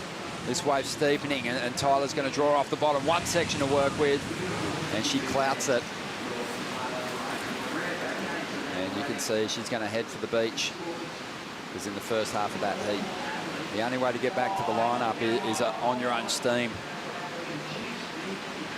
Well, she's pretty match fit. She's come from the heavy water of Western Australia, Bells Beach, a lot of paddling there. What do you prefer, Bugs? The paddle back out or the run around? I prefer the run around. Is it a run around these days or a walk around? Well, it's a hitchhike, but it's a slow jog and maybe a chat. Oh yeah, sounds nice. Maybe even a little coffee at Little Marley. Let's see the replay of Tyler's last ride. Solid first turn, good section there, drifts that tail. The timing's spot on. Has to go to the hop here to make the connection, but this turn had some points in it. Yeah, that's right. But of course here, Ronnie, you can go from one beach to the other in one connecting thing. You can surf a wave, and then next you're on another beach, and then you surf that wave, and next minute you're just kilometres away from the takeoff zone. What year was it that Damon Harvey surfed the bomb set from here to North Kira and needed a week to recover? Yeah, I think it was around 2002 was when that first a big load of sand was deposited in the bay, and we had the beginning of Superbank, and he just connected a wave all the way down, you know, past the Pizza Hut at Kira. It was unbelievable. How long was the ride? Well, it's 2 kilometres. It was a 4-minute ride, wasn't it? Yeah, it was unbelievable, and it was just how the bank was and how that swell was, and he was able to get in front of it all the way. And at some point, there's always this stretch along Coolangatta that is nearly impossible to make to Kira. It really is. But on that occasion, the wave was just big enough to be off the bank and then connecting with more off the bank. And he rode in front of it all the way. Straight to the phone booth, reverse charge call to Mum, come and pick me up, I'm at North Kira. What are you doing down there? I just surfed down here. But amazing. I don't think we'll see any waves that long here today, but it is still, as you said, a bit of an Iron Woman event right now, as much as it is a performance contest. Tyler Wright dropped a 7.33 on that last wave. She's chatting with the Groms out there on her way back. She must be in great condition. Oh, Tyler's in incredible condition. She's such an athlete, and she doesn't even look like she's puffed out. She's just, you know, running it. But that's just that good pace you run it here, because if you go too hard, you've got nothing left. Yeah, well, let's quickly get caught up with the winner of the last heat, Nikki Van Dyke, into the quarterfinals. So, Nikki, how's it feeling? You're in the quarterfinals, but you got that news on the beach. Yeah, I had no idea what was going on. I did 3 runarounds before my priority heat even started, so felt like I was in an Ironman out there. Yeah, it was a bit of a gamble. I'm so worn out. I mean, I want to speak more to that, because we're just going to, the first half of your 40-minute heat, your non-priority part of your heat, there's no jet ski assist. So you either have to make the decision whether to paddle, which would nearly be impossible, or to run. Yeah, I mean, even Malia and I paddled out at Froggies, and I almost didn't make it out there too, because it was kind of heavy around there.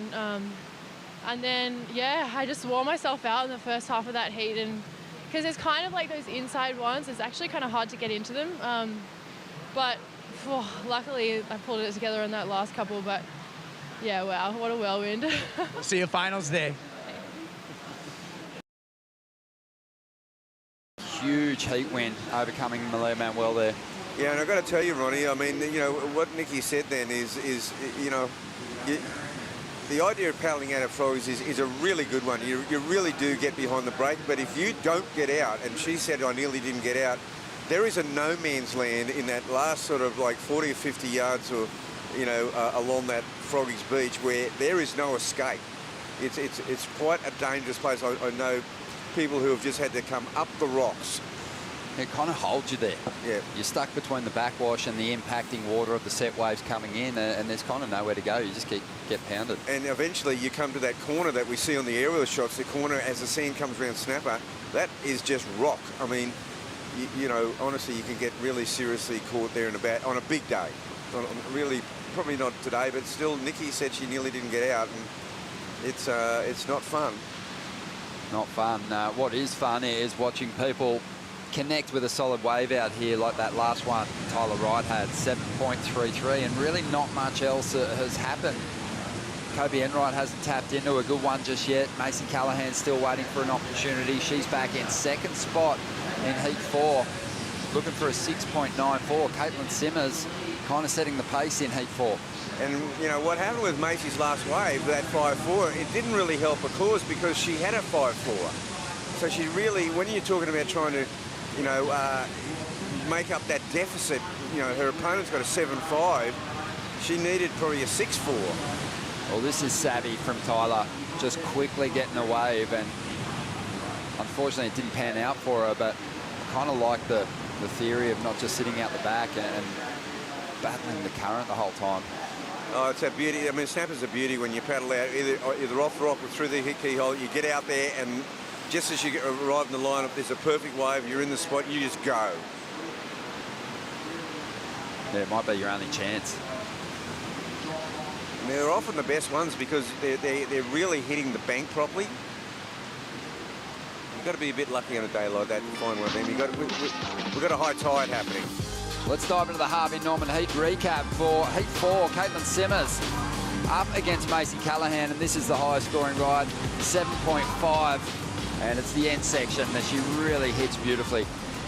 Yeah, it was a well put together short ride. And Macy, this is a pretty good looking wave for Macy.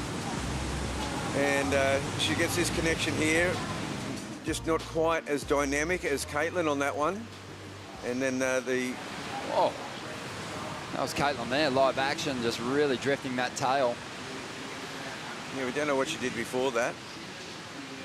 She's going to quickly jump back on that board. You can see how shallow the sandbar is. Yeah, this would be a bit of a boil over here if young Caitlin takes this heat. Oh, just got a little caught up on a bit of chop, and yeah, maybe it just threw a rhythm off through that next turn, but she was pushing hard. As we see Kobe Enright now using priority for this wave. Yeah, well, Kobe's gone to the wide bank straight away. She, you know, she's a snapper girl. She's a snapper girl, and she snapped that end section, but she's going to get buckled by the closeout through the board up there. Couldn't ride through the impacting water. Lost opportunity. It was on its way to a pretty decent combination, that ride. Oh, here's a good-looking wave. Macy Callahan trying to get herself back in this heat against Caity Simmers. What's this inside section got for her? Is there a connector there, Ronnie? Oh, there's a wave in front of it. Oh, she's going to fall here. Feels like Macy's been surfing her way back into a more confident competitor on that regional QS series. And now we see her up again, just trying to make up for that mistake. Big section here. And just pushing hard, and she's going to fall. Not sure if there was that much more opportunity down the line. She'll climb onto the ski here, but keep in mind how gassed Nikki Van Dyke was in her post-heat interview. She talked about doing 3 runarounds before even getting into that priority half of her heat. Yeah, she said she was wasted. And that 3 runarounds in the first half, that'll do it. But Macy, she did a big runaround before, and she's sort of just a little bit at odds out there. Well, the pressure was applied early. The 7.5 from Caity Simmers, but she hasn't been able to get rid of the 4.83, and that is keeping Macy right in this heat. So 2 minutes, 20 seconds to go. And you think by the time she gets back into the lineup, she'll get one more shot at it. One more shot, and I mean, that is the beauty of the jet ski assist. She will get another shot. In a normal situation, she'd be running again, and there's no way you'd make it now from inside Rainbow. I'd say that's easy, a solid 5 minutes now. Well, this lineup, it can be tricky at times, and some days are magic, but the current is the great equaliser. It drags people out of position. As you said, gives you a shot. If you do jump off the end, you might just be out there by yourself.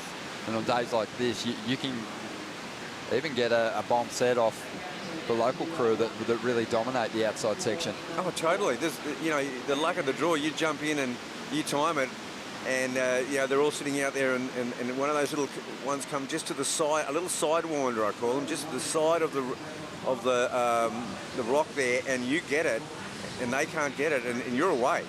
Most heartbreaking thing is when you jump off, there's a set, all the locals catch a wave, you're the one sitting on the inside, no one's around, and you're waiting for an age, and then they come. 15 people standing on the rock, jump in, take that inside from you, and you're out of rotation, getting sucked down the point, and you miss your opportunity.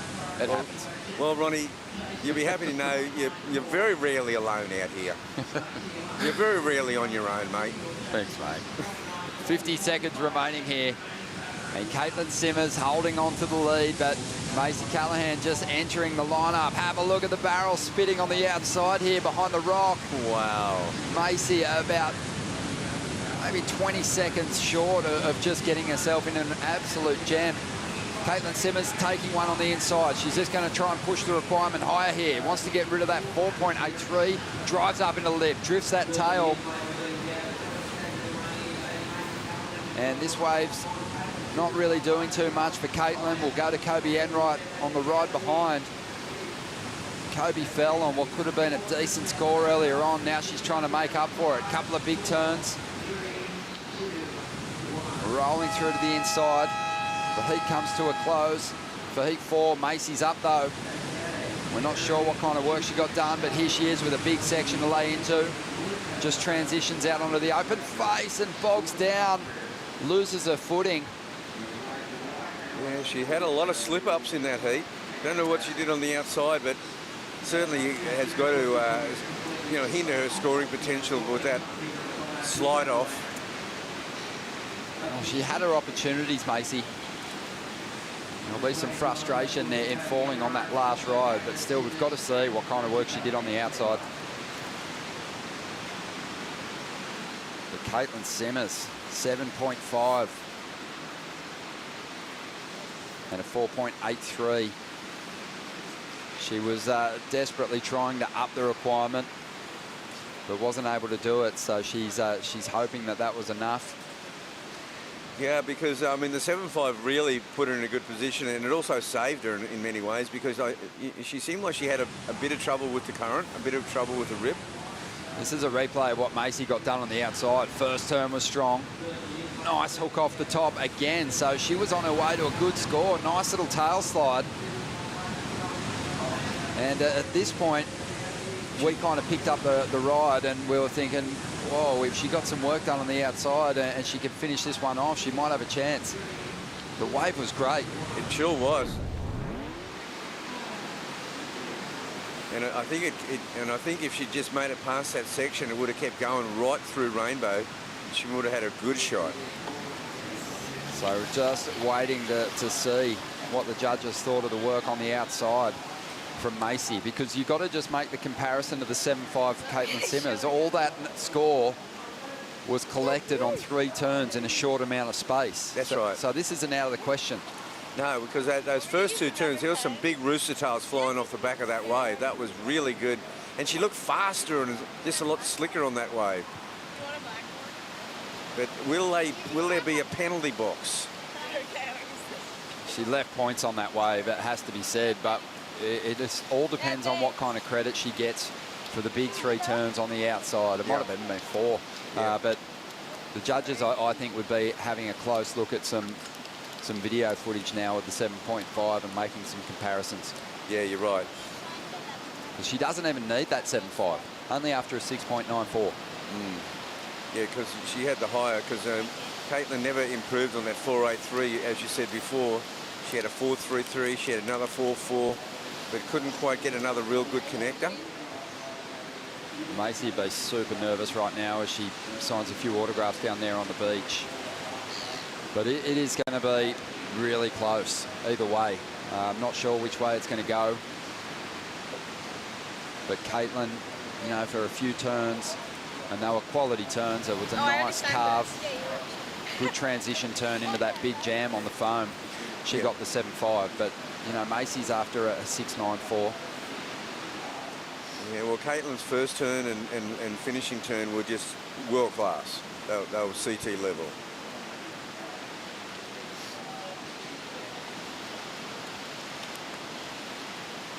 This is intense. Yeah, I know, because it's going to be close. Numbers starting to roll through. Some above, some below, Ronnie. Where's this last number going to fall? Yeah, this could be the critical one. This is going to be a heartbreaker for Macy if it falls short, because she did fall at the end of this ride. And the number comes through. It's a 6.7. Not enough. And Caitlin Simmers is going to hang on just. Nothing in it. 0.13 decides this heat. And Caitlin's going through to the quarterfinals. I didn't know if she got it at the end. Yeah, for sure. And the youngster survives. That is massive for her into the quarterfinals here.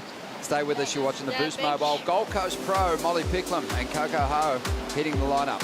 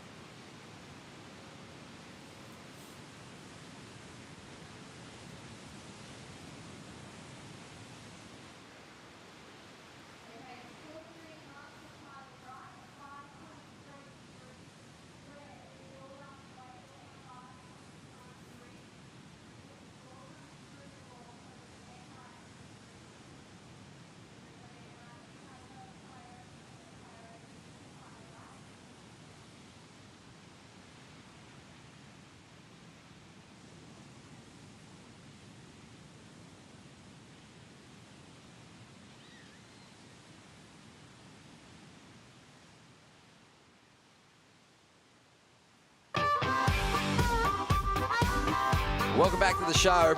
Really close heat, that last one. Macy Callahan just falling short on her last ride. Caity Simmers moving through to the quarterfinals. And we'll now welcome another young gun to the picture. Molly Picklum out there in the blue and up and riding, surfing against Coco Ho, who's making a big competitive return and really blowing minds with her smooth flow and extra power that she's collected just in her time away from the contest. But Molly taking a fall there. Tyler Wright and of course Kobe Enright have now moved into that position of having priority, the use of the jet skis. Tyler did manage to bank a 7.33 in that first half of the heat, and she's got a tall wall standing up in front here at the moment. Good read there, climbs the roof of the float, rips one off the top, driving up into the lip again here, just has that great release when she attacks those steeper sections.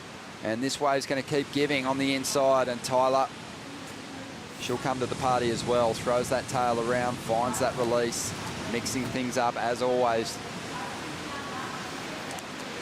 Queen of variety. Yeah, that was a solid ride by Tyler. It's going to put a big score between her and Kobe. I'm pretty sure of that. Yeah, looking forward to watching this next heat unfold too. Molly Picklum, Coco Ho. You know, Coco's had the break from competition. And in that time, Molly Picklum's really come on. We saw her coming from a mile away because she was such a young phenom. But now starting to collect big numbers at the CT level too, which is super impressive. So it's a good test for Coco. Yeah, look, it's so great to see Coco back in a jersey, back at Snapper. She said it's her favourite place to come, and you can tell why. She surfs so well here. Here's the replay of Tyler's last wave. Wow, didn't that just clean up nicely, this ride? Yeah, it sure did. This wave, it just connects all the way. And this is the sort of wave you want to, when you've got a, you know, when you've got a 733, this is a real good one just to put yourself in a totally dominant position. She brings it down, just snaps, you know, just punctuated by some real solid moves along the way. Floats that section. This wave just holding its body all the way through.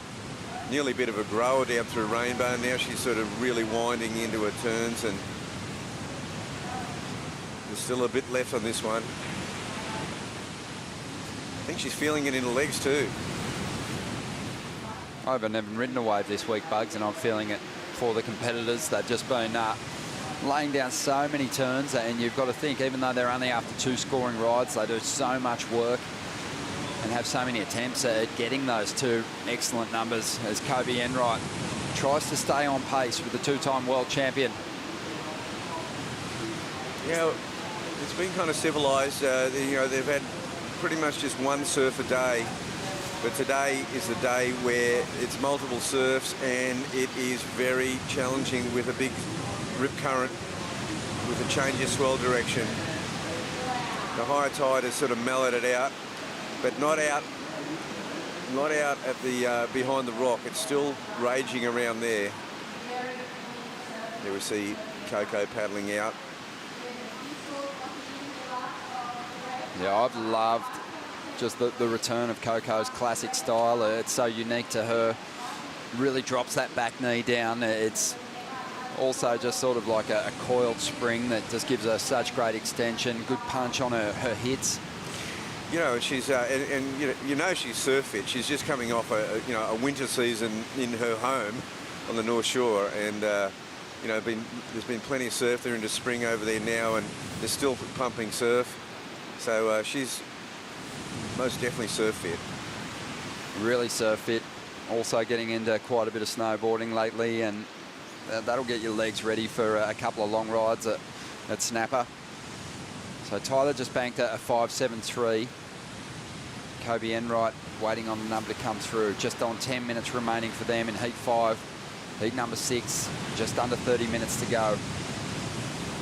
And Molly did take a couple of rides, so waiting for those early scores to come in. But just thinking about Tyler and her return to competition, we really missed her for a couple of years there, and similar to John Florence, went through that period of dominance on the championship tour in the same years as John claimed those world titles.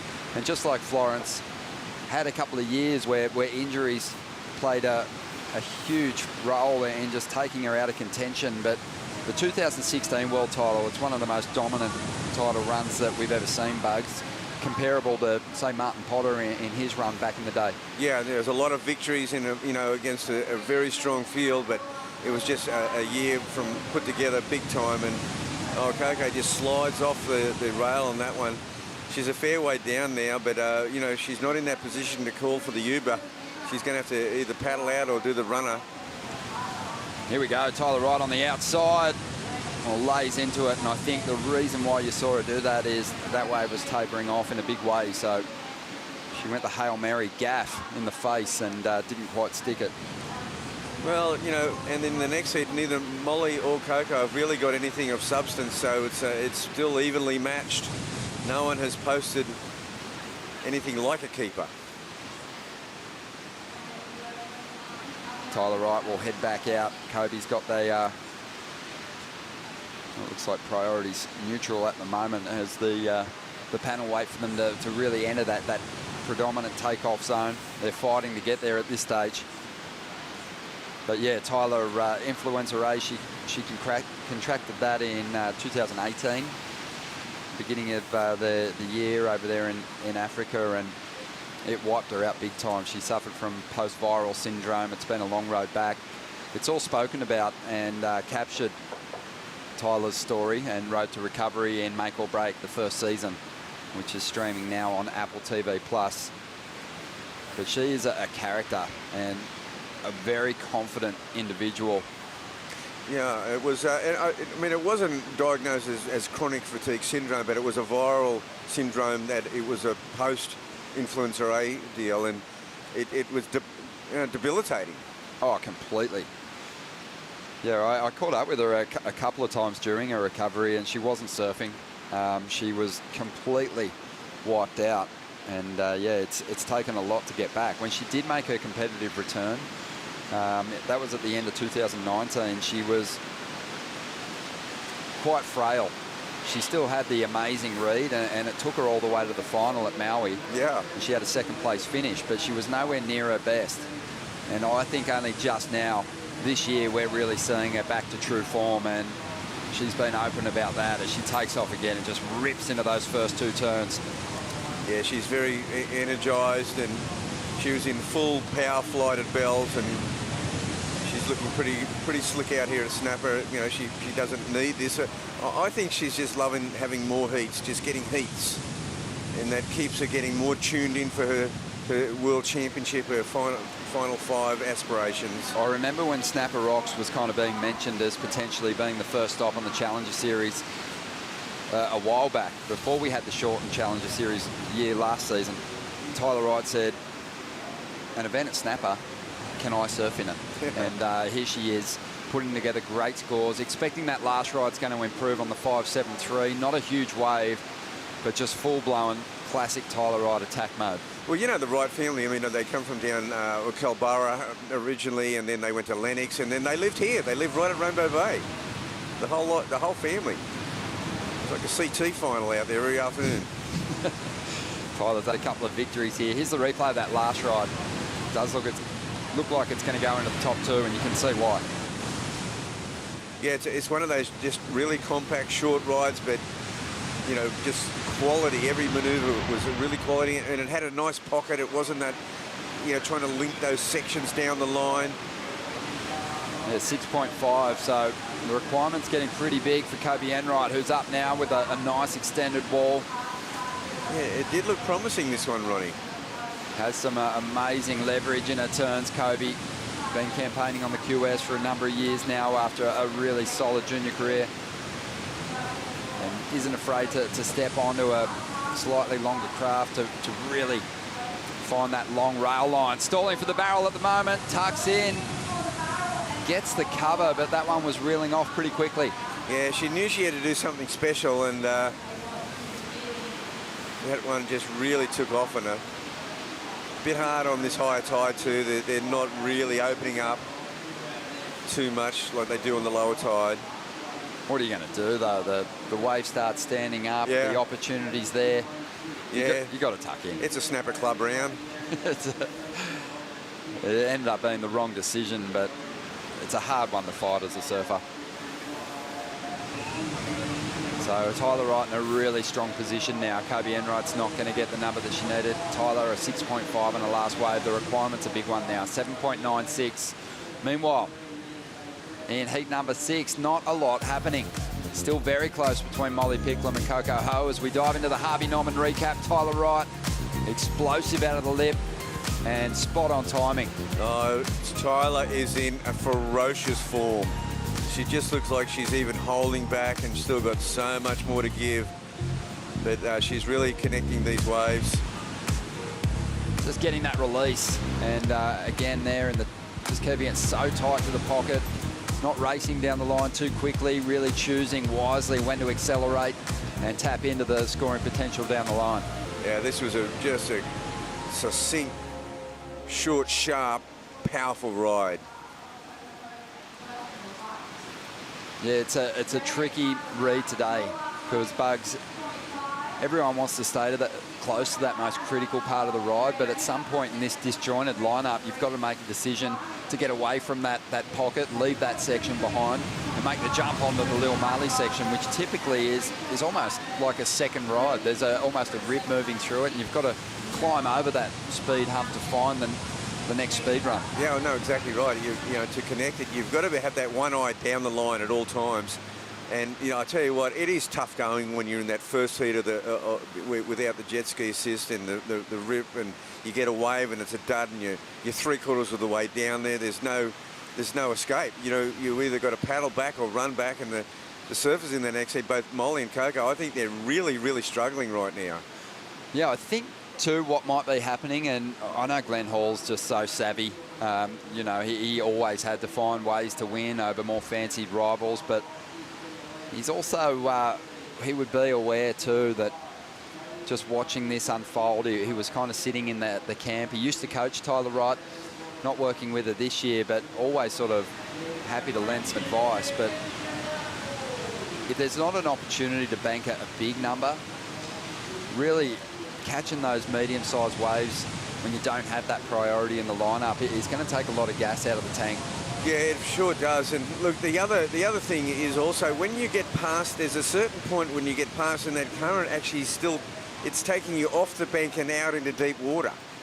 So you're actually a long way from actually catching wave, because on the higher tide, they're not fluffing up out wide. They're coming onto the inside bank. Almost feel like just a strategy might be in the first half of your heat, stand on the rocks and wait for a set to come. I'm thinking spot it from a mile away and try and get out there and snag it. But here we go, Tyler. She's got a minute and 20 seconds to go in her heat. If she can improve on a 6.5, it's going to be very difficult for Kobe Enright, who already has her work cut out, to turn this heat. And Tyler just banking off the white water there. Beautiful roundhouse. Now standing on the tail and just looking to set up some steep sections here. Just a really quick snap. Goes to the layback jam. Looks at the clock and says, you know what, that's probably job done. And the other, and both Molly and Coco looking at the clock going, thank God, we only got a minute to go before we can get some help. 45 seconds remaining here. I don't know if Tyler's going to bother paddling back out or getting onto the ski and getting back out there. She's going to make her way in here. And Kobe Enright's going to be left chasing that big 7.96. It's really a big number out there today. Well, if Tyler only managed the 7.33 on a wave that had some really quality turns on it, Kobe's got to find something special in the dying stages here. Just 15 seconds to go. We'll see Molly Picklum and Coco Ho assume priority out there in the lineup. And shortly, Bronte Macaulay and Zali Kelly will step into the picture as well. But this one coming to a close, and Kobe Enright's run in the contest is over. But Tyler, so strong, Bugs. Yeah, no, really strong, and she always was looming large in this round as a very serious and daunting opponent. Just going about her business, just looking so comfortable. We're going to take a Bonsai brew break. More action just around the corner in the round of 16 for the women.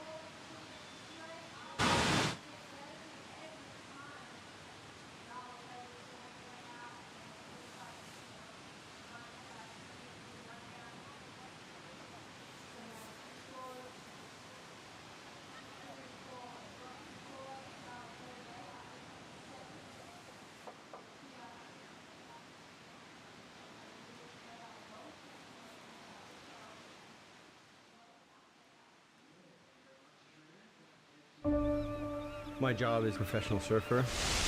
The best job in the world. My goal is to win titles. That's what I'm here for. The world's best surfers in the world's best waves. Guys, if you're listening, we're lost. This is the first time ever the women are a pipeline. We have never been given an opportunity like that. We've had a shark attack. Whoa. It's the most intense surfing scenario you can imagine. He saw every bit of this. I have to step up my game now and not make any mistakes. And he goes for it. Oh my God. This is a war. You have to find a way to win it and do it at all costs.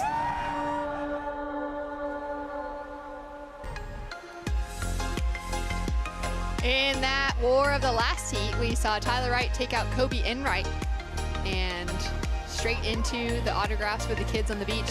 Be sure to check out Make or Break, now streaming across the world on Apple TV+.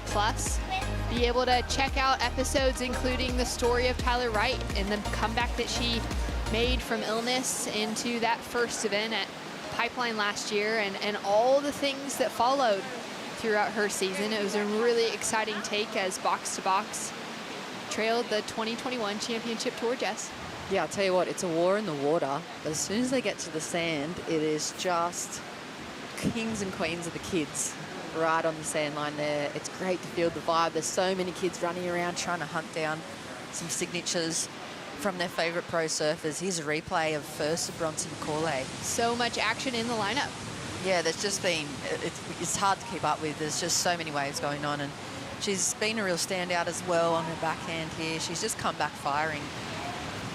And some nice hooks getting right up and tight into the pocket, and just really solid surfing from Bronte Macaulay. I feel like this might be about her time, and this is the replay from Zali Kelly from Cabarita. Big QS campaigner. Stays out a bit too far open on the face for that section, but she's got plenty of really critical maneuvers up her sleeve. Really talented skateboarder and snowboarder as well. Unfortunately, kind of just out of rhythm there, but that's only the very start of her heat because they're the second priority heat in the water at the moment, Shannon. They've got 40 minutes from the start down to 35 at the moment. Currently in that priority heat, it is Molly Picklum and Coco Ho. Really small scores, though. They weren't able to unleash on anything that really mattered in that first half of their heat under priority. And now they're going to be getting to have the pick of the lineup. Hopefully we'll see Molly Picklum and Coco Ho, two great barrel riders as well, drop into something exciting. Maybe find a little cover up, but definitely engage with the rail in the back half of their heat. They've got 15 minutes on the clock, and we do have jet ski assist for the surfers in the priority side of their heat, which means that right now, for this 15 minutes, Molly Picklum and Coco Ho, the end of their waves, they can kick out and grab that jet ski, while both Bronte Macaulay and Zali Kelly in the first half of their heat under priority have to do the runaround and get that leg workout in. Yeah, so a bit of everything. And you can't really get that much of an appreciation for how long that runaround is until you're doing it and the legs are trying to pump through it. Normally, on an average free surf day here at Snapper, you'd just be walking it back around because it's so long. But these ladies just have to push that tempo up a little bit in the jog and get themselves back out to the lineup. And it's interesting to see how much the swell's picked up this afternoon as well. It's so much bigger than when we first kicked off here this morning for the opening heats and the rest of that women's round. And of course, with the pumping in swell, the tide moving back in across the bank, you can just see how quickly they're getting swept on the paddle out, and then they just spend the rest of the time in between picking a wave, paddling back into position. So really challenging for the men and the women here today with that current. Absolutely, especially more challenging for those that don't have that jet ski assist yet, because they're having to paddle from the beach, from that keyhole, maybe a jump off the rocks if they know the spot well enough. Those surfers with that jet ski assist at least can get dropped off the top and just have a little bit less current to deal with in those shallow sections on their way back out. Current situation in the lineup, we've got a big score that dropped through. For opening ride of Bronte Macaulay, it's an 8.73. It always puts a smile on my face so big that I can hardly talk when the women open up with an 8-point ride, like Sally Fitzgibbons as well. Bronte backing it up. Yeah, the ever fans of women's surfing, aren't we? We just get so frothy. Yeah, we do. Yeah. We just want to get in the water and soak up all the action with them as well. But huge number for Bronte to open up with.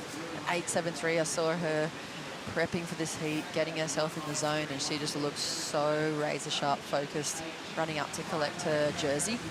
8.73, beautiful way to start off, beautiful backhand surfing. And yeah, she's out in the lead of her heat. Unbelievable. She's gone strength to strength in those last 4 events of the championship tour. She just missed out on making that mid-season cut. She would have needed a win at the Margaret River Pro, but she found herself with a second semifinal finish to back up her result there from the same last year, which was really exceptional to see her make it in to that level of competition. She had to face off against the world champions in the draw. She had to take down Carissa Moore in her round of 16 heat, Steph Gilmore in the quarterfinals, and then it was Isabella Nichols who went on that tear to take out her first championship tour victory that took Bronte out within that semifinal conversation. But it's been really cool to see, and I wouldn't be surprised if we see Bronte just continue to find that momentum, that strength, running her way through the Boost Mobile Gold Coast Pro, because she started out with a 17th place at the Hurley Pro at Sunset Beach. We know she didn't get that call up in time to get to Pipeline. That's where I believe we saw Bethany Hamilton in the draw, but we saw that replacement wildcard coming through for Bronte. She then built on those results event after event, as we see Zali Kelly. She's no doubt going to be a tough competitor. Zali opened up on a 5.83, searing turn on that next section. Starting to stand up really well for her here. Nice low center of gravity as she drives off the bottom and then finds that extension of her back leg off the top. Puts together a clean snap to finish. And that was a good-looking wave to put herself into the mix against Bronte Macaulay. Scores to come through now for Zali Kelly. She's just chasing a 2.91 to take the advancing spot. And going back to those thoughts around Bronte, I wouldn't be surprised if we see her walk herself into the final, because she went from 17th at Sunset to 9th at Portugal, then 5th at Bells Beach, and then into that 3rd place finish. She could be looking for a finals day again, as we see Molly Picklum now finally engaging with a good-looking face, goes for a really solid re-entry. Now setting herself up for the next section. This is the wave that she's been looking for. It's taken her nearly 30 minutes to find something of size, of consequence, and to allow her to find those combination of maneuvers. She's really driving through those turns on her back foot to finish as well. And now she could be putting Coco Ho in a difficult position coming down to the last 10 minutes, Jess. Yeah, that was a huge, big opening 2 or 3 first down the face carve maneuvers for Molly. She's looking really, really intense, and she has that extra energy about her in this heat. She's really wanting to get those results for herself and for her career. Look at the replay, flying down the line, resets the line, and down the face carve to open up there. Similar turn, but digs in a little harder, I think, for that second one. And the third connects with the lip, throws a little bit of spray. Good looking wave ahead of her as well. Face cleans up, so she gets to the slash and almost looked like she was going to try and pull in really quickly under the hood, but good looking wave for Molly. Definitely going to be replacing one of those scores. Judges taking their time with that, as we saw Zali Kelly in the non-priority heat get an opportunity. Yeah, she's got some good flow too. You can tell that she surfs a point break.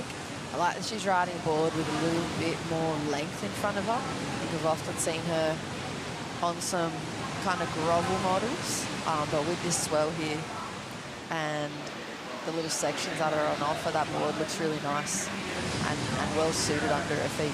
So true. Zali was riding a quad at a few of those QSs for the finish up of the Australian Regional Series, which was fun to see her taking a little chunk out of maybe a Kelly Slater decision, or we saw Felipe Toledo also going to the quad a few times on the CT this year, and really just kind of finding that speed and that engagement that she's able to get out of it. And now coming into probably the more important events of her career this season, into the Challenger Series, she's opting to change up that equipment and start to drop some good numbers. She put a 6 down for that last wave and has jumped her momentarily in the lead over Bronte Macaulay. And we have a really good score that is about to drop in for the pickle. Molly Picklum puts in a 9.5.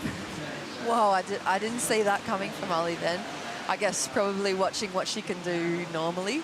and seeing her range of kind of aerial manoeuvres now she's got under her belt, I was kind of probably a little bit too critical. I mean, we win so many heats here on the couch. It's pretty easy to surf from this point of view, but that is an excellent score and what she's been working towards. And I guess the point of difference was the amount of attack, the positioning of those 3 down the face calves, and the criticalness. It's been really well rewarded. The other ladies can take note in the heats and see what the judges are looking for, because she's, well, 0.5 of a point off a perfect ride out here in these conditions in this heat. So beautiful, Pickles. It's incredible considering what the rest of the women have been finding throughout. We've seen some excellent scores, of course, currently in the water as well. In red is Bronte Macaulay, who opened up with that 8.73. There hasn't been too many that have locked into that mid-range 9 up to that 10 range. Steph Gilmore getting close. Well, actually just doing a little bit better with that 9.77. Malia Manuel with that 9 in there as well. There's been some good surfing, but for those women, it's also come with that combination of a barrel ride and the rail engagement. For Molly, it was just all based off of that rail work. Now, Coco with a huge ask. She's only got a couple of 1s on the scoreboard. She's currently in a combination situation. Now with an opportunity to match what we've seen from Molly. Gets to that inside section as it hits the double up and stands up on the bank. That was a really hard fall for Coco. Now we're gonna track with Bronte on her backhand. Connects together and she gets bumped up. Whoa, she does not get bumped off. I saw her disappearing in the foam and not coming out. That was really sturdy footwork from her. And now we've got scores to trickle through for Molly and for Coco in the priority heat with only 6.5 minutes on the clock for them. In the non-priority heat with 26 minutes, Bronte Macaulay is now backing up that 8.73. Yeah, Coco got fully flexed on that section, didn't she? She looked like she almost got bent in half on that, but she had a couple of turns on the outside as well. Bronte, nice wave from her, able to ride on out after the explosion. And at the moment, Sally Kelly though, solid kind of heat start for her. 6 and a 5.83, that's a really solid house to build from. I know she's going to be hunting down some of those bigger open faces to really connect with. And I guess the conversation, yeah, Molly's wave, you picked it apart really well. The difference that we've seen in the 9s has been the barrel ride, which wasn't there, but she's still able to go up into that excellent range. Here's Bronte's wave. She's so good at staying really tight in the pocket and just pushing really hard through the turn as well. Makes her surfing look really clean and really deep off the bottom. She does completely disappear. And then a little bit of a stylish recovery for Bronte. Scores coming through for a few of our surfers. As we wait for those now, we're going to cross down to catch up with Tyler Wright. We've had a couple of really good chats now, Tyler, so I'd like to get down into the nitty-gritty, a bit of technique, if that's okay. What have you been working on? Because I think your surfing is just coming along in leaps and bounds. Honestly, it's just, it's been hard work to get my body to move efficiently and optimal again. So a lot of it, you know, I've been really struggling the last few years to move and, you know, have the access that I used to have and the power and the strength. So, and a lot of it now is just settling in, essentially, you know, like I'm really comfortable with the way I surf, and it's kind of strange, like I watch it now and I can, it's weird to see growth, and like, not weird, but it's kind of, yeah, for me it's something to celebrate, because it, you know, for such a long time you work on so many different elements, so many different aspects, and then all of a sudden you see a level of maturity in your surfing that you start to respect in yourself as well. So it's hard work and dedication, but definitely, yeah, just kind of settling into the way I surf and really getting back to connecting and being present, really. It'd have to be one of the only sports in the world where something feels a certain way but then looks different. It sounds like you're adjusting to that. Yeah, essentially, yeah. There's so much goes into boards. You know, John's been amazing to work with. And, you know, I'm not actually on the right equipment here, which has been a bit of my fault. Didn't really prepare as well as I should have. And I'm actually riding a 1/2-inch step up, which is wild. I didn't even ride this big at Bells. So it's essentially, you know, I've changed it up a little bit. One board's has a little bit more in it. This one, I think, is kind of allows me to give a bit more range when and if I need it. How big is that board? This is a 5.8.5, and normal board is 5.8 flat. I think new dimensions 5.8.5. Absolutely flaring, Tyler. Well done. Thank you so much. Appreciate it. Loving those insights from Tyler Wright on the changeup of accidental equipment working in her favor. Zolly Kelly flaring the tail. She gets caught behind the section, and she's still playing catch-up to Bronte Macaulay because Bronte has dropped in a 7.33 for her backup to the 8.73. Yeah, they're loving her backhand attack out here, clean and crisp. Really, really nice combined surfing, top to bottom. Like we heard Rochelle Balla talk about earlier on too, just finding that range on the wave face and not pushing so far out into the flats. That's why she's getting rewarded. She's just really sticking to the pocket every turn, not making too many adjustments. I guess the difference between her going from those sevens and up past into the nines is maybe the repetition. If she could come out with something at the end, maybe a final maneuver that's got something else in it that they haven't seen, maybe they're going to start rewarding her even above what we've already seen. Down to 2.5 minutes on the clock for the priority heat. Molly Picklum off to a very slow start throughout, found a 9.5 with only about 15 minutes left on the clock. She sat that whole non-priority section the first 20 minutes without a score above a 3. And now she's found herself in a great position, putting a huge requirement onto Coco Ho. Coco now sitting with priority in the priority heat, chasing a 9.84. And it's been surprising not to see Coco's face on the WSL Championship Tour for these last 2 seasons between 2021 and 2022, because Coco had 11 years uninterrupted. From her rookie year, Jess, when she qualified in 2009, up until 2019, she never fell off tour, which was just insane. So exciting to see her in the mix there. As we take a look at her now, she's got a huge requirement out in front of her, and she's dropped plenty of big scores like this in windy, big conditions as well. So we'd be looking for this opportunity for her to have a really solid go as she drives down the line, gets that really smooth transition, and straight up into the pocket. Staying nice and tight, connects with that lip. There's a lot of wobble on this wave. It's a smooth surface, but it's actually not a smooth wave overall. And she's doing so well to keep that flow moving forward. And she goes for that finishing maneuver, which is so important, and that was a really critical wave for her, Jess. Down to the final minute on the clock. And scores to come through now for Coco Ho. Now, during Coco's rookie year on the CT back in 2009 in Portugal for the Rip Curl Search, she took out her first and only championship tour victory against none other than former world champion Chelsea Hedges, who will be paddling out later today for the Heritage Heat. Yeah, that'll be epic to see Chelsea's backhand out here as Snapper Rocks. Like you said, former world champ. But this is the experience, though, that Coco will be drawing on. She spent so many heats in the jersey, and it's kind of probably nice for her to have a rest and be away from the whole scene for a little while. And, you know, I heard what Tyler was talking about there in that post seat, just working on so many different aspects of yourself as an athlete and as a person.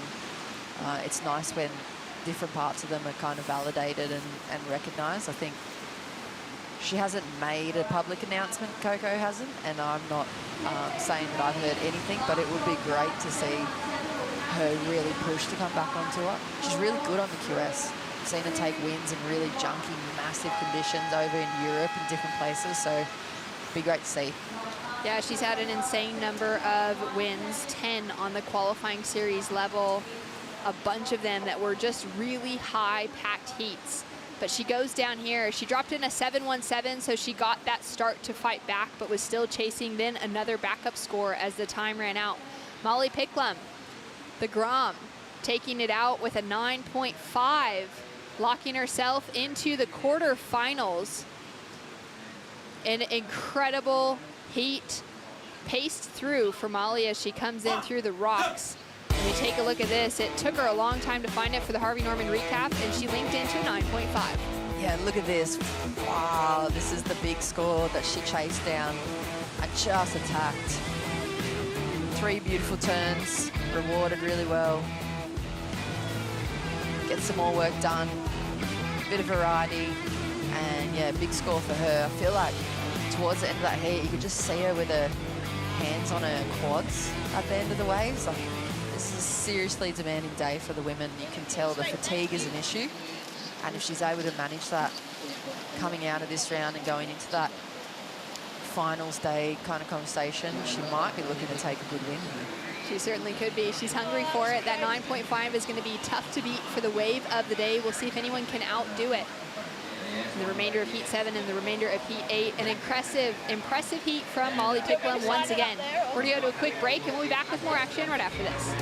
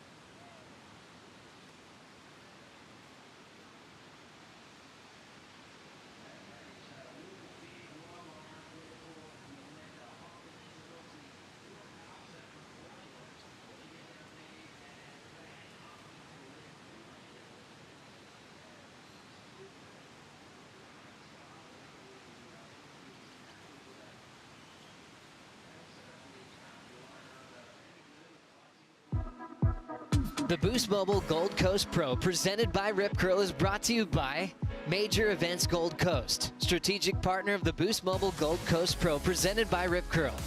By Good Surfer, surf safety and etiquette initiative proudly developed by City of Gold Coast.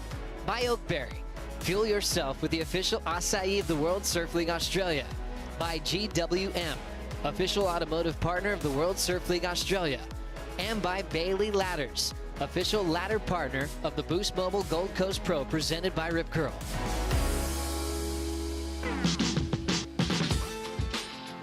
Welcome back to the Boost Mobile Gold Coast Pro. The final heat of the day has just paddled out, featuring Yolanda Hopkins of Portugal and Lou Sakura Johnson of the North Shore of Oahu in Hawaii. It's going to be a very tough battle for those two. They've got just under 40 minutes on the clock. And in the priority heat now, the remainder of heat number 7 will run through with 16 minutes to go. Bronte Macaulay came out to an unbelievable start, and she's got herself in a great position leading.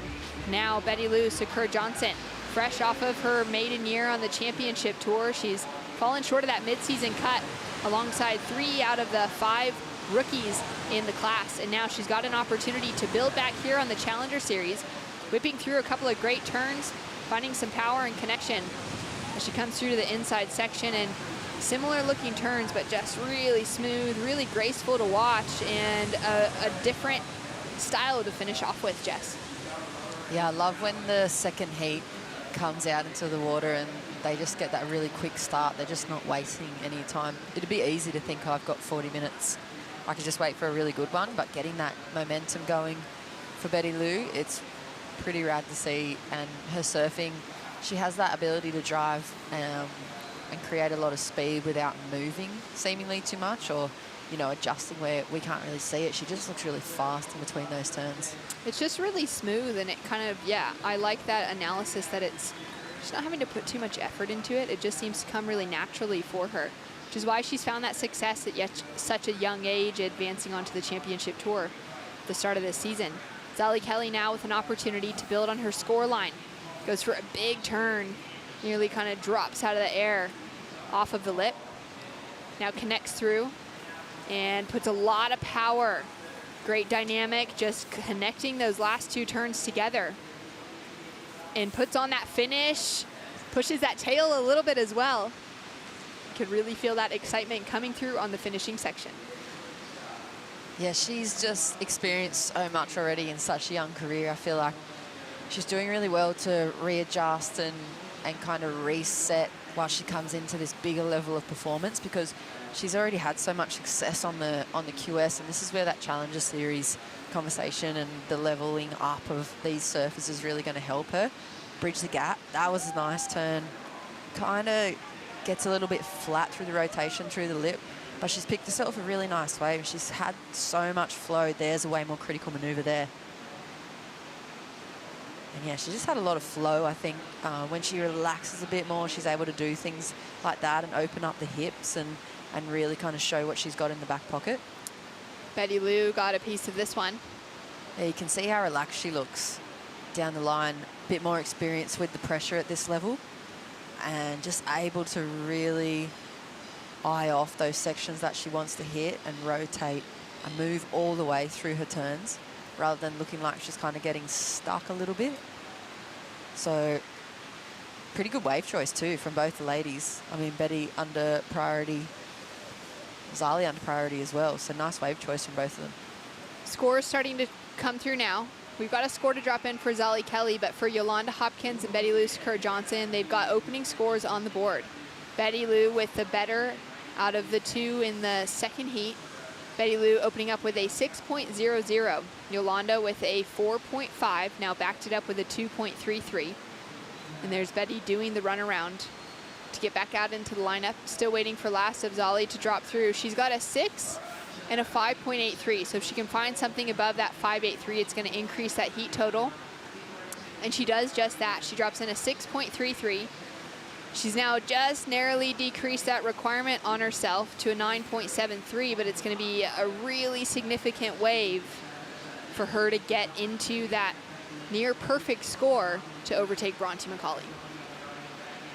Up and riding now. Lethal attack for that first turn, connects it through with the second. She kicks out as that wave shuts down on her. Incredible two-turn combination though. Yeah, sorry, I was making sound effects in the microphone when that one was going on. You couldn't help but just kind of feel that energy when she was going through both those two turns. Big backhand attack. She's used to big, crazy conditions. She's from WA. She surfs in some pretty gnarly kind of setup. So just shows what she can do. I'd love to see her connect a couple of more down the line too. Yeah, I would really love to see her get that opportunity to continue opening up and building momentum. It's been a shame not to see her with that full opportunity for the championship tour this year. But it's great to see her giving it a really strong go now on the Challenger Series. We saw her fall off tour at the end of 2021, and she decided to just stay at home, be with the family, not travel for the remainder of the year. So we missed her on the Challenger Series. And then she got those injury replacements to the start of the championship tour, so we got to see her in 4 out of those 5 events. And now she's back so hungry and looking better than ever. She's just dropped in an 8-point ride and really has Zali Kelly in a difficult position, chasing a combination of a 16.73. And in that last heat, we saw Molly Picklum drop a 9.5 on the back half of that heat. Just playbook says get 2 good ones, but when you get a great one, you kind of only need 1. Yeah, I mean, out there it was the battle of one wave, but I don't know, to be honest, my eyes are stinging, my arms are burning, and my legs are cooked, so it was really just however I could get to the end of the wave, and I was stoked that that one wave went as long as it could have.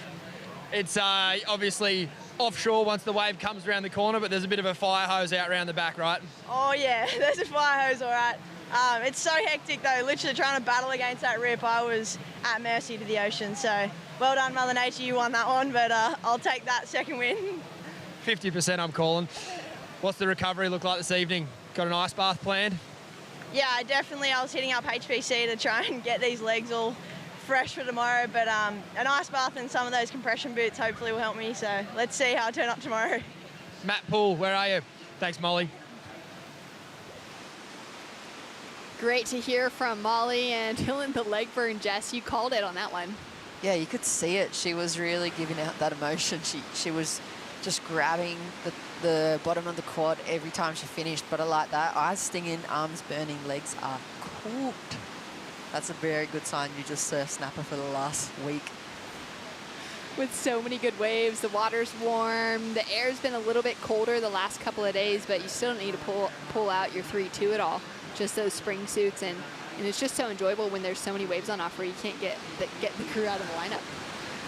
It's lucky for a lot of these athletes too that in Australia we just have such great access to surfing facilities and recovery staff, and especially up here on the Gold Coast. Like, this is the hub of the surf industry and the hub of competitive surfing for us in Australia. So to be able to access a lot of that, regardless if you're Australian or if you're a travelling professional, a lot of the coaches will open up the doors and bring heaps of athletes through, regardless who you surf for and what region, for the betterment of like surfing overall. Taking a look at last of Bronte. Straight up into the lip to start up. So sick. Look at this one. That's just like an upside down into the section, and this is a great angle of it. You can just see how competent she is on her backhand, and no hesitation whatsoever into this section. So well timed, and just beautiful surfing for her. Eight points for 2 turns. Beautiful. I really appreciate that from the judges, giving her that excellent range for doing everything that wave had to offer. Zali Kelly looking smooth on the inside. Nice click. Throws in the second one and goes for a little drift of the tail to finish off on.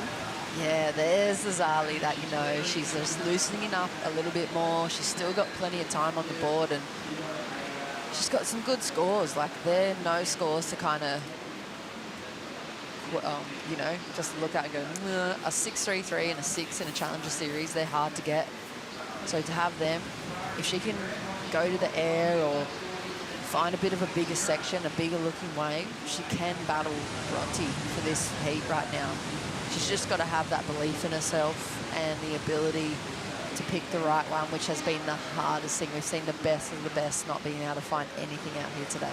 Yeah, I had a chat with Kira Pinkerton after that last heat we called of hers, and she said it was really difficult to get the pick of the lineup, and then to hear someone like Sally Fitzgibbons paddling out in that heat and to luck into a really good one straight off the bat. And she kind of just waited it out for that heat to have priority over her, and once she finally was in that priority position in the back half of hers, she just really struggled to get herself onto the right waves. Her surfing was right there, she was feeling confident, but it was just being able to pick the right of the lineup that was the challenge.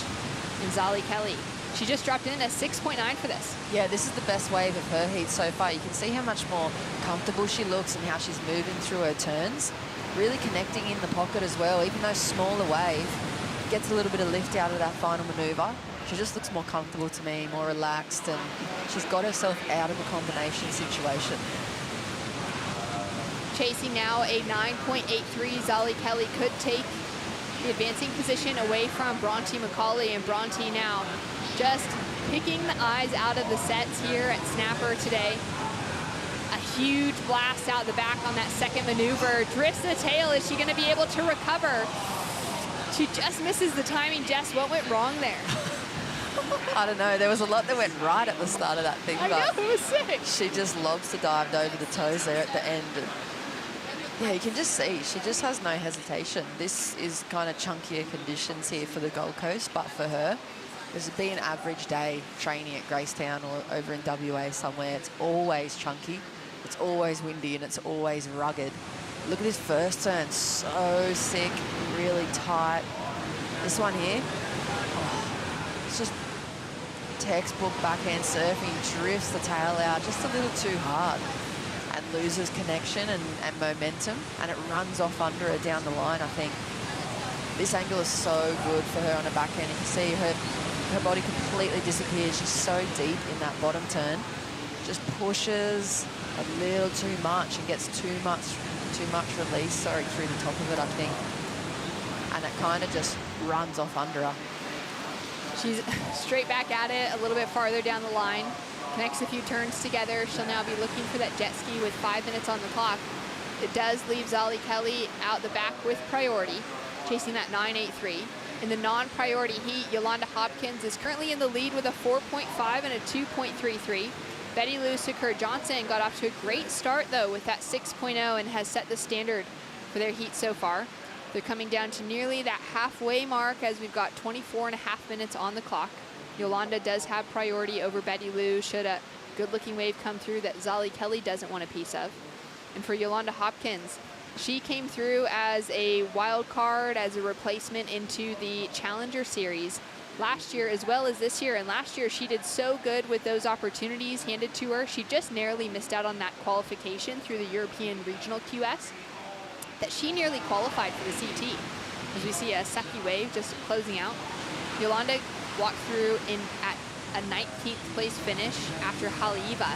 It was that close to qualifying, and she's already doing well to keep herself in the mix here with another one of those opportunities. Booking herself a spot into the round of 16 is a great nod that she should definitely be here on the Challenger Series battling out for that spot. And reflecting back to that heat with priority, 3 minutes, 40 seconds on the clock. Bronte Macaulay currently sitting in the lead, having the heat of a lifetime against Zali Kelly. She's just dropped a throwaway score of 7.47, Jess. Yeah, that's her second throwaway 7, and that's for 2 turns. That was going into the 9s, that third turn that she drifted out. She was able to pull that thing back into play and into line, and then probably get another 5 down the line. That was just probably going to be the best wave we've seen all day, but a 7.47 throwaway. Zali's got to find herself something special. Maybe go to her creative kind of part of the repertoire. But she's got it in there. Somewhere in that performance book that she's been building and building through her young career. Look at the next score that Bronte's about to throw away for that last wave. It's going right up there into, it's probably going to be the high 6s, and it is 6.7 throwaway for the last rider, Bronte. She is on an absolute burner. Zali would be frothing to have either of the scores that Bronte Macaulay is currently throwing away right now. Taking a look at the Harvey Norman recap, Bronte Macaulay just on fire. Oh, what a fan. I'm fangirling galore off this backhand right now. She is just another level. She's shifted gears for herself, and for this performance, she's just dialed in. The conditions suit her surfing, and she just winds up and starts to go upside down. You've absolutely nailed it there with these conditions suiting what she would know of surfing at home. So she's just feeling comfortable. Yeah, it's not too perfect, so it kind of probably makes her feel pretty settled in the lineup. Pretty rugged today for the Goldie. Beautiful surfing from Bronte. Incredible heat strung together for Bronte Macaulay. As I said before, she's just been building strength after strength on those championship tour results. A 17th for Sunset, a 9th for Portugal. Then coming into the quarterfinals at Bells and the semifinals at Margaret River, we could see her on one of those runs to make it into finals day again. Betty Lou with an amazing snap to start. Comes in under the lip. That wave's gonna shut down in front of her. And she's looking to put that good requirement on, that good score to back up her 6-point ride to increase the requirement now on Yolanda Hopkins. Yeah, it's on now, Yo-Yo. She needs to find herself something good, because Betty is bringing it to the table right now. They're really searing, really speedy kind of turns all the way through them as well. So good second wave for Betty to come. Yolanda, she's one of my favourite surfers across the board of all time. I have so much time for Yo-Yo, and I know that she's going to be stepping it up power-wise as well. She's got a lot of power. She's got a short stature. She's really, really muscly, and she can bring it in these type of conditions just like Bronte is as well. So let's bring it on. I want to see this just go from hit to hit for the ladies. I couldn't agree more. Down to 50 seconds in the priority heat, heat number 7, rounding it out for the round of 16. Bronte Macaulay on an unbelievable streak, opened on an 8.73, backed it up with a 7, then increased that with an 8, then dropped another 7, a 6, and a 5 in her score line that she doesn't even need to keep hold of, which would have been counting scores and winning scores for a lot of other heats throughout today. Zali, though, with the opportunity, driving up into the pocket. Great opening maneuver, goes for the variety on that second, drifts the tail, hits the lip. Now engaging that rail a little bit more wide out on the face, connecting through for that snap, and now just looking for that powerful finish. She really needs to hold it together here to be in that conversation. She is chasing a near perfect score, a 9.83. She got a great opportunity to try and get there. Bronte now with another chance. She's just on a little victory lap here on the way through. Jess and Yolanda up and riding. Still 20 minutes left on the clock for her, and that was a great looking set. It gave a lot of opportunity for 3 out of the 4 women in the lineup. Yolanda really being aggressive now. She comes through to the inside, puts on a great finish, and she'll be now looking for that jet ski rather than having to do the runaround. We've got scores coming through for all 4 surfers right now.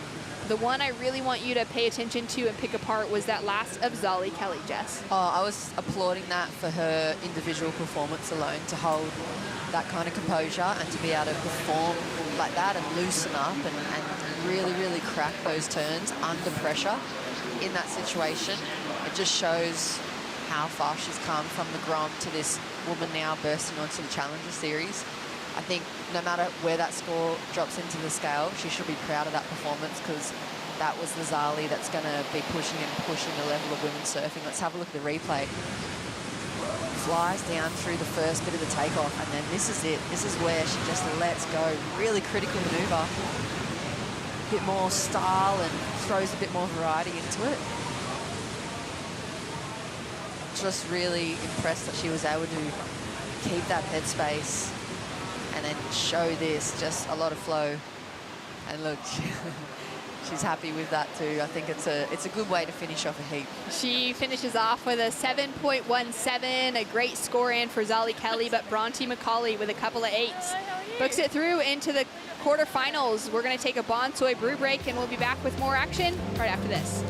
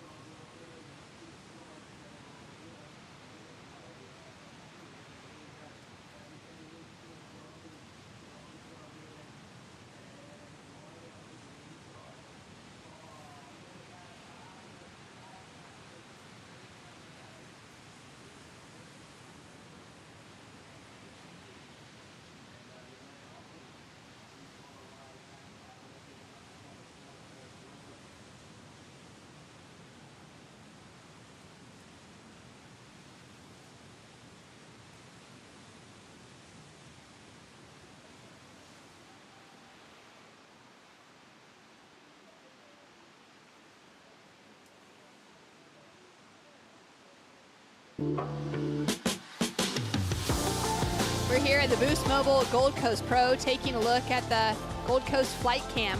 It's been a great day of competitive surfing. A little bit of rain has sprinkled through at different moments, but it's not affected the amount of fans down here. They've just been absolutely stoked. They've been doing runarounds with the athletes, getting the kids some energy out, so they'll sleep really good tonight, as well as the surfers in the lineup.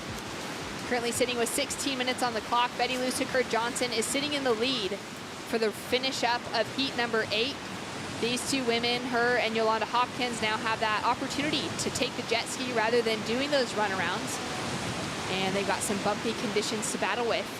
Once we finish out heat number 8 for today, we're gonna run into the Snapper Legends heat.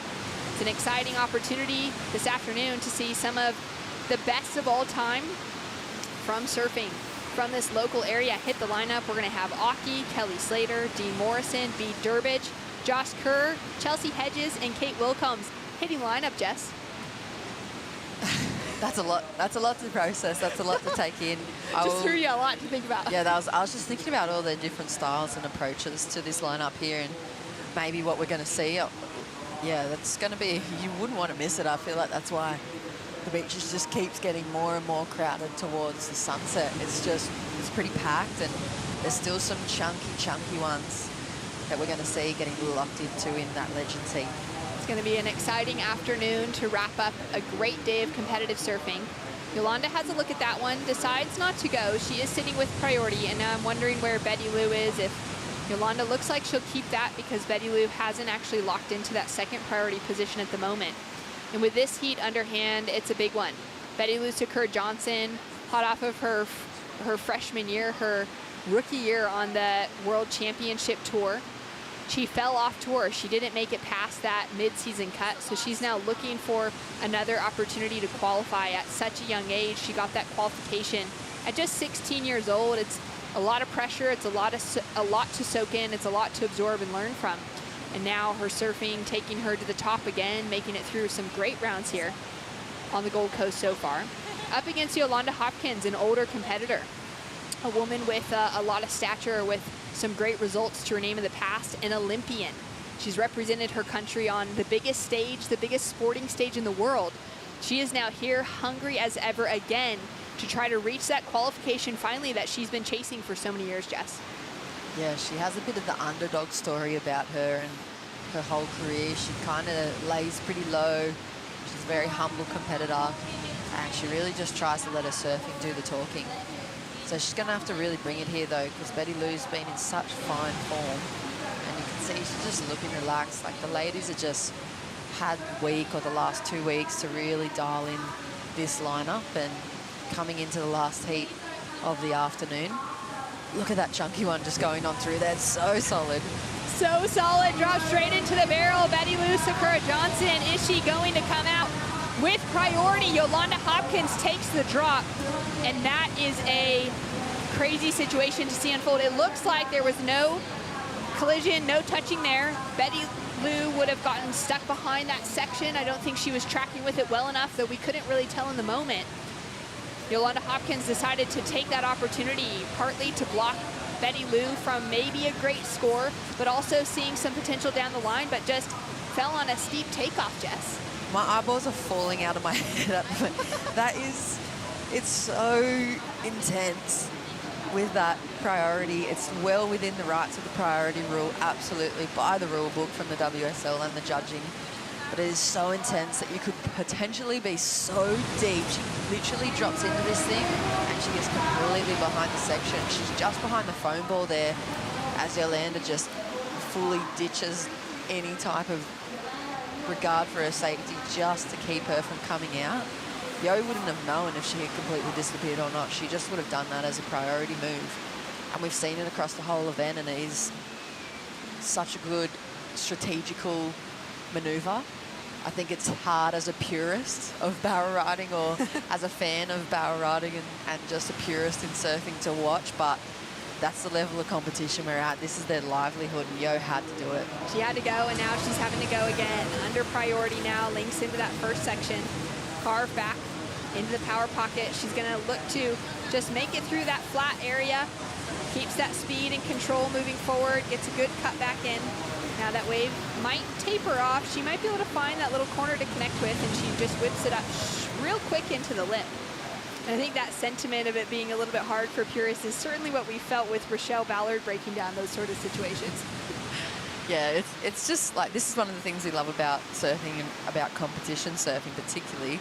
It's such a subjective sport that once you start putting in rules that are really clear cut like this, that have no exceptions, when the conditions change into a place like the Gold Coast and Snapper, sometimes it's really hard to kind of digest, but it makes it for exciting debate, and it's kind of what keeps it going. You know, people tune in because they want to watch, and for me and for all the people that I enjoy talking about surfing with, we just debate it constantly. Betty Lou with another opportunity as we saw that replay from Yolanda. Oh, she just kind of skips away with a little bit of bump there. A little too much speed. She is sitting in a good position though, so let's break that down. Betty Lou Sakura Johnson, before that heat ticked over, while they were in that non-priority section, those first 20 minutes, she lucked in a couple of sixes to put Yolanda Hopkins in a requirement situation. We've got 10 minutes, 40 seconds on the clock, and we're going to cross down to Stace out the back with Dometic. Thanks, Shannon. I'm here with the 2005 World Champion, 2007 Roxy Pro Gold Coast Champion, Chelsea Hedges. Chelsea, 30 minutes out snapper with only a few other members. You must be frothing. Yeah, it was a pretty easy call to say yes to be honest, Stace. Yeah, I was like, how do you say no to snapper with no one out or six crew? No, it's going to be super fun. Like, really great group coming out with us. Got Skaz. My boss down at Surfing Oz, and Vito, who's obviously just come off the Olympic Games, and Kersey, the conductor of fun over here, and obviously Aki, so it's going to be pretty mental. Yeah, it'll be really fun. Like, obviously just snapper alone's fun. Pretty easy, yes. Kersey's been complaining about a sore knee for 3 weeks, but he said yes to this, didn't he? Oh, absolutely not. The director of fun. What are you going to be riding out there? Oh, just a sharp eye, 5'6". Don't ask me the full dimensions. I just get on it and try whatever I can. But yeah, no, it's a good board. It'd be frothing to get out there and give it a whirl. I don't surf up here very often. Yeah, obviously times are limited when you got short periods of surfing times these days with the groms and jobs, but like I said, frothing to surf snap with no one out, and yeah, have some fun with Skaz out there, splash a bit of water, pull a few leggies. Rev her up, we love it. Look, don't go anywhere. After the women's action, we're going to have the Snapper Legends heat, and it's fully loaded. Thanks, Shannon. Wow, so exciting. I'm so stoked that there's a couple of women in the draw for that are going to be bringing a lot of competitive energy into the lineup. How fun is that going to be to watch? Yeah, Chelsea Hedges was Chelsea Georgeson when she won that world title, and she was pretty much the lady back in her era who had the best backhand on tour. Similar to how Bronte Macaulay's kind of come up through this event at least. But yeah, that's going to be a really crazy heat to watch. That's going to be heavy to see everything unfold out there. Excited to see them get the pick of the lineup. I'm going to be curious to see, too, with those local perspectives, what waves they take off on. Are they going to be looking for barrels? Are they going to be looking for some good rail work? It's all going to be on offer right when this heat finishes. About 8 minutes left. Betty Lou sitting in the lead. Yolanda chasing a score now, a 7.93, with priority, though, at the moment to take the lead away from Sakura Johnson. And Yolanda had a good heat in her prior one in that round of 32. She locked herself into a 7. She ended up walking away with a win, but she was telling me earlier today that it was a really stressful heat nonetheless because she never really found a good backup score. It was only in the 3-point range. Yeah, and you heard Molly also allude to a similar thing in her post-heat interview, the fact that she got that 1 and then she was just battling Mother Nature. So the focus went off those competitors that she's against and more onto the conditions. I think that happens sometimes as soon as it starts to get a bit bigger and things start to become really testy in the water. The focus has to go off the other competitor, whereas I feel like in the QS and smaller conditions, probably what Yolanda's more used to, the focus is a lot on strategy, priority use, the other competitors in the water, and you can really hear how their heat's unfolding for them, so you can adjust and adapt to how you play your heat out, so you can make sure you can try to make sure that you finish on top. So let's just see if she can adapt to this. She's probably not going to be able to hear what's going on at all. She probably, with that wind and the conditions now this afternoon, can only see that she's got priority in the blue, and she's going to be going absolutely mental if she gets an opportunity. And a big drop in here from Yolanda Hopkins. Driving back, making that redirect. Now negotiating the section as she takes a bit of a staircase down the foam. And that'll be a throwaway score for her again, so not quite that reset that she was looking for, Jess. Nah, out of sync, out of timing, out of rhythm there. She'd know it for sure too. I know sometimes we can be really harsh doing it, but it's only because you know what they're capable of and you know what they've been working on and how they surf normally. So I'm sure she'll be feeling that, obviously a little bit out of sync with that one, and hands over priority. That last heat, we saw a great battle between Bronte and Zali. They've matched up a couple of times on the qualifying series in head-to-heads, and it was 1-for-1. Now Bronte's got the nod over Zali. Let's catch up with her. Bronte, that was an absolute standout performance. You are really starting to hit your stride. Yeah, I mean, the waves are just so fun. I just wanted to kind of keep riding waves and just enjoy it. I think everyone's been saying it, but, you know, if it was just a free surf, I wouldn't get a wave out there. I'm not even exaggerating. I would just be down at Greenmount cruising and just getting sucked down the line. So, yeah, just to have snap with no one out, it's really a dream come true. When was the last time you got a 10? I only had 1 10 ever in my life, and it was like in China at that left on a QS. So I haven't really had many 10s, just the one. I reckon you were on your way if you make that third turn on that bomb. Yeah, I overcooked it a little bit, and like I was like, oh, dang it, that was kind of wasted because the wave was pretty perfect, but that's all right. Just enjoying my surfing, that's all that matters. And that's exactly what it looked like. Best of luck for finals day tomorrow, Bronte, you're on fire. Pretty sharp insight from Bronte Macaulay as we see a great use of the rail from Betty Lou on that opening turn. Sets herself up now. Into that next section, goes massive. And continues to set herself up down the line now. Racing with it here, just starting to get a feel for things. Goes really hard. Again, straight through the lip. And finds that section, times out the ending perfectly. That was, I think, unbelievable for her as well as for me. An absolute diamond in the rough out there. What a beautiful wave. Super, super critical surfing. Great looking score coming for Betty Lou. That just seemed a little bit like home for her, for Haleiwa. I know it's such a different wave to try and compare to a day here at Snapper, but seeing that good wall, those opportunities, and having to deal with a little bit of shiftiness in the lineup. Oh yeah, look at those first 2 turns. I could hear the crowd on the beach behind us here in the booth. That turn right there was a crack and a snap in the lip. It was really, really quick. Heaps of speed going into this final manoeuvre as well. Big one. You can see how much control she has over her board through the lip, and then that. Yeah, she liked that. Really, really good score going to come for Betty Lou, I reckon. Look at this angle. Nice release. Plenty of spray. Really deep off that bottom turn too to set that one up. Your thoughts on this in comparison to Molly Picklum's good one? Oh, they're so different. Molly's was more, I guess, similar to Bronte's in the approach. Just huge, big sections, big, chunky attack of the section as well. Betty's was more like, for me, like a hand of cards. She had an array of different turns. She stayed really tight in the pocket, and she just executed and didn't look at all out of time or out of whack. Such a great breakdown, Jess, and we got the score through so quickly from the judging panel. It's a 9.3 for Betty Lou Sakura Johnson, and it now puts Yolanda Hopkins with a massive ask in a combination situation, needing 2 fresh scores on the board. Yeah, Yo's just got to surf now. She's just got to find a little bit of flow just to at least help her own confidence and performance here. You don't want to go out needing that and being so out of flow. You just want to at least show a little bit of what you can do, and then she's almost coming out of that barrel, but kind of gets chewed up through the inside. Oh, she tries to get drained. I love that she looked for it and she went for it. She knows now that she needs to bring something different to the judges as well, something really exceptional and kind of either explosive in those turns, but also adding in that barrel element that we haven't seen from too many of the women's waves today. It was a great call for her looking for it. Just got caught behind. And wow, what a way for Betty Lou Sakura Johnson to just answer back within this heat, to put herself in an incredible position, finding herself with one of the highest waves of the women's draw. Yeah, and look at the spread if you're following on the live scores.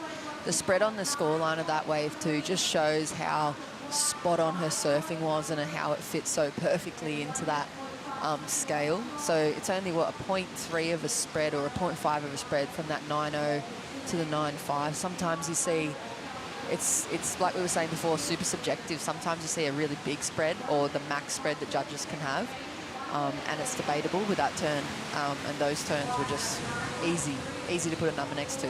That was incredible. Even that turn on the finishing section, the way that she had to kind of read the way that wave was going to come together, it was so similar to that toilet bowl section at Haleiwa, where it's just really, really critical, and the timing is super important. I feel like for Betty Lou, if she gets more of those opportunities, we're really going to see her come alive here at Snapper as we head into finals day. Down to a final minute on the clock for the last heat of the women's round of 16, and she's going to have another opportunity here. Check to start, and she'll kick out. Down to 50 seconds on the clock. Heat number 8 wrapping up now. We will be heading into the Snapper Legends heat at the end of this, so be sure to stay tuned for some really fun action, some competitive vibes out in the lineup nonetheless, and some good waves being ridden by so many of our favorite surfers who have come through the ASP and the WSL over the last few generations that have walked away with world titles. And women with world titles in their future, we could be seeing it out of these two, certainly with surfing like that from Betty Lou Sakura Johnson, finding that 9.3 in the lineup. Yeah, what a great way to end off such a big day. Maybe just a bit of a lap for Yo to wash that one off. It's not what she's capable of, but she came up against a very informed Betty Lou, and so she's just finding a little bit of flow at the end there. She's walked into this event as a CT replacement call-out. To walk away with a 9th place finish is really good for her campaign heading into the rest of this year's Challenger Series. It'll be a tough loss, but she'll wash it off in an incredibly impressive performance from Betty Lou Sakura Johnson. Sure, we're going to see more of that tomorrow as we head into a lot more action. And it's just been a crazy way to finish out this women's round as we take a look at the Harvey Norman recap with Betty Lou.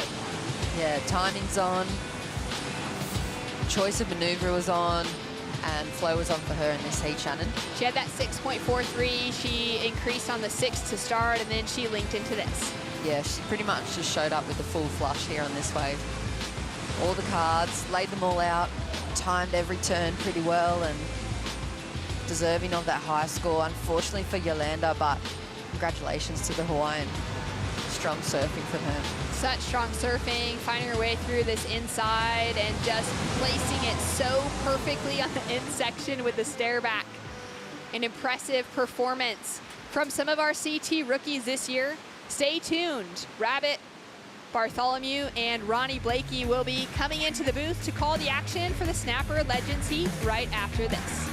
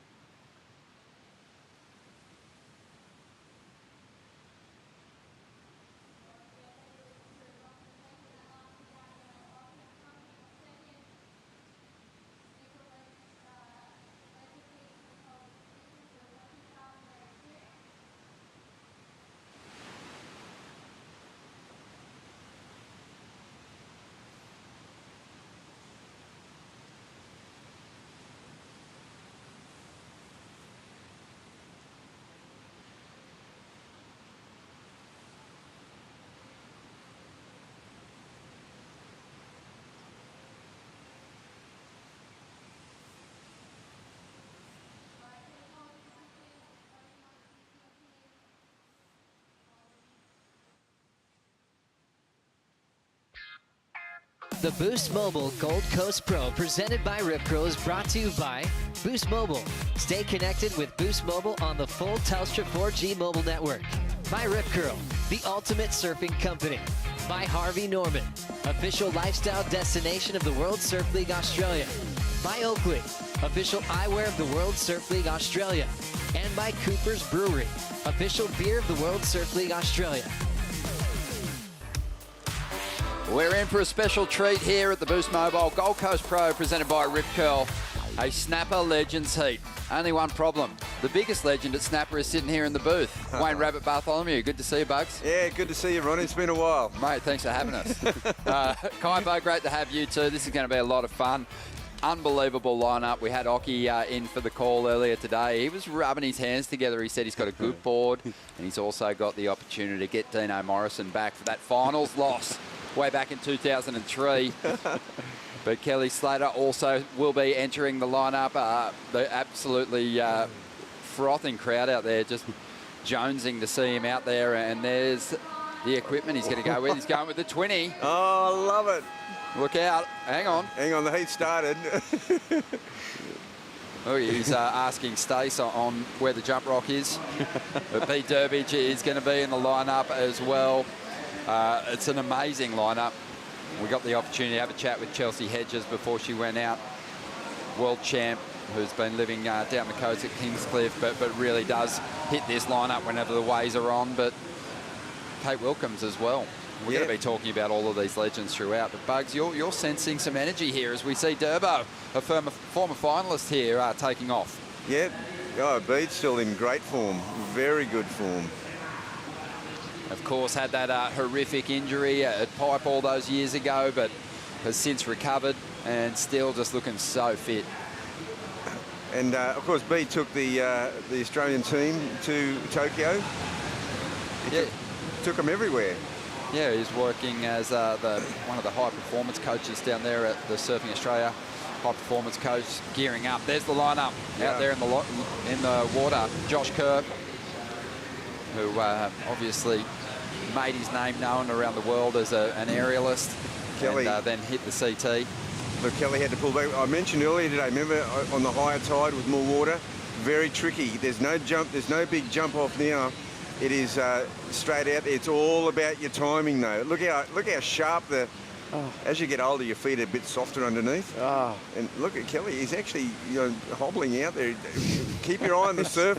I thought your feet got harder and leathery. No, they don't. No, the opposite, because when you're young, you don't wear shoes ever, and you can just go across those rocks like it's nothing. Not to bring it to everyone's attention, but Bugs, you're not wearing shoes at the moment. Why would I? This is a Snapper Legends heat. It's like Uncle Bugs is settling in. This is awesome.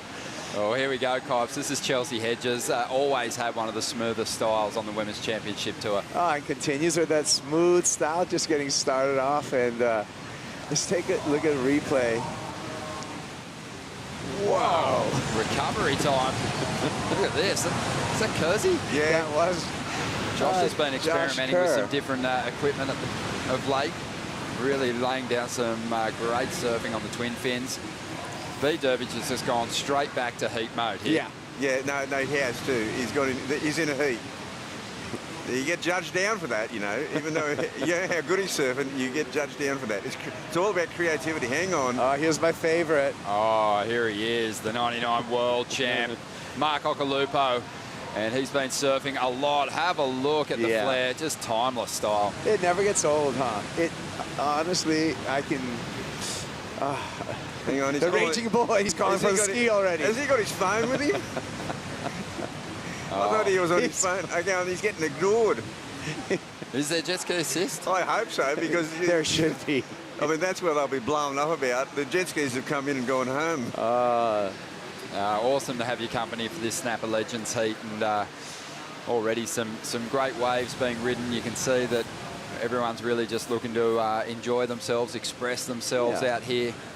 And legends they are, Ron. I mean, when we look at the surf culture and we look at all of these surfers, each one of them has influenced a different group of surfers coming up behind them, you know? And so this is a heat, but it's also a celebration in a lot of ways of the legacy of each of these surfers on the water. Folks, you've had opportunities to surf in, you know, similar kind of displays, and the competitive fire, it just always comes back, doesn't it?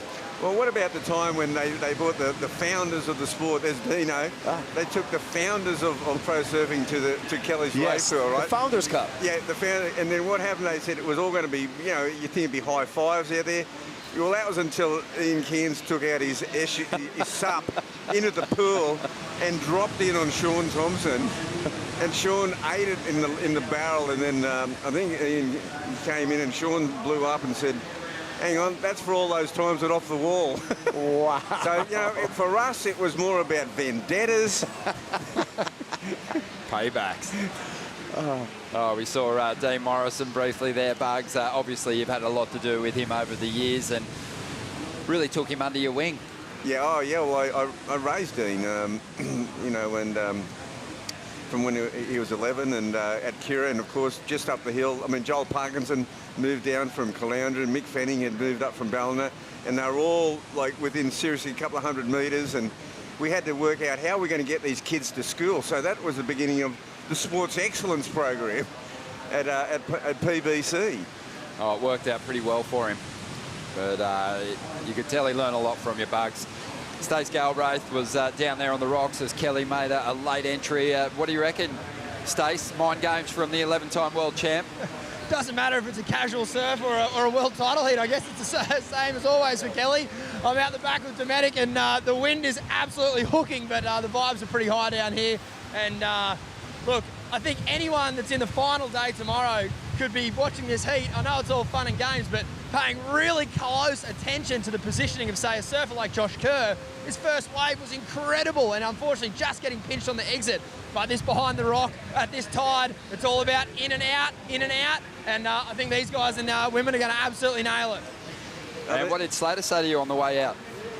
I kind of was a bit starstruck, to be honest. He just told me what he was riding, and he's riding a 20 today from Tomo, and this one's got a triple flyer, and to be honest, he could have said anything. I wasn't really listening.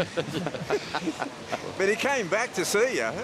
He asked, oh, that's right, yes. He asked me about why are they waiting to stand up, because there were some pretty good waves at the start of that heat. You would have given a brilliant answer to that.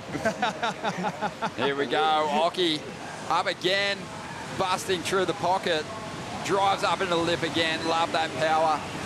Occy's just got that incredible frame. He's just so naturally just a stocky and has always possessed an incredible amount of power kipes. And just the long bottom turn, the classic power, the overall style, and he's calling for the ski again. He's still calling for that ski. I'd be calling for the ski too. All right, this is about going out there and having a good time, but we're still going to give this heat to someone. Someone's going to win here. And Bugs, you're the head judge. Oh, God. And Kaibo and I will just fall in the line. Yeah. So, well, who's got it at the moment? Well, Bede's just surfing too good and too polished, so that's a bit of a bummer for him. Too safe. Here's Ock. He's given us some vintage Ocky moves. Is he the front runner at the moment? It looks like he is, you know. But it's pretty early days. The 99 world champion, wow, what a prodigy. Had a big return, one of the most famous sporting returns. We lost him for a few years there, Bugs, and we wondered if he'd ever come back. Well, I call those his Rip Van Winkle years, where more like Gulliver's Travel. Yeah. He got quite big. Yeah, and to the younger generation who should be studying all of this stuff, the documentary, right? You can reference that. It's such a great documentary on Mark Occhilupo's ascent, but like descent and then ascent. Yeah, good point. To a world championship. That's the hot tip. The documentary, Jack McCoy worked on that film. In fact, Jack McCoy and Ocky created magic together. Green Iguana. Man, you watch those clips too, and that 16 mil water vision that Jack shot has just captured much of Ocky's the highlights of his career, and especially his free surfing performances. Yeah, and that was an incredible partnership. But there were 7 years where Ocky was basically on the couch. It's an amazing story. And then one morning, I drove up top of Point Danger at 5 o'clock in the morning, and there he was checking the surf, and I went off his back. All right, here goes B. Durbidge. Let's see what kind of fire he can bring to the heat. One of his just signature carving 360s up over the foam. Incomplete though. But Ock probably just brought out of that period too when you think about his return to form. Once you threw him on the Challenger Series, Bugs. Yeah, well, that's right, though. Yeah, well, it was all the movies with Jack McCoy. It was a Challenger Series, and then, like, I got to tell you this. The old school Challenger Series, we should say, the Billabong Challengers. Oh yeah, that was a classic. But then before that, we used to go to all the Billabong Junior events, and we went down to Bell's this one time, and when he was just getting back into it, and we was doing one of these. We were doing a Legends heat at Rincon, and at that time, he was wearing a big wetsuit, and he was quite big. And he paddled for this wave, and he was, well, I have to say it, he was so fat he missed it. And we sat there and I looked at him, and we both laughed for 20 minutes straight. It was the best thing ever, you know. And he, you know, because he always had this amazing sense of humour. He was laughing at himself, and then he was the first in the water every day for years. Just surfed himself back into peak physical condition. Yeah. And here he goes again. Oh my goodness. That's the wipeout of the event. That is by far the wipeout of the event. Here goes Dean Morrison. Dino. Can find him out here. Yeah. What, Dino's looking fit at the moment too. Dino is fit. Training the house down. John Gannon, who used to train Taj Burrow, he's up here these days, and Dino's been training the house down with him. And he took a little run over. Just one day, he went over for 5 days in Fiji. He loves that one. Dino's been getting people into the waves of their life around here. Kelly Slater up at the moment on that 20. Oh, this will be cool. What's this wave going to do? Well, Kelly just looks so sharp through the earlier rounds of the comp kipes. Yeah, it doesn't. Look at this board. It's just slippery, slidey. It looks good. I mean, I love his experimentation because you get to see this kind of stuff. Just slippery surfing on that twin fin. Oh, wow. Shut the gate. Shut the gate. There you go. Getting motion sick. And I love, you gotta love that, just how that was, the flow of that. He was dancing. Yeah. That was just a dance wave. So, is Kelly in the lead now? Yes, he is. So Slater just, you know, it's all... And the thing is, as the head judge, I want to explain one thing to you guys. We pick a winner each, but the thing is that everyone else comes second. Equal second, right? Yes. Yes. Oh my god, that was legit, that wipeout. Ocky just got slammed. look at this wave, how it just starts as a nothing. It's a nothing little wave. And then Kelly, this is just such an entertaining wave. This second one here, when he does his little tail spin and slides, and how funky was that? Yeah, unbelievable. And that. I mean, you can make the scale anything you want, Bugs. 0 to 10, 0 to 100, 0 to 1,000. But that one's the front runner for you at the moment, as we see Chelsea Hedges now. And Chelsea, the 2005 world champion, also won a Vans Triple Crown, or a Triple Crown title in that same year. Unbelievable. Was Rookie of the Year, got to 8th position in her first run at it. Incredibly accomplished. And, you know, Chelsea was from the northern beaches of Sydney originally. Avalon, and Lisa Anderson used to visit Avalon, and I think she saw Chelsea surfing down there, and not long after, Chelsea got signed by Roxy and they started travelling the world together. She had a very quick rise up the ranks. She sure did, and Chelsea had a mercurial rise, and then she went on to win a world title. And she kind of fell off the face of the map pretty quickly after that. We hadn't seen a lot from her, but she's heavily involved now in promoting this next generation of Australian rising talent, working as the talent pathway coach with Surfing Australia down there at the High Performance Centre just down the road at Casuarina. Yeah, you just couldn't get a better mentor. You got the busiest title right now is going to Aki. Yeah, well, he's looking like he's the most excited out there. Well, the thing is that, like, you don't get picked up that often out here, and he's really enjoying the pickup. He's got half the sand from behind the rocks there in his hair and ears. After that wipeout. That was a heavy. That's going to make the highlight reel. He went down like timber. This is the nice part right here. Yeah, you get a rest. Oh yeah. But I mean, Aki surfs a lot. He puts a lot of time in out here. He's surfing heaps, and come on, get that leg over. Oh.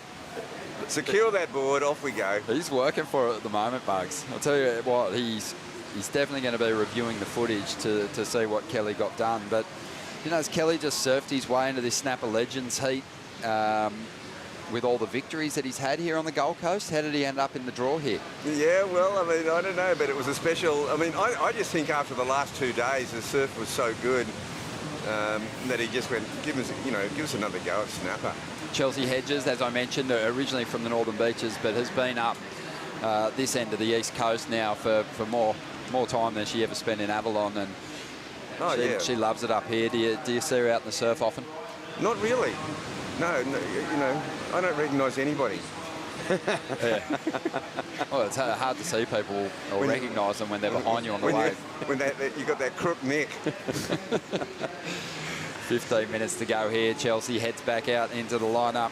But Kate Scarrett, we haven't seen much of her. Now Kate Wilkins had a long and just a very successful CT career, but had a reputation as a big wave charger. Also starred as herself in the movie Blue Crush Kaipo, which I think you were a part of as well, right?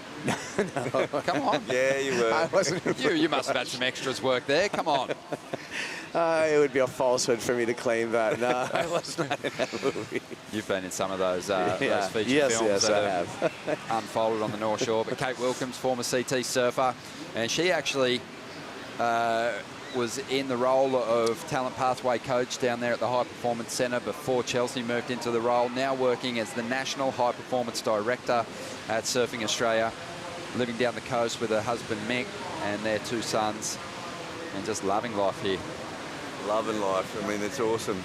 Yeah, Kate's been wonderful, and she's again such a good mentor figure, and she works behind the scenes, and hang on. Look out, Slater. Boy. Can't find him. Well, the criteria and the look at that. Priority went to Dino. What do you know? Yeah, Dino Morrison just eternally got priority out here. And you've got to remember that when Dino won that event, he beat Oki in the final, he beat Kelly in the semi. Wow, here he goes, loading up. Nice hit there. Dino working for it. Big derby jumper as well down the line. Yeah, that was, I mean, not to digress and get too far away from the fun component here, but that was heavy, that wipeout that Bede had Kaipo at pipe in the event. It actually, we put in some new protocol in place because of that. And now we have, every time we run a pipeline, we have an ambulance on site. Because what happened when Bede got hurt, it took a long time because of all that traffic on Kamehameha Highway for the ambulance to get to the site to transport Bede. So it was a really, really serious injury. Yeah, road back to recovery was a long one. As we see, Chelsea now just hasn't lost any of that smooth style. No, silky smooth. And you know, back in the mid '70s, Sean Thompson and I made a pact because we just recognised that. Oh, look at this beautiful barrel. We recognised that on your back end, you absolutely had to make the drop at pipe. You just, no matter what, you've got to make the drop because you don't penetrate, you bounce.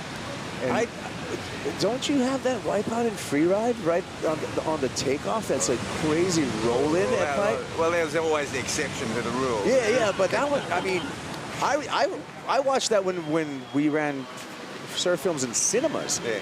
Now, that was me trying to do a backhand re-entry. That's right. On second reef. On second reef, Yeah, exactly. Yeah. Oh, look at this, Slater. He really did bring vintage form to Snapper Rocks this year. Yeah, he sure did. It was unreal to have him in the event. You know, he could have rode that board in his actual heat here, and it would have been interesting on how the judges would have scored him, because sometimes I almost feel like they don't give you the benefit of the doubt when you ride something unorthodox. But if you just took that away and look at the moves that he had out there, that was impressive. But Kaipo, he came down with 2 boards every time. Was that the second board? No, it's a whole nother, it's just this twin fin. Interesting, pushing design boundaries. As he does. Yeah, see, I mean, the whole overlapping heat thing, I mean, we all went out to Tavarua, and, and Luke Egan and was there with Perry Hatchett, who was the head judge, and that's where the Kelly experiment with the overlapping heats, it worked. I mean, he showed the world. I mean, it was unbelievable. Plus, he had all these Hollywood pals there and every rock star in the world. It was a pretty good weekend. Oh, I bet. Yeah, that... Perry Farrell, and it was so cool. That was really funny. Yeah.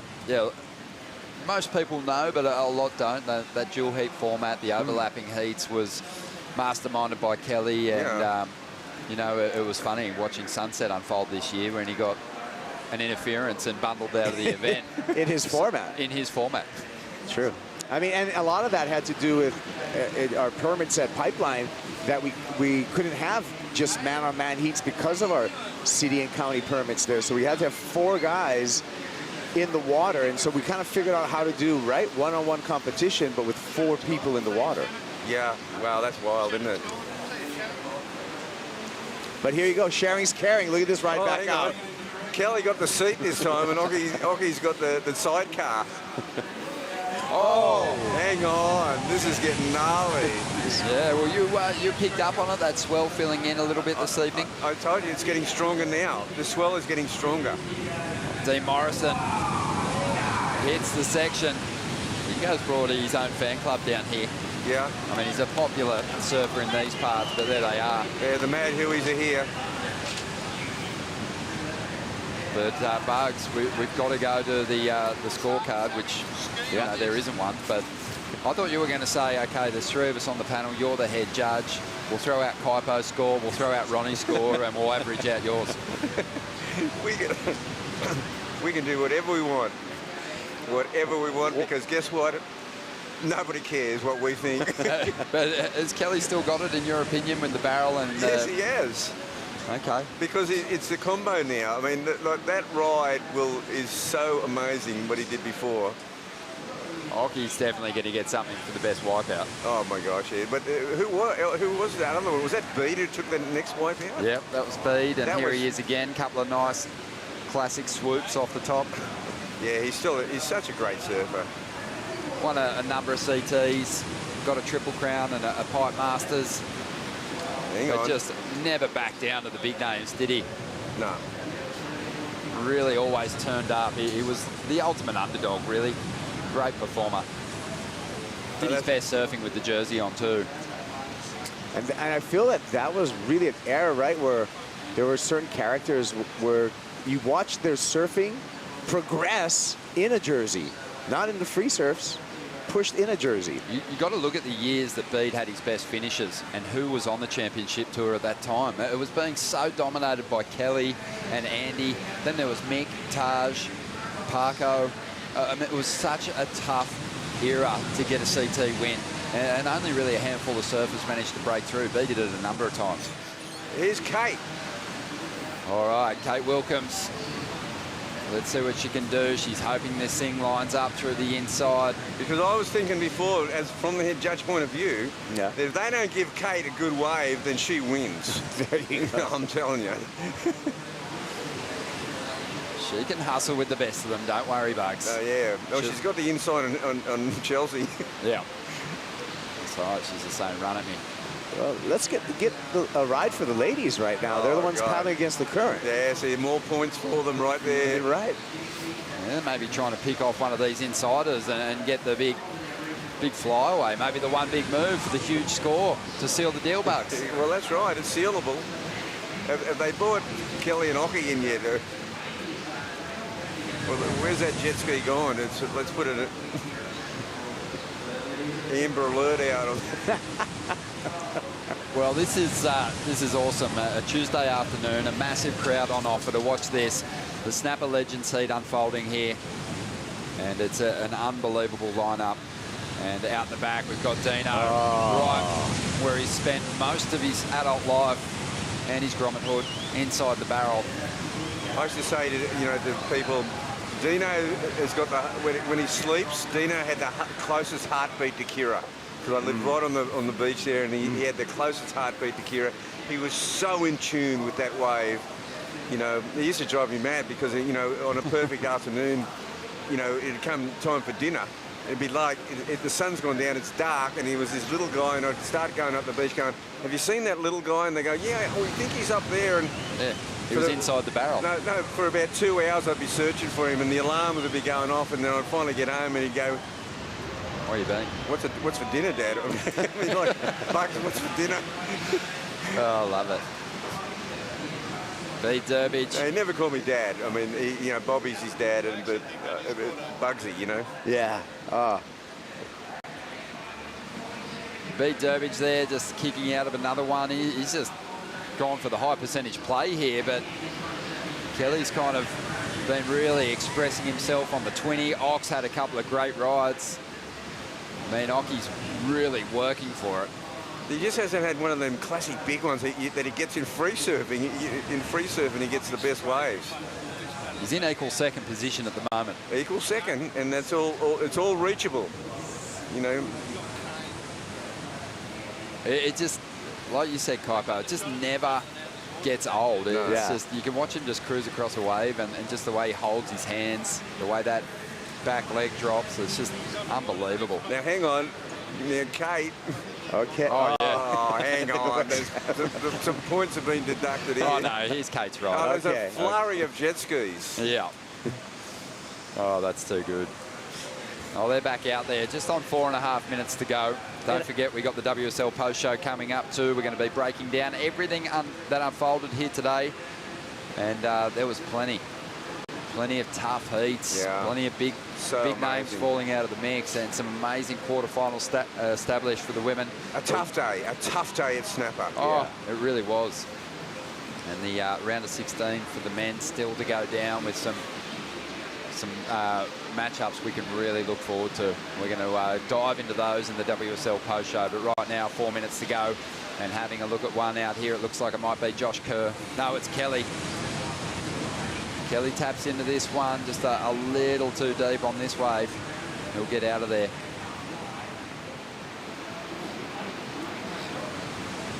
And now we'll see Chelsea up again. Yeah, Chelsea. Just a clean hook off the top. I mean, the technique was just always so spot on. And when the CT went to some of those heavier locations, they had a CT in Fiji at Cloudbreak. I remember an iconic image of Chelsea just throwing herself over the ledge out there at Cloudbreak on a monster wave. Way too late. A wave she probably shouldn't have attempted to take on, but she did. That's so cool. Just over 3 minutes to go here. Where's Josh Kerr? I was just going to ask that question. He's Kersey, been MIA a bit. You know, I got to tell you, Kersey is doing the best surfing of his life. Oh, yeah. Oh, my gosh. It blows my mind out here. Right, and riding mostly 20s, yeah? There he is. Oh, there he is. He looks like he's on one of those kind of longer twins. No, he's on a long... He is. That's what I want to have a look at, but he keeps pulling in the barrel. He's going again. He's going again. I love this. Having to think about it. But yeah, so Josh Kerr's doing the surfing of his life. Oh, he sure is, man. You've got to see it to believe it. He's surfing so well. So free and... Still taken to the air? I think so. But mainly on the 20s, that not so much, just really amazing surfing. Yeah, well, he hangs out with Asher Pacey a lot. Yeah, Dino. I'm sure those guys just push each other. Bugs liking this one for Dino. Yeah, Dino. This is almost to take myself out of the judging now. Yeah, well, maybe. But Dino, this is he can't find them, can't he? Wow, went the big 360 at the end of that ride. And the old back leg stiffened up on him. All right, we're going to give Bugs a rest here on the judging panel. Kaipo, I'm going to go to you. Yeah. Does Dino take the lead with that one, or is it still with Kelly for you? Oh, boy. I'm going to give it, just because of home team, I'm going to go Dino right now, just because of the home team advantage. I'm playing the crowd. Okay. I love Dino. I really do. I like the fact that he's here getting the opportunity to surf in this Legends heat. Hang on. Wait a minute. That's just unbelievable. Oh, we're going to have to tip him upside down and get all the water out after this Legends heat. But I'm going to go with Kelly still, just based on the freedom and just... That one wave, right? That one wave defined it. So as a head judge, I've elevated it now to equal first. Equal first. Wow. Okay. There can be an equal first, but only two of them. Well, hang on, maybe three. Maybe three. That's that Ock power release. You know, he doesn't kind of cheat his power to release. He doesn't drop the back knee down. He keeps those legs straight and just hooks his board through the lip of the wave to find that progression or that slide in the tail, as we see Kersey up now. A late starter, Josh Kerr, a late starter. We wanted to say, hang on. He's gone for the best surfing of his life. There's Kelly Slater around the rock. He hasn't given up yet. He still wants another go. Well, they were in equal first, but with that fall, Josh has fallen into solo second. So what's happened is that you've got to wait for the 3 seconds to go if Kelly can do what he did at Pipe. Yeah, let's see. Oh, here we go. The last 3 seconds are the one that counts for Kelly. Because if he didn't do that, he wouldn't have had the most historic victory in the history of any sport. Yeah, that's sport legend. It's coming to a close as we see Durbo ripping still, just swinging that tail, bit of variation there. That was awesome. I'm with you, Bugs. I think we got something from each of these competitors, not just here in this heat, but through their amazing careers. You know, Oki went out there, he gave us vintage form. Durbo, classic, went chasing a couple of 7-point rides, probably locked those in. Slater had the barrel, he had the twin fin work. And then we saw the ladies, Chelsea Hedges, Kate Wilkins, styling their way down the line. And, well, Kersey, full credit for pulling into a couple of nice barrels. But, yeah, I'm with you. I'm happy to call it an equal first. Just a pleasure to sit back and just soak the eyeballs with those incredible styles once again. But hang on, guys. Please just bear with me. Kaipo called Dino, you call Kelly. So I've now, as the head judge, gone neutral, equal first. Equal first. I like it. Yeah. Well, it was awesome to watch, and I know the crowd out here absolutely chewed it up, but we are going to take a quick break here. We've got the WSL post show up in just a moment, where we'll look at the big matchups to come and have a look at some of the highlights from today. Yeah, boy.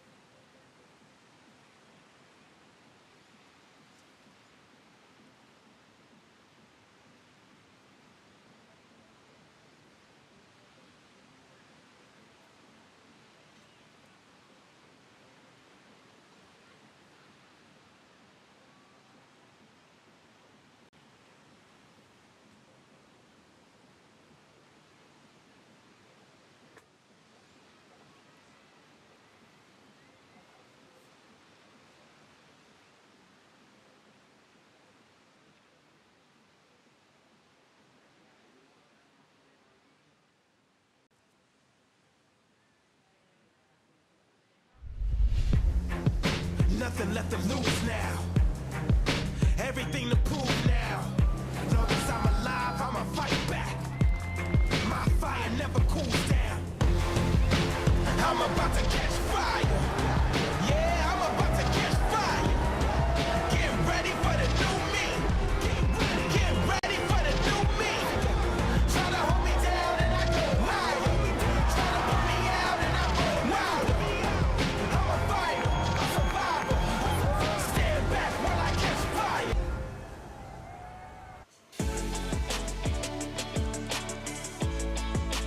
Welcome to the WSL Post Show. Great to have your company on what has been another monster day of competition here at the Boost Mobile Gold Coast Pro, presented by Rip Curl, and great scenes here on the beach. The Snapper Legends heat just unfolded. Kelly put on a great show. Ronnie Blakey on the Harvey Norman host set with Wayne Rabbit Bartholomew and Kaipo Guerrero. Kaipo, what did you make of it all?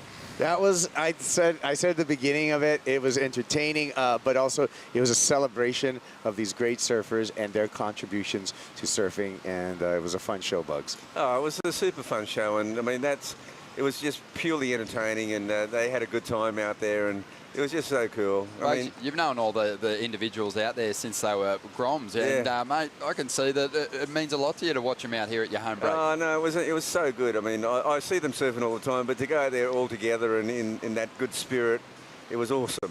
It was awesome, and it was an awesome day of competition too. And we've got our quarterfinal set for the women, the men's round of 16 set with huge matchups, but big highlights, but also some crushing losses for some competitors that really wanted big results. Yeah, it was a challenging day, and as the day progressed, the conditions became more and more challenging. But then there were these diamonds that were coming through every once in a while with some spectacular rides. We had a few nines today. We sure did, and one of those surfers was Lou Sakura Johnson. She won the last heat of the day. Let's hear how she's feeling. Almost with the tube of the comp. How do you bounce back from that? Almost 10 for a start.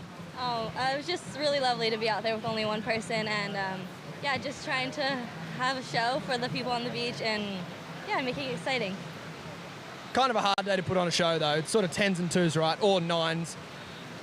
Well, yes, it's definitely a hard day, but I think you just got to look at it as excitement with Snapper, with no one out, and just have a good mindset, and just it'll all come your way. Yeah. Saw you send it earlier with a big rock jump. Who taught you that one? I actually kind of learned that myself. I didn't really get someone to teach me or show me how to do it. I kind of just watched all the locals do it, so I was like, okay, let's do it. Heart pumping when you're standing up there? Yes, yeah. Heart pumping, just making sure you got to time that, because if you don't, you're really screwed. Coming off the tour, you've now made the final day of the first Challenger event of the year. What would it mean to win this? Oh, it'd be a dream to win this event. Just honestly, just want to be consistent throughout the whole Challenger series and make it to the top 5 and qualify next year. And yeah, just keep it rolling. Best of luck tomorrow. Yeah, what a turnaround for Betty Lou, and she's really got an opportunity to go back-to-back in the Challenger event. She won the last stop at Halle-Everkipes, and she's carrying that amazing form, but she's got a good matchup with Bronte Macaulay. All those quarterfinal heats look exceptional.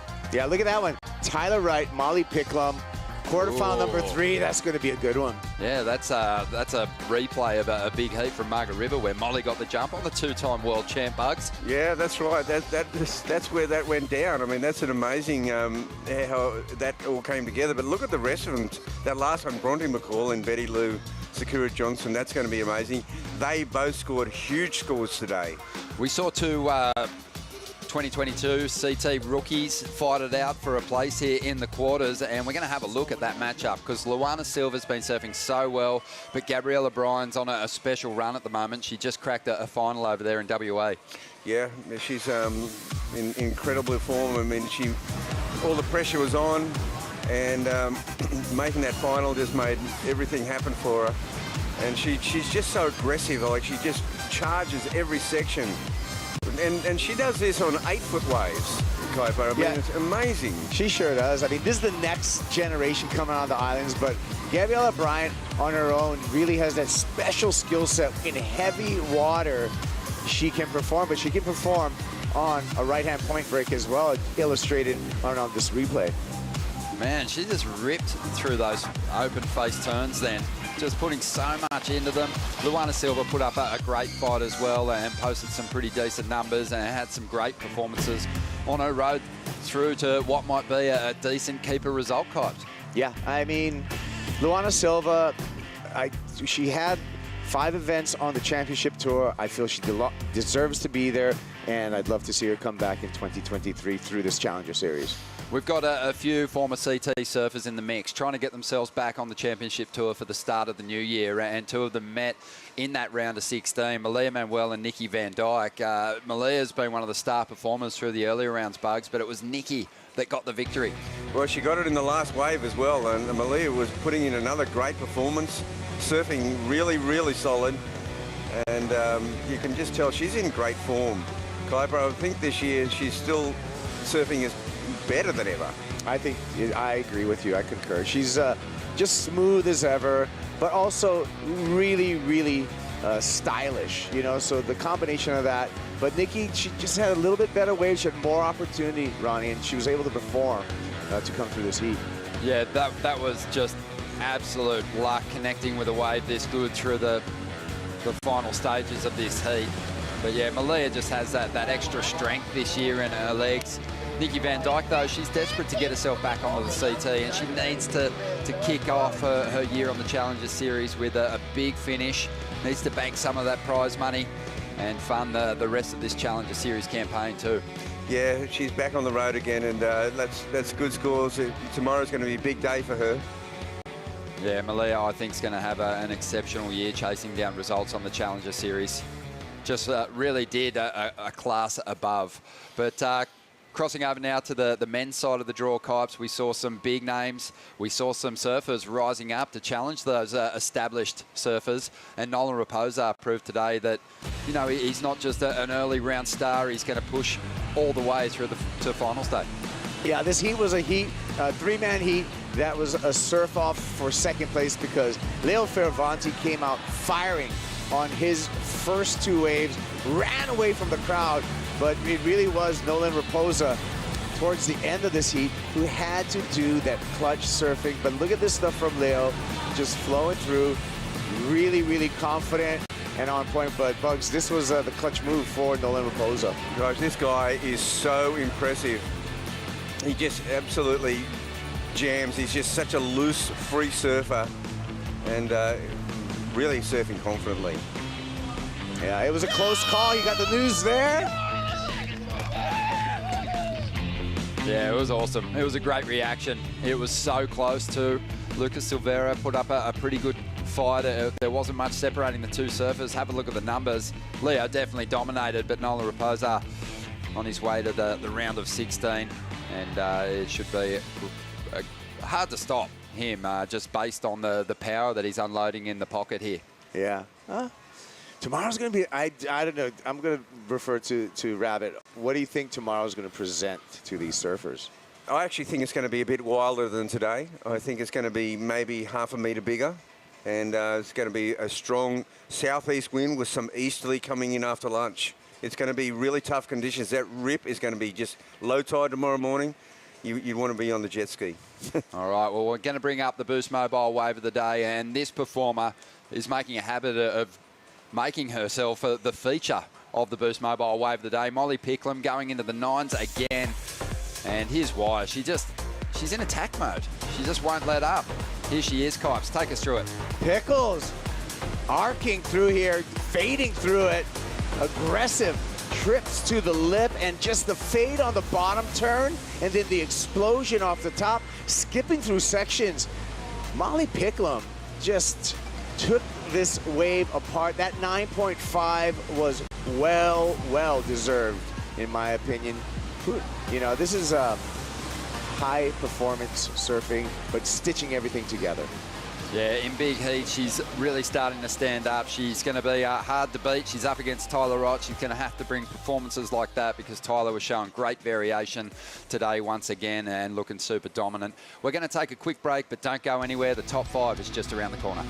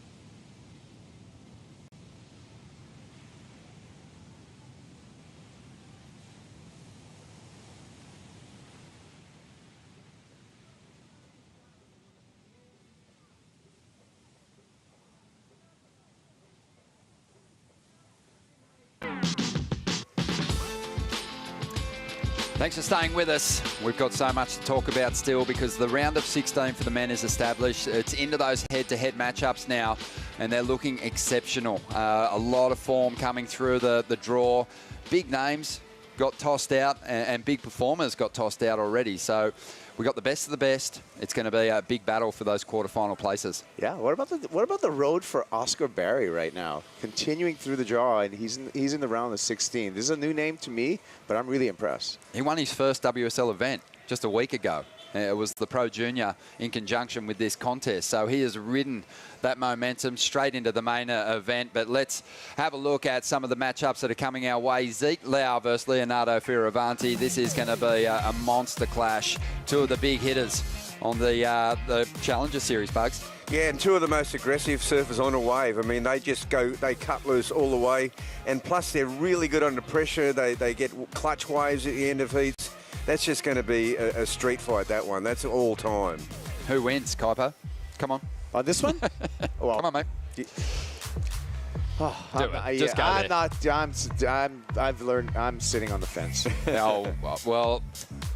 Look, I think it's just going to be a fantastic fight. The form and consistency in which these two are performing at the moment, it's going to be a great show, no matter what the conditions are like. And you know what? You touched on it earlier. The conditions might be tricky. It's going to be a little bit bigger, but it's still Snapper Rock, so it's still going to be a lot better than maybe any other location could be in the same kind of swell pattern. Took me a while to make the pick on that one, actually, Ronnie. I think in that matchup, the winner is going to be the surfer that gets the best two waves. Good call. All right, let's dive into the top five. Some big moments today for Morgan Siblick, and he is looking to really bounce back after that heartbreaking miss on that back half of the Championship Tour season. Back on the Challenger Series, he tapped into one of the barrels of the contest, Bugs. Oh, this was amazing, and it was like a short, sharp ride, but that takeoff is where he got the points because it was incredible. His board was facing the wrong way, and Morgs, you know what? He was out of it in this heat until that wave. We got him right back in it, and this afternoon we got a special treat, a Snapper Legends heat. And Josh Kerr just kicking things off, locking deep into the pit. Didn't come out of this one though, Kuiper. It's a celebration, and that's what we did right here. Timeless hockey. You can watch this forever. And yeah, you've been reviewing the footage of.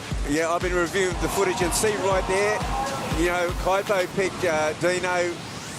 Ronnie, you picked Kelly on this wave, which is unbelievable. Just an unbelievable ride. So creative. And I'm elevating Oki into equal first place on that wave before, and the other one, the commitment of Oki out there was unbelievable. Yeah, you absolutely just went for it. He didn't let up. He caught so many waves, probably more waves than he's ridden in a single session, and maybe, I don't know, maybe ever. But, celebrated there on the beach, and Sally Fitzgibbons, she comes in at number 3, and for good reason, Kipe. She got some big news today. Oh, yeah, big news today. Sally Fitzgibbons getting the 2023 WSL wildcard. We're going to see her back on tour. But you know what? She's not finished here yet in this Challenger. She could take a win easily here at Snapper with this kind of form. And that kind of freedom, too. That's going to, you know, that is the credit, too, of a remarkable 14-year career on the Championship Tour. If anyone deserves it, Sally does. She gets that shot in the new year. But she'll look to really focus in on finals day today, and she'll have a fantastic shot at winning this contest. Coming in at number 2, this guy just won't let up. Big numbers throughout the contest and more today. Again, unbelievable. Like, incredible surfing. And I think tomorrow's just going to be right up his alley too. It's going to be wilder, and I don't know, anything could happen. He was in this same kind of mind frame down there at Surfers when he broke through to win the last QS regional event. And he was just so chilled and just so solid in every heat. He never looked like he was going to lose that contest, and at the moment he's carrying that same kind of form, but he's still got some tough customers to overcome. Yeah, solid footing, solid surfing. Mistake-free, really. The only problem has been backing up the huge scores that he's got. But sitting in at number 1, Lou Sakura Johnson shuts it down, gets the big scores, and yeah, she just has again reminded us how brilliant she is, that she deserves to be on that CT. and this is the first step to that road back. Betty Lou Sakura Johnson, so good, they had to name her 4 times. That's how good this young lady is. Yeah, this is such an impressive ride. This was this afternoon, one of the last heats of the day. An amazing performance, a near perfect score. Yeah, and all these kids are becoming pretty familiar with the new names rising up the Challenger Series, but I think it just illustrates how great this Challenger Series is. There's no distractions. All the focus is on this venue for this contest. The big names are here and the big performances keep coming back. One more sleep, Ronnie, and the final day is on. It's going to be amazing. You got some thoughts on who you think's going to take this thing, or do we have to see what unfolds in the early rounds tomorrow? Yeah, you know what? The wild card is what the conditions we're going to wake up to, and then that's going to, and then it's going to have us decide who's going to have the favor come into finals day. But it's going to be a big finals day for the men. I mean, it's 4 heats to win in a lot of paddling, a lot of running, Ronnie. Oh, that's a good point. I mean, I'm basically sacking myself as head judge because you can't have any equal firsts tomorrow. No, that's right. We're definitely going to crown some champions. It is all going down tomorrow because finals day has been announced. So tune in bright and early. Right now, though, enjoy today's highlights. We'll see you bright and early. From Snapper Rocks all the way down into Rainbow Bay. Good morning and welcome to the Boost Mobile Gold Coast Pro. Ay, Dios mío, perdóname por lo que voy a hacer, porque aquí no hay testigos. Esta noche sí nos vamos a comer. Ay, Dios mío, perdóname por lo que voy a hacer, porque aquí no hay testigos. Wow, what a lip glide float re-entry. Look at the face on Coco.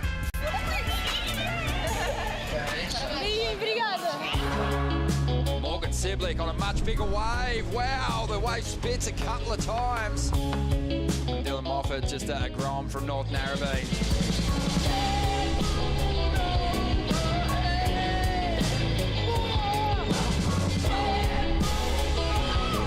Jackson, Baker, wow.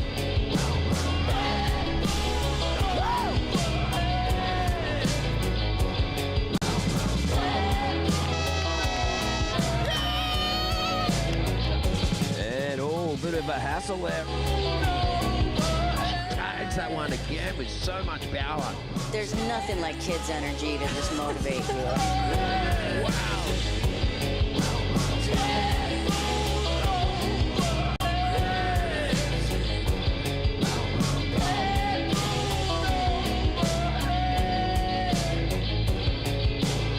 This copyrighted event broadcast is produced by the World Surf League for broadcast around the world and may not be retransmitted, reproduced, rebroadcast, or otherwise distributed or used in any form without the written consent of the World Surf League.